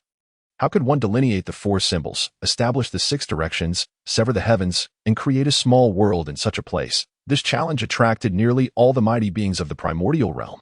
Chapter 51. Saints are truly magnificent. Amidst the vast and desolate chaos, a woman suddenly appeared, waving her arms in the boundless expanse. The power of the Yuan Daozu golden immortal could be described as virtually limitless. Witnessing Nuwa, her jade arms waved, and the chaos was cleaved into four domains, with wind, fire, thunder, and lightning raging within the newly formed space. The chaotic forces that were scattered around swiftly retaliated, attempting to obliterate the Taoist sanctuary Nuwa had just established. Yet, Nuwa would not allow the chaotic forces to prevail. That a ball of embroidery flew from her embrace. Do not underestimate its small size, for it is indeed a postnatal spiritual treasure that I in the hands of a saint. All chaos was instantaneously subdued. The principles of creation emanated from the annals of time, permeating the space in an instant. The cleaved space transformed into a small world, though small as a sparrow. It was complete in its organs. Without even mentioning the 3,000 principles, the most remarkable aspect was that this small world spontaneously birthed a Tao, with Nuwa herself as its ultimate overseer. The nascent Tao remained quite feeble, yet it served as a marker of order. Stepping into the small world, one could perceive the Tao perpetually watching over them. Esteemed friends, today this palace achieves sanctity.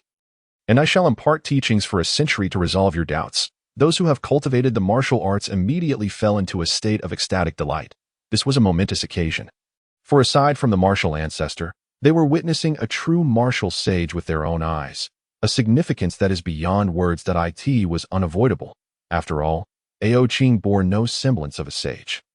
Knowing that not long ago, Ao Qing had unleashed a primordial level technique only deepened the anguish felt by these mighty beings. Some even harbored animosity towards Hong Jun, resenting him for the grand commotion he had caused upon attaining sainthood.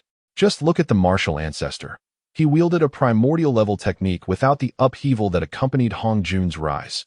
Now, with Ao Qing's disciple becoming the first sage of the Hong Huang, those who once looked down upon Ao Qing found their faces flushed with embarrassment, questioning their past reluctance to heed his teachings. After all, among the 3,000 great beings, each believed their own talents surpassed those of Nuwa.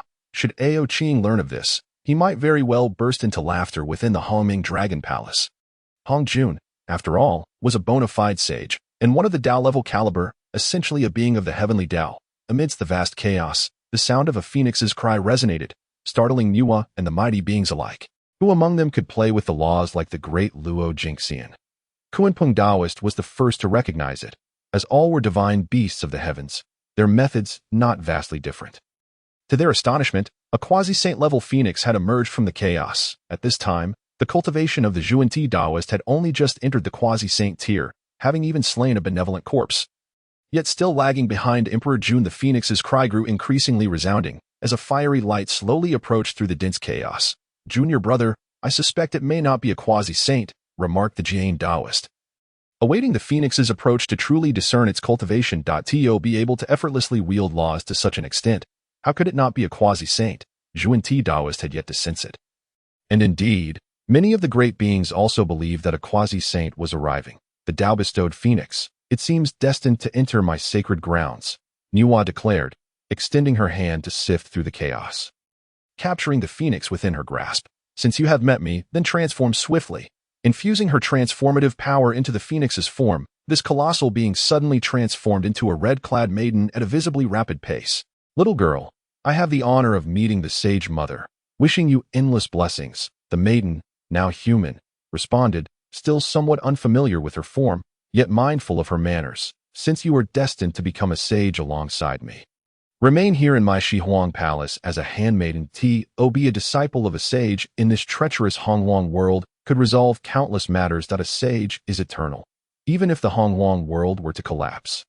A primordial great Luo Jingxian could ensure their own immortality. With such a formidable being as their backing, it is unlikely that many in this world would receive such treatment. Thus, this phoenix inexplicably became a disciple of the sage, inciting envy among many. "Thank you for your grace, sage.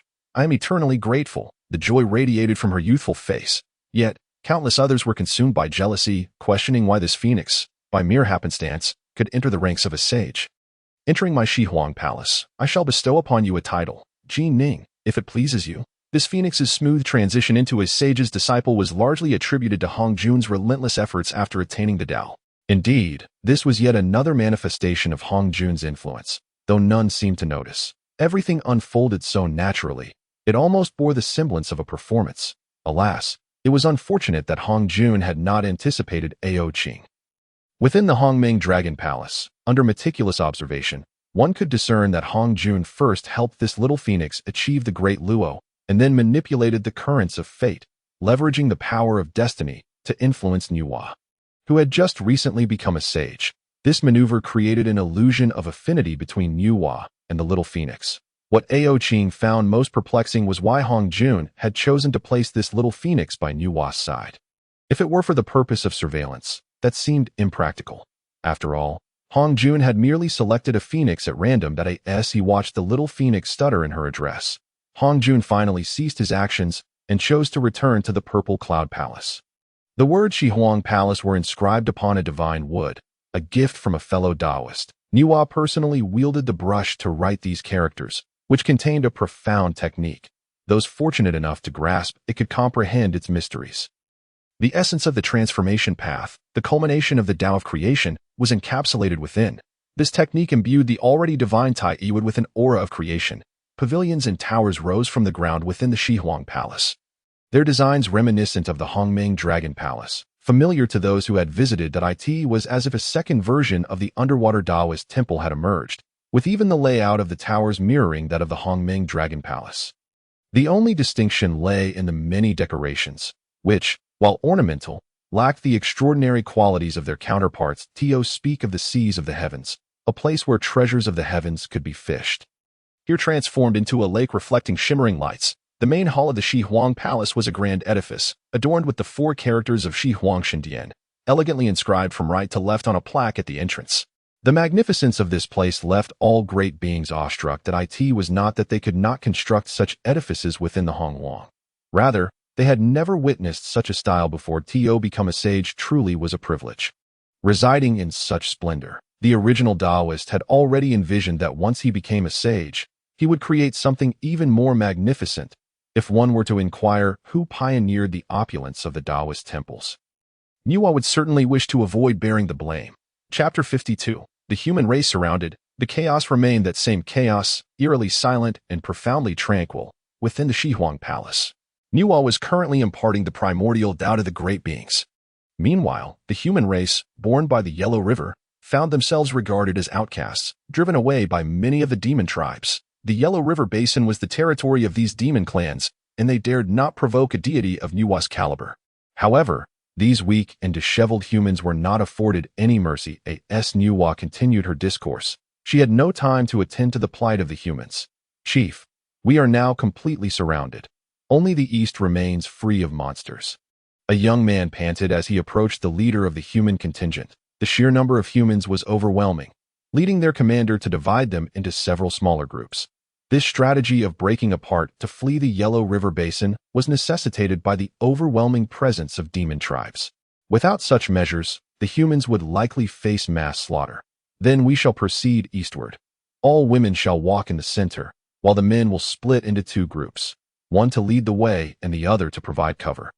Lest the demons attack, the leader appeared to be inherently endowed with leadership qualities, calmly directing the vast multitude of tens of thousands amidst the perilous circumstances. The throng moved with remarkable swiftness, as if the entire formation were a flying sword, swiftly cleaving a path through the encirclement and slipping away through the fissure. The east of the Hongwang region lies the East Sea, the place where the presence of the demon race is least felt across the entire Hongwang continent.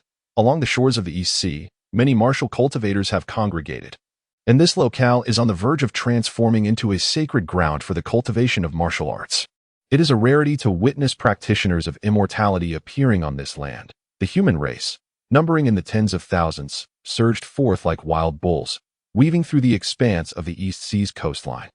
The cultivators residing there were not oblivious to their presence, yet they refrained from taking action against these humans. After all, the human race was created by Nuwa, the revered sage, who happens to be a direct disciple of the martial ancestor. To oppose the human race is tantamount to opposing the entire path of martial arts. Conversely, upon witnessing that nearly half of the human race had fled to the shores of the East Sea. The demon race hesitated to pursue any further. Demonic beasts possess a strong territorial instinct and are acutely aware of who claims dominion over the East Sea. These are creatures of formidable strength. It was once that a martial practitioner defeated several great demons that sought to seize the mountain peaks of the East Sea, leaving them in such disarray that their souls scattered and their flesh was turned into roasted meat. The aroma wafting for miles around. As for the other half of the human race, their fortunes were less favorable. They chose to head in the opposite direction of their compatriots, making their way westward, towards the area where it was easiest to break free from the encirclement. Aside from the eastern path, following the Yellow River westward, one encounters a grand mountain range, a conduit of the primal yang energy of the entire Hongguang. The myriad beings, upon witnessing this extraordinary manifestation of life energy, bestowed upon it the name Shouyang Mountain. Some speculate that it may serve as the sanctuary of a powerful figure, for the array present here is remarkably sophisticated. However, in stark contrast, Shouyang Mountain is not the abode of any formidable master, but rather a natural formation of innate arrays. Chief, we are in peril. The demon race is closing in behind us. You must lead everyone to flee. I will confront them. A young lad, wielding a stout wooden stick, readied himself to battle the demonic beasts. Yet, at that moment, the chief restrained him, seizing the wooden stick from his grasp. Xuandu, do not act impulsively. I shall deal with the pursuing beasts. You must lead everyone towards that luminous mountain over there. I will return momentarily. Xuandu's eyes glimmered with urgency, fully aware of the terror posed by the demonic creatures. He feared that even the chief might not return unscathed. No, Chief, the human race still needs you. Allow me to go. If one of us falls, countless others may be spared. I, Xuandu, am willing to take that risk. Xuandu knelt on one knee, earnestly seeking the chief's permission. It has been 50 years since the mother Nuwa created humanity, and for 30 of those years, the demon race has been invading, leaving humanity in disarray. Yet, the mother has remained elusive, leaving her creation to be mercilessly hunted by these demonic entities. Alas, why must you throw your life away? You are younger and possess a noble heart. You could lead the human race onward. Tears streamed down, tracing the scarred lines of his face, mingling with the blood. The chief's gaze toward Xuandu was filled with reluctance. Chief, I am no coward. For the sake of humanity, I would willingly sacrifice my life. Xuandu reclaimed the wooden stick and turned resolutely to face the oncoming demonic horde. This time, the chief did not attempt to stop him, but instead commanded the others to quicken their pace. All those willing to remain and fend off the demon race, follow me, Xuandu shouted, rallying countless individuals to join him. In that brief moment, he led thousands toward the approaching demons. They arrived at the tail end of the formation. Preparing to face the impending threat on the distant mountain peak shrouded in mist, a massive lizard lay coiled, observing the 1,000-strong contingent. Its skin was a dull gray, clearly not that of a newly emerged beast. The creature has appeared. Prepare yourselves. No sooner had the warning been issued than the towering lizard flicked its agile tongue, snatching an 8-foot-tall man and drawing him into its maw. The brutality of the scene was nothing short of horrifying. The mere width of its tongue could ensnare a man of such stature, hinting at the creature's immense size, obscured further by the thickening fog. Form up. Quickly, gather together. Do not allow this monster to take us down one by one. In no time, nearly 1,000 individuals began to cluster in groups of 3 or 4, backs pressed against one another. Xuandu watched helplessly as his companions were devoured, a profound anguish swelling within him. All fear was crushed beneath the weight of vengeance. The demon race has ravaged our homeland. We shall not rest until they are vanquished. To arms, as the colossal lizard revealed a glimpse of its true nature. Xuandu charged forward, swinging his wooden cudgel against its tail. Regrettably, such an attack was akin to a mere tickle to the beast, and Xuandu was flung several meters away by a powerful swipe of its tail. Xuandu, are you all right? Concern rippled through the crowd. Knowing full well the force behind that tail. I am fine. Everyone, be cautious. This creature is quite formidable. Xuandu lay on the ground, clearly in pain, likely with several ribs fractured. However, being of the innate human race, he possessed a natural resilience. This injury, while painful, was not life-threatening. Chapter 53, The Tragic Human Race. In the blink of an eye, the monster again extended its slimy tongue, ensnaring several young men and swallowing them whole without so much as a chew, staining the ground with their blood. The sight of the massive lizard was truly terrifying, leaving not even a trace of its victims behind. Remain calm. Stay alert. Quickly, take your positions. Xuandu, despite his agony, forced himself to rise, directing the fraying and panicking crowd with his wooden stick. "Xuandu, what shall we do now?" Although everyone had willingly followed him, prepared for death. The proximity of true demise inevitably instilled a sense of dread. This fear was a primal response to mortality. All living beings tremble when faced with such a reality. Yet, the only course of action was to confront this fear head-on. Do not rush. Let us search for any weaknesses in this creature. Though young, Xuandu had developed an impressive mental fortitude. "Xuandu, I once heard my father mention that this beast is called a soul-eating lizard. It has few weaknesses, but it is particularly fearful of a substance called fire." Among the crowd, there were still those who remained composed. "What is fire? Does anyone know what fire is?" Xuandu hurriedly inquired amongst the throng. Meanwhile, the soul-eating lizard had fixed its gaze on him. "Fire? I believe I have seen it before, but I do not know how to produce it." Many recognized fire but were ignorant of its creation. Just then, the lizard's eyes locked onto Xuandu, its tongue shooting out with alarming speed, ensnaring him. At that moment, a bolt of lightning struck the lizard's tongue. In the heavens above, an elder stood amidst the clouds.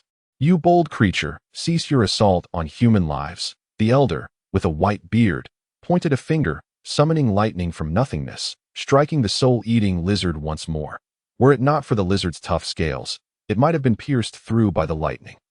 The pain of the electric shock caused the lizard to release Xuandu, who was then flung against a rock face, suffering even greater injuries, breaking several bones in the process. "I beseech you, immortal master, save my kin from this peril." The crowd fell to their knees, their eyes bloodshot and glistening with tears, their bodies disheveled from the chaos of battle. "Please, rise. I do not favor bowing. As for this little demon, I shall handle it. As the power of the lightning dissipated, a chilling aura permeated the air, surrounding the soul-eating lizard with an oppressive energy that sealed its escape. "Annihilate," as the incantation was uttered. The surrounding force of metal transformed into razor-sharp blades, ruthlessly slicing through the soul-devouring lizard, leaving it to perish without even a moment's agony, reduced to a mere heap of flesh, lying motionless on the ground. Xuandu felt an overwhelming envy. If only he possessed such formidable power, he would no longer fear these demonic creatures. His mind was plagued with the thought that had he wielded such might, the brothers who had just fallen could have been spared their fates. The plight of humanity, constantly driven from their homes, had resulted in countless lives lost in the relentless massacre by these beasts over the years. "Young man, are you all right? It appears your limbs are shattered." An elder approached Xuandu, surveying his injuries. "Might I inquire your esteemed name? You have saved my kin from peril, and we shall not forget your benevolence." Xuandu yearned to rise and pay his respects, but his body refused to obey. "You may call me Sun Wu, or simply Martial Ancestor. It is merely a title, and even old man would suffice." Indeed, this was the avatar of Ao Qing, who had ventured westward immediately upon exiting the Eastern Sea. Little did he know that the human race was currently beset by grave misfortune, having been cleaved asunder into two territories. He initially had no intention of observing. But upon hearing the name Xuandu, he felt compelled. After all, in the future, Xuandu would become a great archmage, the sole disciple of Laozi himself. Such prodigious talent could not go unnoticed. You are the Martial Ancestor?"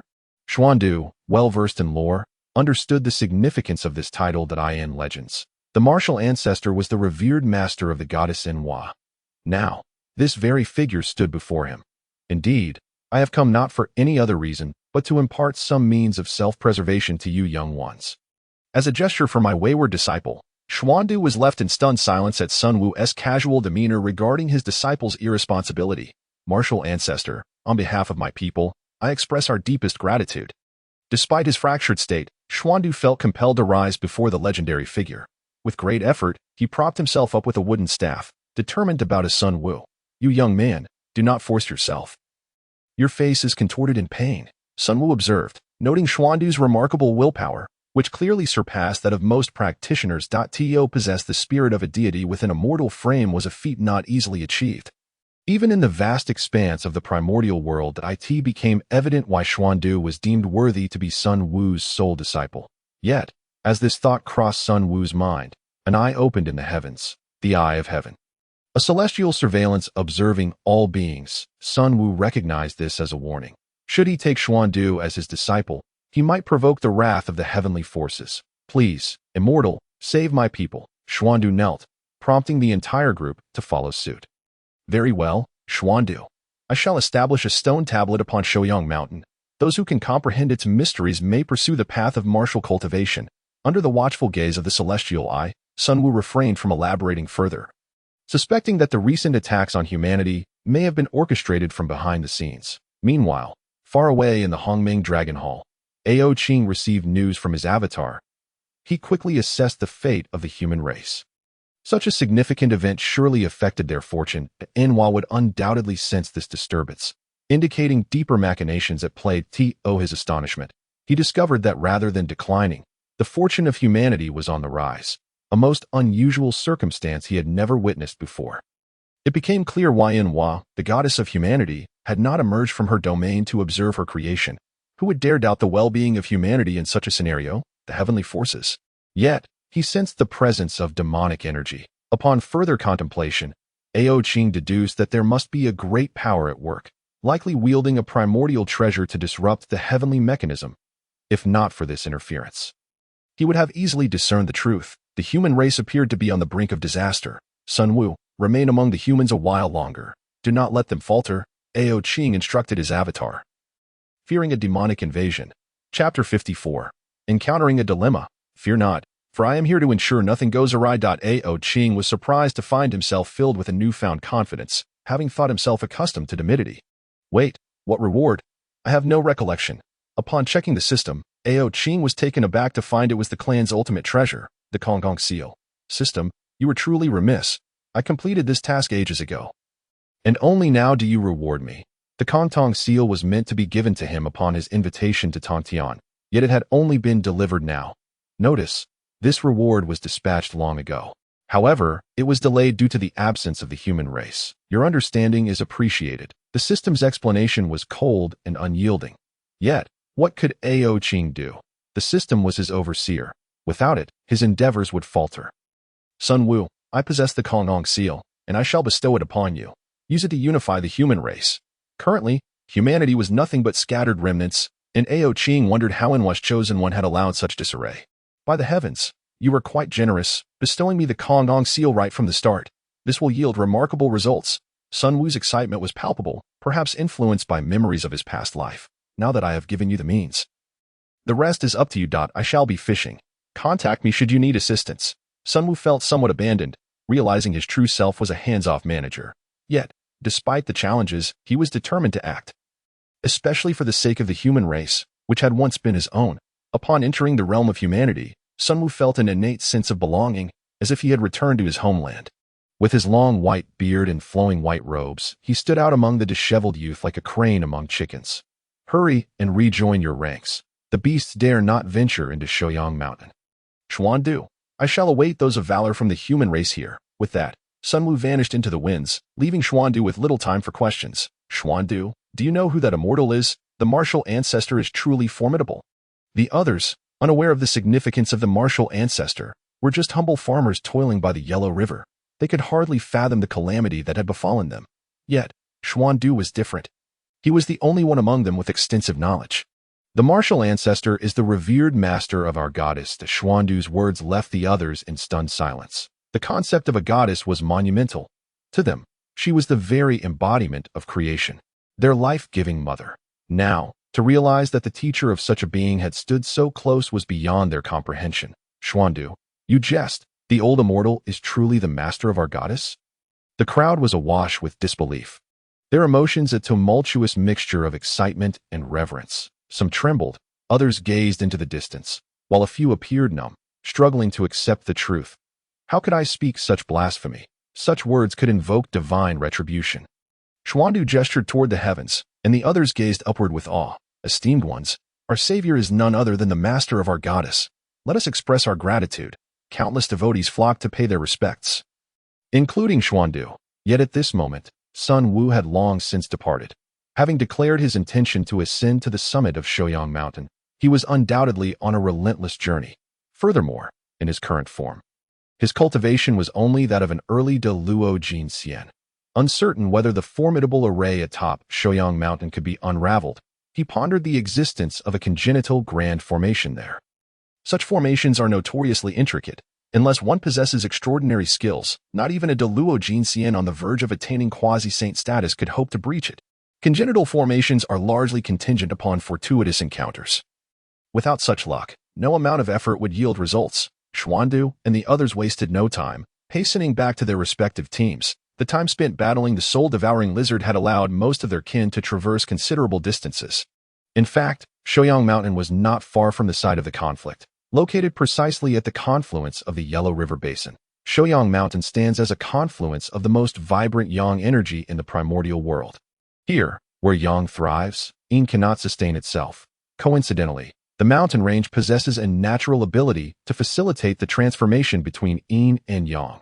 This endows the entire Shouyang Mountain with a dynamic akin to the principles of Tai Chi. To establish a Taoist sanctuary here, one would merely need to make slight modifications to harness this natural equilibrium, thereby forming a smoothly operating Tai Chi diagram. Upon observing the transformations among the mountain ranges, Sun Wu could not help but marvel, realizing why the future Laozi would choose this locale as his sanctuary. For those pursuing the path of yin and yang through Tai Chi, it is as if divine assistance is at hand.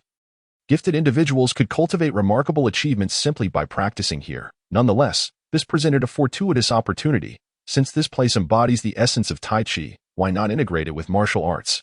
Allowing Tai Chi to fully merge with the martial path? Sun Wu made numerous attempts to infiltrate the congenital grand formation, yet 9 out of 10 times, he was repelled by the overwhelming yang energy that on another occasion, he found himself utterly disoriented, unable to discern how to enter. It appeared he would need to invest more time. He refused to believe that such a mere Tai Chi formation could outwit him, the martial ancestor. Sun Wu was evidently undeterred, even in the face of a formidable array. Even Ao Qing harbored doubts, questioning whether this formation, with a few modifications, might evolve into the renowned array that would later earn Laozi his fame, the two instruments microdust formation. This array was indeed quite vexing. Mirroring the current one, it formed its own realm, where yin and yang intertwined, rendering it impossible for outsiders to breach. Should one attempt to invade, they might be met with the very forces of yin and yang, poised to expel and annihilate them. This predicament posed a significant challenge for Sun Wu. This array was clearly beyond his current level. Chapter 55. It appears somewhat ineffective. My true self cannot penetrate Shouyang Mountain. Please devise a solution quickly. Sun Wu now found himself awkwardly perched on a cloud, buffeted by the cold wind, staring at the imposing array before him. What on earth?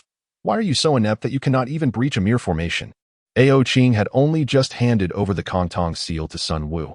Yet now, he found himself unable to overcome a simple formation, leaving him at a loss for words. Please, do not say that. I am merely an avatar of my true self, Sun Wu retorted, inadvertently rendering Ao Qing speechless. Just wait a moment. Let me see if I can find a method to dismantle this congenital formation. Ao Qing, however, had little inclination to heed Sun Wu. After all, he was the one who most despised his own shortcomings. System. How can one breach a congenital grand formation? How is it that even with the cultivation of a Deluo Jin Xian, I cannot penetrate it? Do you have any solutions? If anyone could assist Ao Qing, it would undoubtedly be the system he had dubbed the God of Pits. That a warm reminder. The congenital grand formation is an innate entity that cannot be forcibly attacked. Only those with fate may unravel it. The system offered this gentle prompt without further elaboration. I need you to tell me that. If I were the destined one, would I need your assistance? Ao Qing exclaimed in frustration, perhaps due to a recent surge of irritation. To dismantle the congenital grand formation, one merely needs to comprehend its structure and breach it from within. For more details, please pay with a piece of postnatal spiritual treasure. The system seemed to sense it was about to net a significant catch again, releasing a smokescreen. Damn it, you want a postnatal spiritual treasure again? Have you been dreaming about my few spiritual treasures? Ao Qing cursed, feeling cheated. This is outrageous. Just to ask a question, you demand a spiritual treasure. Such a blatant robbery. The system replied with another warm reminder. If you cannot afford it, do not purchase. Forcibly overdrawing will only lead to greater losses. Good heavens. Ao Qing was taken aback. Do you look down on me? Or do you think I cannot afford a postnatal spiritual treasure? Ao Qing was truly disgusted by the system's avarice. With its high prices and passive-aggressive taunts, the manipulation was bewildering. That I refused to buy. What can you do about it? Trash. The system's blatant exploitation was indeed repugnant. Trade does not involve coercion. If you do not need it, I will not exist. This statement, while seemingly reasonable, was, in fact, a veiled threat. How about this? I, the martial ancestor, am magnanimous and will forgive you. Just give me a discount, and I will pay you later. How does that sound? Ao Qing contemplated for a moment, recognizing the necessity of this item, albeit aware it was a trap. However, the cost of a postnatal spiritual treasure had far exceeded its actual value. Would you like to make a purchase? The system promptly offered a half-price discount, leaving Ao Qing momentarily stunned. Was this the so-called price difference? Did the system perceive spiritual treasures as trivial, even at half the price? Ao Qing felt a pang of regret as he chose to purchase. You've got me this time. We shall settle this later. With that, the system provided him with a scroll, which Ao Qing promptly closed the interface. The formation scroll could be employed to dismantle the congenital grand formation and also to ensnare enemies. Unrolling the scroll, he felt the earthy texture, rough with numerous grooves, inscribed with a vast array of formation systems using special materials. Sun Wu, I have procured a splendid item for you to dismantle the congenital formation. Should you fail again, you will have to accept the task. He opened a spatial passage with the scroll and directly sent it to Sun Wu. As Sun Wu grappled with the intricate array, he sat on the cloud, his foot raised high, nearly dozing off. Ao Qing's intervention almost caused the old man to tumble from the cloud. I say, why do you always prefer to appear and disappear mysteriously? Can't you be a little gentler? Only Sun Wu, in his current form, dared to speak thus to Ao Qing. Had it been anyone else, they might have been swiftly knocked to the ground. Enough with the chatter. Hasten to break the array, and remember to return with some interest. Do not leave me at a loss. Ao Qing felt the weight of his own dwindling spiritual treasures. He only had a few useful items left. Oh, I seem like a generous person. After Sun Wu's remark, he abruptly severed the connection, tossing the scroll toward the congenital grand formation. This formation scroll was indeed a remarkable artifact, capable of dismantling arrays that even a Deluo Jin Xian could not breach. If it were merely valued at a postnatal spiritual treasure, countless powerful beings would seek to trade for it. Yet, even for such a divine item, Ao Qing still found the system's price excessive. With the treasure in hand, everything proceeded smoothly, allowing Sun Wu to breach the congenital grand formation that had stumped even the Deluo Jin Xian. However, Sun Wu did not intend to dismantle the array. He wished to leave it for that young Xiandu. It was evident that Xuandu was fated to the Shouyang Mountain, and the formation was likely designed specifically for him. Shouyang Mountain truly lived up to its reputation as a gathering place for the primordial yang energy, where cultivation could yield results dozens of times greater than elsewhere. Even more remarkably, it harbored a cave of enlightenment. This discovery came after Sun Wu had keenly observed the mountain ranges for some time. Within this cave, the Kongtong seal felt as if it had returned home. Could it be that the Kongtong seal was born in this very place? How then had the system acquired it? Sun Wu is not the true embodiment. His thoughts are not inherently bound to a system. Naturally, the matters he contemplates are more expansive, and he himself harbors significant doubts regarding the existence of such a system. With the Kongtong seal stowed away, Sun Wu ascended directly to the pinnacle of Shouyang Mountain. This location serves as the very core of the innate formation, where 9 colossal stones stand erect in 9 distinct directions. Behold the might of this old man. Mountain moving, soul capturing, spirit passage. With these 3 magical abilities unleashed simultaneously, he extracted one of the massive stones from the mountainside, the power of his magic instantaneously reshaping the stone into a flawless form. The soul-capturing technique infused the stone with spiritual energy, causing it to undergo a miraculous transformation, turning a mundane rock into a celestial stone that now stood, absorbing the ethereal essence of heaven and earth. At the mountain's zenith, utilizing the spirit passage ability, Sun Wu embedded within it a set of Tai Chi boxing techniques he had devised, enriched with the profound tenets of martial arts, enabling practitioners to harmonize yin and yang, thus stirring the cosmos. Chapter 56. The Human Tribe by the Eastern Sea. Completed. After a series of actions, Sun Wu established a monumental stone tablet at the center of these 9 colossal stones. The tablet bore extraordinary engravings, manifesting the principles of yin and yang, from which any perceptive individual could glean wisdom. Now, he awaited Xiandu, uncertain of when this young man might arrive. Sun Wu was not inclined to wait indefinitely. After all, this faction of humanity was destined to be the foundation upon which he would attain enlightenment. Otherwise, the heavenly Tao would not be so concerned. It surely could not remain passive while competing for resources with an existence like him. Such an endeavor would be tantamount to courting death. The tablet had been erected, inviting all who were fated to come and contemplate. Inscribed on the tablet were the words, established by the martial ancestor, after adding several grand characters to the stone tablet. Sun Wu departed from Shouyang Mountain. Once the human tribe reached Shouyang Mountain, it would inevitably trigger the heavenly mechanisms, and he would assuredly be drawn to this place. This was his opportunity for enlightenment. One that perhaps no one in the primordial world valued more than he did. That a breach was made in the innate great formation, and Sun Wu soared forth, riding the clouds toward the opposite side. Heading towards the eastern sea's shore, the fate of this human tribe seemed fortuitous, as they had directly fled to the eastern sea's shoreline. The demon clan dared not cross the boundary into the eastern sea.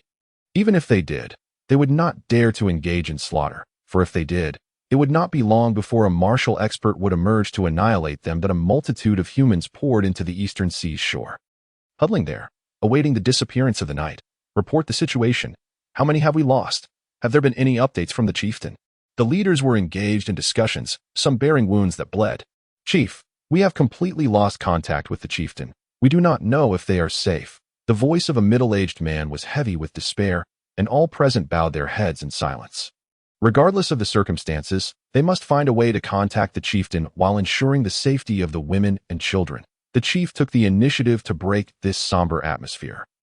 If it persisted, it would undoubtedly lead to grave problems. Understood. Upon receiving the command, several individuals promptly departed to make arrangements. At that moment, Sun Wu, wandering amidst the clouds, fortuitously stumbled upon the meeting of these leaders. I come from the Eastern Sea, seeking to impart martial teachings to the human tribe. However, I have unfortunately lost my way. May I inquire how I might traverse to reach the territory of the human tribe? Sun Wu's voice resonated from above, and the erudite leaders immediately discerned the figure of Sun Wu, reclining in the sky. Old immortal, our territory of the human tribe no longer exists. The chief's words were laden with emotion, almost to the point of tears. Indeed, it was no longer in existence. Their homes had been obliterated. Young man, why weep so? Is the leader of the human tribe truly such a weeping soul? Sun Wu suddenly adopted a serious demeanor, retracting his previous nonchalance, his tone imbued with a commanding presence. What you do not understand, elder, is that my tears are not shed for myself. They flow for the destruction of our homeland, for the valiant who fell prey to the jaws of demon beasts, and for the profound injustice of heaven. The chief exhibited remarkable audacity, daring to speak so freely, unafraid of heavenly retribution. Even Sun Wu felt a twinge of apprehension. After all, to utter the words of heavenly injustice was to assume that the heavenly Tao must favor the human tribe. Cease your weeping. I have come to impart a method that will enable you to cultivate yourselves and seize control of your own destinies, rather than be trampled by fate. Sun Wu preferred to be forthright, leaving no room for ambiguity. His previous encounter with Xian Du had been equally direct and unembellished. Is what the old immortal says true? Are you truly willing to aid our human tribe? The chief's eyes brightened with a glimmer of hope, the flames of despair within him reigniting. What I say is without fabrication. Could it be that the name of my martial ancestor is so insignificant in the primordial world? Enough with the titles. Why do you insist on calling yourself martial ancestor? Sun Wu's penchant for ostentation was evident, reminiscent of Ao Qing's character in a past life, always relishing in a display of grandeur. You are the martial ancestor. The chief hastily wiped away his tears, the previous flicker of hope now transformed into a blazing sun. Martial ancestor, that is a figure only spoken of in legends. Most assuredly, this old man was the martial ancestor, albeit merely a fragment of the true self. Still, to claim the title was indeed fitting. Sun Wu stroked his white beard, a slight smile gracing his lips, his countenance radiating an air of celestial grace. However, one truth remained. The title of martial ancestor is not one that just anyone may claim. Since the great Tao conferred upon Ao Qing the title of martial Tao ancestor, it became a title exclusive to the great Tao. Should anyone lacking awareness attempt to self-proclaim as martial ancestor, they would find themselves subjected to the wrath of the heavenly Tao, which would swiftly deliver a divine retribution to smite them. Young one, nameless, I bow before the martial ancestor. I previously displayed rudeness. Please punish me, martial ancestor. At this moment, the chief, mindful of the gravity of the situation, knelt down on the spot. Besides the chief, others from the surrounding human tribe, both young and old, male and female, hastily followed suit. prostrating themselves before Sun Wu as if they had encountered the singular hope of their hearts. "All right, rise quickly, my disciple. Nuwa is unable to come at this moment due to certain constraints. Thus, as her master, I shall oversee you all." Sun Wu, an elderly figure with a white beard, leaned upon a cane, which he had transformed at some point unbeknownst to him. "We thank the martial ancestor for your great kindness. We, the human tribe, shall never forget. The human tribe was undergoing a tremendous upheaval, having long lost their stability with Sun Wu's appearance. These pitiable souls finally found a semblance of refuge. I shall erect a stone tablet on the eastern seashore. Be it humans or other cultivators, anyone wishing to comprehend the martial path may come to the tablet for enlightenment." Now that they were at the eastern seashore, Sun Wu certainly aimed to create a significant commotion. As the martial ancestor, failing to instigate some grand event would hardly be worthy of the title. Moreover, given the proximity to the Hongming Dragon Palace, if anything were to occur, it would not be a burden for the true self to bear. Were Ao Qing to discover that his incarnation delighted in inviting trouble, he would undoubtedly refrain from trading for advanced transformation techniques using spiritual treasures. Upon erecting the tablet, you, the human tribe, must remember, the movement of heaven is vigorous, and the noble man strives ceaselessly. Sun Wu offered a subtle hint to the human tribe, as he did not wish for them to become idle and dependent, mere burdens upon the world. Chapter 57. Seeking the Sun Person. We shall diligently adhere to the martial ancestor's decree, ensuring the legacy of this will endure until the human tribe's extinction. At this moment, the leader felt a surge of fervor coursing through his veins. Brimming with determination, his once grimy and dust-covered cheeks now bore a flush of crimson, embodying the vigor of youth. It was only natural, considering he had just led his kin out of darkness. And now, the realization that a path to vengeance lay before him ignited an undeniable excitement within. The mere thought of those innocent lives lost before his eyes, along with the kin devoured by monstrous beasts before they could flee, sent a pang of anguish through his heart. Not to mention, with the prospect of revenge now within reach, even without the aid of the martial ancestor, they understood the necessity of seeking masters to hone their skills. Their sole motivation was the simple desire to avenge their fallen brethren. Thus, the elder declared, "I shall not linger any longer. In due time, I shall return to assess your progress in cultivation. Should you wish to seek me, simply head northward. You will encounter several mountain ranges, and it is there that I shall be found." With that, Sun Wu departed. By the eastern sea, Sun Wu intended to enlist his true self's assistance in establishing a grand formation.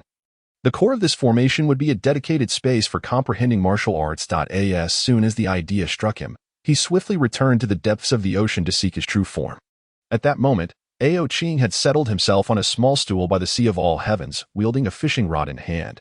Beside him lay a flask of aged wine, its intricate patterns indicating it was not of primordial origin, most likely procured from the depths of the sea of all heavens. "True self, I have returned," Sun Wu announced as he rushed back, his speed as a great Luo golden immortal astonishingly swift. He traversed from the eastern sea to the underwater sanctuary in less than the time it takes to burn a stick of incense. "Did I not instruct you to go forth and enlighten the human race? How is it that you have returned so soon? Have you resolved everything already?" Ao Qing, disregarding this figure who was ostensibly his incarnation, noted the elder appearance of Sun Wu, despite being a youthful entity himself.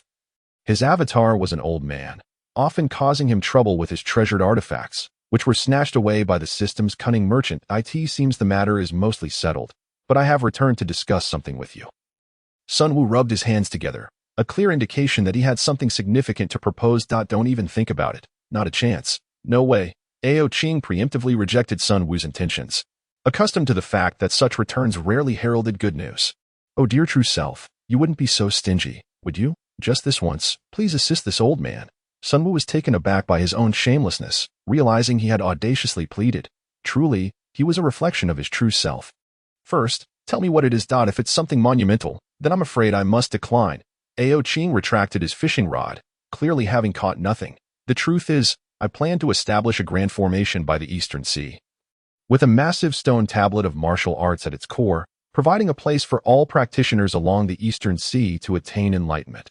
Instantly, Sun Wu began extolling the virtues of his brilliant idea. "That sounds quite commendable. By all means, go ahead. I shall not obstruct you." Ao Qing conceded, recognizing the merit in the notion, though he ultimately deemed it impractical. The eastern sea is vast, encompassing 1% of the entire primordial realm. And how immense is the primordial realm? It approaches the infinite. To construct a martial arts formation across such an expanse is sheer folly. One must be out of their mind. Such a monumental task certainly requires the assistance of my true self. I am too old to handle such a grand endeavor on my own. Ao Qing rolled his eyes at this incarnation. I have many ideas, but the execution falls squarely upon oneself. I truly wonder if the system has provided flawed methods, rendering the quality of my incarnation rather subpar. You certainly know how to complicate matters. Do you not recall that last time we attempted to break a formation, it cost me half a postnatal spiritual treasure? Ao Qing gazed at his incarnation with a mix of frustration and disappointment. Never mind the past. It's behind us. True self, we must keep our eyes on the future. Dwelling on bygone events is rather pointless. Don't you think? This time is a splendid opportunity to establish a grand formation. What say you? Sun Wu dared not meet Ao Qing's gaze, feeling a twinge of embarrassment. However, he had no choice. After all, his true self was the one who had made this arrangement, and he could not simply disregard his own proclamations. How will the martial ancestor be perceived if he is deemed a fraud? Merely spouting empty words? Ao Qing understood the gravity of the situation. His frustration was palpable. Very well. I shall assist you with this grand formation, but you must ensure that once this matter concludes, the name of the martial ancestor shall not be exploited for deceit. If word spreads that we failed to deliver, I shall be the one to clean up the aftermath. Sun Wu nodded vigorously. Yet his demeanor lacked the earnestness expected of an incarnation. True self, perhaps I should help you fish first while you contemplate how to set up this formation. Sun Wu swiftly seized the fishing rod, casting it into the sea of all heavens with a flourish. System, you witnessed everything that transpired. Please provide a proposal. If the tasks were left to Ao Qing, he would undoubtedly be at a loss, as he lacked the capabilities of a sage to manipulate the very fabric of reality. Current needs detected. The system offers the following 3 options. Option 1. Break free from the ocean's confines and dominate it, rewarding a grand formation of the celestial tree. Option 2. Enlighten the human race with the sacred fire of the Swearing clan, rewarding a celestial martial arts formation. Option 3. Unify humanity and create a human dynasty, rewarding a human realm formation. 3 choices, each leading down a different path, each presenting new possibilities. The first option was out of the question. With the age of the saints approaching, venturing forth now would be tantamount to courting disaster. The first option was immediately dismissed by Ao Qing. When comparing the second and third options, the second required a significant amount of fate, while the third posed considerable challenges. This truly is a difficult decision. Humanity has only just begun to emerge. Attempting to unify them may provoke the heavenly Tao's ire. I shall choose option 2. Ao Qing promptly made his selection. Option 2 was the most prudent, albeit it necessitated a great deal of fortune. Should he fail to locate the Swearing clan, the formation would be rendered pointless. Chapter 58. Encountering the Nesting Clan. Since the goal was to seek out the human race and locate the elusive Swearing clan, this task was undoubtedly assigned to Sun Wu. This old rascal was likely contemplating how to shirk his responsibilities, and although he was but an incarnation, he proved to be incredibly unreliable. Stop fishing. Get up. You must now seek out the Swearing clan among the human race and enlighten them to achieve the formation. Currently, Sun Wu sat idly by the sea of all heavens, seemingly content to linger. He truly excelled at doing nothing, a master at idleness. Despite being a great Luo Golden Immortal. Ao Qing found it hard to fathom that he had expended significant resources to cultivate such a lackadaisical incarnation. True self, where do you suggest I search for this Swearing clan? The primordial realm is vast, and humanity is plentiful. How am I to find them? Indeed, Sun Wu had grown rather audacious, exhibiting a boldness that bordered on insolence. Having grown accustomed to a carefree lifestyle, it seemed unlikely he would change his ways. How should I know where to look? Since you were the one sent out, it falls upon you to find them. If you cannot locate them, then this grand formation is nothing but a pipe dream. Ao Qing had lost interest in his own incarnation, exasperated by the realization that every task would require his direct involvement. If everything must be done personally, then what purpose does your incarnation serve? Very well, I shall devise a plan. You need not worry, true self. I shall surely succeed. Sun Wu twirled his eyes, stroking his white beard. Suddenly struck by inspiration, as though a direction had emerged. If you intend to act, do so promptly. Do not dawdle here. Do not presume that just because you are my incarnation, you can behave recklessly in my sanctuary. Now, be gone. Ao Qing truly wished never to lay eyes on this fellow again. Although he had spent a considerable sum to refine this being, it was undeniably a source of disappointment after only a brief outing. He had managed to attract such a multitude of troubles.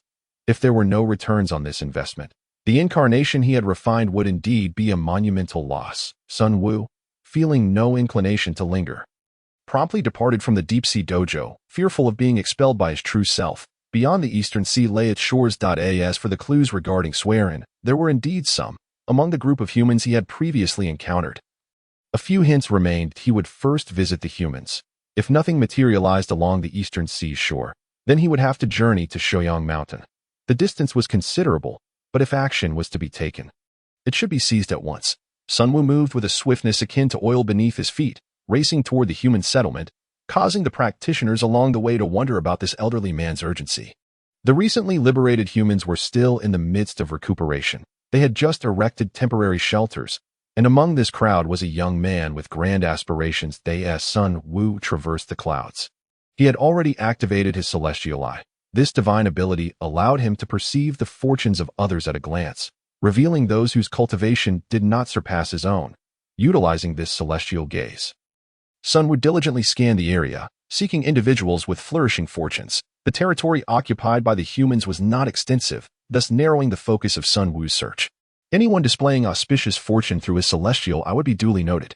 To his astonishment, every member of the current human populace, regardless of age, appeared to possess remarkable fortunes. It seemed that only the innate humans were afforded such an advantage. To possess such prosperity yet still be besieged by demonic beasts was a blatant manipulation of the heavenly order. After an exhaustive search, he finally located a tent by a brook, clearly a temporary abode, its walls barely shielding against the elements. The individual with the remarkable fortune resided within. To maintain a low profile, Sun Wu transformed his appearance to resemble a destitute elder, clutching a battered bowl in one hand and leaning on a makeshift cane with the other, his tattered garments enhancing his guise of a forlorn old man. "Please, I have not eaten in days. Could you spare a meal?" Sun Wu approached, just as the family returned home.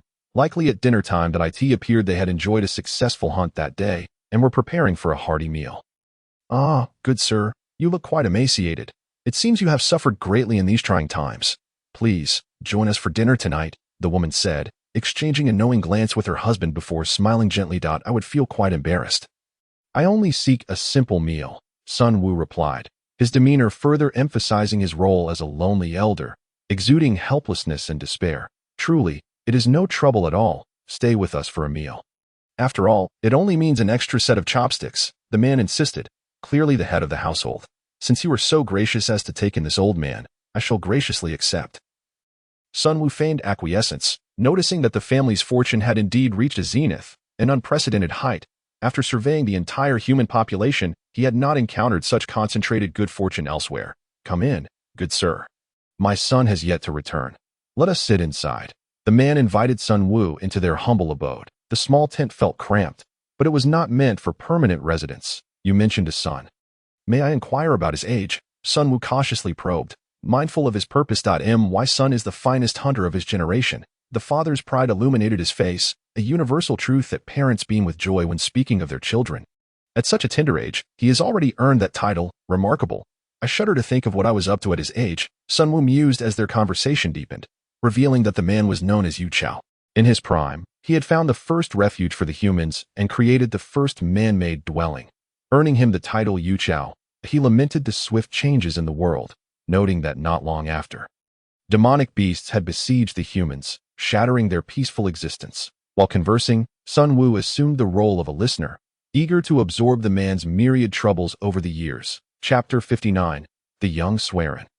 "Father, Mother says we have a guest," a voice called from outside, presumably belonging to Yu Chao's child. The hurried footsteps approached, and a youth of no more than 20 entered the tent. "Young man, must you be so reckless? Did I not instruct you to uphold decorum? You should greet our guest properly." At that moment, Sun Wu activated his celestial eye, locking gazes with the youth. Flames, endless flames, burned brightly within the clouds. If you were not mistaken, this youth was likely the individual he had been searching for.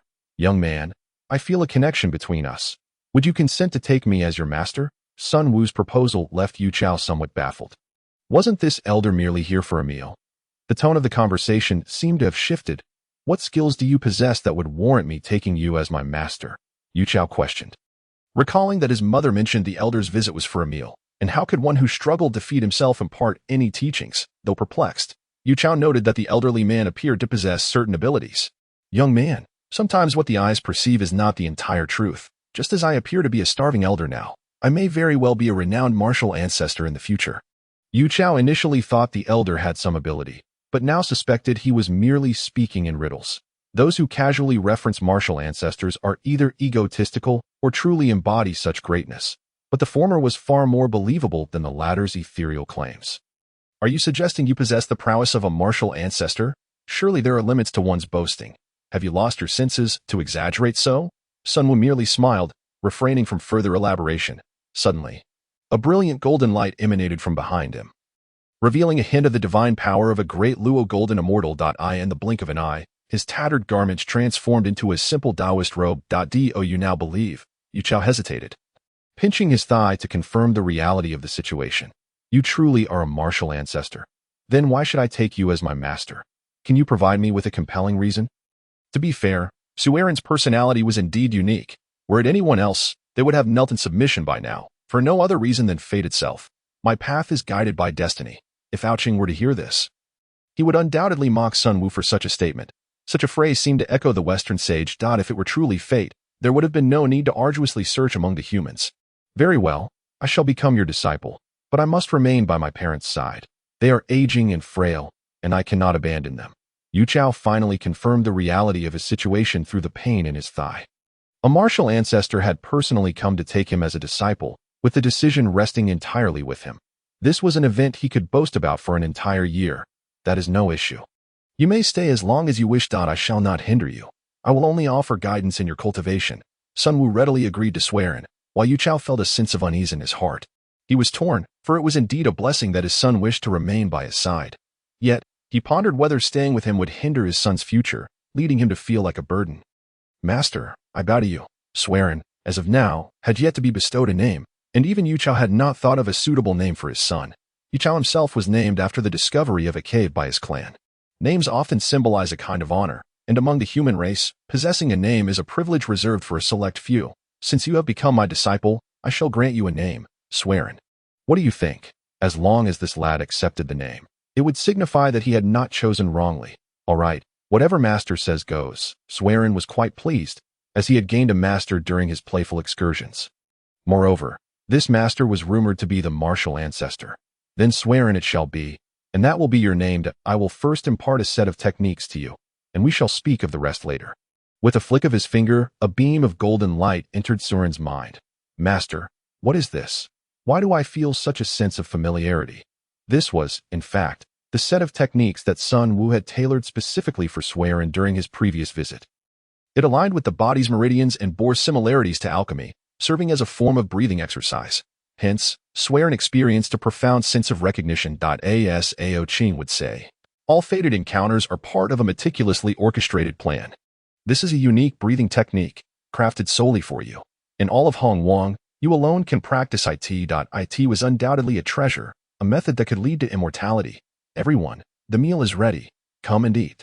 Outside, Suerin's mother entered with a large bowl of fruits. What is happening here? Upon seeing her son kneeling on the ground, alongside Yu Chao, the tattered old man now radiated golden light from behind. Wife, hurry and come here. This person is the martial ancestor. Yu Chao quickly pulled his wife over. What did you say? The martial ancestor is coming to our home for a meal. Indeed, the concerns of a housewife are often rather unique. Forget about the meal. Our son has been fortunate enough to catch the eye of the martial ancestor and is about to be taken as a disciple. Yu Chao spoke with evident joy. Thrilled that his child was finally achieving greatness. Is that true? Could it be a trick? Fearing for her child's safety, and given the martial ancestor's elusive nature, she was somewhat skeptical. Have you all eaten? You might as well start. It counts as a connection between us. Observing the basket of fruits, Sun Wu surmised that the time to persuade Swearin to ignite fire was drawing near. Indeed, the martial ancestor speaks wisely. Since you have accepted my foolish son as a disciple, we are now family. Dear, please prepare the meal. Yu Chao sought to ease the tension, understanding that his wife's disbelief was quite natural, who wouldn't need time to digest the fact that their child had In the blink of an eye, become a disciple of a wandering old man claiming to be a figure of great stature. Yes, yes, the martial ancestor is right. Let us eat. The woman finally returned to her senses. Retrieving the basket she carried, inside was a piece of raw meat, likely the result of Yo Chao's hunting efforts that day. The meat still bore traces of blood, perhaps the most sumptuous meal this family had ever had. To consume raw flesh and blood was the reality of the human world then. Flames were a mystery, and few knew of their existence. Perhaps a handful had glimpsed fleeting flames, but none understood their origin. Wait a moment. Let me demonstrate a trick with this raw meat. Watch closely. Sun Wu used his finger as a match, swiping through the air, and flames appeared at his fingertips. This display left everyone in awe. Especially Yu Chao, who was particularly excited. Having seen such phenomena within his clan. It felt incredibly hot, and many beasts feared this radiant thing.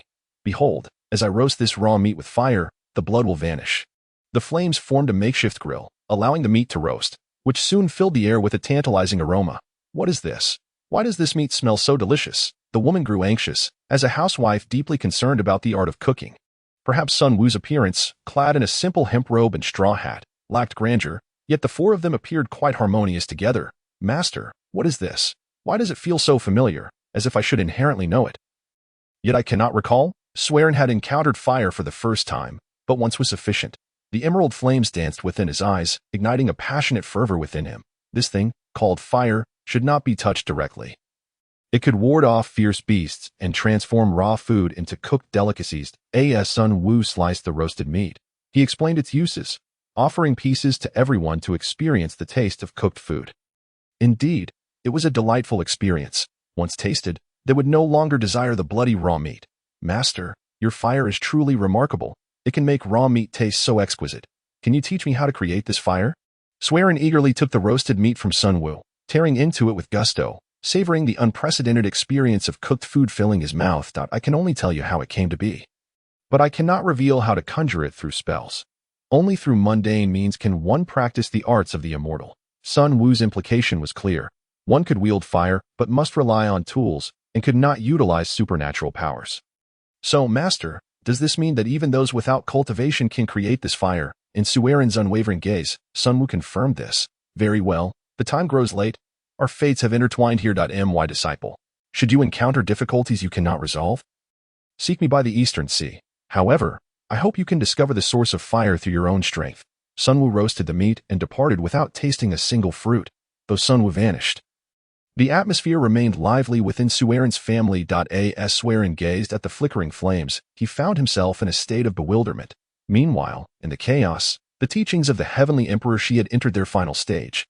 Nuwa had been imparting her wisdom for years, oblivious to the outside world, or even her own situation. Fuxi and Lu Er had been listening to Nuwa's teachings on the path of creation all these years. Everyone, I have now completed my mission. This lecture concludes here. Please return.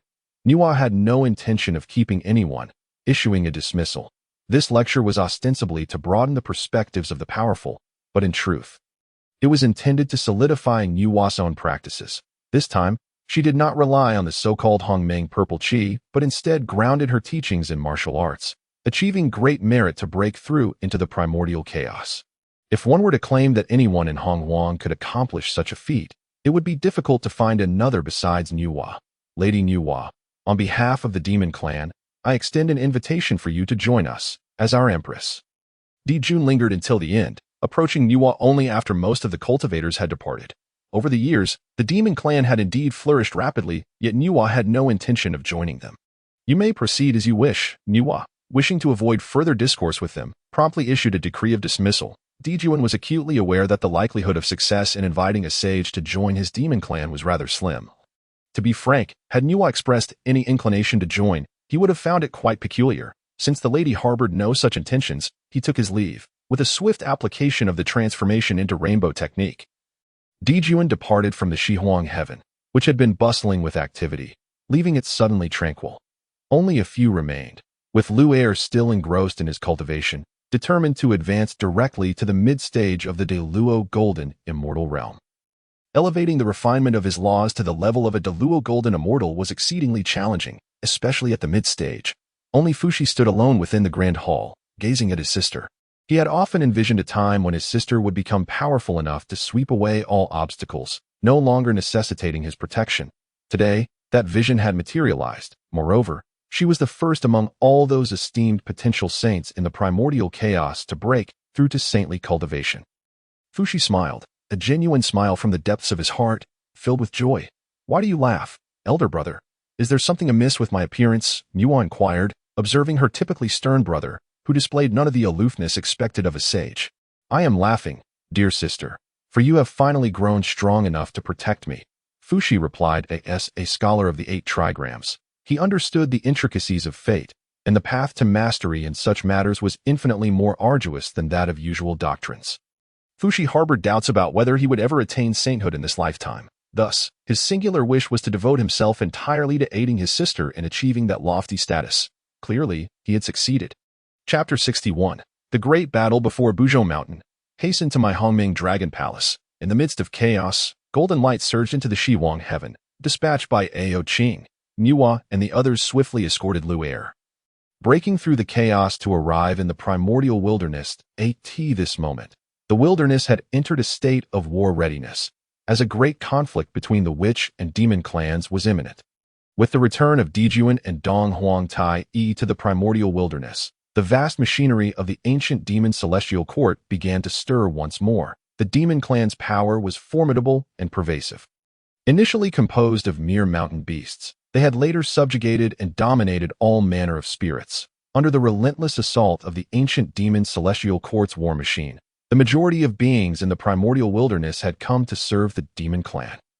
However, the witch clan was not to be underestimated. Dijiang had long harbored intentions to deliver a severe blow to the demon clan, and now an opportunity had seemingly presented itself. The demon clan, led by Dijuan, resembled a dragon that had awakened, poised to devour the witch clan's ambitions. The atmosphere of calamity escalated continuously, and it seemed that a great battle was inevitable, transforming these ominous portents into a catastrophic reality.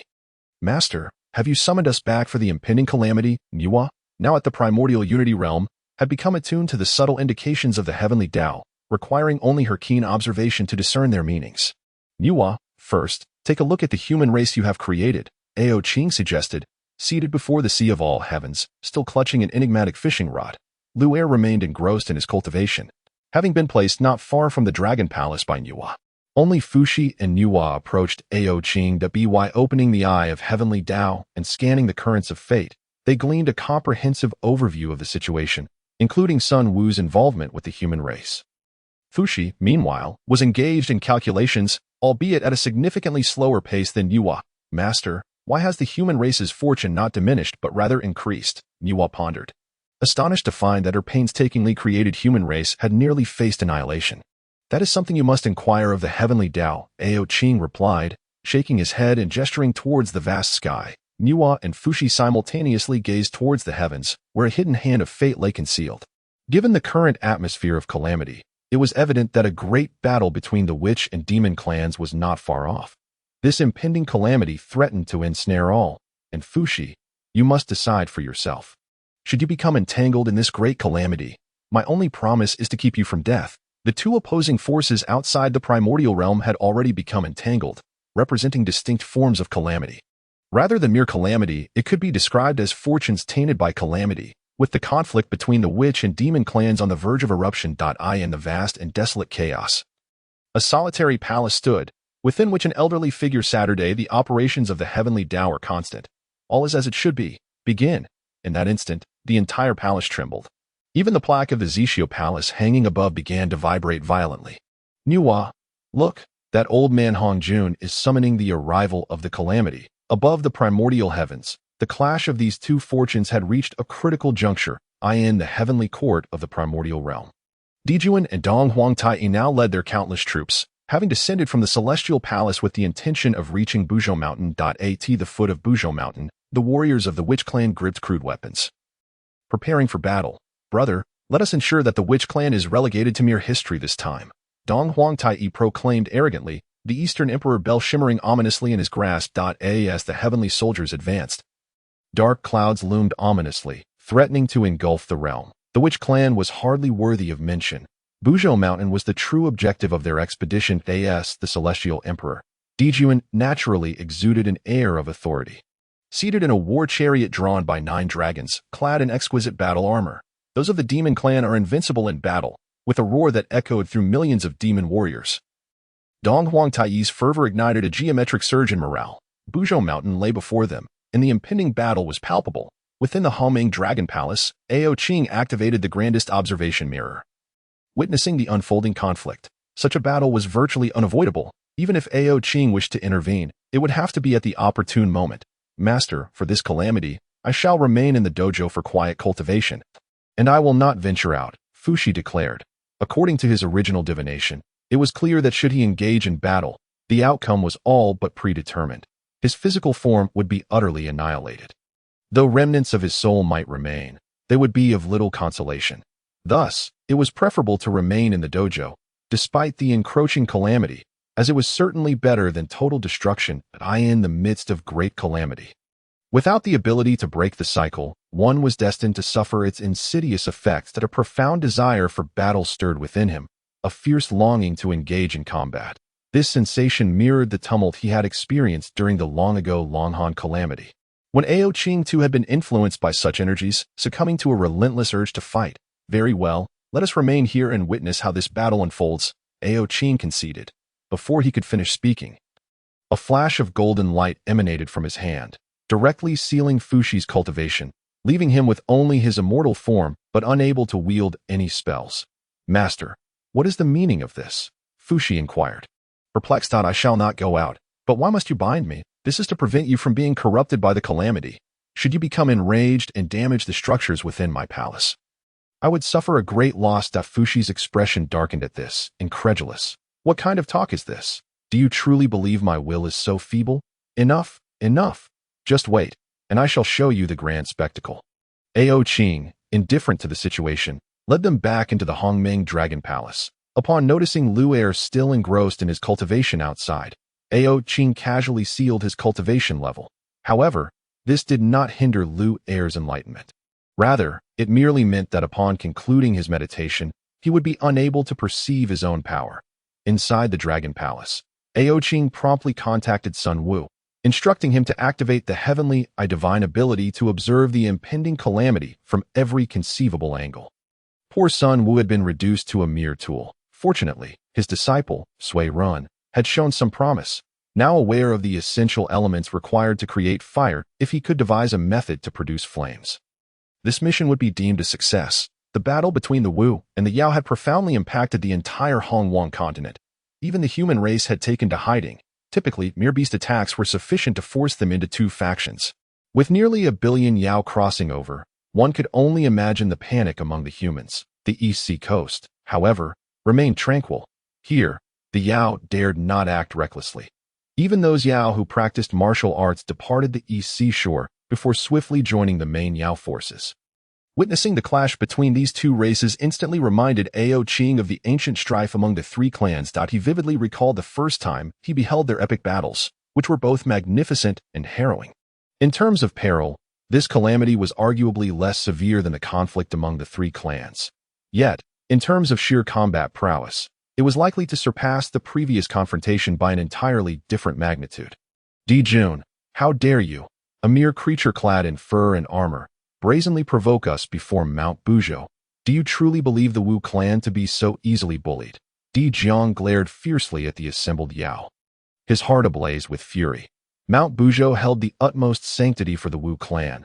They had long proclaimed themselves the true descendants of Pangu, with the mountain symbolizing Pangu's spine and, by extension, the backbone of the cosmos. Now, these feeble Yao dared openly to invade this sacred domain. Jiang, this time, none of your clan shall escape. It is high time to settle the score. Jun reflected with bitterness on the past, lamenting the missed opportunity to seize the extermination sword array. Back then, he had pursued it vigorously, only for that opportunist Tong Tian Daoist to snatch it away. Had it not been for Jiang, Jun believed that he and Dong Huangtai could have reclaimed the array from Tong Tian's grasp. You, a mere creature clad in fur and armor, dare to challenge us? Jiang was not one to tolerate such provocations. With a swift motion, he unleashed a spatial rift, aiming to rend Jun asunder. Chapter 62, The Battle of Wu and Yao. Jun, clearly unimpressed by such an attack, countered by shattering the force of the law with a mere flick of his hand. Is this truly the extent of the Wu clan leader's power? If the great Pangu were to learn that such a feeble being claimed to be his true heir, I wonder if he would awaken to offer a lesson. Despite being the celestial emperor, Jun was unmatched in his verbal prowess. Jun, you have gone too far. Gong Gong, with his fiery temper, could hardly endure such humiliation, especially as Jun insulted his elder brother. Our Yao clan shall fight. This rallying cry ignited a fierce charge from the Yao, dimming the heavens with their presence, while the Wu clan stood resolute, for the glory of Pangu, the Wu warriors. Wielding massive clubs, charged headlong at the Yao. The clash of high-ranking warriors was equally severe, with numerous Yao generals struggling against the mighty Wu. Indeed, it often took 2 or 3 great shamans to contend with a single Yao general.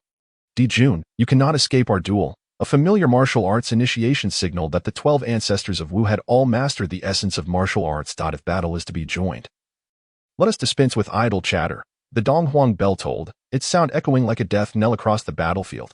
Blood and the sounds of slaughter drowned out all else. Beneath Mount Buzhou, the ground was already soaked in crimson. Both Wu and Yao lay slain, but the Yao corpses far outnumbered those of the Wu. The Wu clan's strength lay in their physical forms, allowing them to withstand even the most formidable of postnatal treasures. The more agile Yao troops, before the might of the Wu, were akin to flies. They could evade countless attacks, but should they slip up even once, death would swiftly follow. However, the Wu clan faced its own challenges. Outnumbered by the Yao, often, a single Wu warrior would contend with 10 Yao soldiers, a ratio that could easily wear down even a great shaman.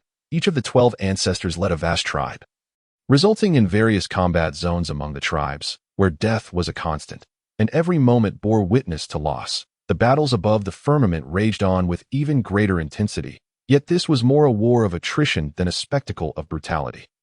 The severity below was unmatched, while the upper realm appeared eerily calm. It was this tranquility that felt most unnatural. The Donghuang bell, one of the 3 innate supreme treasures, wielded terrifying power beyond estimation.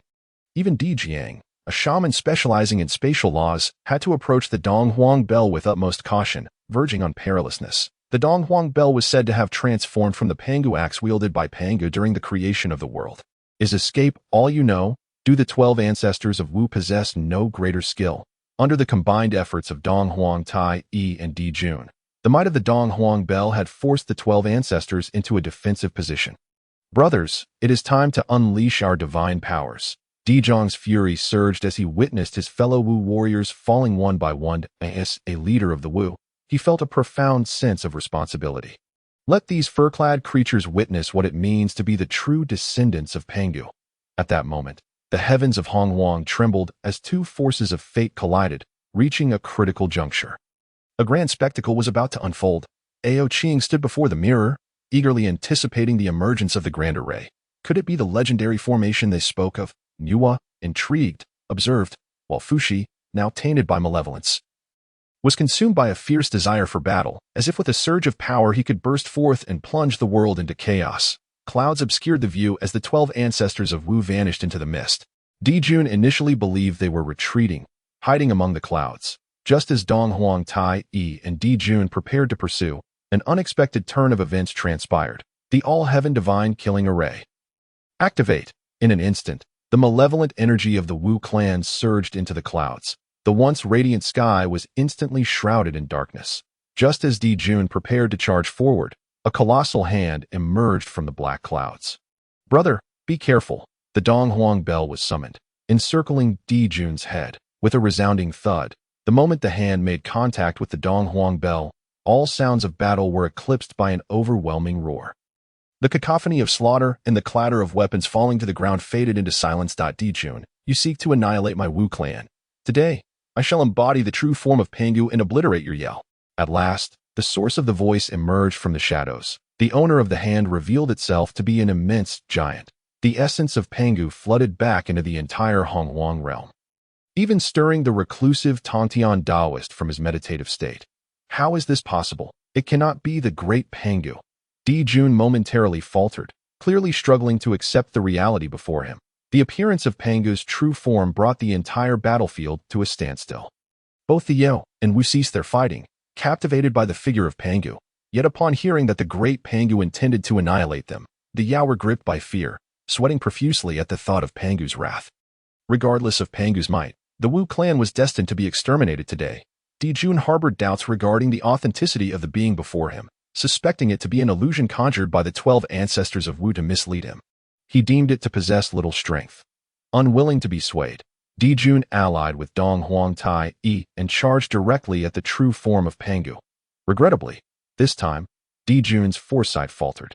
With a mere flick of its hand, Pangu sent both of them hurtling into the void. Jun, your arrogance knows no bounds. This time, it is either the demise of the demon clan or the extinction of my Wu clan. No sooner had the words left his lips than Pangu advanced relentlessly toward the demon clan. Above the firmament, the laws of power swept across the battlefield, affecting nearly all present. The more timid members of the demon clan fell to their knees, pleading for Pangu's mercy. The time had come. If they delayed any longer, the demon clan would face annihilation. Ao Qing, witnessing the unfolding chaos, surmised that the venerable Hong Jun must soon intervene to salvage the situation. If he remained inactive, the cataclysm between the Wu and demon clans would inevitably reach its conclusion. In a fleeting moment, the eye of the heavenly Tao opened above, casting a net of divine law throughout the realm. As anticipated, the ancient figure of Hong Jun made his entrance. Chapter 63.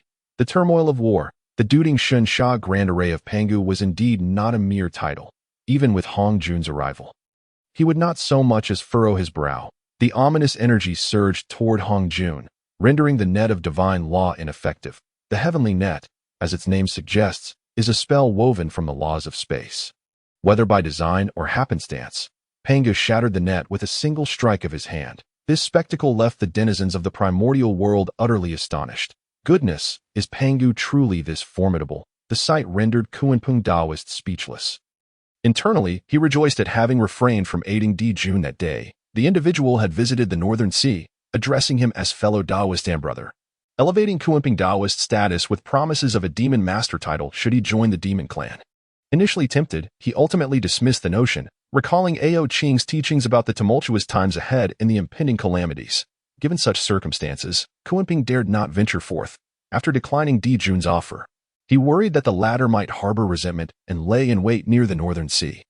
Yet, in a blink, he realized his concerns were unfounded, as Jun seemed to dismiss him entirely, returning to the skies without lingering in the Eastern Sea. Kuanping, unable to tolerate the indignity, lamented the broken promise of a demon master title. Observing the situation, he discerned that the approach taken by Jun was hardly one of a respectful request for a demon master.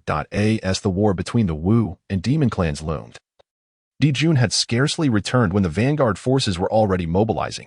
Such a spectacle was typically observed only by those of profound cultivation, covertly watching from the shadows. Hong Jun, what is your rationale? Have you conspired with the heavenly Tao to bring ruin upon my Wu clan? Pangu's voice resonated with power, echoing throughout the primordial realm. A warrior from the Wu clan fell to his knees, venerating this legendary figure. Jiang, the war between the Wu and demon clans requires a century to unfold. The time is not ripe for battle. Henceforth, the Wu shall govern the land while the demons oversee the heavens. Do you consent? Hong Jun's tone was frigid, indicating he had long since transcended mortal concerns, embodying the heavenly Tao in its entirety. Does my Wu clan require instruction in our own affairs? Pangu glared at Hong Jun, raising his hand to strike. Enough! This time, whether you agree or not, you must adhere to this decree. Otherwise, do not blame me for my ruthlessness. Upon witnessing the impending strike, Hong Jun felt a surge of elation. Here presented an opportunity to showcase his might. Indeed, fortune favored the prepared. The laws of the heavenly Tao coalesced within his palm as Pangu's colossal hand descended upon him. I command, Duding Shin Sha Grand Array. Shatter. Above the firmament, purple clouds of divine lightning descended, striking Pangu's brow. The laws of the heavenly Tao forcefully invaded Pangu's essence. The once stable figure of Pangu began to flicker, becoming increasingly ethereal. Before long, even this illusory form vanished entirely. The 12 ancestors of Wu were expelled back to their true forms, falling from the Duding Shin Sha Grand Array, unable to sustain its operation. Hong Jun, you have truly gone too far. Jiang was now utterly incensed. This old man Hong Jun was audaciously overreaching. Had it not been for that bolt of lightning, the array might well have remained unbroken. Brothers, let us transform our true forms and reconstitute ourselves to confront this Hong Jun. Di Zhang's fury burned bright. The will of heaven seemed to favor the demon clan, yet he remained silent on that front. However, the blatant interference in their affairs by Hong Jun, representing the heavenly Tao, could not be overlooked. Brother, while it is feasible, we require time to refine the array. Ho Tu remained the voice of reason, aware that the situation was fraught with complexity and demanded caution. This reminded Di Jiang that beneath the saints, all were but ants in the grand scheme. Young Di Jiang, I invite the ancestor of martial Tao. May the martial ancestor adjudicate fairly for my Wu clan. Should the formation solidify, it would be of no use. Yet, ironically, the circumstances were dire. The ominous energy above had pinpointed Ao Qing's domain. However, the Taoist sanctuary was inaccessible, leaving the ominous force to seek out Sun Wu, who was tragically preoccupied with nurturing his disciples. Currently, he was guiding his students on a distant mountaintop, secretly observing the unfolding battle while providing extensive commentary. The ominous energy swiftly honed in on Sun Wu's location, catching him unprepared. Upon realizing the situation, Sun Wu felt as if he had swallowed poison, utterly at a loss. Now, with the ominous energy knocking at his door, he had no choice but to respond. Disciple, prepare to witness your master's performance. Let them witness what true mastery entails. Within the Hongming Dragon Hall, Nuwa was left in a state of astonishment at such a turn of events. Master, what should I do now? Despite Sun Wu's outward calmness, internally he was in turmoil, caught between the Wu clan, Hong Jun, and the entire demon clan. Whichever side he leaned toward would ensnare him in ominous energy. He found himself in a most precarious position. I must act with integrity. Fairness is paramount. I cannot tarnish the name of my martial ancestor. With resolve, Sun Wu steeled himself, for he had already made a promise to his disciple. What brings you here? Sun Wu's entrance was characteristically unadorned. As he descended from a small hillside, adjusting his somewhat lengthy Taoist robe, Di Jiang initially believed the martial ancestor had truly arrived, only to find a mere deluo golden immortal before him. Are you truly the legendary martial ancestor? It was evident that none dared to believe. The legendary figure reputed for bestowing the Hunyuan technique stood before them as nothing more than a deluo golden immortal. Do not gaze at me so. I am merely a manifestation. How could my true self descend for such trivial matters? In an effort to salvage his dignity, Sun Wu exclaimed loudly in a wonder. It all makes sense now. The surrounding voices seemed to collectively dismiss Sun Wu's presence. Di Jiang, what is your purpose in summoning me? Speak quickly, for I am quite busy. Sun Wu was genuinely reluctant to be the focus of so many eyes. The three factions represented the entirety of the primordial realm. Should anything go awry, his true self might very well come to claim him. For safety's sake, it was best to exit as soon as possible. Chapter 64. The Wu clan defies heaven. Martial ancestor, please advocate for my Wu clan. This Hong Jun is egregiously overstepping, blatantly interfering in the grievances between the Wu and demon clans, showing obvious favoritism. Di Jiang, akin to a child wronged, bemoaned to Sun Wu. Master, how shall we resolve this matter? Sun Wu had previously been preoccupied with guiding his disciples, only arriving to witness the spectacle once Hong Jun appeared. He intended to broaden the horizons of the Sui Ring clan, so they might face such overwhelming calamities with composure in the future. Remain steady. Until I achieve a breakthrough in Hunyuan, I cannot assist you. Adapt to the situation.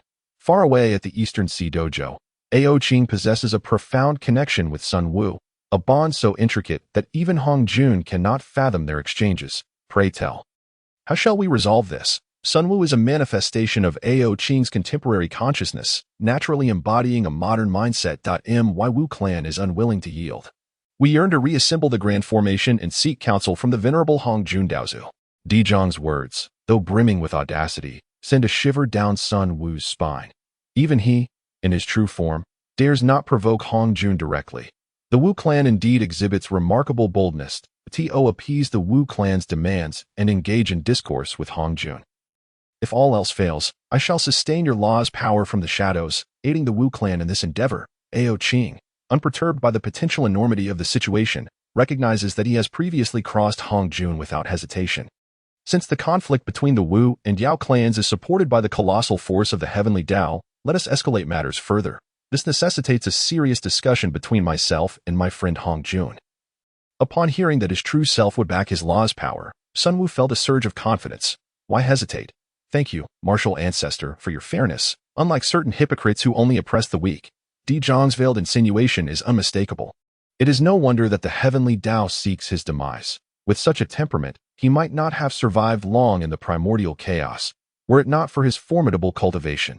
Nuwa furrows her brow, clearly disapproving of Di Zhang. No matter, all is predestined. You have already attained the primordial realm. Your heart should not be so easily swayed. Ao Qing speaks with a tone of admonition, earnestly addressing Nuwa. Excellent. Within the Hongming Dragon Palace, the trio has now dwindled to two. This fellow Fushi, in an effort to shield his consciousness from the malevolent influence, has rendered himself unconscious, vowing to awaken only after this great battle concludes. The depths of the ocean are far from tranquil, as malevolence permeates every corner of the cosmos. Before Mount Buzhou, the standoff persists. Hong Jun stands resolutely in the firmament, while the Yao and Wu clans remain on the ground. The pressure exuded by the sage leaves every member of both clans gasping for breath.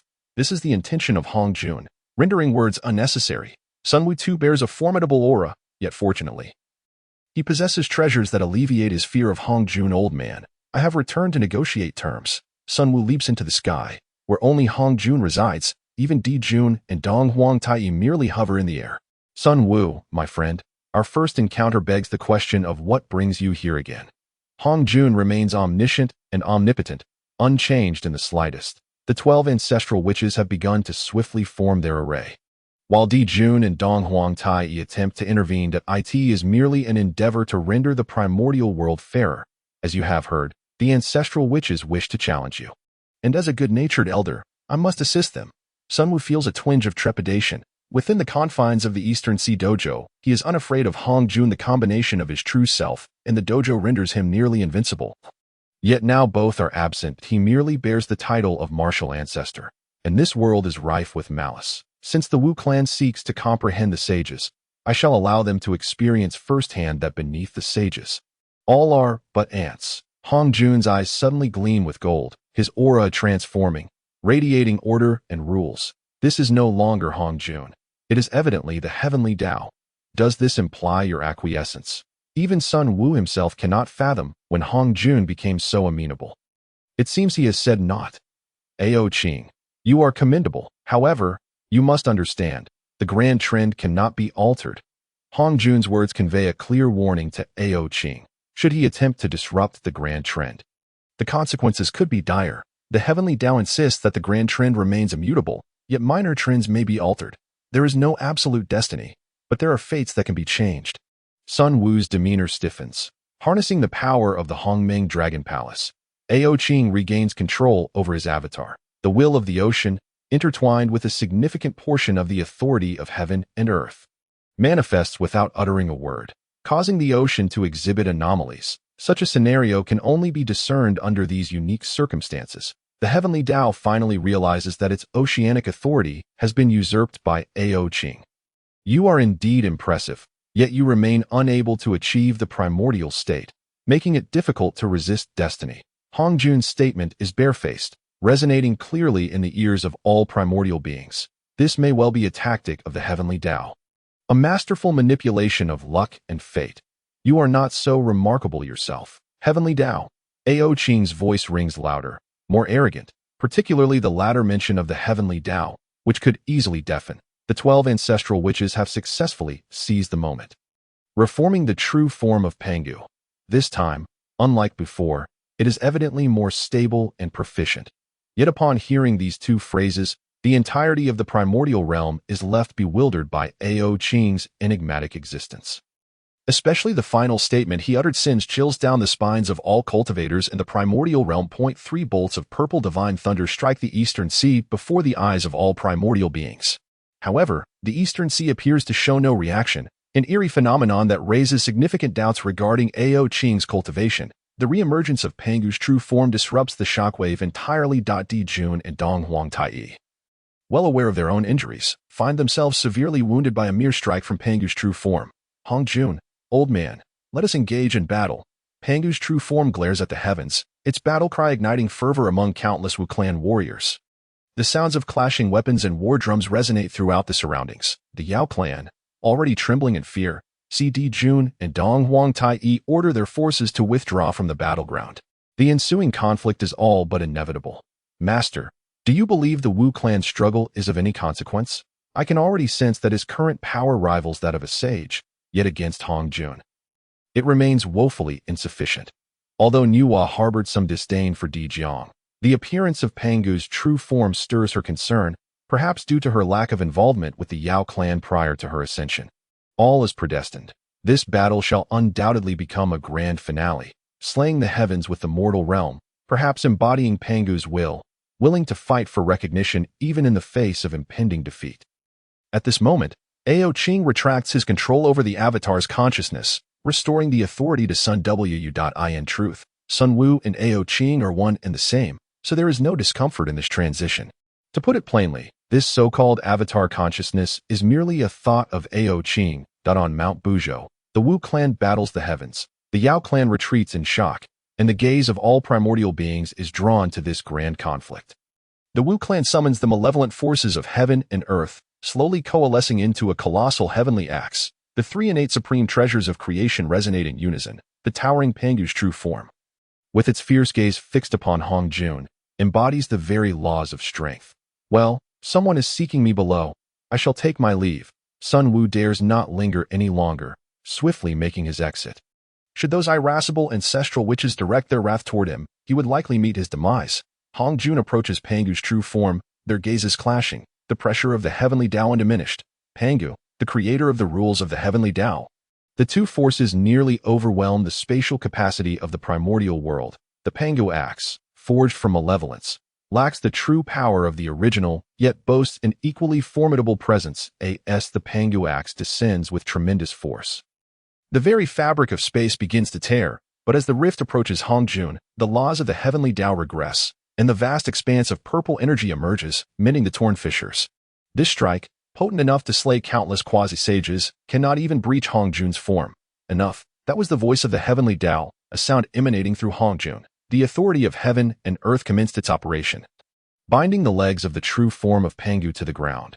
While the spatial authority immobilized his body, Pangu's oppressive force surged from within, breaking free from these constraints. The power of the saints can be said to be incredibly formidable, nearly flawless. Yet, the heavenly Tao remained unchanged, fully aware that these authorities were merely a feint. Above the firmament, the divine punishment of the heavenly Tao struck, the heavenly Tao of the primordial chaos, having reached a state of perfection after the unity with Hong Jun, made it apparent that the true form of Pangu was destined to fail. A flash of white light swept across the heavens, and in that fleeting moment, no one knew what transpired within the heavenly Tao.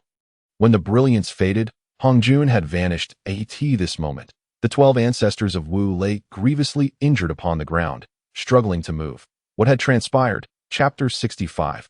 The act of deception within the Taoist temple of the Eastern Sea. Ao Qing and Nuwa were perhaps the only witnesses to the brutal unfolding of events. Even Sun Wu appeared utterly bewildered, oblivious to what had actually occurred. Hong Jun remained as he always was, swift, ruthless, and precise in his actions. Nuwa, should you encounter him in the future, exercise utmost caution. Do not be deceived by that mere flash of white light. It was, in truth, the manifestation of the chaos divine thunder descending. To say that the heavenly Tao is truly audacious, allowing the chaos divine thunder to enter the primordial chaos and strike directly at the true form of Pangu, is an understatement. What is this chaos divine thunder? It is the progenitor of the Zishu divine thunder, and in terms of sheer power, it is already a millionfold greater. Such a force, if mishandled, could easily become the most effective weapon for the annihilation of heaven and earth. Only a being as bold and skilled as the heavenly Tao would dare to wield it so recklessly. Master, do you imply that we shall oppose Hong Jun or the heavenly Tao in the future? Nuwa found it hard to believe, having held a deep-seated fear of the heavenly Tao since her inception. You heard my conversation with the heavenly Tao. Had it not been for the Hongmeng Dragon Palace, I would not have had the courage to confront Hong Jun. Ao Qing could only self-deprecate, recognizing that despite the grandeur of the Hongmeng Dragon Palace, it is but a small place in the vast expanse of the primordial chaos. The heavenly Tao has certainly turned its gaze upon me. Should I leave this temple, I would likely be struck by that chaos divine thunder. Ao Qing distinctly felt that before Hong Jun vanished. He cast a significant glance at Sun Wu. The message conveyed through that gaze was more than sufficient to reveal Hongjuan's stance. The heavenly Tao does not regard all beings as mere fodder. Master, what then is your cultivation level? Nuwa inquired. Her curiosity piqued, for Ao Qing had never disclosed his cultivation. Furthermore, it is generally challenging for others to see through the veil of the system, even for a mid-stage saint like Nuwa. She could only make a rough estimate. Indeed, the heavenly Tao was not mistaken. I have yet to prove my chaos realm that Ao Qing had no qualms about being candid, as Nuwa was not an outsider. To possess the ability to write about the chaos realm and beyond without having validated it. Could it be that Master has already transcended the constraints of the chaos realm, yet his physical cultivation has not yet reached that level? Nuwa immediately began to ponder Ao Qing's various actions. Moreover, the cultivation methods of the chaos realm are not mere empty titles. They are legitimate practices of the chaos realm that I am not as formidable as you suggest. Within this temple, I may be unrivaled. Even the heavenly Tao must bow in deference to me. But once I step outside, my cultivation is merely below the chaos realm. Ao Qing chose not to conceal too much from Nuwa. For she was a disciple he had invested considerable resources to train into a saint. Should there be any hint of betrayal, his position as a saint would surely be jeopardized in cultivation. The most crucial aspect is the nurturing of one's true heart, especially in martial cultivation. The true heart must be clear and discerning. Otherwise, one cannot advance further. The heavenly Tao personally visits and must bow in submission. What level of cultivation could allow for such a formidable presence? As a saint, Nuwa understood well what the chaos realm represented. To manipulate time and space at will, to adjust timelines, or even to reverse the flow of time, would be akin to child's play, and this is not even considering a saint who practices the laws of time. If such a saint were to emerge, it would be even more terrifying. Yet, the heavenly Tao surpasses even that, existing at a level above the chaos realm. Within this temple, it too must bow in submission. Could it be that my master is the Tao itself? Only the Tao could possess such might. Thus, it stands to reason that within the temple, my master's cultivation is comparable to that of the Tao. Nuwa speculated, increasingly convinced that this was the most logical conclusion. Otherwise, how could he so effortlessly present the methods of the chaos realm? I say, Nuwa, could you refrain from indulging in fanciful thoughts? Are you unaware of the adage that truth is the foundation for all knowledge? Ao Qing observed Nuwa lost in her musings, feeling quite helpless about his disciple. A saint yet still prone to such unrealistic imaginings. What do you mean? I have not forgotten a single word of your teachings. Nuwa retorted, feeling that Ao Qing's dismissive attitude only reinforced her suspicions. Perhaps, her master simply enjoyed maintaining an air of mystery. Nuwa had never seen her master venture beyond the eastern sea to the land above, from the moment she arrived at the eastern sea's shore to hear the teachings. He had utilized his divine consciousness to impart knowledge, never once appearing in person. According to Sixth Year, the master had once traveled to the Western world to save him, but even then, it was not his true form, but rather a magical artifact. How deeply her master must relish remaining hidden beneath the sea. Look at you. This is precisely what you said. That practice is the basis for testing all concepts. Nuwa had not recalled this phrase, yet it seemed her master had never explicitly stated it either. Master, did you truly say that? Why can I not remember it at all? At this moment, Nuwa feigned ignorance, realizing that perhaps Ao Qing had never uttered such words. Does it matter whether it was said before or not? Regardless, I have said it now, so do not indulge in wild imaginings henceforth.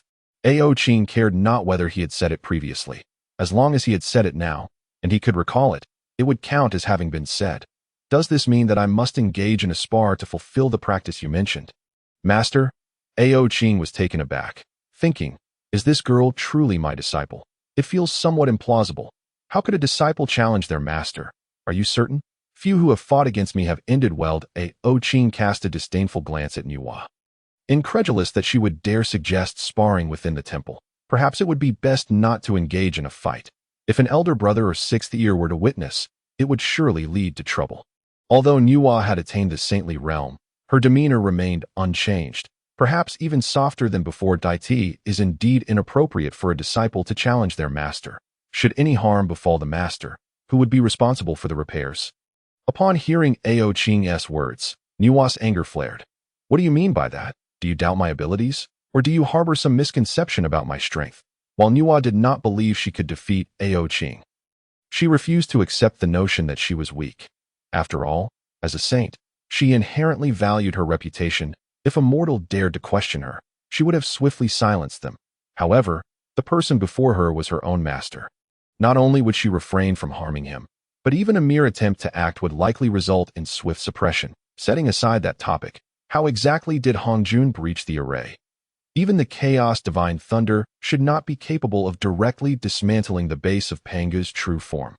Should it? This was also Nuwa's greatest puzzlement, for although the chaos divine thunder was fearsome, she had first-hand experience utilizing it during the inception of the world. She understood it well, yet how could it have so swiftly incapacitated the nearly saintly true form of Pangu in an instant? In truth, it is quite understandable. Let us examine what transpired in that fleeting moment of white light. The vast water mirror, at this moment, revealed a small area that split away from the original battlefield. Within it, the scene unfolded anew, showcasing how Hongjun, under the manipulation of the heavenly Tao, utilized the chaotic divine thunder to shatter Pangu's true form. What transpired was merely a fleeting instant, yet in this water mirror, it was decelerated to an unimaginable extent. Even so, capturing the critical aspects remained elusive. Pangu's true form swung the axe thrice, each swing more formidable than the last, under the countless accumulations of the laws of power. Even the heavenly Tao could not withstand it directly, leading the Tao to resort to cunning stratagems. This axe was prepared with intention, specifically aimed at eradicating the physical form of Hongjun, under the assumption that the heavenly Tao would be unable to counter it. However, the heavenly Tao was not blind to this. It feigned a retreat, cleverly evading the rending force of the axe, allowing the strike to collide against the firmament instead that a portion of the heavens was pierced. And the heavenly Tao, ever cautious, cleverly turned the tables, channeling the chaotic divine thunder within the chaos. The resulting luminous veil was indeed a consequence of Pangu's 3 strikes, yet if it were merely that, figures of great renown like Sun Wu would not be left pondering the situation. Following the blinding light, the chaotic divine thunder soon made its appearance. This thunder was terrifying. Upon its emergence, it overwhelmed the luminous veil with blinding force. Had it not been for their sage-like cultivation, witnessing the events unfolding would have been impossible. This display of chaotic divine thunder, imbued with the power of the heavenly Tao, was peculiar, seemingly aware of Pangu's vulnerabilities. It adeptly avoided the most challenging points of attack, instead targeting the 12 weakest spots. These locations were precisely those that Hongjun had recently ascertained through probing. The chaotic divine thunder struck where it was least opportune, precisely at the positions of the 12 ancestral witches. After previous lessons, one would assume that the likes of the Zixiao divine thunder would have little impact. Yet this time, the chaotic divine thunder wielded power 1,000,000 times greater than that of the Zixiao. The ancestors had no time to react, and in the blink of an eye, the 12 ancestral witches bore the brunt of this chaotic divine thunder, suffering grievously. The intensity of such thunder passing through their forms would leave even a typical Deluo Jin Xian in dire straits. The 12 ancestral witches, joining forces, could barely endure the chaotic divine thunder, rendered incapable of manipulating Pangu's corporeal form any further. The heavenly Tao, having achieved its objective, restored the shattered space, vanishing from the firmament while casting a seemingly casual glance at Sun Wu before disappearing entirely, presumably returning to the Zixiao Palace. Subsequently, all present witnessed the 12 ancestral witches collapse to the ground, their movements severely hindered. Each appeared gravely injured, as the echoes of Hongjun's prior declaration resonated through the heavens. Within a century, chaos must not reign again. The witch clan governs the land, while the demon clan governs the skies, with both realms refraining from interference. As the scene crystallized, it became evident that even the heavenly Tao felt trepidation in the face of the mighty Pangu.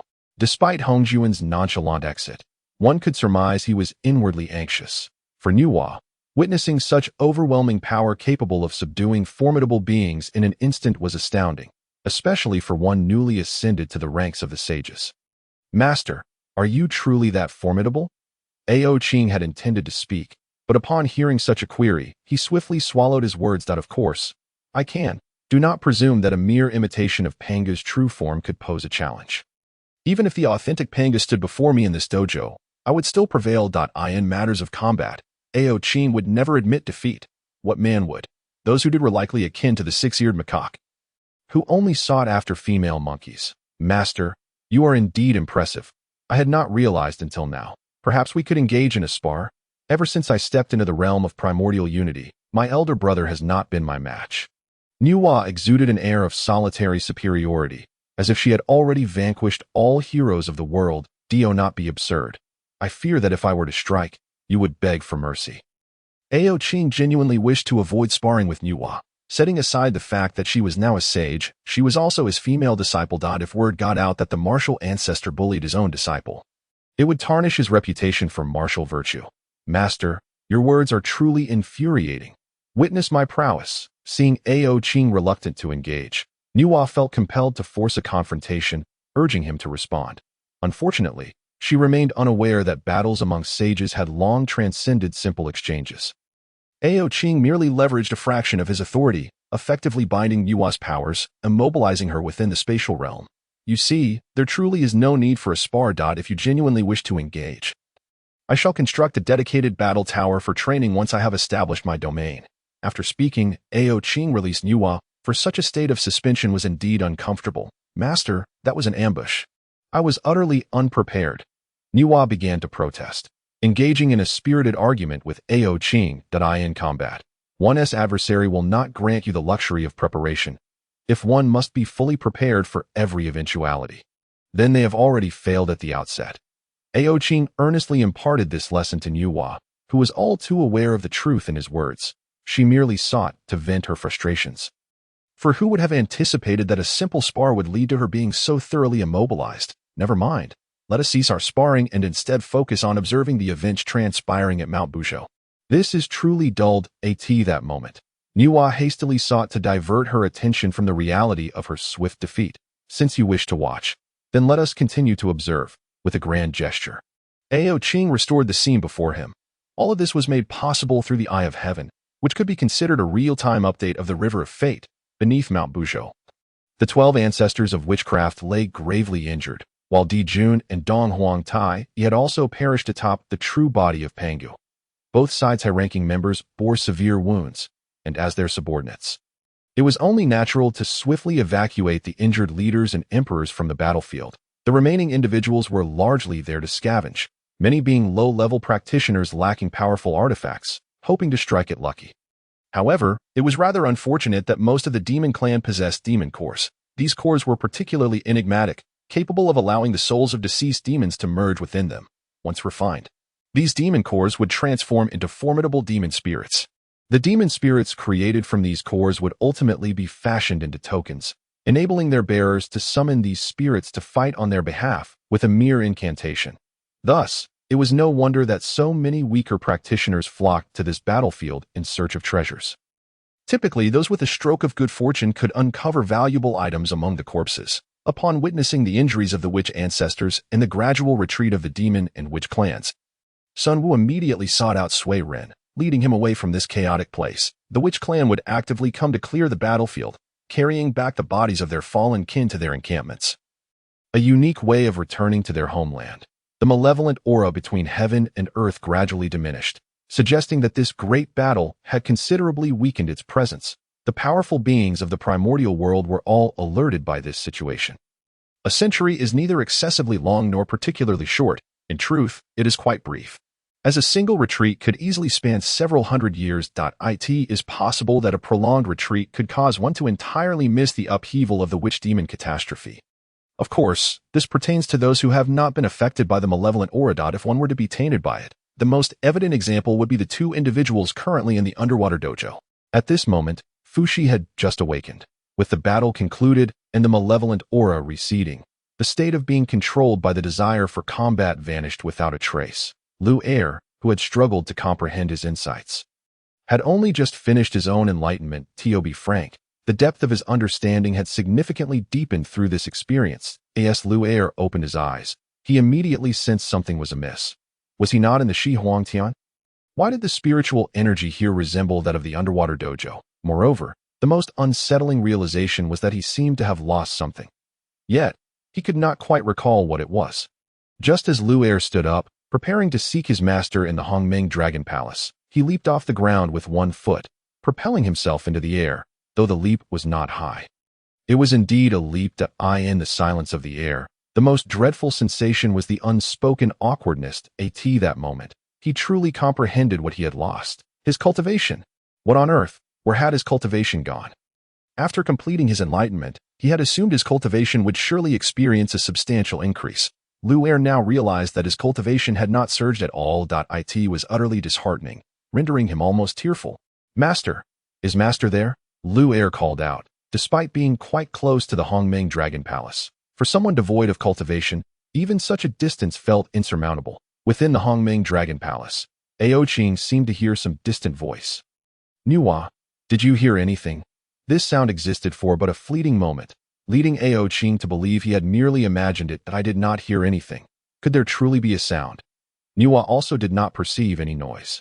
No, there is indeed a sound, and it is rather familiar. Could it be Lu'er? Ao Qing suddenly recalled that he had a disciple whose cultivation had been sealed outside. Little senior brother Lu'er. It would be wise to check on him. I shall watch over my elder brother. Ao Qing promptly departed from the Hongmeng Dragon Palace, and upon opening his divine eye, he beheld Lu'er, who was currently in a state of distress, tears and snot mingling. Lu'er, what troubles you so deeply? Pray, share with your master. Just as Lu'er was feeling dejected, Ao Qing appeared before him. Master, please save me. I cannot fathom why I am unable to sense my cultivation. Lu'er was on the verge of tears. Do not fret. With your master here, even if your cultivation has been rendered null, you can still start anew. The word start anew struck Lu'er's heart like a thunderbolt. Master, you mean I must prepare to begin my cultivation all over again? Lu'er felt a mix of excitement and dread. Being inherently proud, the thought of starting over did not sit well with him. He hurriedly approached Ao Qing, grasping at his robe, fearful that Ao Qing might deem him irredeemable. All right, do not rush. Allow me to explain it to you step by step. Why the urgency? Originally, Ao Qing intended to elaborate slowly, but to his surprise, Lu'er had managed to smear his snot on his robe. With a slight stamp of his foot, he sent Lu'er sprawling several meters away. Master, I truly did not mean to. Lu'er scratched his head, his impetuous nature evident, for he was, after all, a mere monkey. In truth, your cultivation was sealed by me, to prevent the malevolent aura from disrupting your mind and damaging the flora and fauna of my dojo. Hearing Ao Qing's earnest explanation, Lu'er felt a twinge of gratitude. However, as he continued to listen, he could not shake the growing sense of injustice. Was it true that he was deemed less than the plants and flowers within the dojo? This world is devoid of love. Do not worry. I shall lift the seal immediately. Ao Qing's procrastination began anew, and after much delay, he finally released Lu'er's cultivation. Of course, the reason for this delay had nothing to do with Lu'er's audacity in soiling his robe. Even if that were the case, he would never admit it. Chapter 67. May the great Tao be achieved. The great battle that transpired in the primordial world led all to a period of recuperation, particularly among the high-ranking members of the witch and demon clans. The 12 ancestors of witchcraft were grievously wounded, not to mention a century. Even a millennium would be insufficient for them to fully regain their vitality. Jun of the demon clan felt profound regret upon returning to the heavenly palace. Discovering the damage to his true body, if he did not restore it, he would find it impossible to ascend to sagehood, let alone make any progress within the quasi-saint realm. Jun lamented. Why did he attempt to seize Panga's axe? Now, the malevolent aura intertwined with his true body, leaving him in a state of despair. Dong Huang Tai fared somewhat better. With the Eastern Emperor Bell being a congenital supreme treasure, it safeguarded his primordial spirit and preserved his true body. The demon generals of the 10 directions now tended to their respective armies, nursing their wounds. While physical injuries could heal over time, the most significant blow was the complete shattering of the demon clan's morale by Panga's true form. After witnessing such a formidable presence, who would dare to confront it again? Furthermore, it was none other than the direct incarnation of the great Pangu. The identity and status of Pangu held an unspoken significance in the eyes of all beings in the primordial world. However, all of this was irrelevant to Ao Qing. Within the Hongmeng Dragon Palace, Lu'er, having regained his cultivation, felt an overwhelming sense of comfort. The sensation of his cultivation surging through his body was akin to the earthly pleasures experienced by mortals during the nights of revelry. It was even more exhilarating than such earthly joys. At this moment, Fushi also awakened from his stupor, emerging from the Hongming Dragon Palace alongside Nuwa. Master, I intend to return to my Shi Huangtian. I shall come back to visit you when time allows. Upon hearing this, it was clear that Nuwa was preparing to depart. Sister Nuwa, are you very busy? One audacious individual dared to pose this question. It was evident who had asked it, as even the most oblivious would be struck by the sight of the red-bottomed blue air. The atmosphere had grown tense, and Nuwa was at a loss for words. Ahem, my sister, as a sage, indeed has myriad responsibilities. Little senior brother Lu Air, we are not privy to your understanding. At this moment, Fushi once again stepped forward. Nuwa's gaze towards Lu Air was somewhat off. Her brows furrowed deeply. Those unfamiliar with their relationship might mistakenly believe she was preparing to obliterate him. Indeed, I have recently attained a breakthrough in the realm of Hongyuan and must hasten into seclusion. Thus, I cannot linger. If Lu Air, my dear junior brother, finds himself missing me, he may come to seek me in the realm of Zawangdian. Nuwa quickly smoothed over the situation by linking it to Fushi's words. Yet, who could have known whether Nuwa might conceal her Zawangdian, rendering Lu Air unable to find her when the time came? If you must depart, remember to return often. We shall all miss you. Ao Qing, resembling a concerned elder, gazed upon Nuwa as if she were watching her child embark on a long journey, her eyes filled with reluctance. Observing Ao Qing's sorrowful demeanor, Nuwa felt a twinge of hesitation about leaving. Master, perhaps I should remain here. After all, isn't all cultivation the same regardless of location? Ao Qing had intended to see Nuwa off, but unexpectedly, she decided against departing to know. You cannot stay in my dojo. You must leave promptly.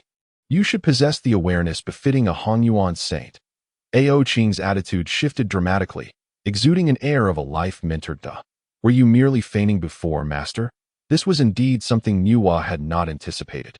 What a bewilderment! There was no pretense. My earlier reluctance was genuine, and my desire for you to depart now is equally sincere. A powerful being of Hongyuan. How could one lack dreams? Without dreams, what distinguishes you from a despondent fish? If Nuwa had heard these words before achieving the status of Hongyuan saint, she might have considered them. However, now that she had reached that pinnacle, she would not be swayed by such nonsense. If I must go, I have no wish to linger here. This declaration ignited Nuwa's temper, and it seemed even Fushi was at a loss in the face of her minor outburst. Elder brother, let us depart. As Nuwa prepared to leave, she did not forget to take Fushi with her, but Ao Qing intervened. You may leave, but Fushi cannot. He has a great tribulation to endure. Without experiencing this tribulation, his cultivation may stagnate. How bold it was for Ao Qing to rival Nuwa for Fushi. Nuwa herself had not anticipated that her seemingly benevolent master would begin to vie for her brother. Yet, Ao Qing articulated his reasoning with such conviction. Even without undergoing the tribulation, I still possess ways to elevate elder brother's cultivation. Humph. Nuwa intended to whisk Fushi away, but she had forgotten what had been stated earlier. Within the dojo, Ao Qing was indeed invincible. How about this? I shall provide you with a toy that if you do not leave, that is acceptable, but you must not cause trouble for me. What do you think? Observing Nuwa's steadfastness, Ao Qing reluctantly abandoned his original plan. He had hoped to distract Nuwa, allowing Fushi to confront his tribulation, but it seemed Nuwa was more astute than he had anticipated. You may present your proposal. Should I be in a good mood, I might just agree. Since Nuwa had not outright rejected the suggestion, it became an easier matter to address. I am my dojo. You have heard of the Sea of All Heavens. Yes, I wish for you to fish there. Whatever splendid catches you make, you may select 10 items from them. What do you think? The reactions of the 3 disciples varied. Nuwa remained indecisive, while Fushi mused that it was merely a scenic spot. Only Lu Air exclaimed familiarity. He had once worked as a fisherman in the Sea of All Heavens, laboring day and night without a single catch, nearly breaking his fishing rod out of frustration. No, I want 20 items. Ultimately, Nuwa decisively proclaimed that remaining in this dojo was quite agreeable, as it would afford her the opportunity to see her elder brother. Very well, then it shall be 5 items. 20 items? That is preposterous. No, I demand 30 items. Otherwise, I shall leave. Nuwa was simply raising the stakes without any regard for fairness. All right, 15 items, but no more. If you ask for more, you may as well go. Ao Qing would not be swayed. Agreed. Then 15 items. Ao Qing had initially intended to finalize the deal, but something felt amiss. Had he not previously stated 10 items? How had it escalated to 15? Observing Ao Qing's puzzled expression, Nuwa could not help but laugh. This is your fishing rod. Take it, but do not break it. If you do, the consequences will be dire. Ao Qing produced a fishing rod made of plastic and metal, exuding a rather cheap quality. Is this the best you can offer? I expected a treasure or artifact. Ao Qing chose not to respond, leading them to the sea of all heavens. It remained unchanged, save for the addition of a chair specifically designed for fishing. A long table was adorned with spiritual fruits, while a container beneath held bait. Ao Qing first imparted some fishing techniques to Nuwa before discreetly departing with Lu Er and Fushi, leaving Nuwa alone to toil over the vast sea. Yet, Nuwa did not lose her joy.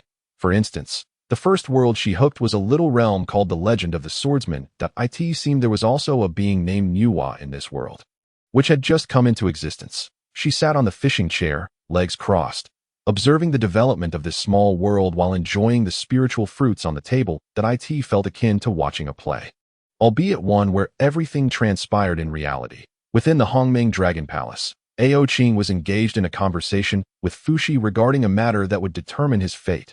Fushi, your path of destiny is now entirely monopolized by the heavenly Tao. You have no opportunity to comprehend or forge your own destiny. Each word struck a chord deep within Fushi's heart. Indeed, his master understood him best. I beseech you for guidance, master. Can the impending tribulation relieve my current plight? Fushi had been lingering at the early stage of quasi-sainthood for quite some time, with no clear path for advancement. This path of cultivation seemed to have reached a dead end, and any further progress felt as if it were blocked by an invisible wall, impossible to breach. There is a method, but it is fraught with danger. Failure may lead to becoming a vassal of the heavenly Tao. Fushi fell silent, uncertain of what to do. The path of destiny is profound and intricate, capable of severing the past and future while understanding time and space. As the saying goes, heaven is round, and earth is square. Heaven refers to time, while earth pertains to space. Heaven is circular, and time is cyclical. Earth is square, and space consists of countless squares combined into one. The path of destiny, however, is a principle established upon the foundations of time and space. To deduce the operations of space and time, one must navigate both forwards and backwards, involving an immense amount of computation. Yet now, the heavenly Tao had directly monopolized this level of computation, rendering Fushi incapable of making any effective breakthroughs. Fushi was unwilling to become subservient to the heavenly Tao. Such a fate was ultimately not his own. At this moment, two conflicting thoughts clashed within Fushi's heart. Fushi, I hope you understand this. I desire the great path to be fulfilled, not the path of mortals to be exhausted. This statement had been modified by Ao Qing. It was originally a phrase he had encountered in ancient texts during his previous life. I wish for the immortal path to be realized, not for the mortal path to be depleted. What cultivator would wish for their lifespan to dwindle, spending their entire life without achieving success in their cultivation? This was the dilemma Fushi now faced, a choice that was exceedingly difficult to make. Chapter 68. Friction for fire. The long night stretches on, yet the light remains firmly in one's grasp. Ultimately, Fushi resolved that this time, he would venture into the tribulation. Master, I have made my decision. This time, I willingly enter the Tao to refine myself. This was indeed a tremendously challenging decision for Fushi. Entering the tribulation meant relinquishing his innate divine form, akin to abandoning something he held dear as life itself. This time, as you enter the tribulation, you shall transform into a member of the human race. I will seal away all your memories and personally immerse myself among the humans, re-accepting you as my disciple, aiding you in drawing upon the fortune of humanity to break through the barriers of the path of destiny. Ao Qing was uncertain whether this course of action would succeed, yet he was resolute. Much like Fushi's willingness to enter the tribulation, even if faced with countless failures, as long as a glimmer of hope remained, he would seize it. Master, what about me? I have little to do lately. May I not serve as a protector for my junior brother? The fervor of Lu Er's heart was palpable.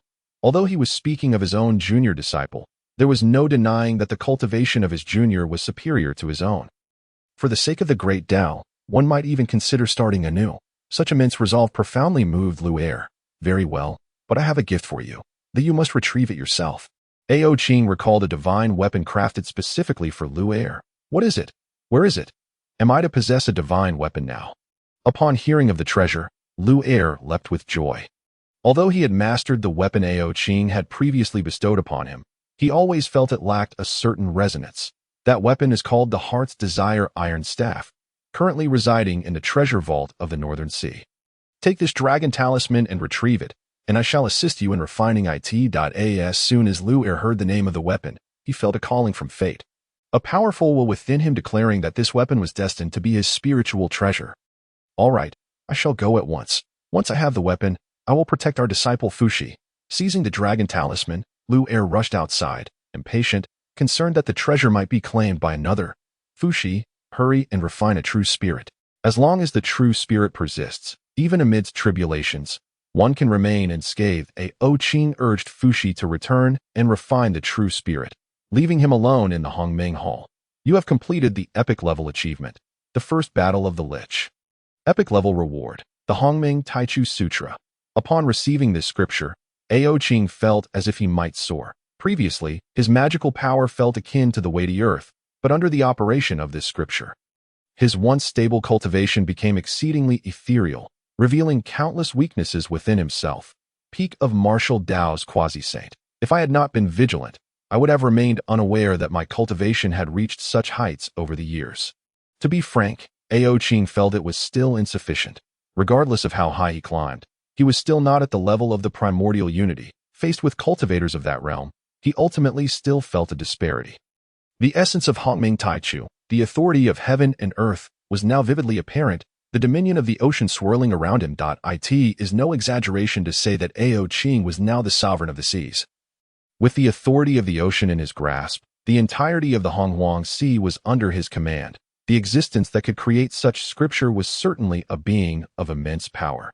As he ascended to greater heights, Ao Qing began to grasp the profundities within this scripture. It could even be said to directly point towards the great Tao, perhaps transcending it. It is time for seclusion. When I emerge from this retreat, I fear the Honghuang will witness the rise of many saints. I wonder if those two fools from the Western Church will come seeking revenge, with a humanistic mindset. Ao Qing wished to avoid any trouble from those two formidable beings. Should they stir up conflict, he would not hesitate to teach those two a lesson once more. However, before entering seclusion, he needed to address matters concerning the human race. Sun Wu, how fares the Swearing clan?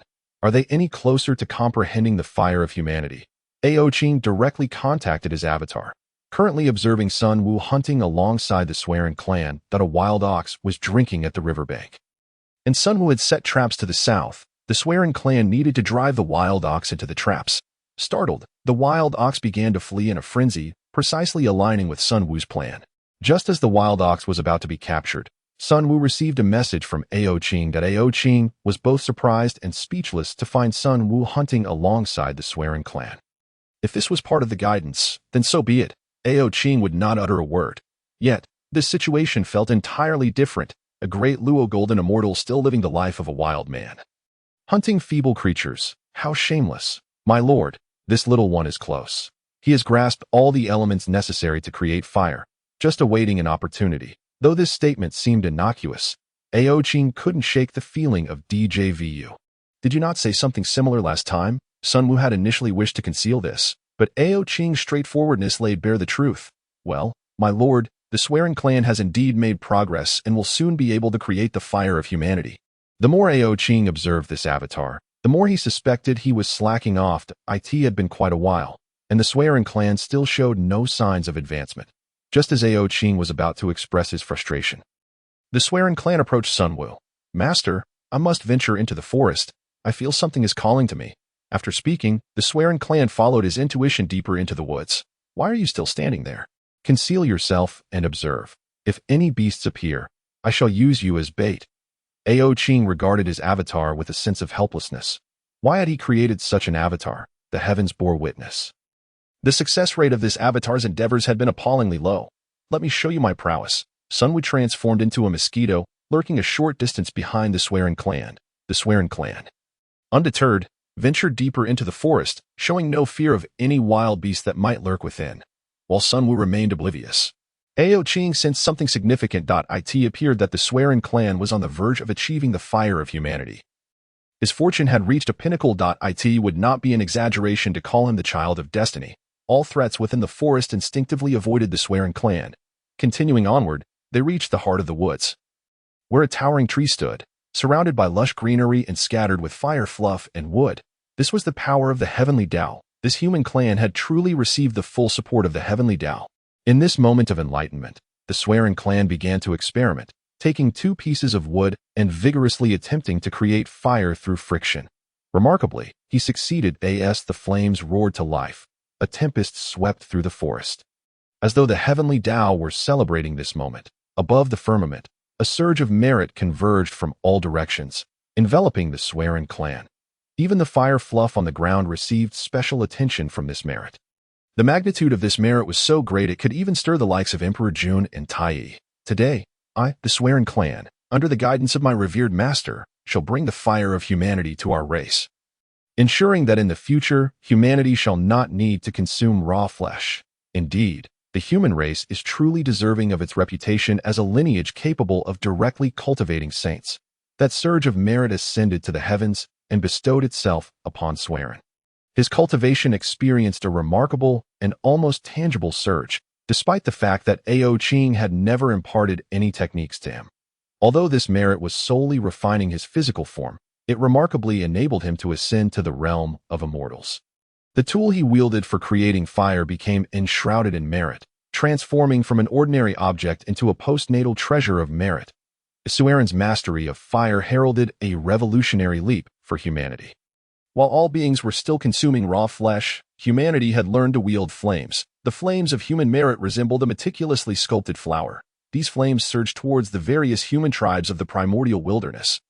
And in an instant, Swearen emerged as the new leader of humanity. At this moment, Nuwa also cast forth a spiritual treasure as a reward for this newly appointed leader, Ao Qing, within the Hongmeng Dragon Palace. Observed in awe as Nuwa fished from the seas of the heavens, securing treasures to bestow upon Swearen. Meanwhile, another stream of merit flew towards Sun Wu, a merit befitting a saintly teacher. Originally at the initial stage of the great Luo Golden Immortal, Sun Wu, with this merit's assistance, ascended to the pinnacle of the great Luo Golden Immortal. To prevent this merit from invading his incarnation, Ao Qing conducted an examination upon it, filtering out 80% of the merit from the original 100. This meant that 80% of the merit contained the consciousness of the heavenly Tao. Should this be utilized for cultivation, it would likely result in direct influence from the heavenly Tao. Given Ao Qing's vigorous intervention, Sun Wu experienced an unprecedented phenomenon. The beings of the primordial wilderness watched in astonishment as Sun Wu's cultivation soared toward the threshold of quasi-saint, only for this phenomenon to abruptly cease. In its place, countless merits expelled from Sun Wu's body, leading his once promising cultivation to visibly decline. No one understood what kind of divine manipulation this martial ancestor was employing. Merit, once it enters the physical form, becomes imperceptible, let alone forcibly extracted.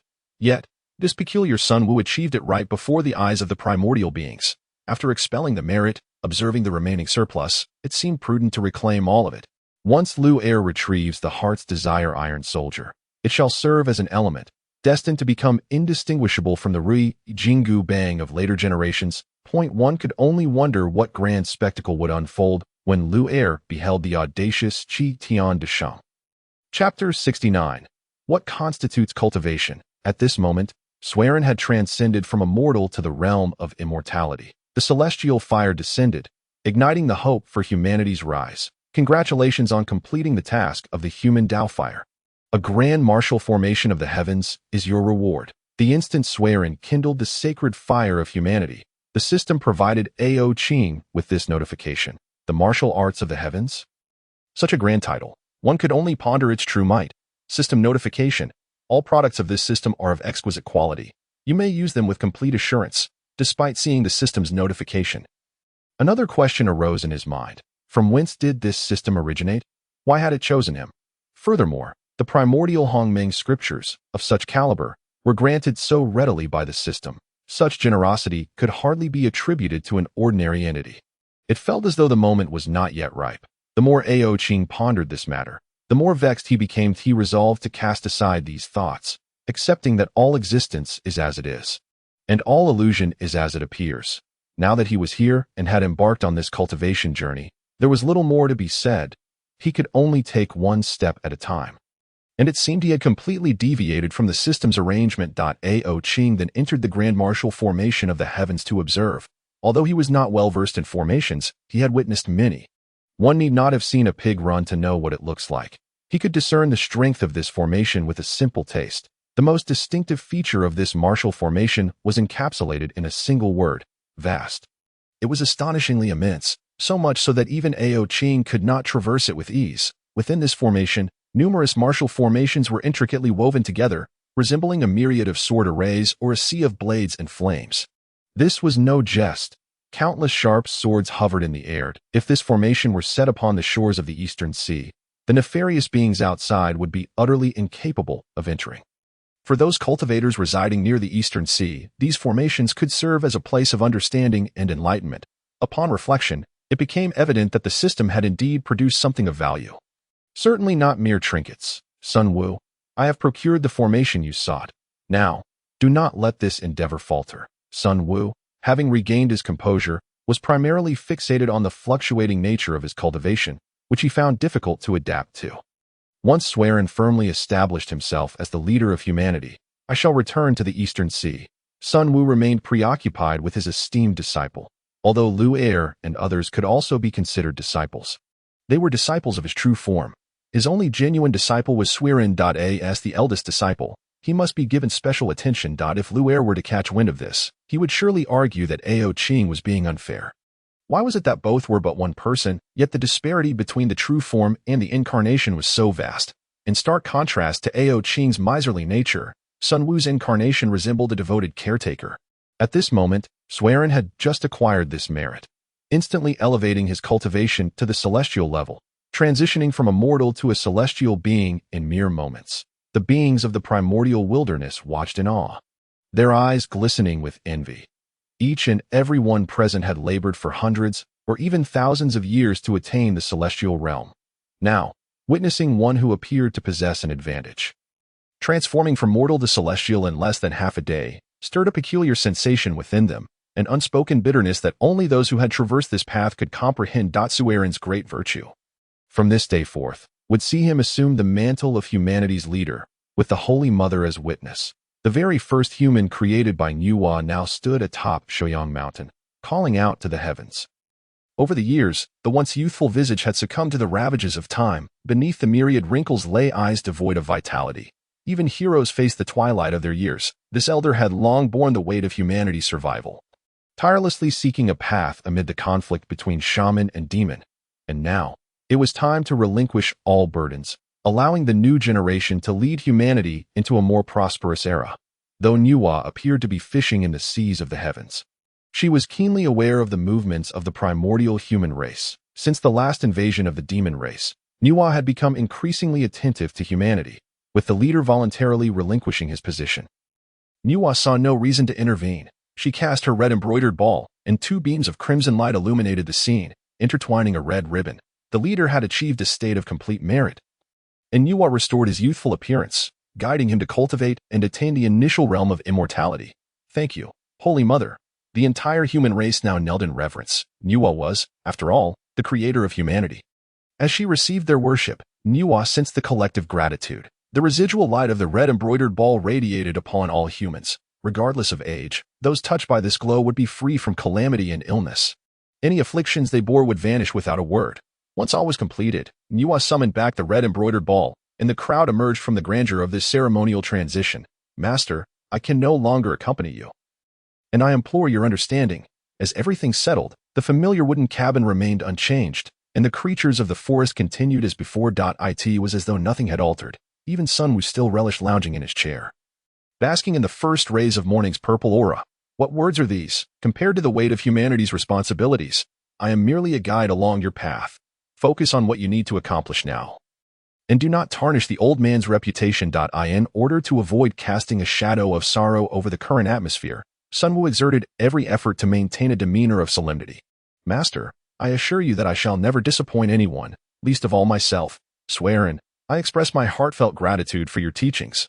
Over the years, though Swearin had not gleaned a single fragment of cultivation methods from Ao Qing, he had nonetheless acquired numerous strategies for governing humanity, thereby fostering its prosperity. Without resolving the affairs of mortals, how can one embark upon the path of immortals? This was the most profound enlightenment bestowed upon Swearin by Sun Wu. who recognized the direction of his own journey. To cultivate, one must possess a heart devoted to the path.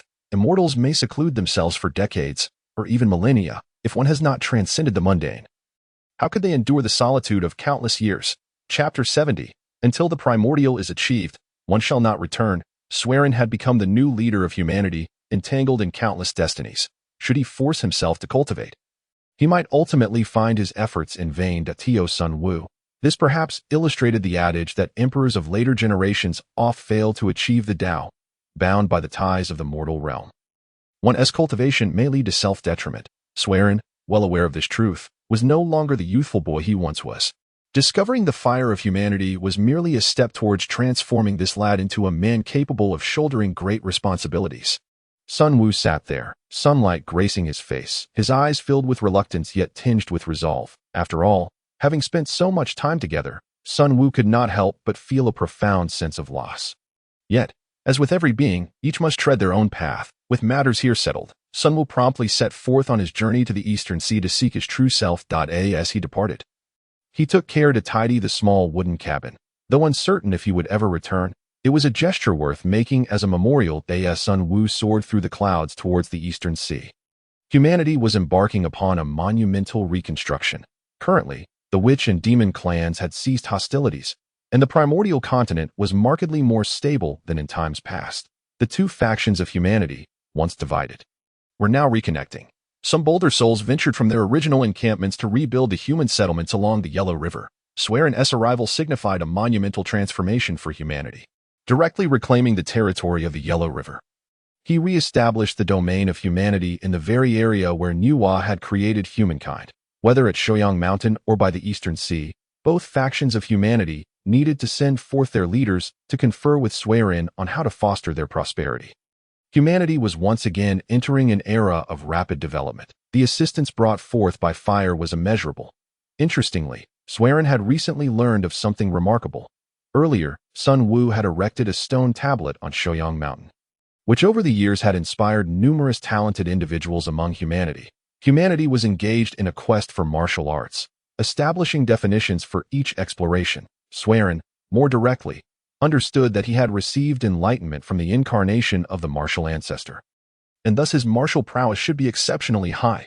Under Swearin's guidance, martial arts were classified into several realms. The initial step, the method of body refinement, was defined as martial disciple. The subsequent level, achieved by those who could open their meridians, was termed martial master. Upon reaching the martial master level, one could harness a significant portion of their internal power. At this point, one would need to condense their vital energy, allowing it to nourish the body, which in turn would derive supernatural abilities from this energy. This realm was referred to as martial spirit. Originally, most practitioners among humanity only progressed to this stage. However, humanity was never short of prodigious talents, exemplified by Xuandu, who made greater strides in martial arts. Following the martial spirit, he pioneered the realm of martial king. At this stage, one became akin to an earthly immortal, capable of perceiving their true essence through vital energy, leading to a qualitative transformation in their cultivation. This was akin to the fusion of one's true self with their spiritual essence, allowing them to be called an earthly immortal, yet still falling short of the immortal realm. Following this, Swearin introduced 3 additional realms: martial sovereign, martial emperor, and martial deity. These classifications were derived from the 3 realms of celestial immortals, golden immortals, and great Luo golden immortals within the immortal path. The establishment of martial arts became known throughout humanity, with nearly every individual having dabbled in some form of martial practice. Yet, all of this was beyond Sun Wu's imagination. He had returned to the underwater dojo. Within the Hongming Dragon Palace, Ao Qing was preparing to enter seclusion. This time, the Hongming Tai Chi Sutra had granted Ao Qing insight into the path of primordial unity. My true self, what of the grand formation I requested?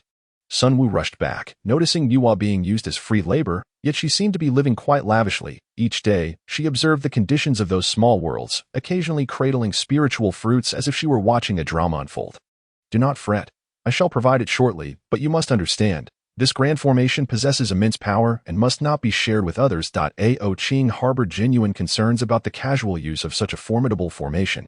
Although Sun Wu was his own incarnation, essentially another version of himself, this worry stemmed not from Sun Wu himself, but but rather from a broader apprehension regarding the primordial heavenly laws, should the heavenly laws seek to manipulate fate.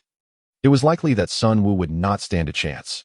Rest assured, even if Swearin were to come seeking me, I would not divulge the formation to him. However, my true self, when will you emerge from this seclusion? Sun Wu remained anxious. If Ao Qing continued to remain in seclusion, pressing matters would have to wait until his awakening to be resolved, let alone waiting until then. If that were the case, the flowers would have withered. Detected that you are about to enter seclusion for cultivation. You have the following two choices. Please make your decision. Choice 1. Remain in seclusion until primordial unity is achieved. Reward. One of the 3,000 great destiny techniques. Choice 2. Circulate the Hongmeng Tai Chi Sutra 90 million times. Reward. A dragon-slaying blade with a 100% drop rate. Upon reading this reward, Ao Qing could only exclaim, "Is there something strange mixed in here? A 100% drop rate is utterly absurd. What kind of rewards are these? Truly unreliable. System, I choose option 1.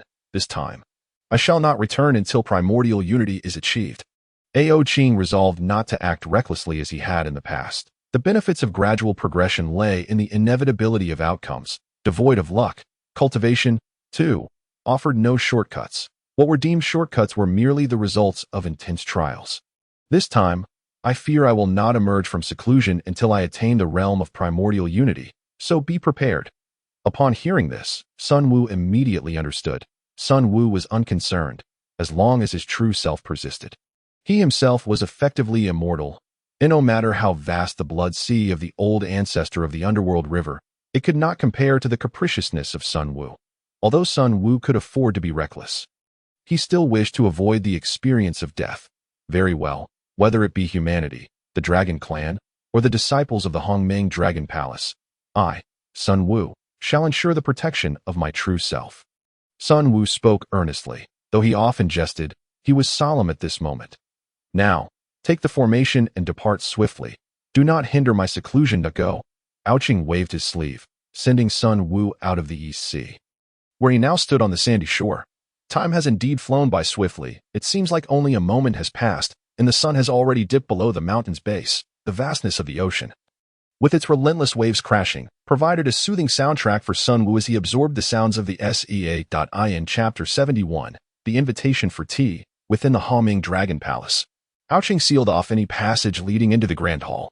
This time, he was determined to break through the Hunyuan, setting aside matters of the primordial chaos for the moment. However, he pondered whether Sun Wu could manage everything alone.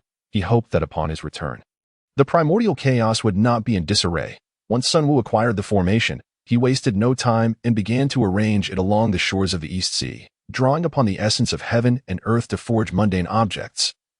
For martial arts are indeed rooted in the ordinary. In the years that followed, the primordial chaos remained remarkably tranquil, particularly for the human race, which, under the leadership of Swearin, had fully restored the vitality lost during the previous beast invasions.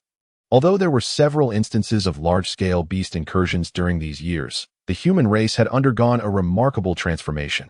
Almost everyone practiced martial arts, and several formidable martial sovereigns emerged, compelling the beasts to kneel and plead for mercy. Among the human ranks, martial disciples, martial masters, martial spirits, martial kings, martial sovereigns, martial emperors, martial deities, who among them was not a towering hero? They reclaimed lost territories, unafraid of death, brimming with courage, and relentlessly striving for self-improvement. This epitomized the human race under Swearin's leadership.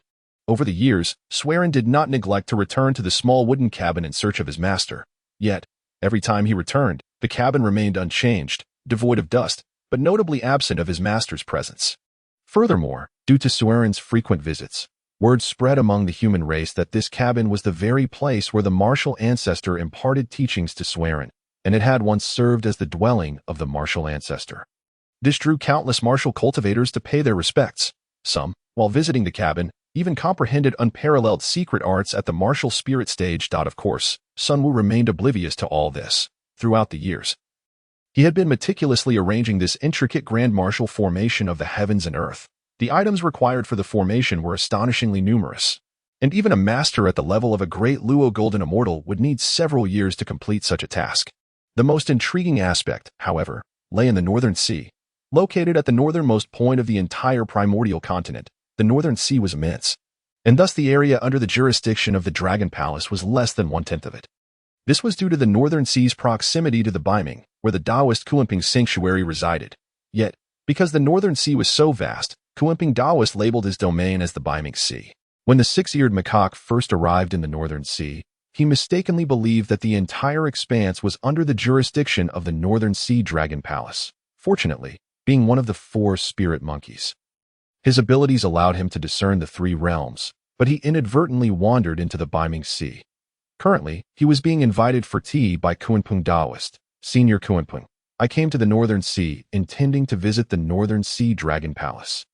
If you wish to discuss martial arts, shall we wait until I finish my business and then return? The six-eared macaque lamented, feeling despondent. He had merely intended to take a look, as Kidnapping Taoist was a renowned figure in the primordial chaos. Akin to Nuwa and Fushi, among the few great powers who understood martial arts along the shores of the East Sea. Little did he know, the six-eared macaque had overestimated his own abilities. He had already grasped his own path. With a swift motion, he bound the rules at the quasi-saint level, instantly capturing the essence of his path. Indeed, he was seized like a loach and brought back. Senior, please, I cannot accept such a title. Your master is the martial ancestor, and I too am a cultivator of martial arts. Let us not belittle ourselves. You may simply refer to me as your senior brother. The primordial chaos held great importance on hierarchy, yet individuals like Ao Qing, who disregarded strength in establishing ranks, were indeed rare. Are you certain? My junior sister is the Saint Nuwa. If I were to call you senior brother, would that not place me above the mother Nuwa? The six-eared macaque trailed off, but Kidnapping was startled, his expression stiffening. Such a title could not be bestowed lightly. Would he then be called junior brother? What would become of his dignity? Kidnapping's heart sank, for who could have imagined that this mere six-eared macaque would be the senior brother of the mother Nuwa? Then perhaps you may simply refer to me as a fellow Taoist. Kidnapping coughed, feeling utterly exasperated. How could such a humbling situation befall him? In his heyday as a great Luo golden immortal, this little monkey was likely just a newly birthed creature. Yet now, they were to address each other as fellow Taoists. Even in the past, when the martial ancestor met him, he would refer to him as a fellow Taoist. This was a tale Kidnapping had boasted of until this day. Very well, fellow Taoist Kidnapping. I truly have no time to engage in philosophical discussions. My master has sent me to the northern sea Dragon Palace for an important matter. The six-eared macaque intentionally adopted a grave tone, as if the delay would bring about a great calamity. Since the matter is of such importance, I, Kidnapping, shall accompany you to the Dragon Palace. Kidnapping Taoist was genuinely swayed by the six-eared macaque's insistence. However, the six-eared macaque felt discontent, uncertain whether having another powerful being accompany him would lead to unforeseen complications. Perhaps it is best for fellow Taoist Kidnapping to remain in the Biming Sea to cultivate. It is my fault for disturbing your practice. Please, allow me to depart. The six-eared macaque was preoccupied with Ao Qing's mention of the heart's desire, iron soldiers within the northern sea Dragon Palace. He yearned to reach the Dragon Palace swiftly. Yet Kidnapping's persistent presence was irksome. I previously declined Emperor Jun's invitation, so now I find myself with ample leisure. I don't mind accompanying you to the northern sea, Kidnapping replied, being quite straightforward, seizing the six-eared macaque once more and departing from the Biming Sea. Poor six-eared macaque, despite his tremendous abilities, could not contend with the quasi-saint level of Kidnapping.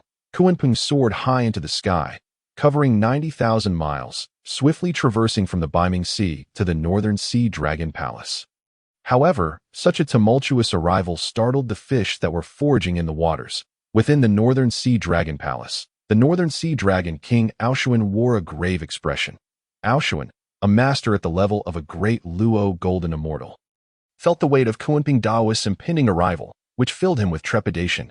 Minister Turtle, what do you suppose Kidnapping's intentions are in coming to my Dragon Palace, seated upon the resplendent dragon throne? Ao Qing's inner agitation prompted him to rise and pace restlessly. From my perspective, Dragon King, Kidnapping likely does not come with ill intent. Even if he were to visit our Dragon Palace, it would surely not be for malicious purposes. It could very well be a fortuitous occasion. The old turtle, who had lived for nearly several 100,000 years, stood beside the Dragon King, his white eyebrows nearly obscuring his entire face. Minister Turtle, what leads you to such a conclusion? Consider, Dragon King, Kidnapping is a practitioner of martial arts, which was originally established by our Dragon clan's ancestors. Thus, Even if he were to visit us, it is improbable he would seek trouble. Therefore, Dragon King, it would be wise to welcome him promptly and not allow others to claim we lack courtesy." The Minister Turtle, as ever, exhibited his wisdom. "Quickly, prepare my bath and attire. I shall personally welcome fellow Taoist Kunpeng."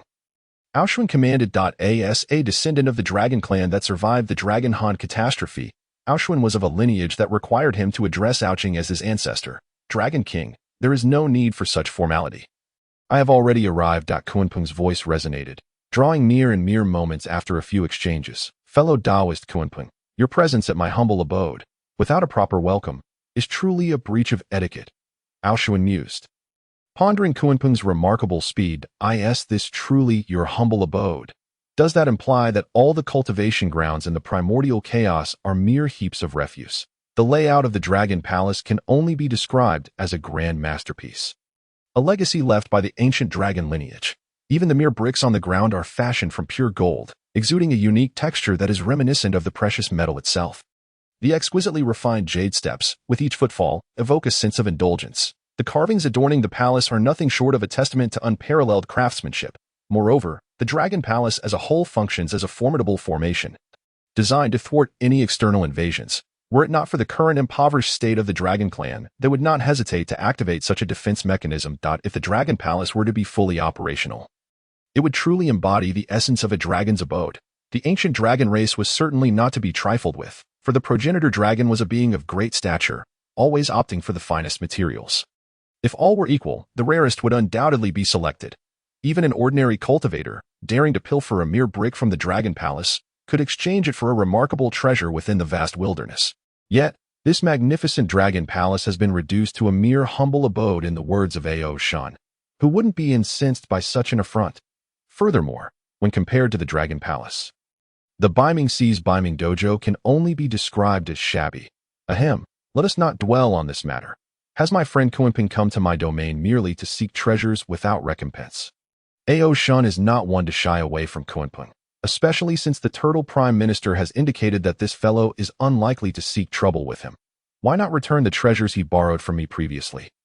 "Ah, you old Dragon King, how greedy you are. I merely took a broken gourd, and yet you still yearn for it." Just as Kunpeng and the Dragon King were embroiled in this dispute, Lu'er finally broke free from Kunpeng's grasp. "Kunpeng, are you taking advantage of my current inability to compete with you? Was it truly necessary to torment me so?" Lu'er had just experienced what it meant to be overwhelmed by the currents of the sea. Indeed, it was quite overwhelming, as he was inundated with seawater. The deluge was relentless. Had Lu'er not employed his divine abilities, he might have been drowned. The thought of a great Luo Golden Immortal meeting such a fate would be a tremendous jest. If word spread, Lu'er would be remembered by all beings in the wilderness. "Stop, stop, stop. My dear Lu'er, do cease your cursing. Do you not see where we are? I am merely escorting you." Only then did Lu'er notice that they were no longer in the Biming Dojo. Before him stood an elder dragon with a dragon's head and a human's body, exuding an aura that suggested he was at least a great Luo Golden Immortal. A Dragon King is not to be dismissed lightly, particularly with an ancient tortoise nearby, its entire form of vibrant green. "You are Lu'er?" The elder dragon was initially puzzled as to the identity of the monkey before him, but upon hearing Kunpeng's words, he realized there was no trouble at hand. "And you?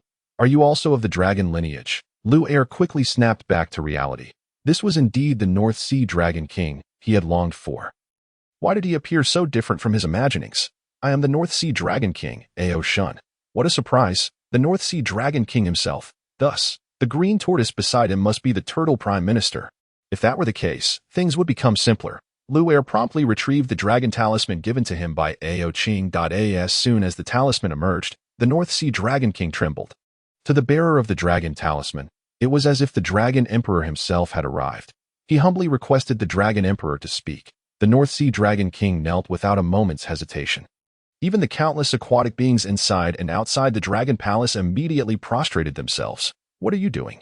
Rise and speak." As soon as Lu'er finished speaking, the aquatic being sprang up as if commanded by a machine. "Lu'er, did you not say that the martial ancestor sent you to the North Sea for something of great importance? What is it that you can now disclose?" Earlier, Kunpeng had been eager to learn what matter could possibly warrant the martial ancestor sending Lu'er to the North Sea. Kunpeng even wondered if there were signs of upheaval in the North Sea. contemplating a move elsewhere should such a situation arise that it is thus. North Sea Dragon King. Do you know of a treasure called the Suishin Iron Rod? My master has instructed me to retrieve it. Lu'er was taken aback by the dragon talisman in his hand. He had merely taken it out, yet the spectacle it caused was astounding. Yes, it exists, but the young dragon cannot take it, for it contains mysterious iron, and none among my aquatic kin can shift it. Kuanping was left speechless. He was now even addressing it as a young dragon. Observing the creature's wrinkled visage, Kuanping felt an overwhelming urge to shout, "Shameless! Take me to see it. Perhaps I might be able to move it," since his master had instructed him to retrieve it. He must be capable of doing so, otherwise, it would be quite embarrassing. Outside the North Sea Dragon Palace, a distant sight revealed a black object standing tall in the water. The distance was too great to discern its true nature. This object was indeed the Suishin Iron Rod, a treasure of immense power, said to be capable of changing size and thickness at will, hence its name. Ao Qing elaborated on the marvel of the Suishin Iron Rod, recounting a tale of an elder who once meditated in the North Sea. One day, having achieved mastery, he engaged in a fierce battle with the heavenly laws for 300 rounds, ultimately succumbing. The elder's weapon was none other than the Suishin Iron Rod. For the veracity of this tale, it remains unprovable. However, the pillar standing in the water was indeed quite thick, its entire form a deep black, with faint markings adorning its surface. Chapter 73. Such a massive rod. Before the Suishin Iron Rod stood a grand altar. The weapon was firmly embedded in the ocean floor, forged entirely from mysterious iron, dwarfing Lu'er to a mere fraction of its width. Is this what you refer to as the Suishin Iron Rod? Lu'er remarked. It hardly seems to fit that description. Its dark hue was so overwhelming that Lu'er might have mistaken it for a massive boulder had it not been for its imposing stature. This is indeed the Suishin Iron Rod, but it has been in the North Sea for countless ages. The divine light that once radiated from it has long since dimmed, which is why it appears thus. The Dragon King gazed at the pillar, equally perplexed as to why the martial ancestor would send Lu'er to retrieve it. If the stone pillar truly were a treasure, there would be no question. However, it had remained here for an indeterminate number of years. Ao Qing recalled that upon his initial arrival at the North Sea Dragon Palace, this very object was already present, during his youth. He had believed it to be a treasure. Every century, he would return to check on it, fearing he might miss out on something valuable. Yet as time passed, spanning millennia, Ao Qing realized he had merely been indulging in fanciful hopes. If it were indeed a treasure, why was it left here in solitude? Given his nature, he would have surely relocated it to his own collection by now. Kuanping, an old acquaintance of the North Sea Dragon Kings, pondered aloud. Indeed, why not take it back to be stored in the Dragon Clan's treasury?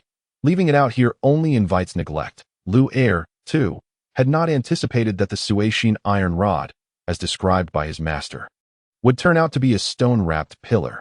This question is quite challenging for me to answer. I once intended to retrieve the treasure, yet after countless years, this rumored artifact has yet to reveal its brilliance anew. To speak honestly, I am beginning to doubt the truth of the legends. Ao Qing considered himself not lacking in talent. Though perhaps not on par with the ancient dragon lineage, he believed himself to be among the most gifted of the dragon kin after the Dragon Han era. Aside from his elder brother, the East Sea Dragon King, none could rival his aptitude. Yet despite this, he was still unable to elicit any reaction from this so-called treasure. It seemed only one conclusion remained. This object was a mere large chunk of mysterious iron. Let me have a go. Perhaps I am destined to be its rightful owner. Lu'er ultimately chose to place his trust in Ao Qing's words. After all, if they had summoned him, it was certain that they would not let him depart empty-handed. Submerged in the water, Lu'er needed to cast a water avoidance spell, propelling himself through the flowing currents until he stood before the stone pillar. What a sight! The East Sea was indeed vast. Immeasurably so. Lu'er spread his arms wide to embrace it, as if he were pressing against a slightly curved wall. Gripping the intricate patterns and crevices upon its surface, he gritted his teeth and summoned his strength. The full might of the Deluo Golden Immortal surged through his arms, and the tremendous force shattered the entire stone altar. However, such explosive power could not be sustained for long, and soon Lu'er found himself faltering. "Curse you, worthless spiritual treasure. Hurry up and rise for me." Lu'er was thoroughly enraged, his body swelling as if inflated, causing his garments to burst apart. The six-eared macaque now towered at the seabed, its colossal form imposing. With hands firmly clutching the stone pillar, the very denizens of the deep were struck with awe at this spectacle. The violent water pressure reverberated through the depths, sending tremors even through the usually impenetrable North Sea Dragon Palace. Dragon King, I believe it would be prudent for us to retreat for a spell, lest we be inadvertently harmed. Kuenping and the Dragon King swiftly vacated the altar, reappearing several hundred miles away. At that moment, the Suishin iron rod, which had been steadfastly anchored, finally began to stir as Lu Er exerted his relentless effort. The stone pillar, which had once seemed inseparable from the earth, began to yield to Lu Er's repeated strains. Gradually coming free, old Dragon King, it appears that this time, your treasure is destined to be claimed by Lu Er. Kuenping, witnessing Lu Er's fierce determination, could not help but be taken aback, yet he soon reconciled himself to the reality. After all, this six-eared macaque was a being of innate caliber. Its potential was undeniable. Though it may not rival the backgrounds of the primordial deities, it nonetheless held its own merit. Finally, with a resounding roar, the deeply embedded stone pillar was uprooted from the ground. The Suishin iron rod, truly a superior weapon, underwent a remarkable transformation the moment it was freed, shedding the layers of stone that had encased it. The rod bore the inscription of its name, now firmly held in Lu Er's grasp. The weapon's revival signified its inherent value, and the Dragon King was elated. Having the treasure claimed by Lu Er did not diminish its significance. In that moment, Ao Qing radiated an air of righteousness, as if he had attained a profound enlightenment. Yet, within, he felt a deep pang of discomfort, for this treasure had been a lifelong aspiration, eluding his grasp until now. He had attempted countless methods to seize it, but all had been in vain. The stone pillar remained just that, a pillar. Alas, it seemed that fate had not favored him, now that Lu Er had acquired the treasure. He felt it unwise to voice further objections. Congratulations, Lu Er, on acquiring such a magnificent treasure. Though he felt a twinge of sorrow, he maintained the decorum expected of him. The North Sea Dragon Palace had stood resilient in the North Sea, safeguarding its ancestral legacy, a testament to Ao Qing's diligence. Old Dragon King, I must admit, this treasure indeed possesses the ability to adapt in size. Allow me to demonstrate. Lu Er deftly manipulated the incantation, causing the Suishin iron rod to shrink of its own accord. Upon withdrawing the weapon, Lu Er instinctively formed a connection with it, intuitively understanding the incantation, with the weapon now diminished in size. Lu Er too followed suit. However, there was one detail Lu Er might have overlooked, perhaps distracted by the newfound treasure in his hand. Fortunately, the dragon maidens of the Dragon Palace had yet to arrive, where he would have faced considerable embarrassment. Kuenping cleared his throat, subtly reminding Lu Er. Kuenping, look at this magnificent staff I just acquired, Lu Er exclaimed, only to notice Kuenping's cough and darting gaze towards him. It was then that Lu Er realized something amiss and glanced down. Oh no. Thankfully, my monkey fur is plentiful. Otherwise, I would have inadvertently revealed two staffs. Lu Er recited a spell, allowing his furry form to regain its modesty. He mused that, if possible, he must implore his master for a divine artifact, preferably one that would allow his clothes to tear during the use of his powers, but spare his lower half from exposure. For each time he wielded his abilities, the chill of the wind or sea would be quite discomforting. Yet, he quickly reassured himself that as a monkey, such matters were trivial. Lu Er's carefree nature truly set a standard for his peers. The old Dragon King felt an uncanny kinship with Lu Er, recalling his own experiences in the Dragon Palace, where he too thrived despite the circumstances, emerging victorious in every endeavor. Kuenping, on the other hand, was taken aback by the peculiarities of his old neighbor. Old Dragon King, I must express my gratitude. Were it not for you, I might not have secured this treasure. Should any troubles arise in the future, do not hesitate to seek me out. This promise, though seemingly a mere formality, was a lesson Lu Er had learned well from Ao Qing. Yet for Ao Qing, such empty assurances held paramount importance. In the primordial realm, the essence of such promises was the very fabric of causality. Even Hong Jun Daozu, owing to an unrecognized bond with the West, had inadvertently given rise to two additional saints. You speak true, Lu Er. The old dragon longs to pay a visit to our esteemed ancestor, Ao Qing. The North Sea Dragon King was overjoyed.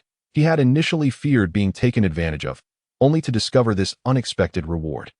Gentlemen, why not accompany me to my palace for a feast? I have prepared exquisite delicacies. The North Sea Dragon King extended a heartfelt invitation, and now that Lu Er had obtained the staff, he had no immediate desire to depart. Kuenping, having intended a leisurely outing to seek enlightenment, readily agreed. Thus, the three returned to the Dragon Palace together. just as they believed all matters had settled in the midst of chaos. Within the Zixio Palace, Jun Daozu opened his heavenly eye, gazing upon the place where the Suacian iron rod had once been stored. It appeared that the old companion had now ventured into the currents of destiny. Jun reminisced fondly about those bygone days, a time when he alone challenged the heavens, relishing in the contest. It was through such struggles that he had ultimately harmonized with the heavenly path.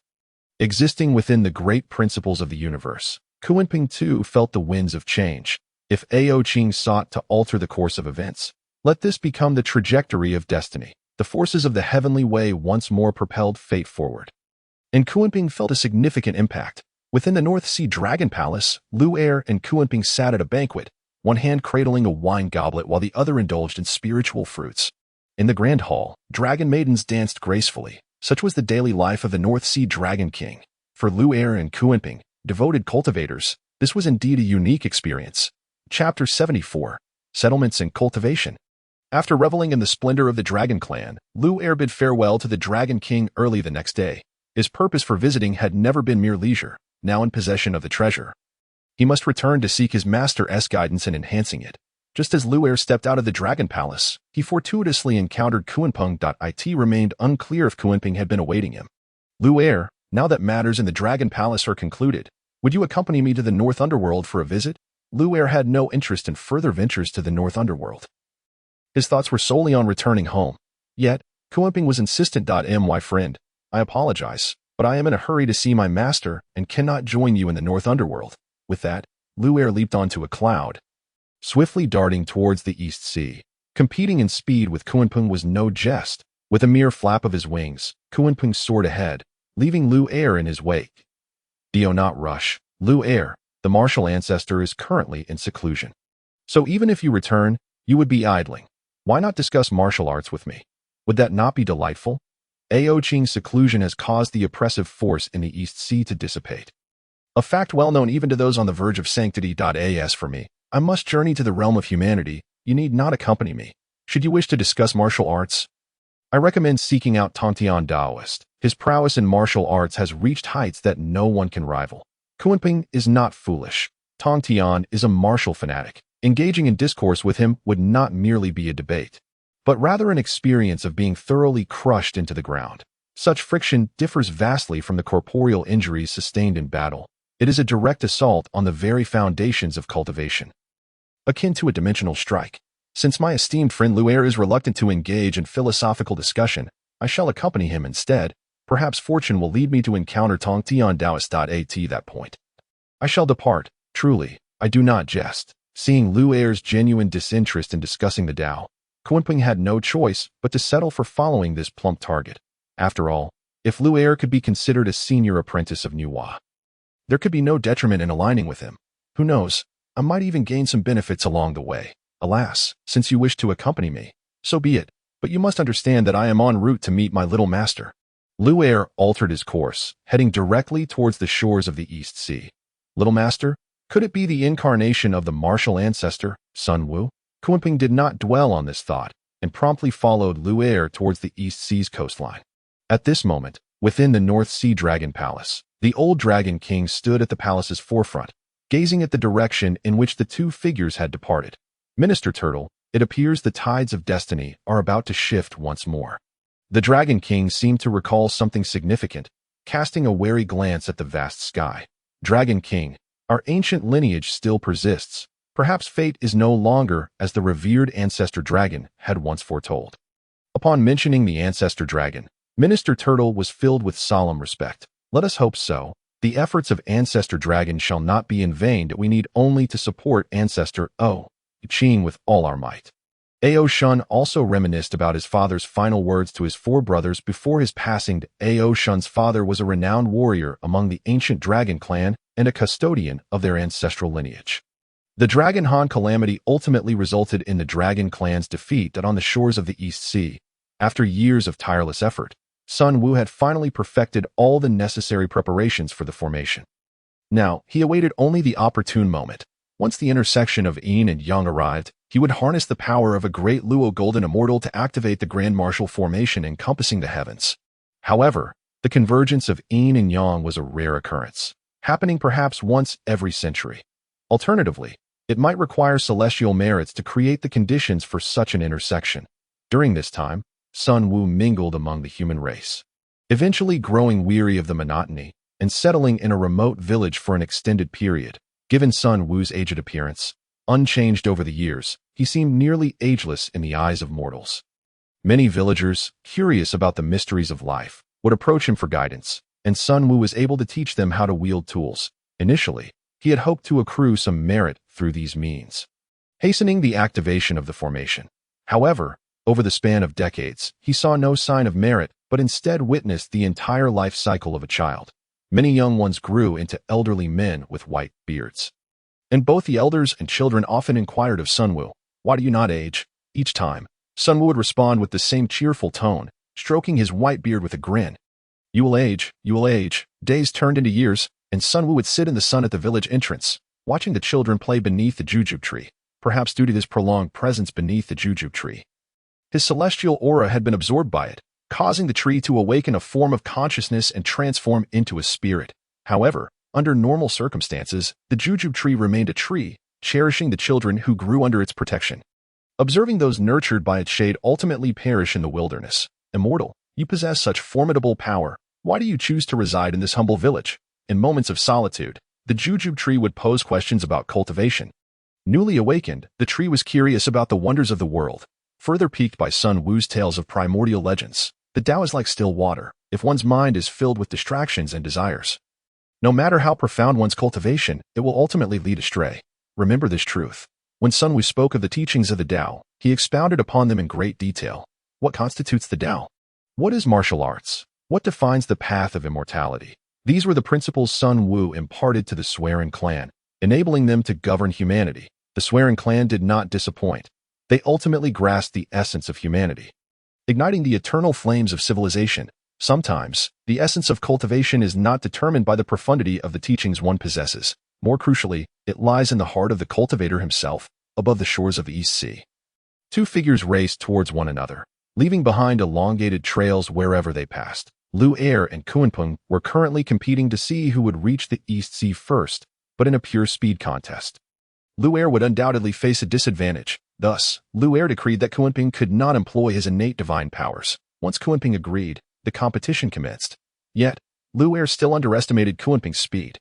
Only beings like Emperor Jun and Tai, the three-legged golden crows, could match him. Kuanpeng's speed was no mere exaggeration. There is a saying, the Kuanpeng spreads its wings across 90,000 miles, soaring through the boundless skies. On the shores of the East Sea. After searching extensively, they found no trace of Sun Wu. The inhabitants of the East Sea had even excluded two martial sovereigns from investigating the situation. Despite their esteemed status, they had yet to catch a glimpse of the two figures. Kuanpeng, look ahead at that small village. I can sense the aura of my little master, Lu Er exclaimed, racing towards Sun Wu's village, transforming into a streak of golden light. Kuanpeng, of course, would not lag behind Lu Er and employed a technique to surpass him instantly. Lu Er exclaimed in protest, "That's cheating. You should have mentioned that divine powers were off limits." The two were clearly not competing on equal terms. Point one was racing based on distance, while the other utilized a form of teleportation. How could that be comparable? Sun Wu sensed the presence of both figures, yet he chose not to intervene, allowing events to unfold naturally. Little master, you were indeed hard to find. Lu Er reached Sun Wu and saw him leisurely basking in the sun, accompanied by a jujube spirit providing him a massage. Lu Er, how fortunate to see you. What brings you here? Sun Wu, with his aged appearance and the faint aura of a great Luo, could easily be mistaken for an old man if one were not attentive. I, the poor Taoist Kuanpeng, pay my respects to the martial ancestor. Kuanpeng approached, marveling at the elderly figure of the martial ancestor for the first time. After all, his own current form was also that of an old man. Especially with the presence of a white beard, he thought to himself that he should grow a beard like that in the future. Kuanpeng has also arrived. Little tree, fetch 2 more chairs for our guests. The little tree promptly descended from its trunk, bringing forth 2 vine chairs. Please, take a seat. Let us converse in comfort. There is no need to rush. Lu Er and Kuanpeng, understanding the situation, settled into the chairs. Notably, Lu Er, being a monkey, was particularly intrigued by the tree's branches and vines. Martial ancestor, I wish to inquire. As Kuanpeng began to speak, Sun Wu interrupted him. Dio not asked. If you seek answers, you must consult the true Taoist. Here, I can only offer you a bit of merit. This left Kunping at a loss for words. Having come this far, he was reluctant to give up so easily. Yet, there is no it to speak of. If you seek the Tao, you must seek the true Taoist. Here, I can only provide you with a measure of merit. I had thought there was no hope at all. Now you mention merit. Does that not hold value? Kunping finally managed to articulate a complete sentence, feeling a modicum of relief. As for the source of this merit, you may inquire with my little tree here. He knows what you must do. As Lu'er stood by, he witnessed the once mighty Kunping, known for its overwhelming presence. Rendered speechless before his young master, a sense of secret delight swelled within him, as he relished the notion that fate had finally caught up with the lofty creature. However, change often arrives with unexpected swiftness, for Sun Wu soon turned his attention to Lu'er. In Chapter 75, the final preparations, Sun Wu addressed Lu'er directly, stating, I am already aware of your intentions. Produce the heart's desire iron rods that you acquired from the North Sea. Upon mentioning Lu'er, Sun Wu noticed the monkey's tail perk up in excitement. My young master truly understands me. Lu'er exclaimed, retrieving a large stick from within his ear. Yet, when he extended it towards Sun Wu, the latter did not accept it. Do also bring me the Hunyuan stick. In due course, I shall repay you with a primordial spiritual treasure. The mere mention of a primordial spiritual treasure left Kunping in stunned silence. This the audacity of the martial ancestor. To speak of such treasures so casually, he mused. Indeed, my young master is unparalleled. Far superior to even the elder master. The prospect of acquiring a primordial spiritual treasure filled Lu'er with uncontainable joy, causing his tail to stand proudly aloft, as if to proclaim the vibrant hue of his behind to all. Lu'er, what foolishness is this? Should the true master become aware, you may find yourself subjected to a set of regulations that will reveal the world's true beauty, Kunping admonished. Lu'er's audacity was indeed astounding. Such words should have been uttered in private, yet he chose to declare them openly. Do you not comprehend, my young master?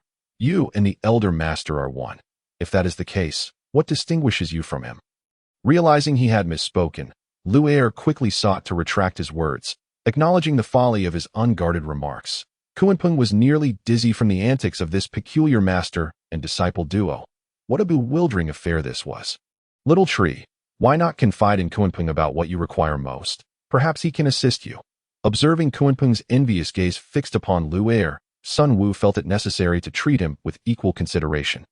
Recognizing that Kunping had supported him during his teachings, can it truly be resolved? Little Jujube Tree pondered, sensing he had encountered a benefactor in Kunping. Fear not, little tree. Whatever you need, feel free to express it to me. Kunping replied, his gaze upon the Jujube Tree now filled with an appreciation that transcended its mere existence. Esteemed immortal, the children in our village are exceptionally bright. Thus, I seek a means of communication. A method by which I can convey thoughts to them, Jujube Tree articulated. Upon hearing this request, Lu'er exclaimed in astonishment, Goodness, are the spirit entities of Flora now so ambitious, seeking to communicate with children? Do you truly consider yourself one of them? Are you implying that you desire a form of written language? Lu'er inquired, to which Kunping promptly grasped the essence of the request. Indeed, what I require is a system of symbols that conveys meaning. Ah, letters, you say? Very well. I shall contemplate a solution, though it may take some time, Sun Wu replied. Upon hearing the word letters, Kunping seemed to awaken, as if guided by a revelation. The forces of destiny swiftly influenced Kunping's thoughts, reminding him of the formidable nature of fate and the Tao of heaven. Since you have conceived this idea, why not embark on a journey to the primordial continent? Immerse yourself in the essence of what it seeks, he suggested. Initially perplexed, Kunping's path became clear once again. In previously rejecting Dijuan, he had felt his own path slipping away, yet now he found himself invigorated and ready to embrace his destiny. Thank you for your guidance, martial ancestor. I shall take my leave now, Kunping declared, feeling a mix of trepidation and excitement at the prospects that lay ahead. He had initially hoped to gain a modest advantage, but fate had unexpectedly illuminated a clear path for him. Once envious of Lu'er, he now dismissed such feelings, recognizing that he needed to venture to the East Sea to truly experience the primordial realm. Yet the vastness of the primordial world made it difficult to decide where to begin. Mount Buzhou, he ultimately resolved, knowing it to be the territory of the Wu clan. My young master, do I possess any merit? Lu'er queried, his mindset shattered by Kunpeng's sudden influence that it was an inescapable situation. For Kunpeng had followed him to the East Sea, a veritable shadow. Regardless of the circumstances, Lu Er felt a pang of jealousy. You wish for merit? Perhaps you should wait until your next life to consider that. Should you ever acquire any merit, it may well be the end of you. Lu Er dismissed Sun Wu's ominous words. How could he possibly be unworthy? Little did he know that had he followed his original fate, he would have met his demise at the hands of a certain famous monkey during the first encounter concerning merit, dying tragically before the Western Buddha's sacred mountain, an young master. Look at Kunpeng.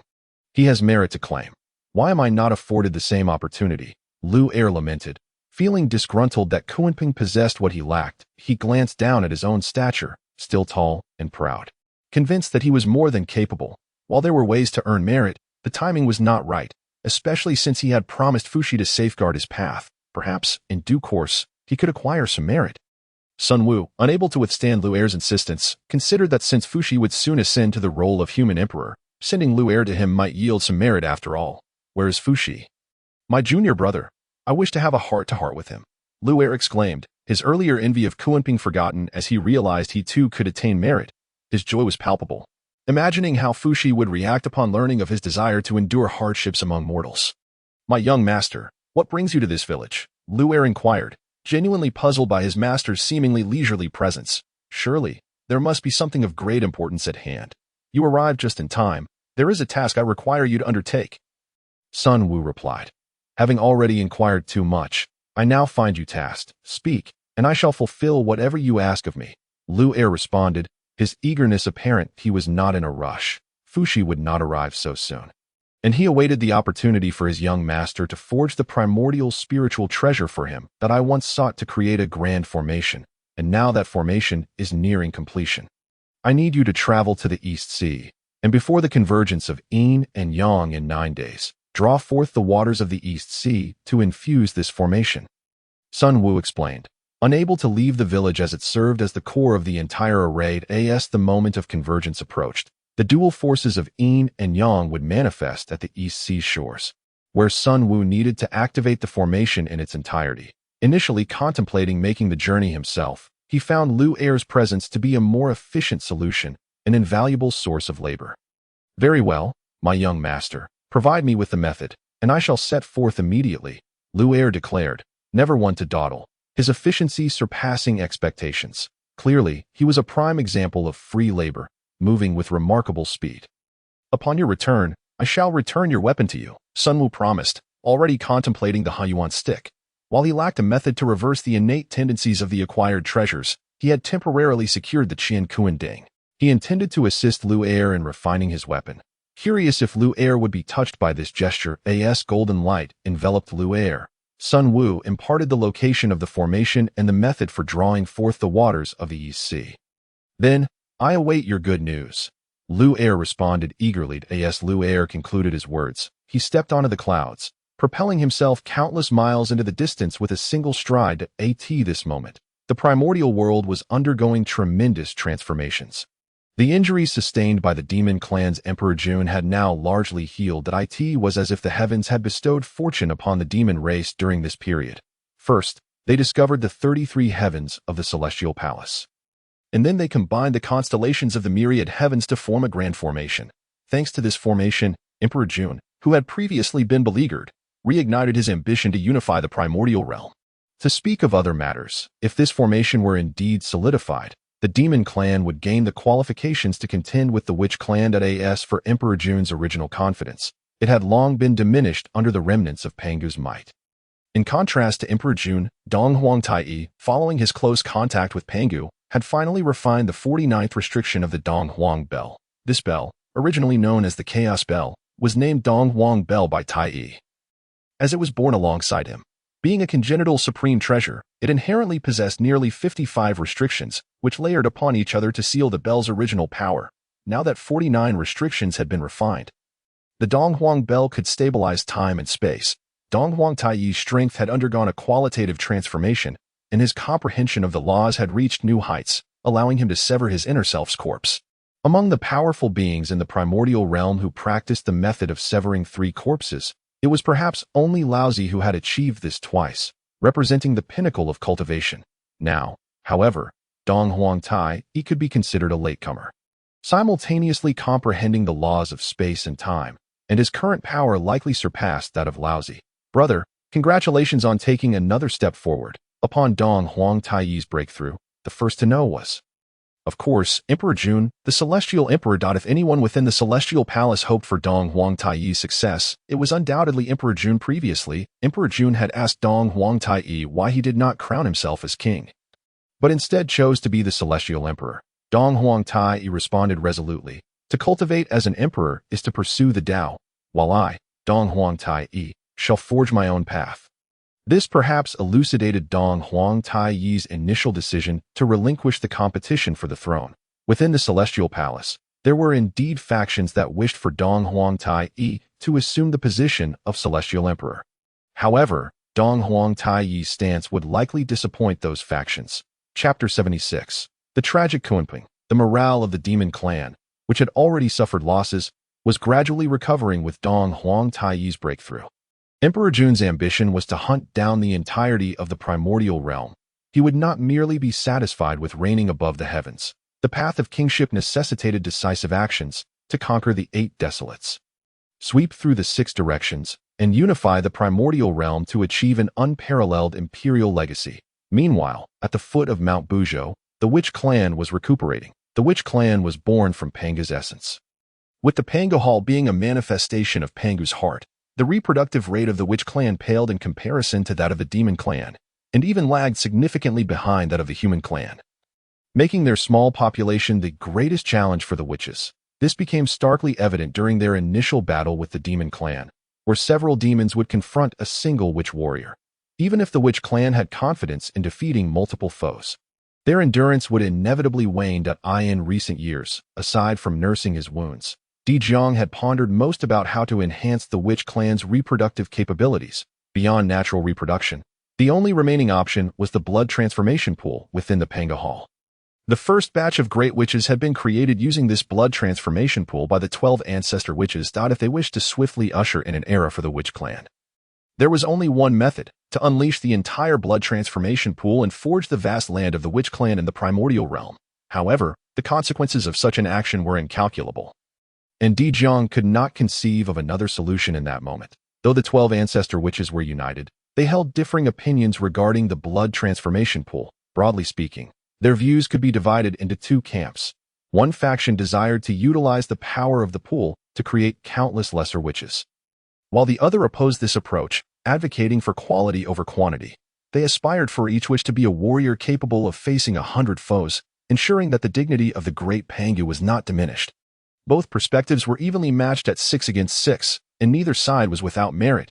This matter had become the most discussed topic among the 12 Ancestor Witches. This situation persisted until the arrival of Quinping.